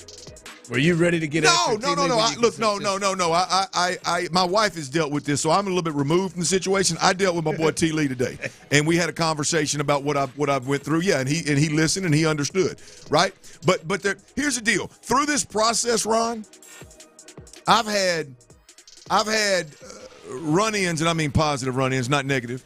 I've had run-ins with probably 5 dudes, all guys. I guess they could be gals, but these were all guys at the house with Centerpoint. Every last one of them, above and beyond, cool, calm, collected, handling this, getting right, doing their job, boom, boom, boom, respectful. I mean, 10 out of 10 dudes that I would invite back and boil crawfish and drink cold beer. And if any of y'all listen out there, you're more than welcome to come on back. So I can only imagine what these people deal with when they pull up on somebody that's so frustrated they're just out of the gate dog cussing them out of the gate. So I want to apologize for anybody that gets dog cussed, because you folks out there in the field, in the streets, working Centerpoint, whoever's running that department, whoever's hiring in that department, y'all are doing an A+. I mean elite A+ job, and that person needs to take over your customer service division, because it is ass. It is terrible. It's unacceptable. That's one of the worst things when you got to come up and deal with the issue that somebody else did. Unbelievable. You got, and they handle it with so much class and so much cool. So they got to be trained to do it. Oh man, and let the electricity go. Let the electricity be out. You got people out there wanting to harassing these guys that are trying to get the damn electricity going again. And look, it's 99.9% of it is because of the response that they are not getting from customer service. And it's not about they're not getting the answers they don't like. They're not getting a response. It is pissy poor. A company that size, something that so many of us, all of us, have to deal with so often should be ran better. I mean, get it together. Get it together, Centerpoint. T. Lee, I appreciate you taking care of it. Thank you, Torrance. Hell yeah, taking care of it today. That was big time, man. By the way, he knew my boy Keith D that came out of Sam Houston. Shout out to Sam Houston. We got B. Scott coming on here in a little while. We do. Sam Houston played with the Cowboys for a few years, straight out of Italy, Texas. He went to Sam Houston with Keith Davis. So we had a little something in common there with him. But real quick, boys, I'm gonna go to this because I think this Brett Favre, Mark Gastineau is extremely important, and we're gonna get to that at some point. Full segment. Something. But I know it's great. It really is good. Mark's mad at the wrong guy. You hurt me. Mark's mad at the wrong guy. I got some thoughts on that. We've got by the way, we've got an explanation on Twitter. Brett Favre has a Twitter thread, by the way, boys, that explains everything that went on. So this is really good. But let me ask y'all this: Where are y'all at with phone conversations carrying through the elevator ride? I like conversating on the elevator. I like being friendly with some people. You were talking. You wasn't listening. See, I bet you were a bad kid in elementary. I was preparing something for you, sir. I'm talking about if us three are if we're on the elevator and we're going up or down and somebody gets on the elevator with us, by the way, going up, I think it was 16 floors. Okay. Earpiece in. Okay. Phone conversation. On the phone with somebody else. Phone conversation. Oh, hell no. Close quarters. I mean, and it wasn't like obnoxiously loud. And I really didn't even give a rip. She actually smelled really good. But it was one of those where I was like, how? I don't know how to feel about this. It's got to be a certain important. No, this was not important. Yeah, it's got to be. I mean, she just got back from Miami, and apparently she makes some pretty good money because her thoughts were she's going to work harder over the next 2 years so that she can buy a place in Miami. I'm telling you, I heard a good chunk of the conversation. I do a lie all the time, and I don't know if it's a lie or not. But hey, it's like anytime I'm on the phone, hey, I'm about to get on this elevator, probably about to cut out. Right. Yeah, I've said that. Either hang tight, and if it cuts out, I'll call you back, or let me hit you back when I get up. Yeah. I mean, folks that do it, whether it's this lady that happened with you, Clint, or whoever the hell else. The only thing I can figure is these people are literally just out of touch with like everyday courtesy and manners. Like they are just completely disconnected.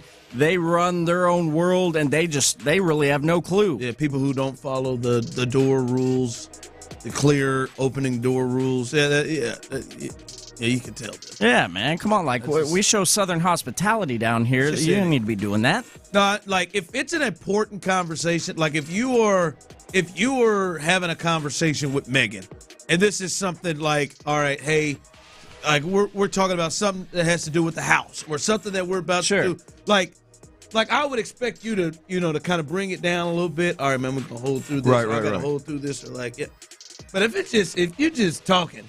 Oh yeah, we're just breaking bread. Like, yeah, man, hold on, man. Let me get off real quick. And like Clint said, I'm not saying this whole thing is like the end of the world. Like when it happens, I'm just fuming. But it is annoying. It just makes me wonder, what's going on in your head? And while we're on the elevators, I hate people who don't go to their spot in the elevator.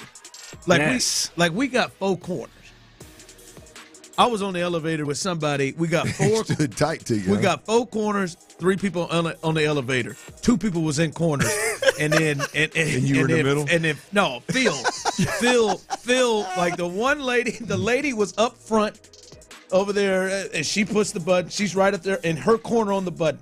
I'm diagonal on this corner. In the middle, we could go right there. Like we could. He could have gone two different open spaces. He had two corners. He got cuddled up. My man sitting here, standing right in the middle. He was trying to keep an eye on you, man. And I'm just like, Phil, what you like? Maybe it's cold. I want to say, Phil, man, what you doing? Go to your corner. Now I understand. Like we got, if we got 5, everybody to a corner, bam, somebody down the pipes in the middle. Yeah. Don't stand. If you got a corner, grab a corner.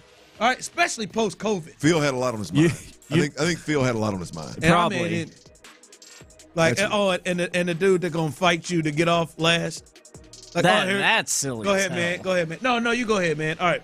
Like, bro, come on. I said it first. That means you gotta go. Well, what are we gonna do here? It's a stalemate. Hey, man, it's good to be. I got a lot. Two respectful folks, man. All right, let's we'll put a bow on it. Center point. Be better your customer service. Center point. Phenomenal job with the street team, man. I mean, these guys and gals are tremendous. Hey, if you get on there, put your phone on, put your call on hold. That was a serious question, by the way. I didn't really know how to feel about it, but put your call on hold at the very least. If not, call them back. By the way, just real quick, we will be at Buffalo Wild Wings, Washington Avenue tomorrow, right? Little Thirsty Thursday. Back over at Washington Ave, Buffalo Wild Wings on Thursday. If you can make it, come through. Big shout out to Bud Light for making that happen. And then Friday, Big City Wings in Humble, 5324 Atascocita Road, Humble, Texas. I want to give you the location because there's so many Big City Wings around the city that it's I think there's a couple up that way. I've actually gone to the wrong one before. So that one's about a mile from my crib. Well, there you go. Won't you come on? Oh, my bad. You got to be up here, don't you? Yeah. We may be able to work. Son of a we may be able to work something out. We may be able to work. Don't tease me. What? That makes it worse. Stop. Well, just come on through. If you're out there, you're listening. If you want to, hey, book it, man. Washington Ave, Thursday. Buffalo Wild Wings up in Humble on Friday. Come on through, hang out with us, break a little bread. Maybe you can win something. Figgy will probably be out there. That'd be fun. Yeah, that's right. Why not, man? Yeah. Capturing a little video, man. I don't know if there's anything to work out the next 2 days, Tyler. I think I'm not sure I'm ever going to be at another live broadcast, Phyllis. I would never say never. Tyler's going to Breckenridge Friday, ain't you? I am. I'm going to Breckenridge. I mean, this guy's vacations, man. I mean, which is nice. This guy like the caliber vacays. Speaking of vacay, he is highfalutin. Money ain't gonna spend itself. Speaking of vacay, Laramie Tunsil, he's on the debatable. Laramie Tunsil's on the. I think some of mine does. He's on the injury report, guys. Is he? For rest. Oh, he played well a couple weeks. For rest day. After a bye week. I'll give you the rest of the injury report. There are some important names. Damnedest thing. There's some other important things you need to know, including Christian Harris, Kenyon Green, and others who have missed games. We'll let you know all of that as we continue right here live on The Drive. Yes, sir. Before we do that, though, we got to tell you about QC Kinetics. Look, it's not normal, man. The pain that's caused by chronic joint pain day after day, some of y'all deal with it and have dealt with it for so long that it's become your new normal. Short-term fixes aren't working. There's nothing normal about it, man. Make the decision right now to say no. You ain't going to live with it any longer. Get moving again in 2025 and do it with help from QC Kinetics. They are the nation's leader in regenerative medicine. I'm talking about joint preservation here, y'all. Yes, you can revitalize your joints with advanced ortho.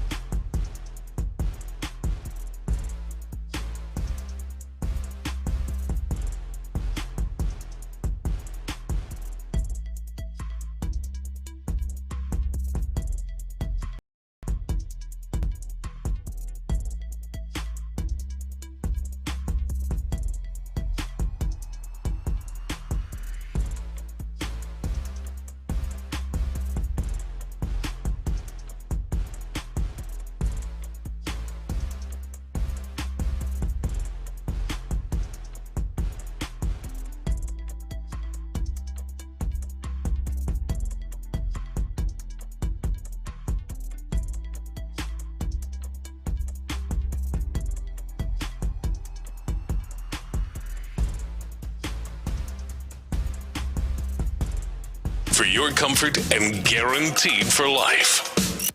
The best football breakdown is here on Sports Radio 610.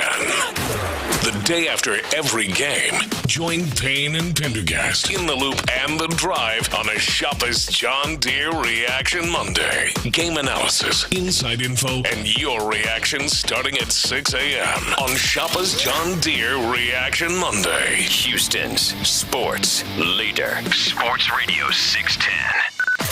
Sports Radio 610 presents The Drive with Stoerner and Hughley.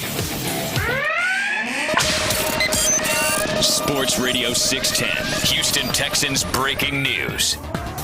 All right, Tyler, what is the breaking news? And it's Texans breaking news. Yes, Texans breaking news on a hump day. This just came across the wire. Schultz report. Jordan Schultz, he tweets out, it's official. Texans standout safety Jalen Petrie, who suffered that torn pectoral muscle, he is done for the 2024 season. There will be no return for Jalen Petrie to D'Amico's defense this year. It's a tough loss. Jalen Petrie is not going to be playing any more football. All right, so one would assume that he's going to go ahead and have surgery on that. There was a talk when it first happened that they weren't sure if he was going to have surgery on that. And then there was some, I think, excitement because he was not placed on IR, but clearly they've had to make the decision. And if you're just joining us and you missed Tyler at the top of the segment, according to Jordan Schultz, who covers the NFL, Jalen Petrie is going to miss the remainder of the season with that torn pec that he has. And for me, Clint, I think this is a big loss, a major loss. He was one of the guys that was playing at a Pro Bowl level. And to me, following the Jets game, they were finding a really, really good groove in how to use him. Now, they're replaced, with guys that are capable and have experience there with Jimmy Ward, but this just is going to test their depth. As we know, Jimmy Ward's coming off a concussion. It's not even, 100% sure, although good news is he is not on the injury report at all. But he's had times where he's missed time, and it's just potentially test your depth there. But this is a big loss. Jalen Petrie, according to Jordan Schultz, out for the season, Clint. Yeah, look, there's a couple of layers here, right? Is when Jalen Petrie comes out, then Jimmy Ward leaves the safety position and comes down and plays nickel because you really don't have any depth at that nickel position. No. You have to dip into the depth and the starter at safety. So the ripple effect impacts his football team. But on the Jalen Petrie front, look, I agree with you. I think there was at the beginning of the season, and I still think there were some, in man-to-man coverage situations, Jalen Petrie needs to be protected, as does Eric Murray, as does Jimmy Ward, really as does anybody not named Derek Stingley at this point in time, and possibly Kamari Lassiter. But the truth of the matter was boy, he was really coming into his own at that nickel position and was really becoming a difference maker, was starting to shine, and was covering, I think, better than most expected. And so, yeah, it's a shame to lose a guy like that. Jalen Petrie, without a doubt, is one of, if not the most instinctual player on this team. You can argue that defensively, Jimmy Ward has got some pretty solid instincts at that nickel position, so I'm not worried about it. But those his instincts are really. Azeez has some elite instincts in playing the position. I think there's no doubt about it that Toa has shown some recently, and allows them to play at or above their ceiling a little more often than other folks. But losing Jalen Petrie, boy, you lose that guy that just has crazy instincts and has a way of finding the ball, getting his nose to the ball, and that losing that guy hurts, no doubt about it. Whether you're just talking depth or you're talking about the ripple effect of having to move a safety down, and now you're playing a rookie more than you wanted to deep. So we'll see how it actually impacts on Sundays. But boy, on paper and just discussing it, it sure seems like it's going to be a painful miss. And Brandon Scott coming in for the Texans report next segment. He is. We'll get his thoughts. He was around the building, been around the building. A lot of injury things from Christian Harris, and now this latest breaking news with Jalen Petrie. We'll get his thoughts coming up next with that. Also, Jordan Schultz is. He's got multiple Schultz reports. Is the afternoon? He is. We're not going to hit the sounder on this one, Clint, but this one we've been talking about. We've been hearing about. It seemed like earlier today there were signs that it may happen, and it finally has happened.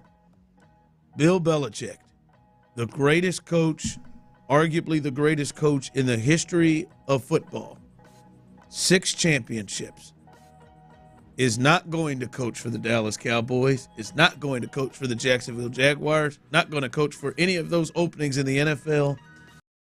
Nope. He is going to the home of Michael Jordan, the basketball school, North Carolina. He is going to be the head coach of the North Carolina Tar Heels. That is confirmed now. They have agreed to a deal, and he is going to become the next head coach. 73 years old, following Mac Brown. He is going to be the next head coach of the North Carolina Tar Heels. I am floored by this. I cannot believe that this is where he is, and this is where he is going to coach. Yeah, look, when he left New England, boy, you sure thought he was going to land at a premier job in the NFL, and if nobody ever thought college, but if it were, you would think it would be to replace a guy like Saban or at one of these big time programs, blue blood football programs, and it's not. I don't know what to make of it from a destination standpoint, but I'm excited to watch it all unfold. I think the NFL game. The college game is more and more becoming more and more like the NFL every day. I don't know how Bill Belichick is going to recruit and relate to 18 to 21, 22-year-olds. I don't know how that works. I do believe that the 6 Super Bowl trophies, I do believe that the resume will work for a brief period of time, and if he gets in there and his plan works the way that he thinks it will work, and I do believe that his plan will actually work more. His approach will actually work better with younger players that need the development, younger players that don't have the money else out there. But let's be honest, it's not NFL money. To some it is, but it's not to all. I do think they will respond differently and better than the NFL players did. To that old school way of doing things, especially if they feel like he's going to help them get to the next level. But I think that there's a 2-year window, Ron. They better win, and they better win big in 2 years. Like, what do you mean win big? Like, because they're 6. Well, I mean, we just saw SMU win the ACC. You talking about? I'm sorry, go undefeated and lose in the ACC championship. So you're talking playoff type. Yeah, what they do? Win the 6 games this year? 6. Is that what North Carolina won this year? Yep. Yeah. I mean, I think you got to show major improvement. I think you got to win 8 or 9 games next year, and then you got to be in ACC championship conversations within 2 years, which will put you in a playoff. Yeah, I think without that from Bill Belichick, I think his way of doing things and his personality I think it's going to wear folks thin, and I think it's going to be over with quick. But if you prove right away to develop players and get them to the next level, I think there's a chance it could take off. Bill Belichick in college at North Carolina. This really happened. All right, coming up, our Texans report. Brandon Scott, he will join us, and there's a lot of news to cover coming off the bye week.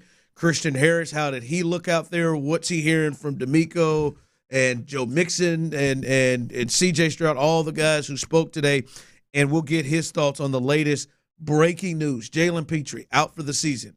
That's coming up next. All right, y'all. This is one of the most essential parts of living now. You got to breathe well to sleep well. You got to sleep well.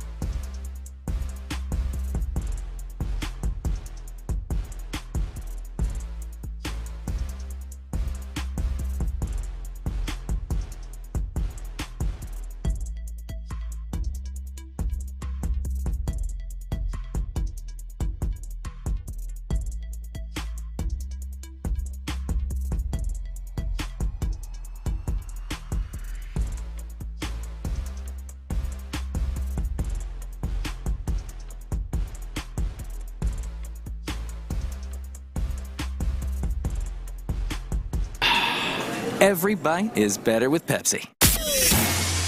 Football in H-Town is on the rise. I love D'Amico Ryans, man. I tell you what. H-Town, I'm back. Our guy B. Scott has all the latest from the gridiron. I don't see no bitches nowhere around here. It's time for your weekly Texans report. We ain't laying down for nobody. On The Drive with Stoerner and Hughley. All right, that's right. 4:40. That means it is the Texans report. And our guy Brandon Scott is live with us here on The Drive. And a lot of news, Brandon, and we got to get your thoughts immediately because we broke through the last segment. Jordan Schultz reporting this, that Jalen Petrie, he had as what was reported before, it's partially torn. Jordan Schultz is reporting that he is actually going to now be out for the remainder of the season, and they're going to be without Jalen Petrie. They didn't put him on IR. Are you surprised at all that this is the direction that it is going with Jalen Petrie, that he's done for the year? No, I mean, based on what was reported before, I mean, it sounded like the whole reason for not putting him on IR or for not ruling him out for the rest of the season was just on some hopeful type of stuff, right? Like, could he play through the pain? Could he risk, or would there not be a risk of furthering the injury if he goes out there and plays through it? But, I mean, it looks like they've made the decision that it's in his best interest and their best interest for him to go ahead and get it right. I do think it is, it's an understatement to say it's a major hit to the defense. I think ever since we found out about this injury, there has been a little bit of hope of, hey, well, Jalen Petrie will be back at some point. Maybe he'll be around for the playoff run or something like that. But obviously that's not in play. And the thing about Jalen Petrie, as we all know, is that he just completely changes the complexity of the defense, or it changes what the defense is able to do through his versatility. They're a completely different defense with him out there on the field. And so without him, they got to figure a lot of things out. How big is the news that it looks like Jimmy Ward is going to play? I mean, given what you just talked about, Jimmy Ward gives you the answer. I think the top answer of depth at that nickel defender position, brings some of the instincts that Jalen Petrie brings. I'll be honest with you, B. Scott. I've just assumed he was cleared. That we were still waiting on this, but I heard Nick Caserio talking about it a little earlier, looking like he's going to play this week. So just thoughts on Jimmy Ward being back as it relates to obviously no Jalen Petrie. Yeah, no, it's big. It's the closest thing that they have to Jalen Petrie, and even then, we're not talking about the same type of thing just because of where Jimmy Ward is in his career at this point. But think about that. Just think about your question right there, Clint. We know what the history has been with Jimmy Ward since he got here, and even before he got here. He's dealt with injuries quite a bit over the last few seasons, and so even from that standpoint, with Jimmy Ward out there filling in for Jalen Petrie, you're kind of hanging by a thread, because it feels like by the second quarter, Jimmy Ward could, with his injury. That's what I'm saying. He could just as easily be out of the game, and so you are a Jimmy Ward injury away from having to play an entirely different type of defense, and I think that's got to be a concern for the Texans defense. That's right. Brandon Scott jumping in. The breaking news, if you have just missed it, Jalen Petrie having, I would say, a Pro Bowl level season. I don't know if he would make it, but a Pro Bowl level season is out for the year. They lose him, but it looks like, and I got to give you your props. We give it up. We give it up to B. Scott. Last time we were here, Brandon told us in regards to Christian Harris, I expect him to be practicing the week of, but not really able potentially to play yet. What's your thoughts on that now? He was out on the practice field. There's video of it. Looked like he was moving around in drills pretty well. What was the feel you and Christian Harris, and do you think what's happened with their linebacker situation, Azeez Al-Shire, that has any effect on when he returns? Yeah, I'm a little closer to thinking that he could play, and then also just to kind of piggyback on the conversation we were just having about the nickel defender spot and how tenuous it is. Obviously, you don't have Jalen Petrie. You knew that going in, that you wouldn't have him at least this week, but now he's ruled out for the season. Jimmy Ward is your answer. You're probably going to play a lot more of your base defense anyway, and so your linebacker play is like hyper-focused now on how well those guys cover and who's the best guy that they have in that room that's like that, or who do they not have like the other. That's Christian Harris. Like, he is the most different, most, I would say, specific kind of player like that.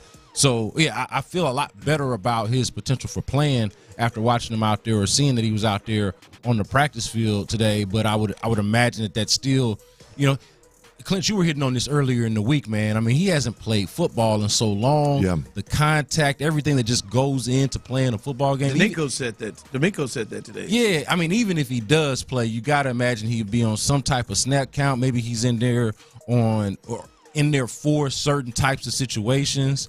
You imagine that both defenses in this game are going to want to be defending the middle of the field like crazy. So there's going to be a role for him if he's able to go, but I can't imagine he's out there, you know, being anything close to what he was the last time we saw him. Well, the thought that you know, like Aziz's situation is going to impact decision. Like it's going to me, it's a simple decision. Do they feel like he's ready to play? Cool. If not, boom, we roll with who you got. Like there's no well, because we're so thin at linebacker, we're going to have a 10% of the plays, you know, package for that. To me, that's silly. Like, either can he go or can he not go? And if he can go, get him in there and let's ride. Like, I mean, that's the guy. But on another note, the left guard situation for this football team is some more news that's come about the last day or so. Juice Scruggs appearing to be injured, and Kenyon Green returning. What do you think happens at the left guard position this week? Yeah, left guard has turned into a bigger story than I think I realized it would be. Obviously, I think we were all surprised that Kenyon Green was out there because he had pretty much been ruled out. Nobody refuted any of the reporting that was out there that he wasn't going to play again this season. Then we look up and he's at practice and he's able to return all of a sudden. So that in and of itself, of course, is a surprise. But then we learned about Juice Scruggs today, okay? We learned about Juice Scruggs and the foot injury, and he's going to be out for a few weeks. That's a major development. The issue is, and I was talking about this on In the Loop yesterday, is that they have two interior offensive line positions that they are trying to get right, and really only have one player that's been at least average to above average at either position, and that's the backup in Jared Patterson.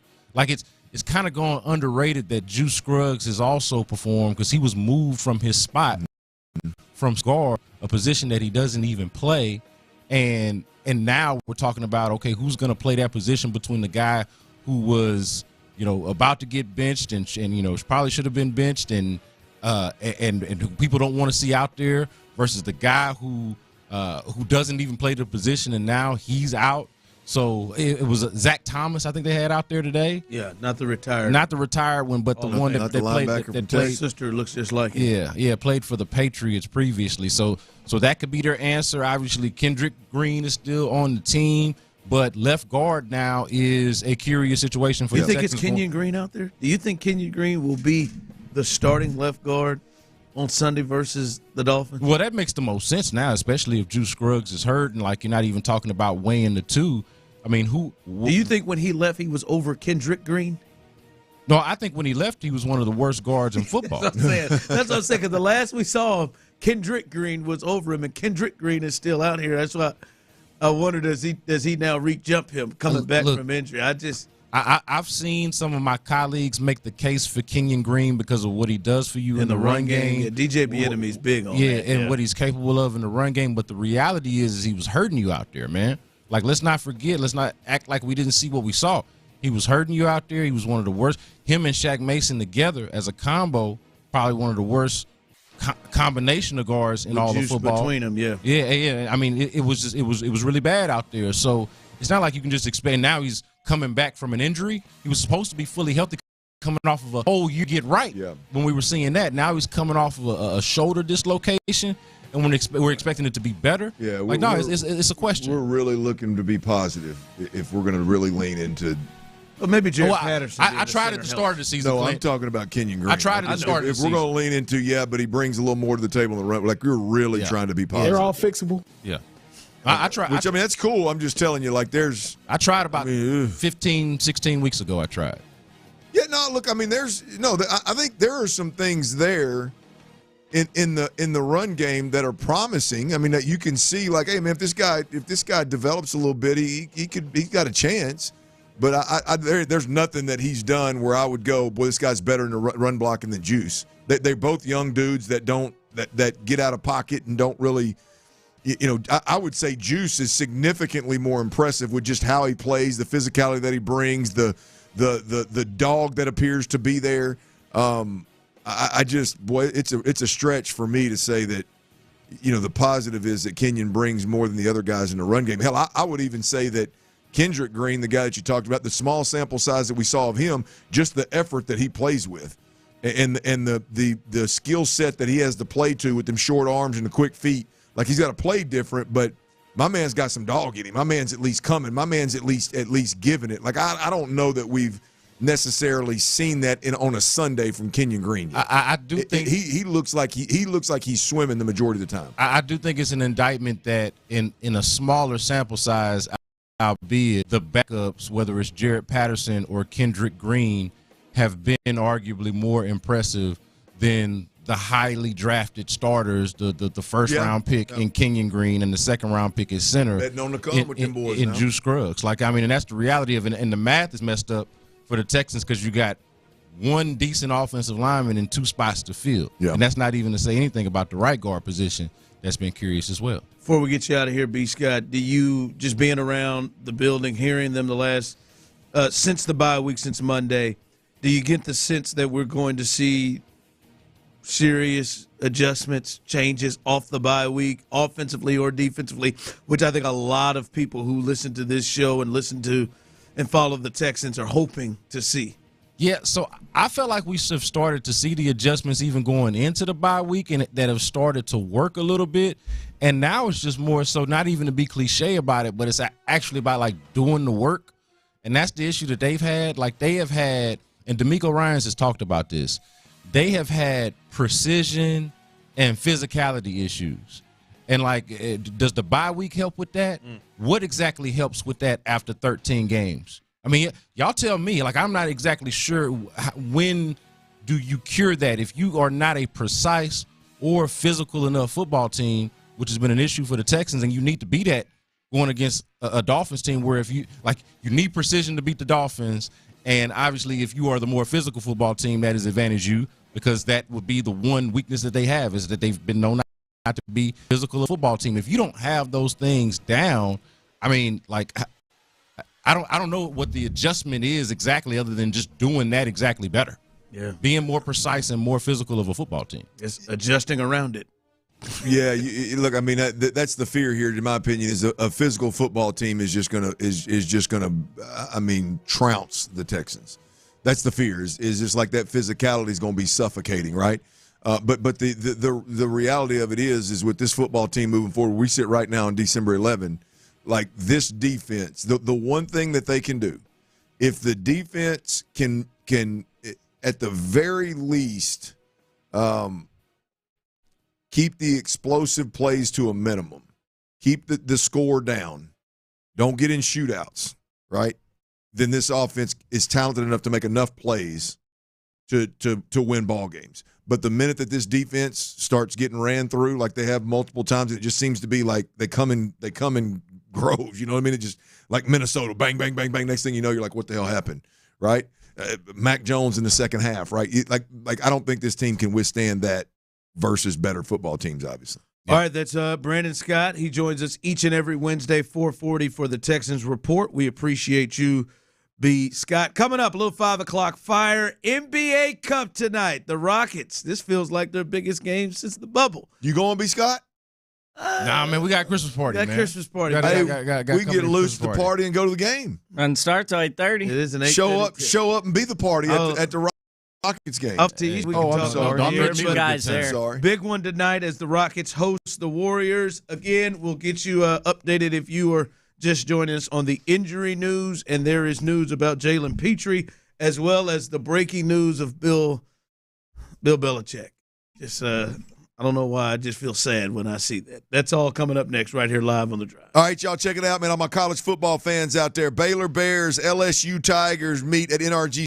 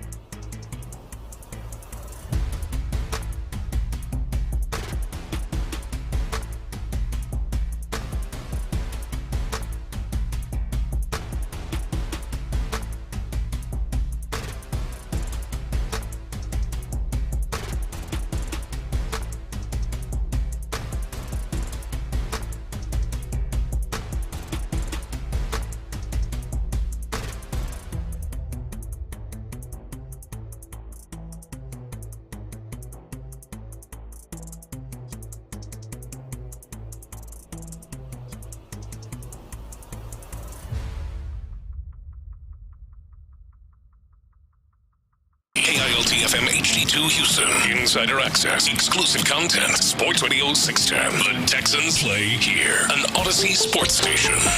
We have a liftoff. Sports Radio 610 presents The Drive with Stoerner and Hughley. It's the 5 o'clock fire. It is 5 o'clock. Congratulations.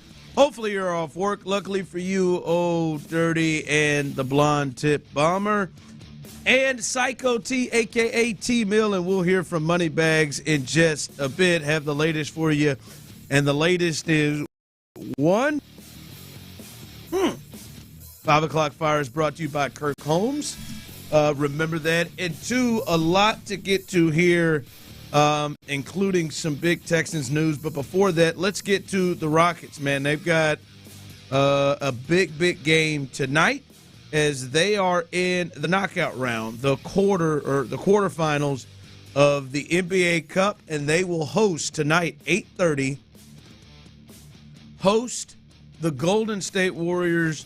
That's Steph Curry, Draymond Green. The winner then moves on to Vegas to face the Oklahoma City Thunder. Let's go, Rockets. I feel like this is maybe the biggest game for the Rockets since the bubble, September 2020, when they lost to the Lakers in Game 5 of the Western Conference semis. Maybe they had some games late last year where they had a chance to maybe get in that 10 spot, but this is going to be a game where it's a standalone game. It'll be the only NBA game on, and then they'll have a chance to kind of get on that stage, the biggest stage I guess you can get in the regular season in that NBA Cup. I'm excited for this game tonight. I'm excited to see how they take this and how they approach this game. Will this be a game where the intensity is higher? I wonder if that's the thing for Golden State with Steph and Draymond and that crew, but this is a big game for the Rockets tonight.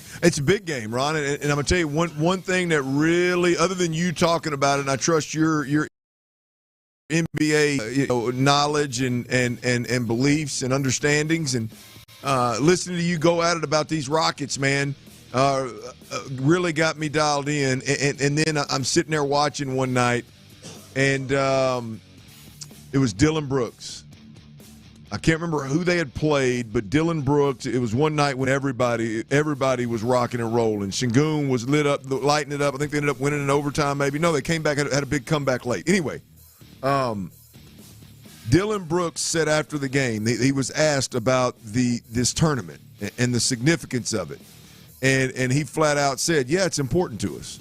Absolutely, we want to win it. I mean, and again, I know some lifers, some NBA heads, maybe even yourself, Ron. I don't know exactly how you feel about it, and I don't really know the ins and outs of the tournament and what all it means. Other than they make a little bit of money and it's in season, draw a little attention to the NBA, a longer NBA season. But when something's on the line and you've got a team, maybe it's because they're a bunch of up and comers. Cool, it's fine, whatever. But you've got a team that just for the sake of competing. Give me something, whether it's $1 million or a trophy or a title or whatever. Give me something out there that I can compete for, and damn it, I'm going to compete. I'm not going to just, it's no big deal. We make plenty of money. It's a long season. All that matters is the NBA championship. Give me a bunch of young dudes that you wave that bloody bone and they start salivating. They want to compete, baby. Give me that. And I can sit my ass down and watch them play every damn night. So I'm excited about it. And to answer your question, if Dylan Brooks has the pulse of the team, which I do believe he does, it sure seems like this means something and they're playing to win it all. When I watched it last year, now some people may have disagreements, especially when you got into this point of it. It did feel like a different intensity than just your regular November, December game. Yeah, it felt like different to me. The Pacers, who I've kind of compared the Rockets to, they took it very serious, and the Bucks and the Pacers last year, they took it very serious. The Lakers, Pelicans, they took it very serious, and I think it really did help the Pacers. It kind of put them on the map. It felt like the NBA kind of national world got to see them, got to learn. Halliburton became I think a more known player, especially after that. And for me, I think people thought it was going to be a kind of a joke, and I think the players took it more serious. At least the bulk of them took it more serious than others. So I'm intrigued because this does feel like a bigger thing, and I think Draymond and Curry and company, I think they will potentially turn up and make and make the Rockets maybe have to kind of face that level of intensity. I don't think they're going to turn up playoff level, but I think it will be more than regular season. And I like this kind of winner go home so that the Rockets are in to see how far they can make this thing roll. So that'll be tonight, 8:30. Should be a fun atmosphere and a little different intensity than your normal regular season game. 5 o'clock fire. All right, the Texans, they've got some injury situations, and I think the biggest one to come out here recently, Jordan Schultz reports this, that Texans standout safety Jalen Petrie suffered a torn pec and is done for the 2024 season. Huge loss for the Texans defense, and it is playing borderline at a Pro Bowl level to some, and now this is going to test the depth at those positions that he kind of played and filled in for, and they were really finding their groove on how to use him, Clint. And I look at this with Jalen Petrie. To you, where is the space that you think he has missed the most? I think overall, I think it's his instincts. Whether a team's running the football well and he's playing the run, or you got a team that's throwing it well and they want to pressure, which has been a big part of what the Texans defense has done this year. The pressure rates through the roof. I just think his instincts in those situations are absolutely tremendous. I think in zone coverages, his instincts are absolutely tremendous. So I would say overall, you're going to miss a player with that caliber instinct in general. And then when you look at exactly, not just playing football, but what this team does schematically and what they believe in, or at least what they believe they have to do this year to be successful, whether you're run blitzing or trying to pressure the quarterback and dialing up blitzes, he is very, very good at finding the football, whether it's the quarterback, whether it's actually getting tackles for losses, or it's blocking screens when they're trying to throw the quick game and the screen game. I think you're just going to miss that player. Anytime, any position, and really any caliber athlete, when they have this level of instincts, man, it's you miss it, and you miss it big time, because you just can't. There's no skill. There's no other ability that I think plays as well as instincts do, particularly in the style that the Texans want to play. So I would say, however you want to shape missing Jalen Petrie, it's going to be because he's just got a nose for it, man. Yeah, the depth to me is really where it's tested. Clint, for me, that's the concern. Is you got Jimmy Ward coming in, and where do they go there at that role? Did they, and Brandon was kind of talking about, do they have to, is this something fundamentally where they're going to have to change things that they do defensively? I don't think so with Jimmy Ward right now. With Jimmy Ward right now, but the depth is tested, and Jimmy Ward's been somebody who's been in and out of the Look, I think the reality of it is it's about, and you hear this coaching staff talk about it all the time. I do believe that DeMeco Ryans does a great job more times than not in defensively in having his players play to their strengths, and very rarely does he put these guys in position where they got to play to their weakness. There's no way to avoid it at the safety position and the nickel position. If you're going to pressure, you're going to have to play some man. You're going to have to ask these guys to cover man and play man-to-man defense, and that's their weakness, right? But how much can you do, from a disguise perspective, from a matchup perspective, from a personnel perspective, how much can you keep Eric Murray, what was Jalen Petrie, obviously Jimmy Ward. Like, how can you keep those guys out of having to play a lot of man coverage versus the other team's best receivers? You got a couple of them this week that are coming at you, so good luck keeping it from happening at all, but you got to minimize it. The truth of the matter is, Ron, I don't think the challenge for DeMeco Ryans is any different. Yeah. Right? I mean, because none of these guys can cover. Like, if I shouldn't say that. I don't mean that as disrespectful as it sounds, but like, you don't want any of these guys to be pressed at the line of scrimmage versus Devontae Adams. Right? So you want to avoid that at all costs any way you slice it, whether it's Petrie, Ward, or Eric Murray. And so I don't think the challenge is any different.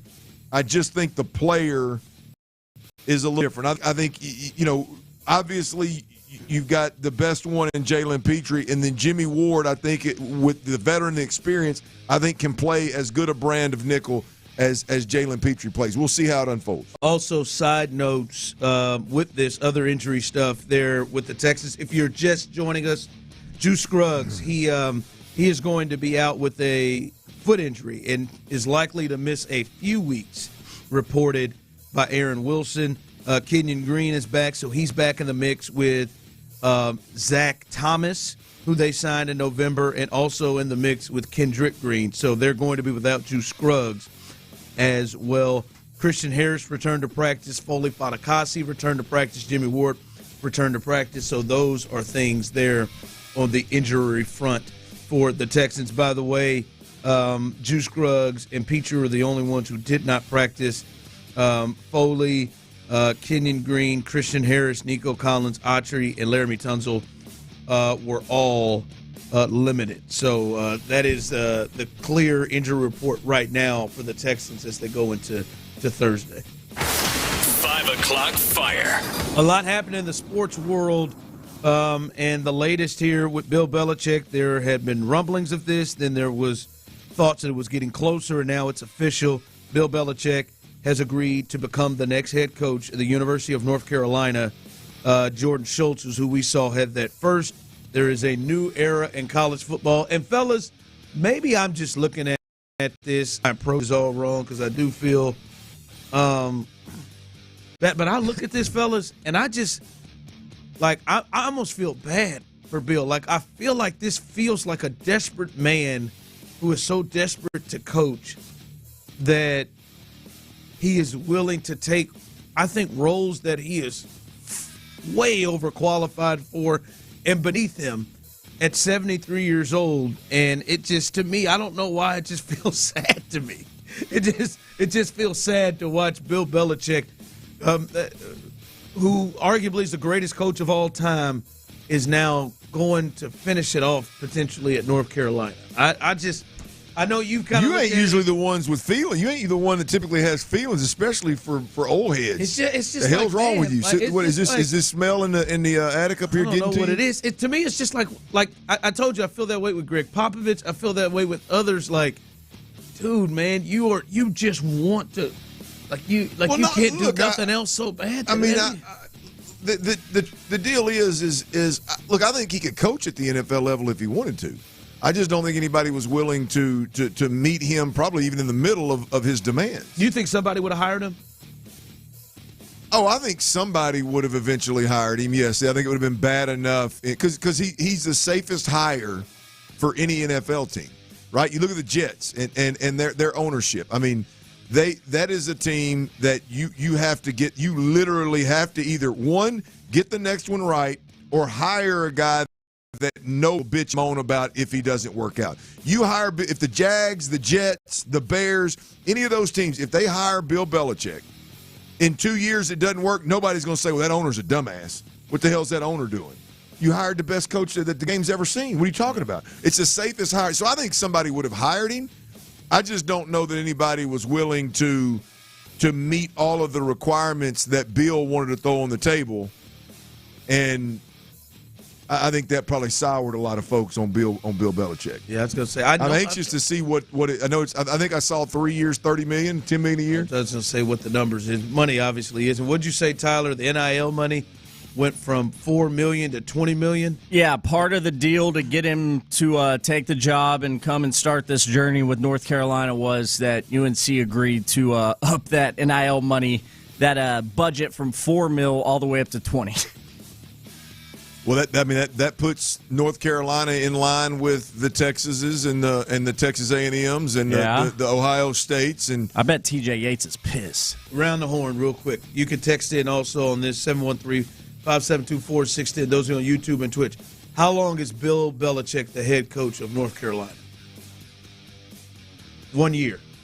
Oh no, I got 1 year. You got 1 year? Actually, I'm wondering if it's for the same reason as you, and we can talk about it later, but I might be with that. No. I'll give you 3. He'll be back then. You give him 3 years, 76. So you don't think it works here, obviously? I think they'll be better than they were.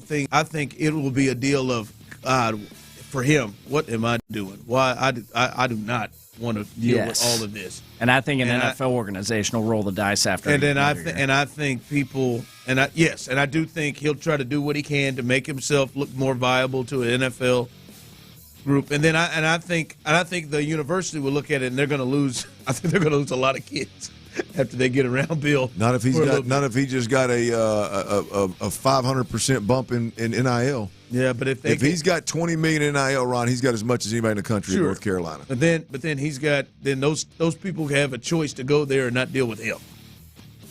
Because I think he's going. I think he's going to be hard on players. I thought you were right the other day when you said he'll be something to sell to the parents. Yes. The agents will love it. They get in there with his ass. The kids, yeah. We'll see. Hopefully he's got enough common sense to know that he's got to give a little bit. He's got to treat 18-year-olds different than he was treating 22 to 30s. Surely. But who knows? I mean, look, I'm on record. I believe without Brady, I don't think he wins a championship. So I'm just that's where I'm at. But I'm anxious to see it happen, see how it unfolds. I just feel like this is way beneath him. All right, Miami, this game coming up. Is this maybe the number one issue that the Texans have to be concerned with in the game coming up on Sunday? We'll discuss that coming up next. All right, before we do that, though, I got to tell you about Mocaram Law Firm, baby. They've been helping Houston, Texas, 25 years. And they're doing a hell of a job. Great people over there, man. I've been around them, been rep a long time, rep them on TV. You've probably seen some of the commercials during the football games on Sunday, the Rockets games throughout the week.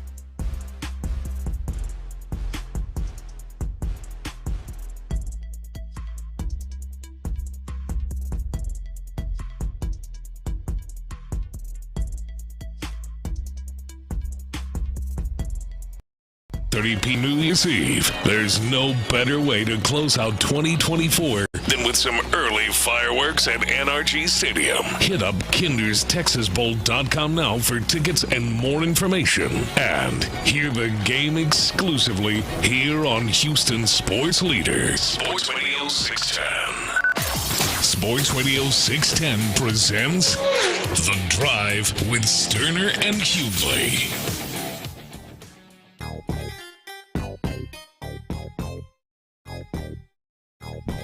Can I just say one more thing real quick on the Belichick thing? Of course you can. Yeah, is this about to be a deal now where it's no longer, hey man, let me find a guy, let me get a coach that I feel like is going to be here and can really build a program now.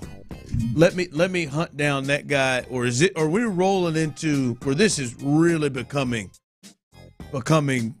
that like big a name professional thing, or just like, hey man, we're not even looking at a graduation class anymore. Yeah. We're not even looking at 4 years. Because that's why I said, like, how long is he going to be there? You said at least 3 years. I'm like, I wonder, is he going to make it to a 4-year graduation class? Because that would put him at 77 years old. Is he like that? Is that what we're looking at now? No longer like if Sam don't make it at Arkansas, is it like, no, let's not go find a young gun. Let's just go find whoever. I mean, look, if you're just tuning in, Bill Belichick and North Carolina have reached a deal. He's going to be the head coach of North Carolina.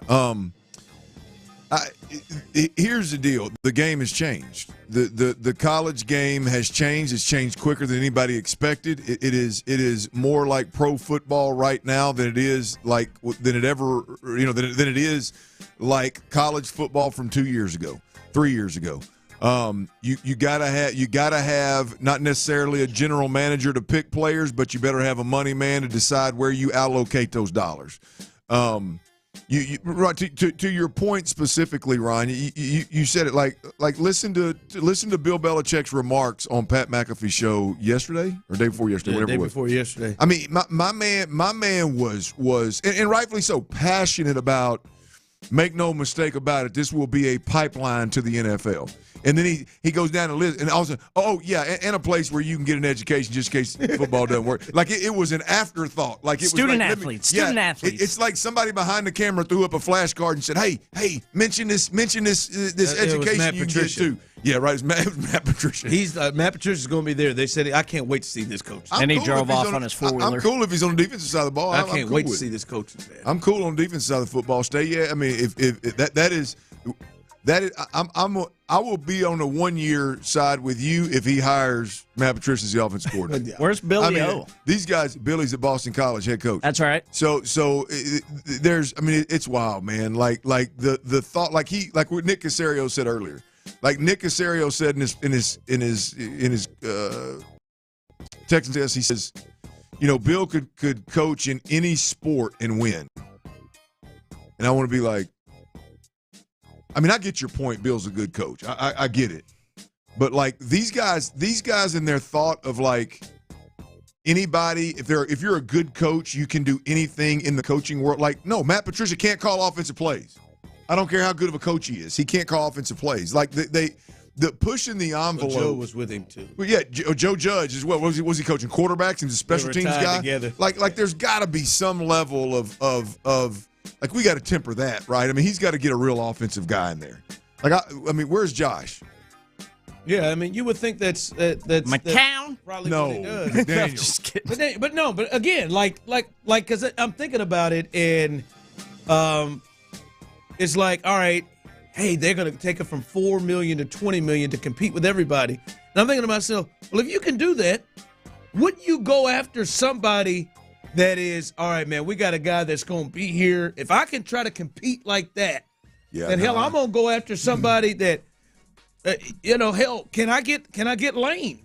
Can I get I'm gonna go after somebody that? Yeah, no, that's a different animal. Yeah, Lane would be different, but like, it's no longer to me going to be the thinking of let me get somebody that's going to be here on no level. A graduation. And you're right, it's changed. But on no level, Ron, like the coaches and the players, like on no level is it go get guys and developing them. Like I'm anxious to see now. I know they're still recruiting and giving youngsters scholarships. You have to build a team. But like I'm anxious to see like what this really does to high school football. Like the recruiting of like high school. It's not going to change a damn thing for the 5 stars and the 4 stars.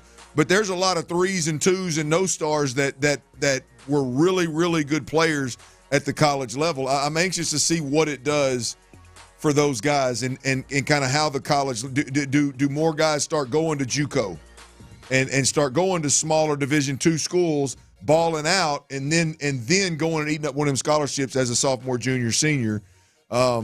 It's going to be interesting to see, but the landscape has changed. They're not looking for a young guy that can be there 10 years. They're looking for somebody that can turn that thing around tomorrow. The hiring process and what type of coaches teams are looking for now is completely shifting and changing. Yep.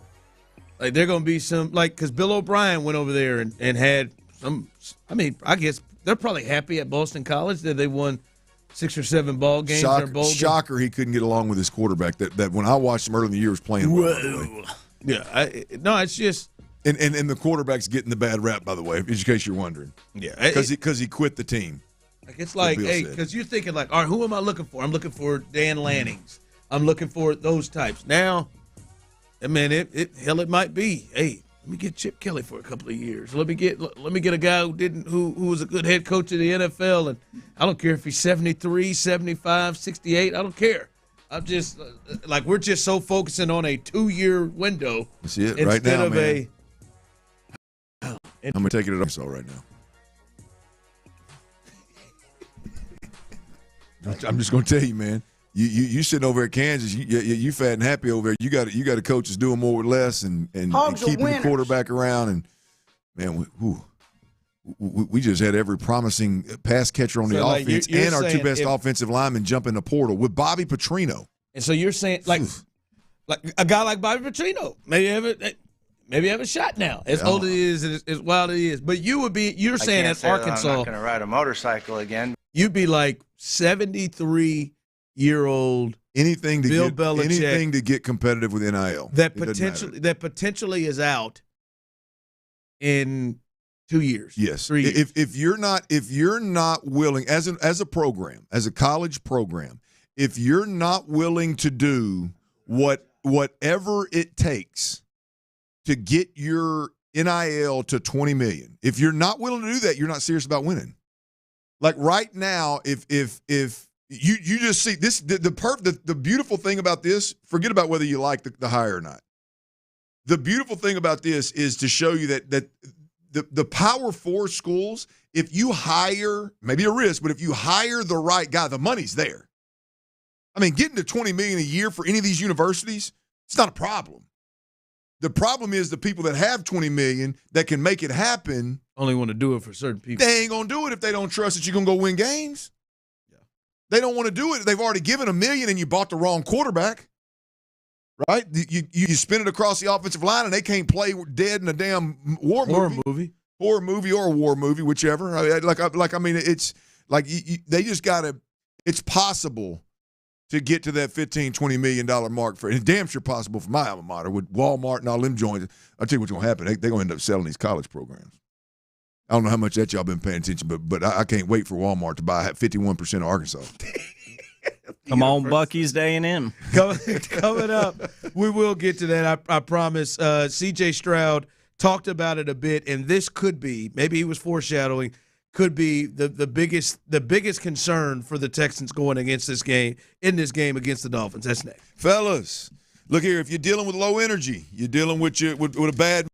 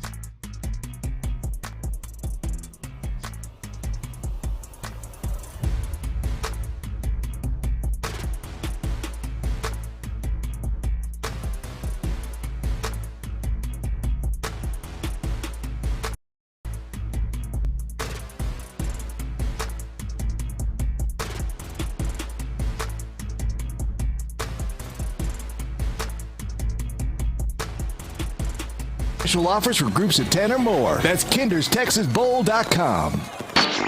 Live from the Twin Peaks studios, Sports Radio 610 presents The Drive with Stoerner and Hughley. All right, we'll get to T-Mill's best bets coming up in just a bit. Again, reminder, tomorrow is a little action, a little Thirsty Thursdays tomorrow. Buffalo Wild Wings and our good friends at Bud Light. Same location we were at the last couple of weeks, I believe. Washington Ave, 3939 Washington Avenue. We will be there hanging out tomorrow, so come out with us 2 to 6. We never come empty-handed, courtesy of our friends at Bud Light. Always have some good stuff there, so stay tuned for that and come hang out with us tomorrow. Great service, great staff, and it'll be a good time. All right, C.J. Stroud, he spoke earlier. We played that for you in its entirety at around 3:40. If you missed it, you can go back on the Odyssey app or go back on the podcast page and listen to that in full. But he did speak about the pass rush of the Miami Dolphins, and I think we think of the pass rush of the Dolphins, of teams like the Chiefs and the Ravens and things like that. But the Dolphins have some guys up front too as well that can give you some problems. Here was CJ talking about some of the things that they do as a unit in terms of getting after the passer. Yeah, they do a great job as rushing as one. They do a lot of stunts and a lot of twisting and turning, which they get a lot of, I wouldn't say necessarily sacks, which they do get those too, but they more so get pressures and affect the quarterback. So, I got to be on my A game to make those minute movements and things like that. And our line got to do a good job of passing those guys off. But Calais knows what to look for, and he leads those other guys. I think 92 has done a great job as well. They've had some injuries up there, but they've been able to still have some really great play up there. So I think that just goes to the coaching and, the way that they play hard. Seiler, who he's talking about, Calais Campbell there, Emmanuel Agbu. They've got some other guys. Bradley Chubb is out for the year right now, but they've got some guys. And I think the key thing that stuck out to me, fellas, and for you all who watch the Texans a lot, brother said they do a lot of stunts, a lot of twisting and turning. And Kenyon Green may potentially be back in this lineup. And Clint, what would you say have been maybe a bugaboo for this offensive line that teams have done to give them problems? The biggest bugaboo. Bugaboo is right, Nick and Ron. Y'all got the same vocabulary. So us, me and Nick. Yeah, look, there's no doubt about it, man. The games up front, the ability to the big bodies that can get push.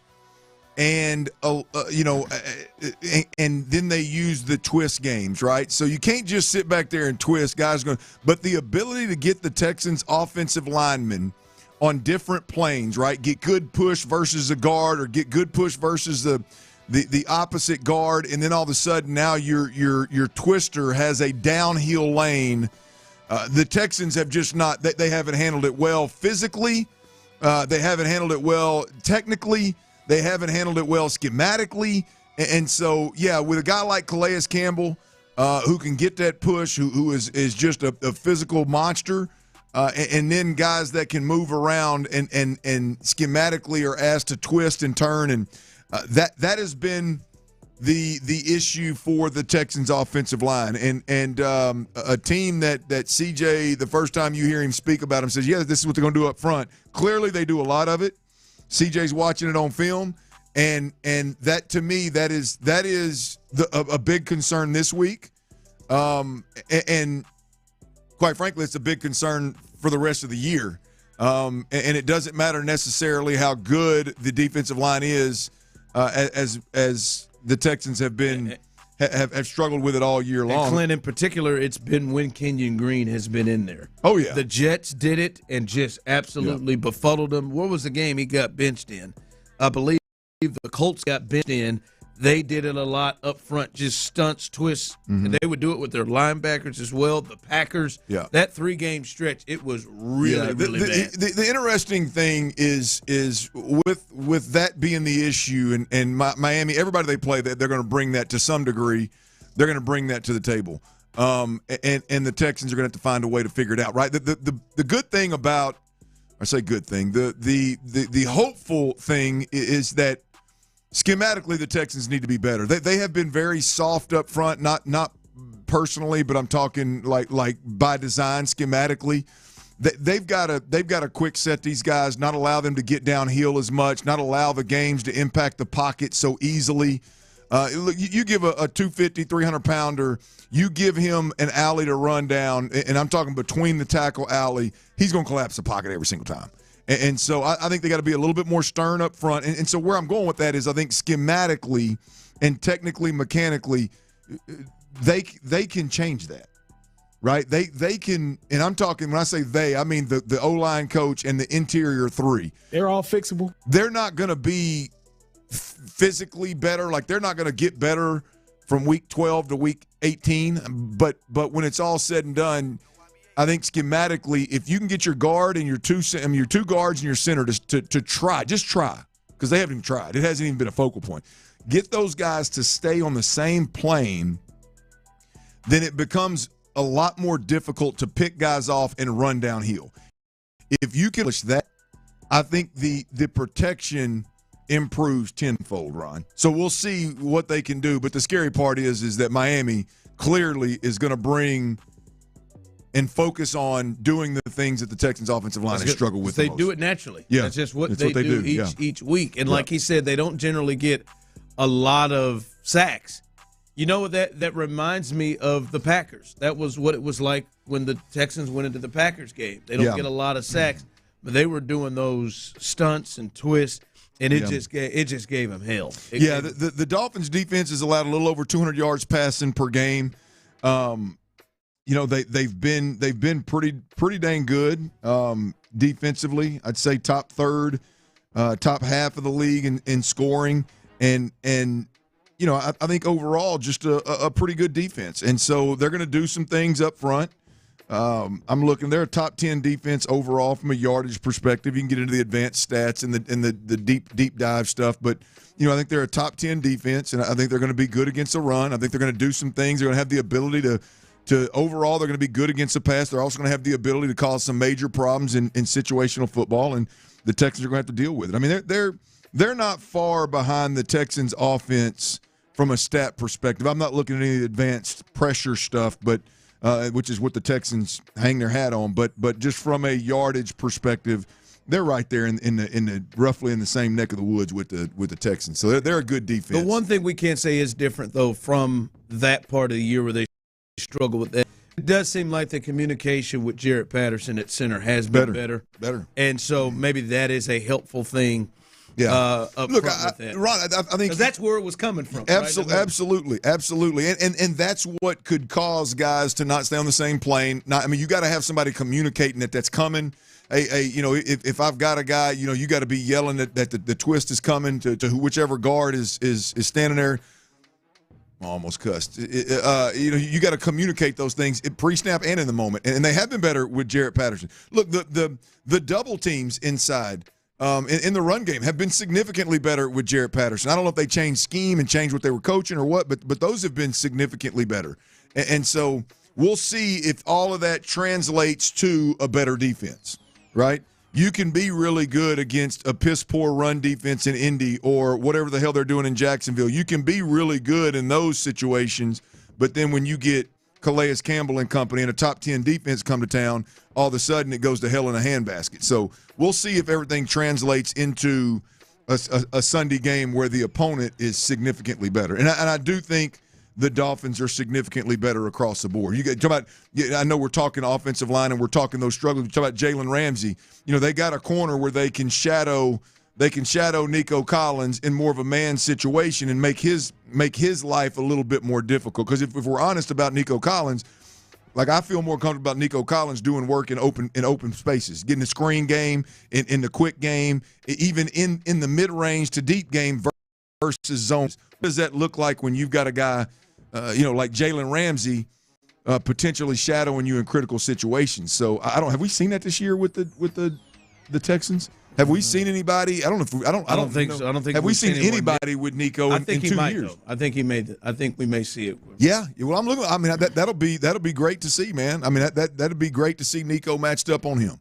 All right, coming up after us, Texans All Access General Manager Nick Caserio will be there. Area 45 will join after they get done their 8 to midnight live and local. All right, T-Mill, not great last night, but tonight is a new night. What's the best bets? Yeah, we always say it's scared money don't make money, and we're still doing okay for the week after going 1 for 3 last night on those bets. 5 best bets for you tonight, all NBA Cup action and all within one game. I'm talking about your hometown Rockets taking on the Warriors tonight. Here are those 5 bets listed off real quick for you.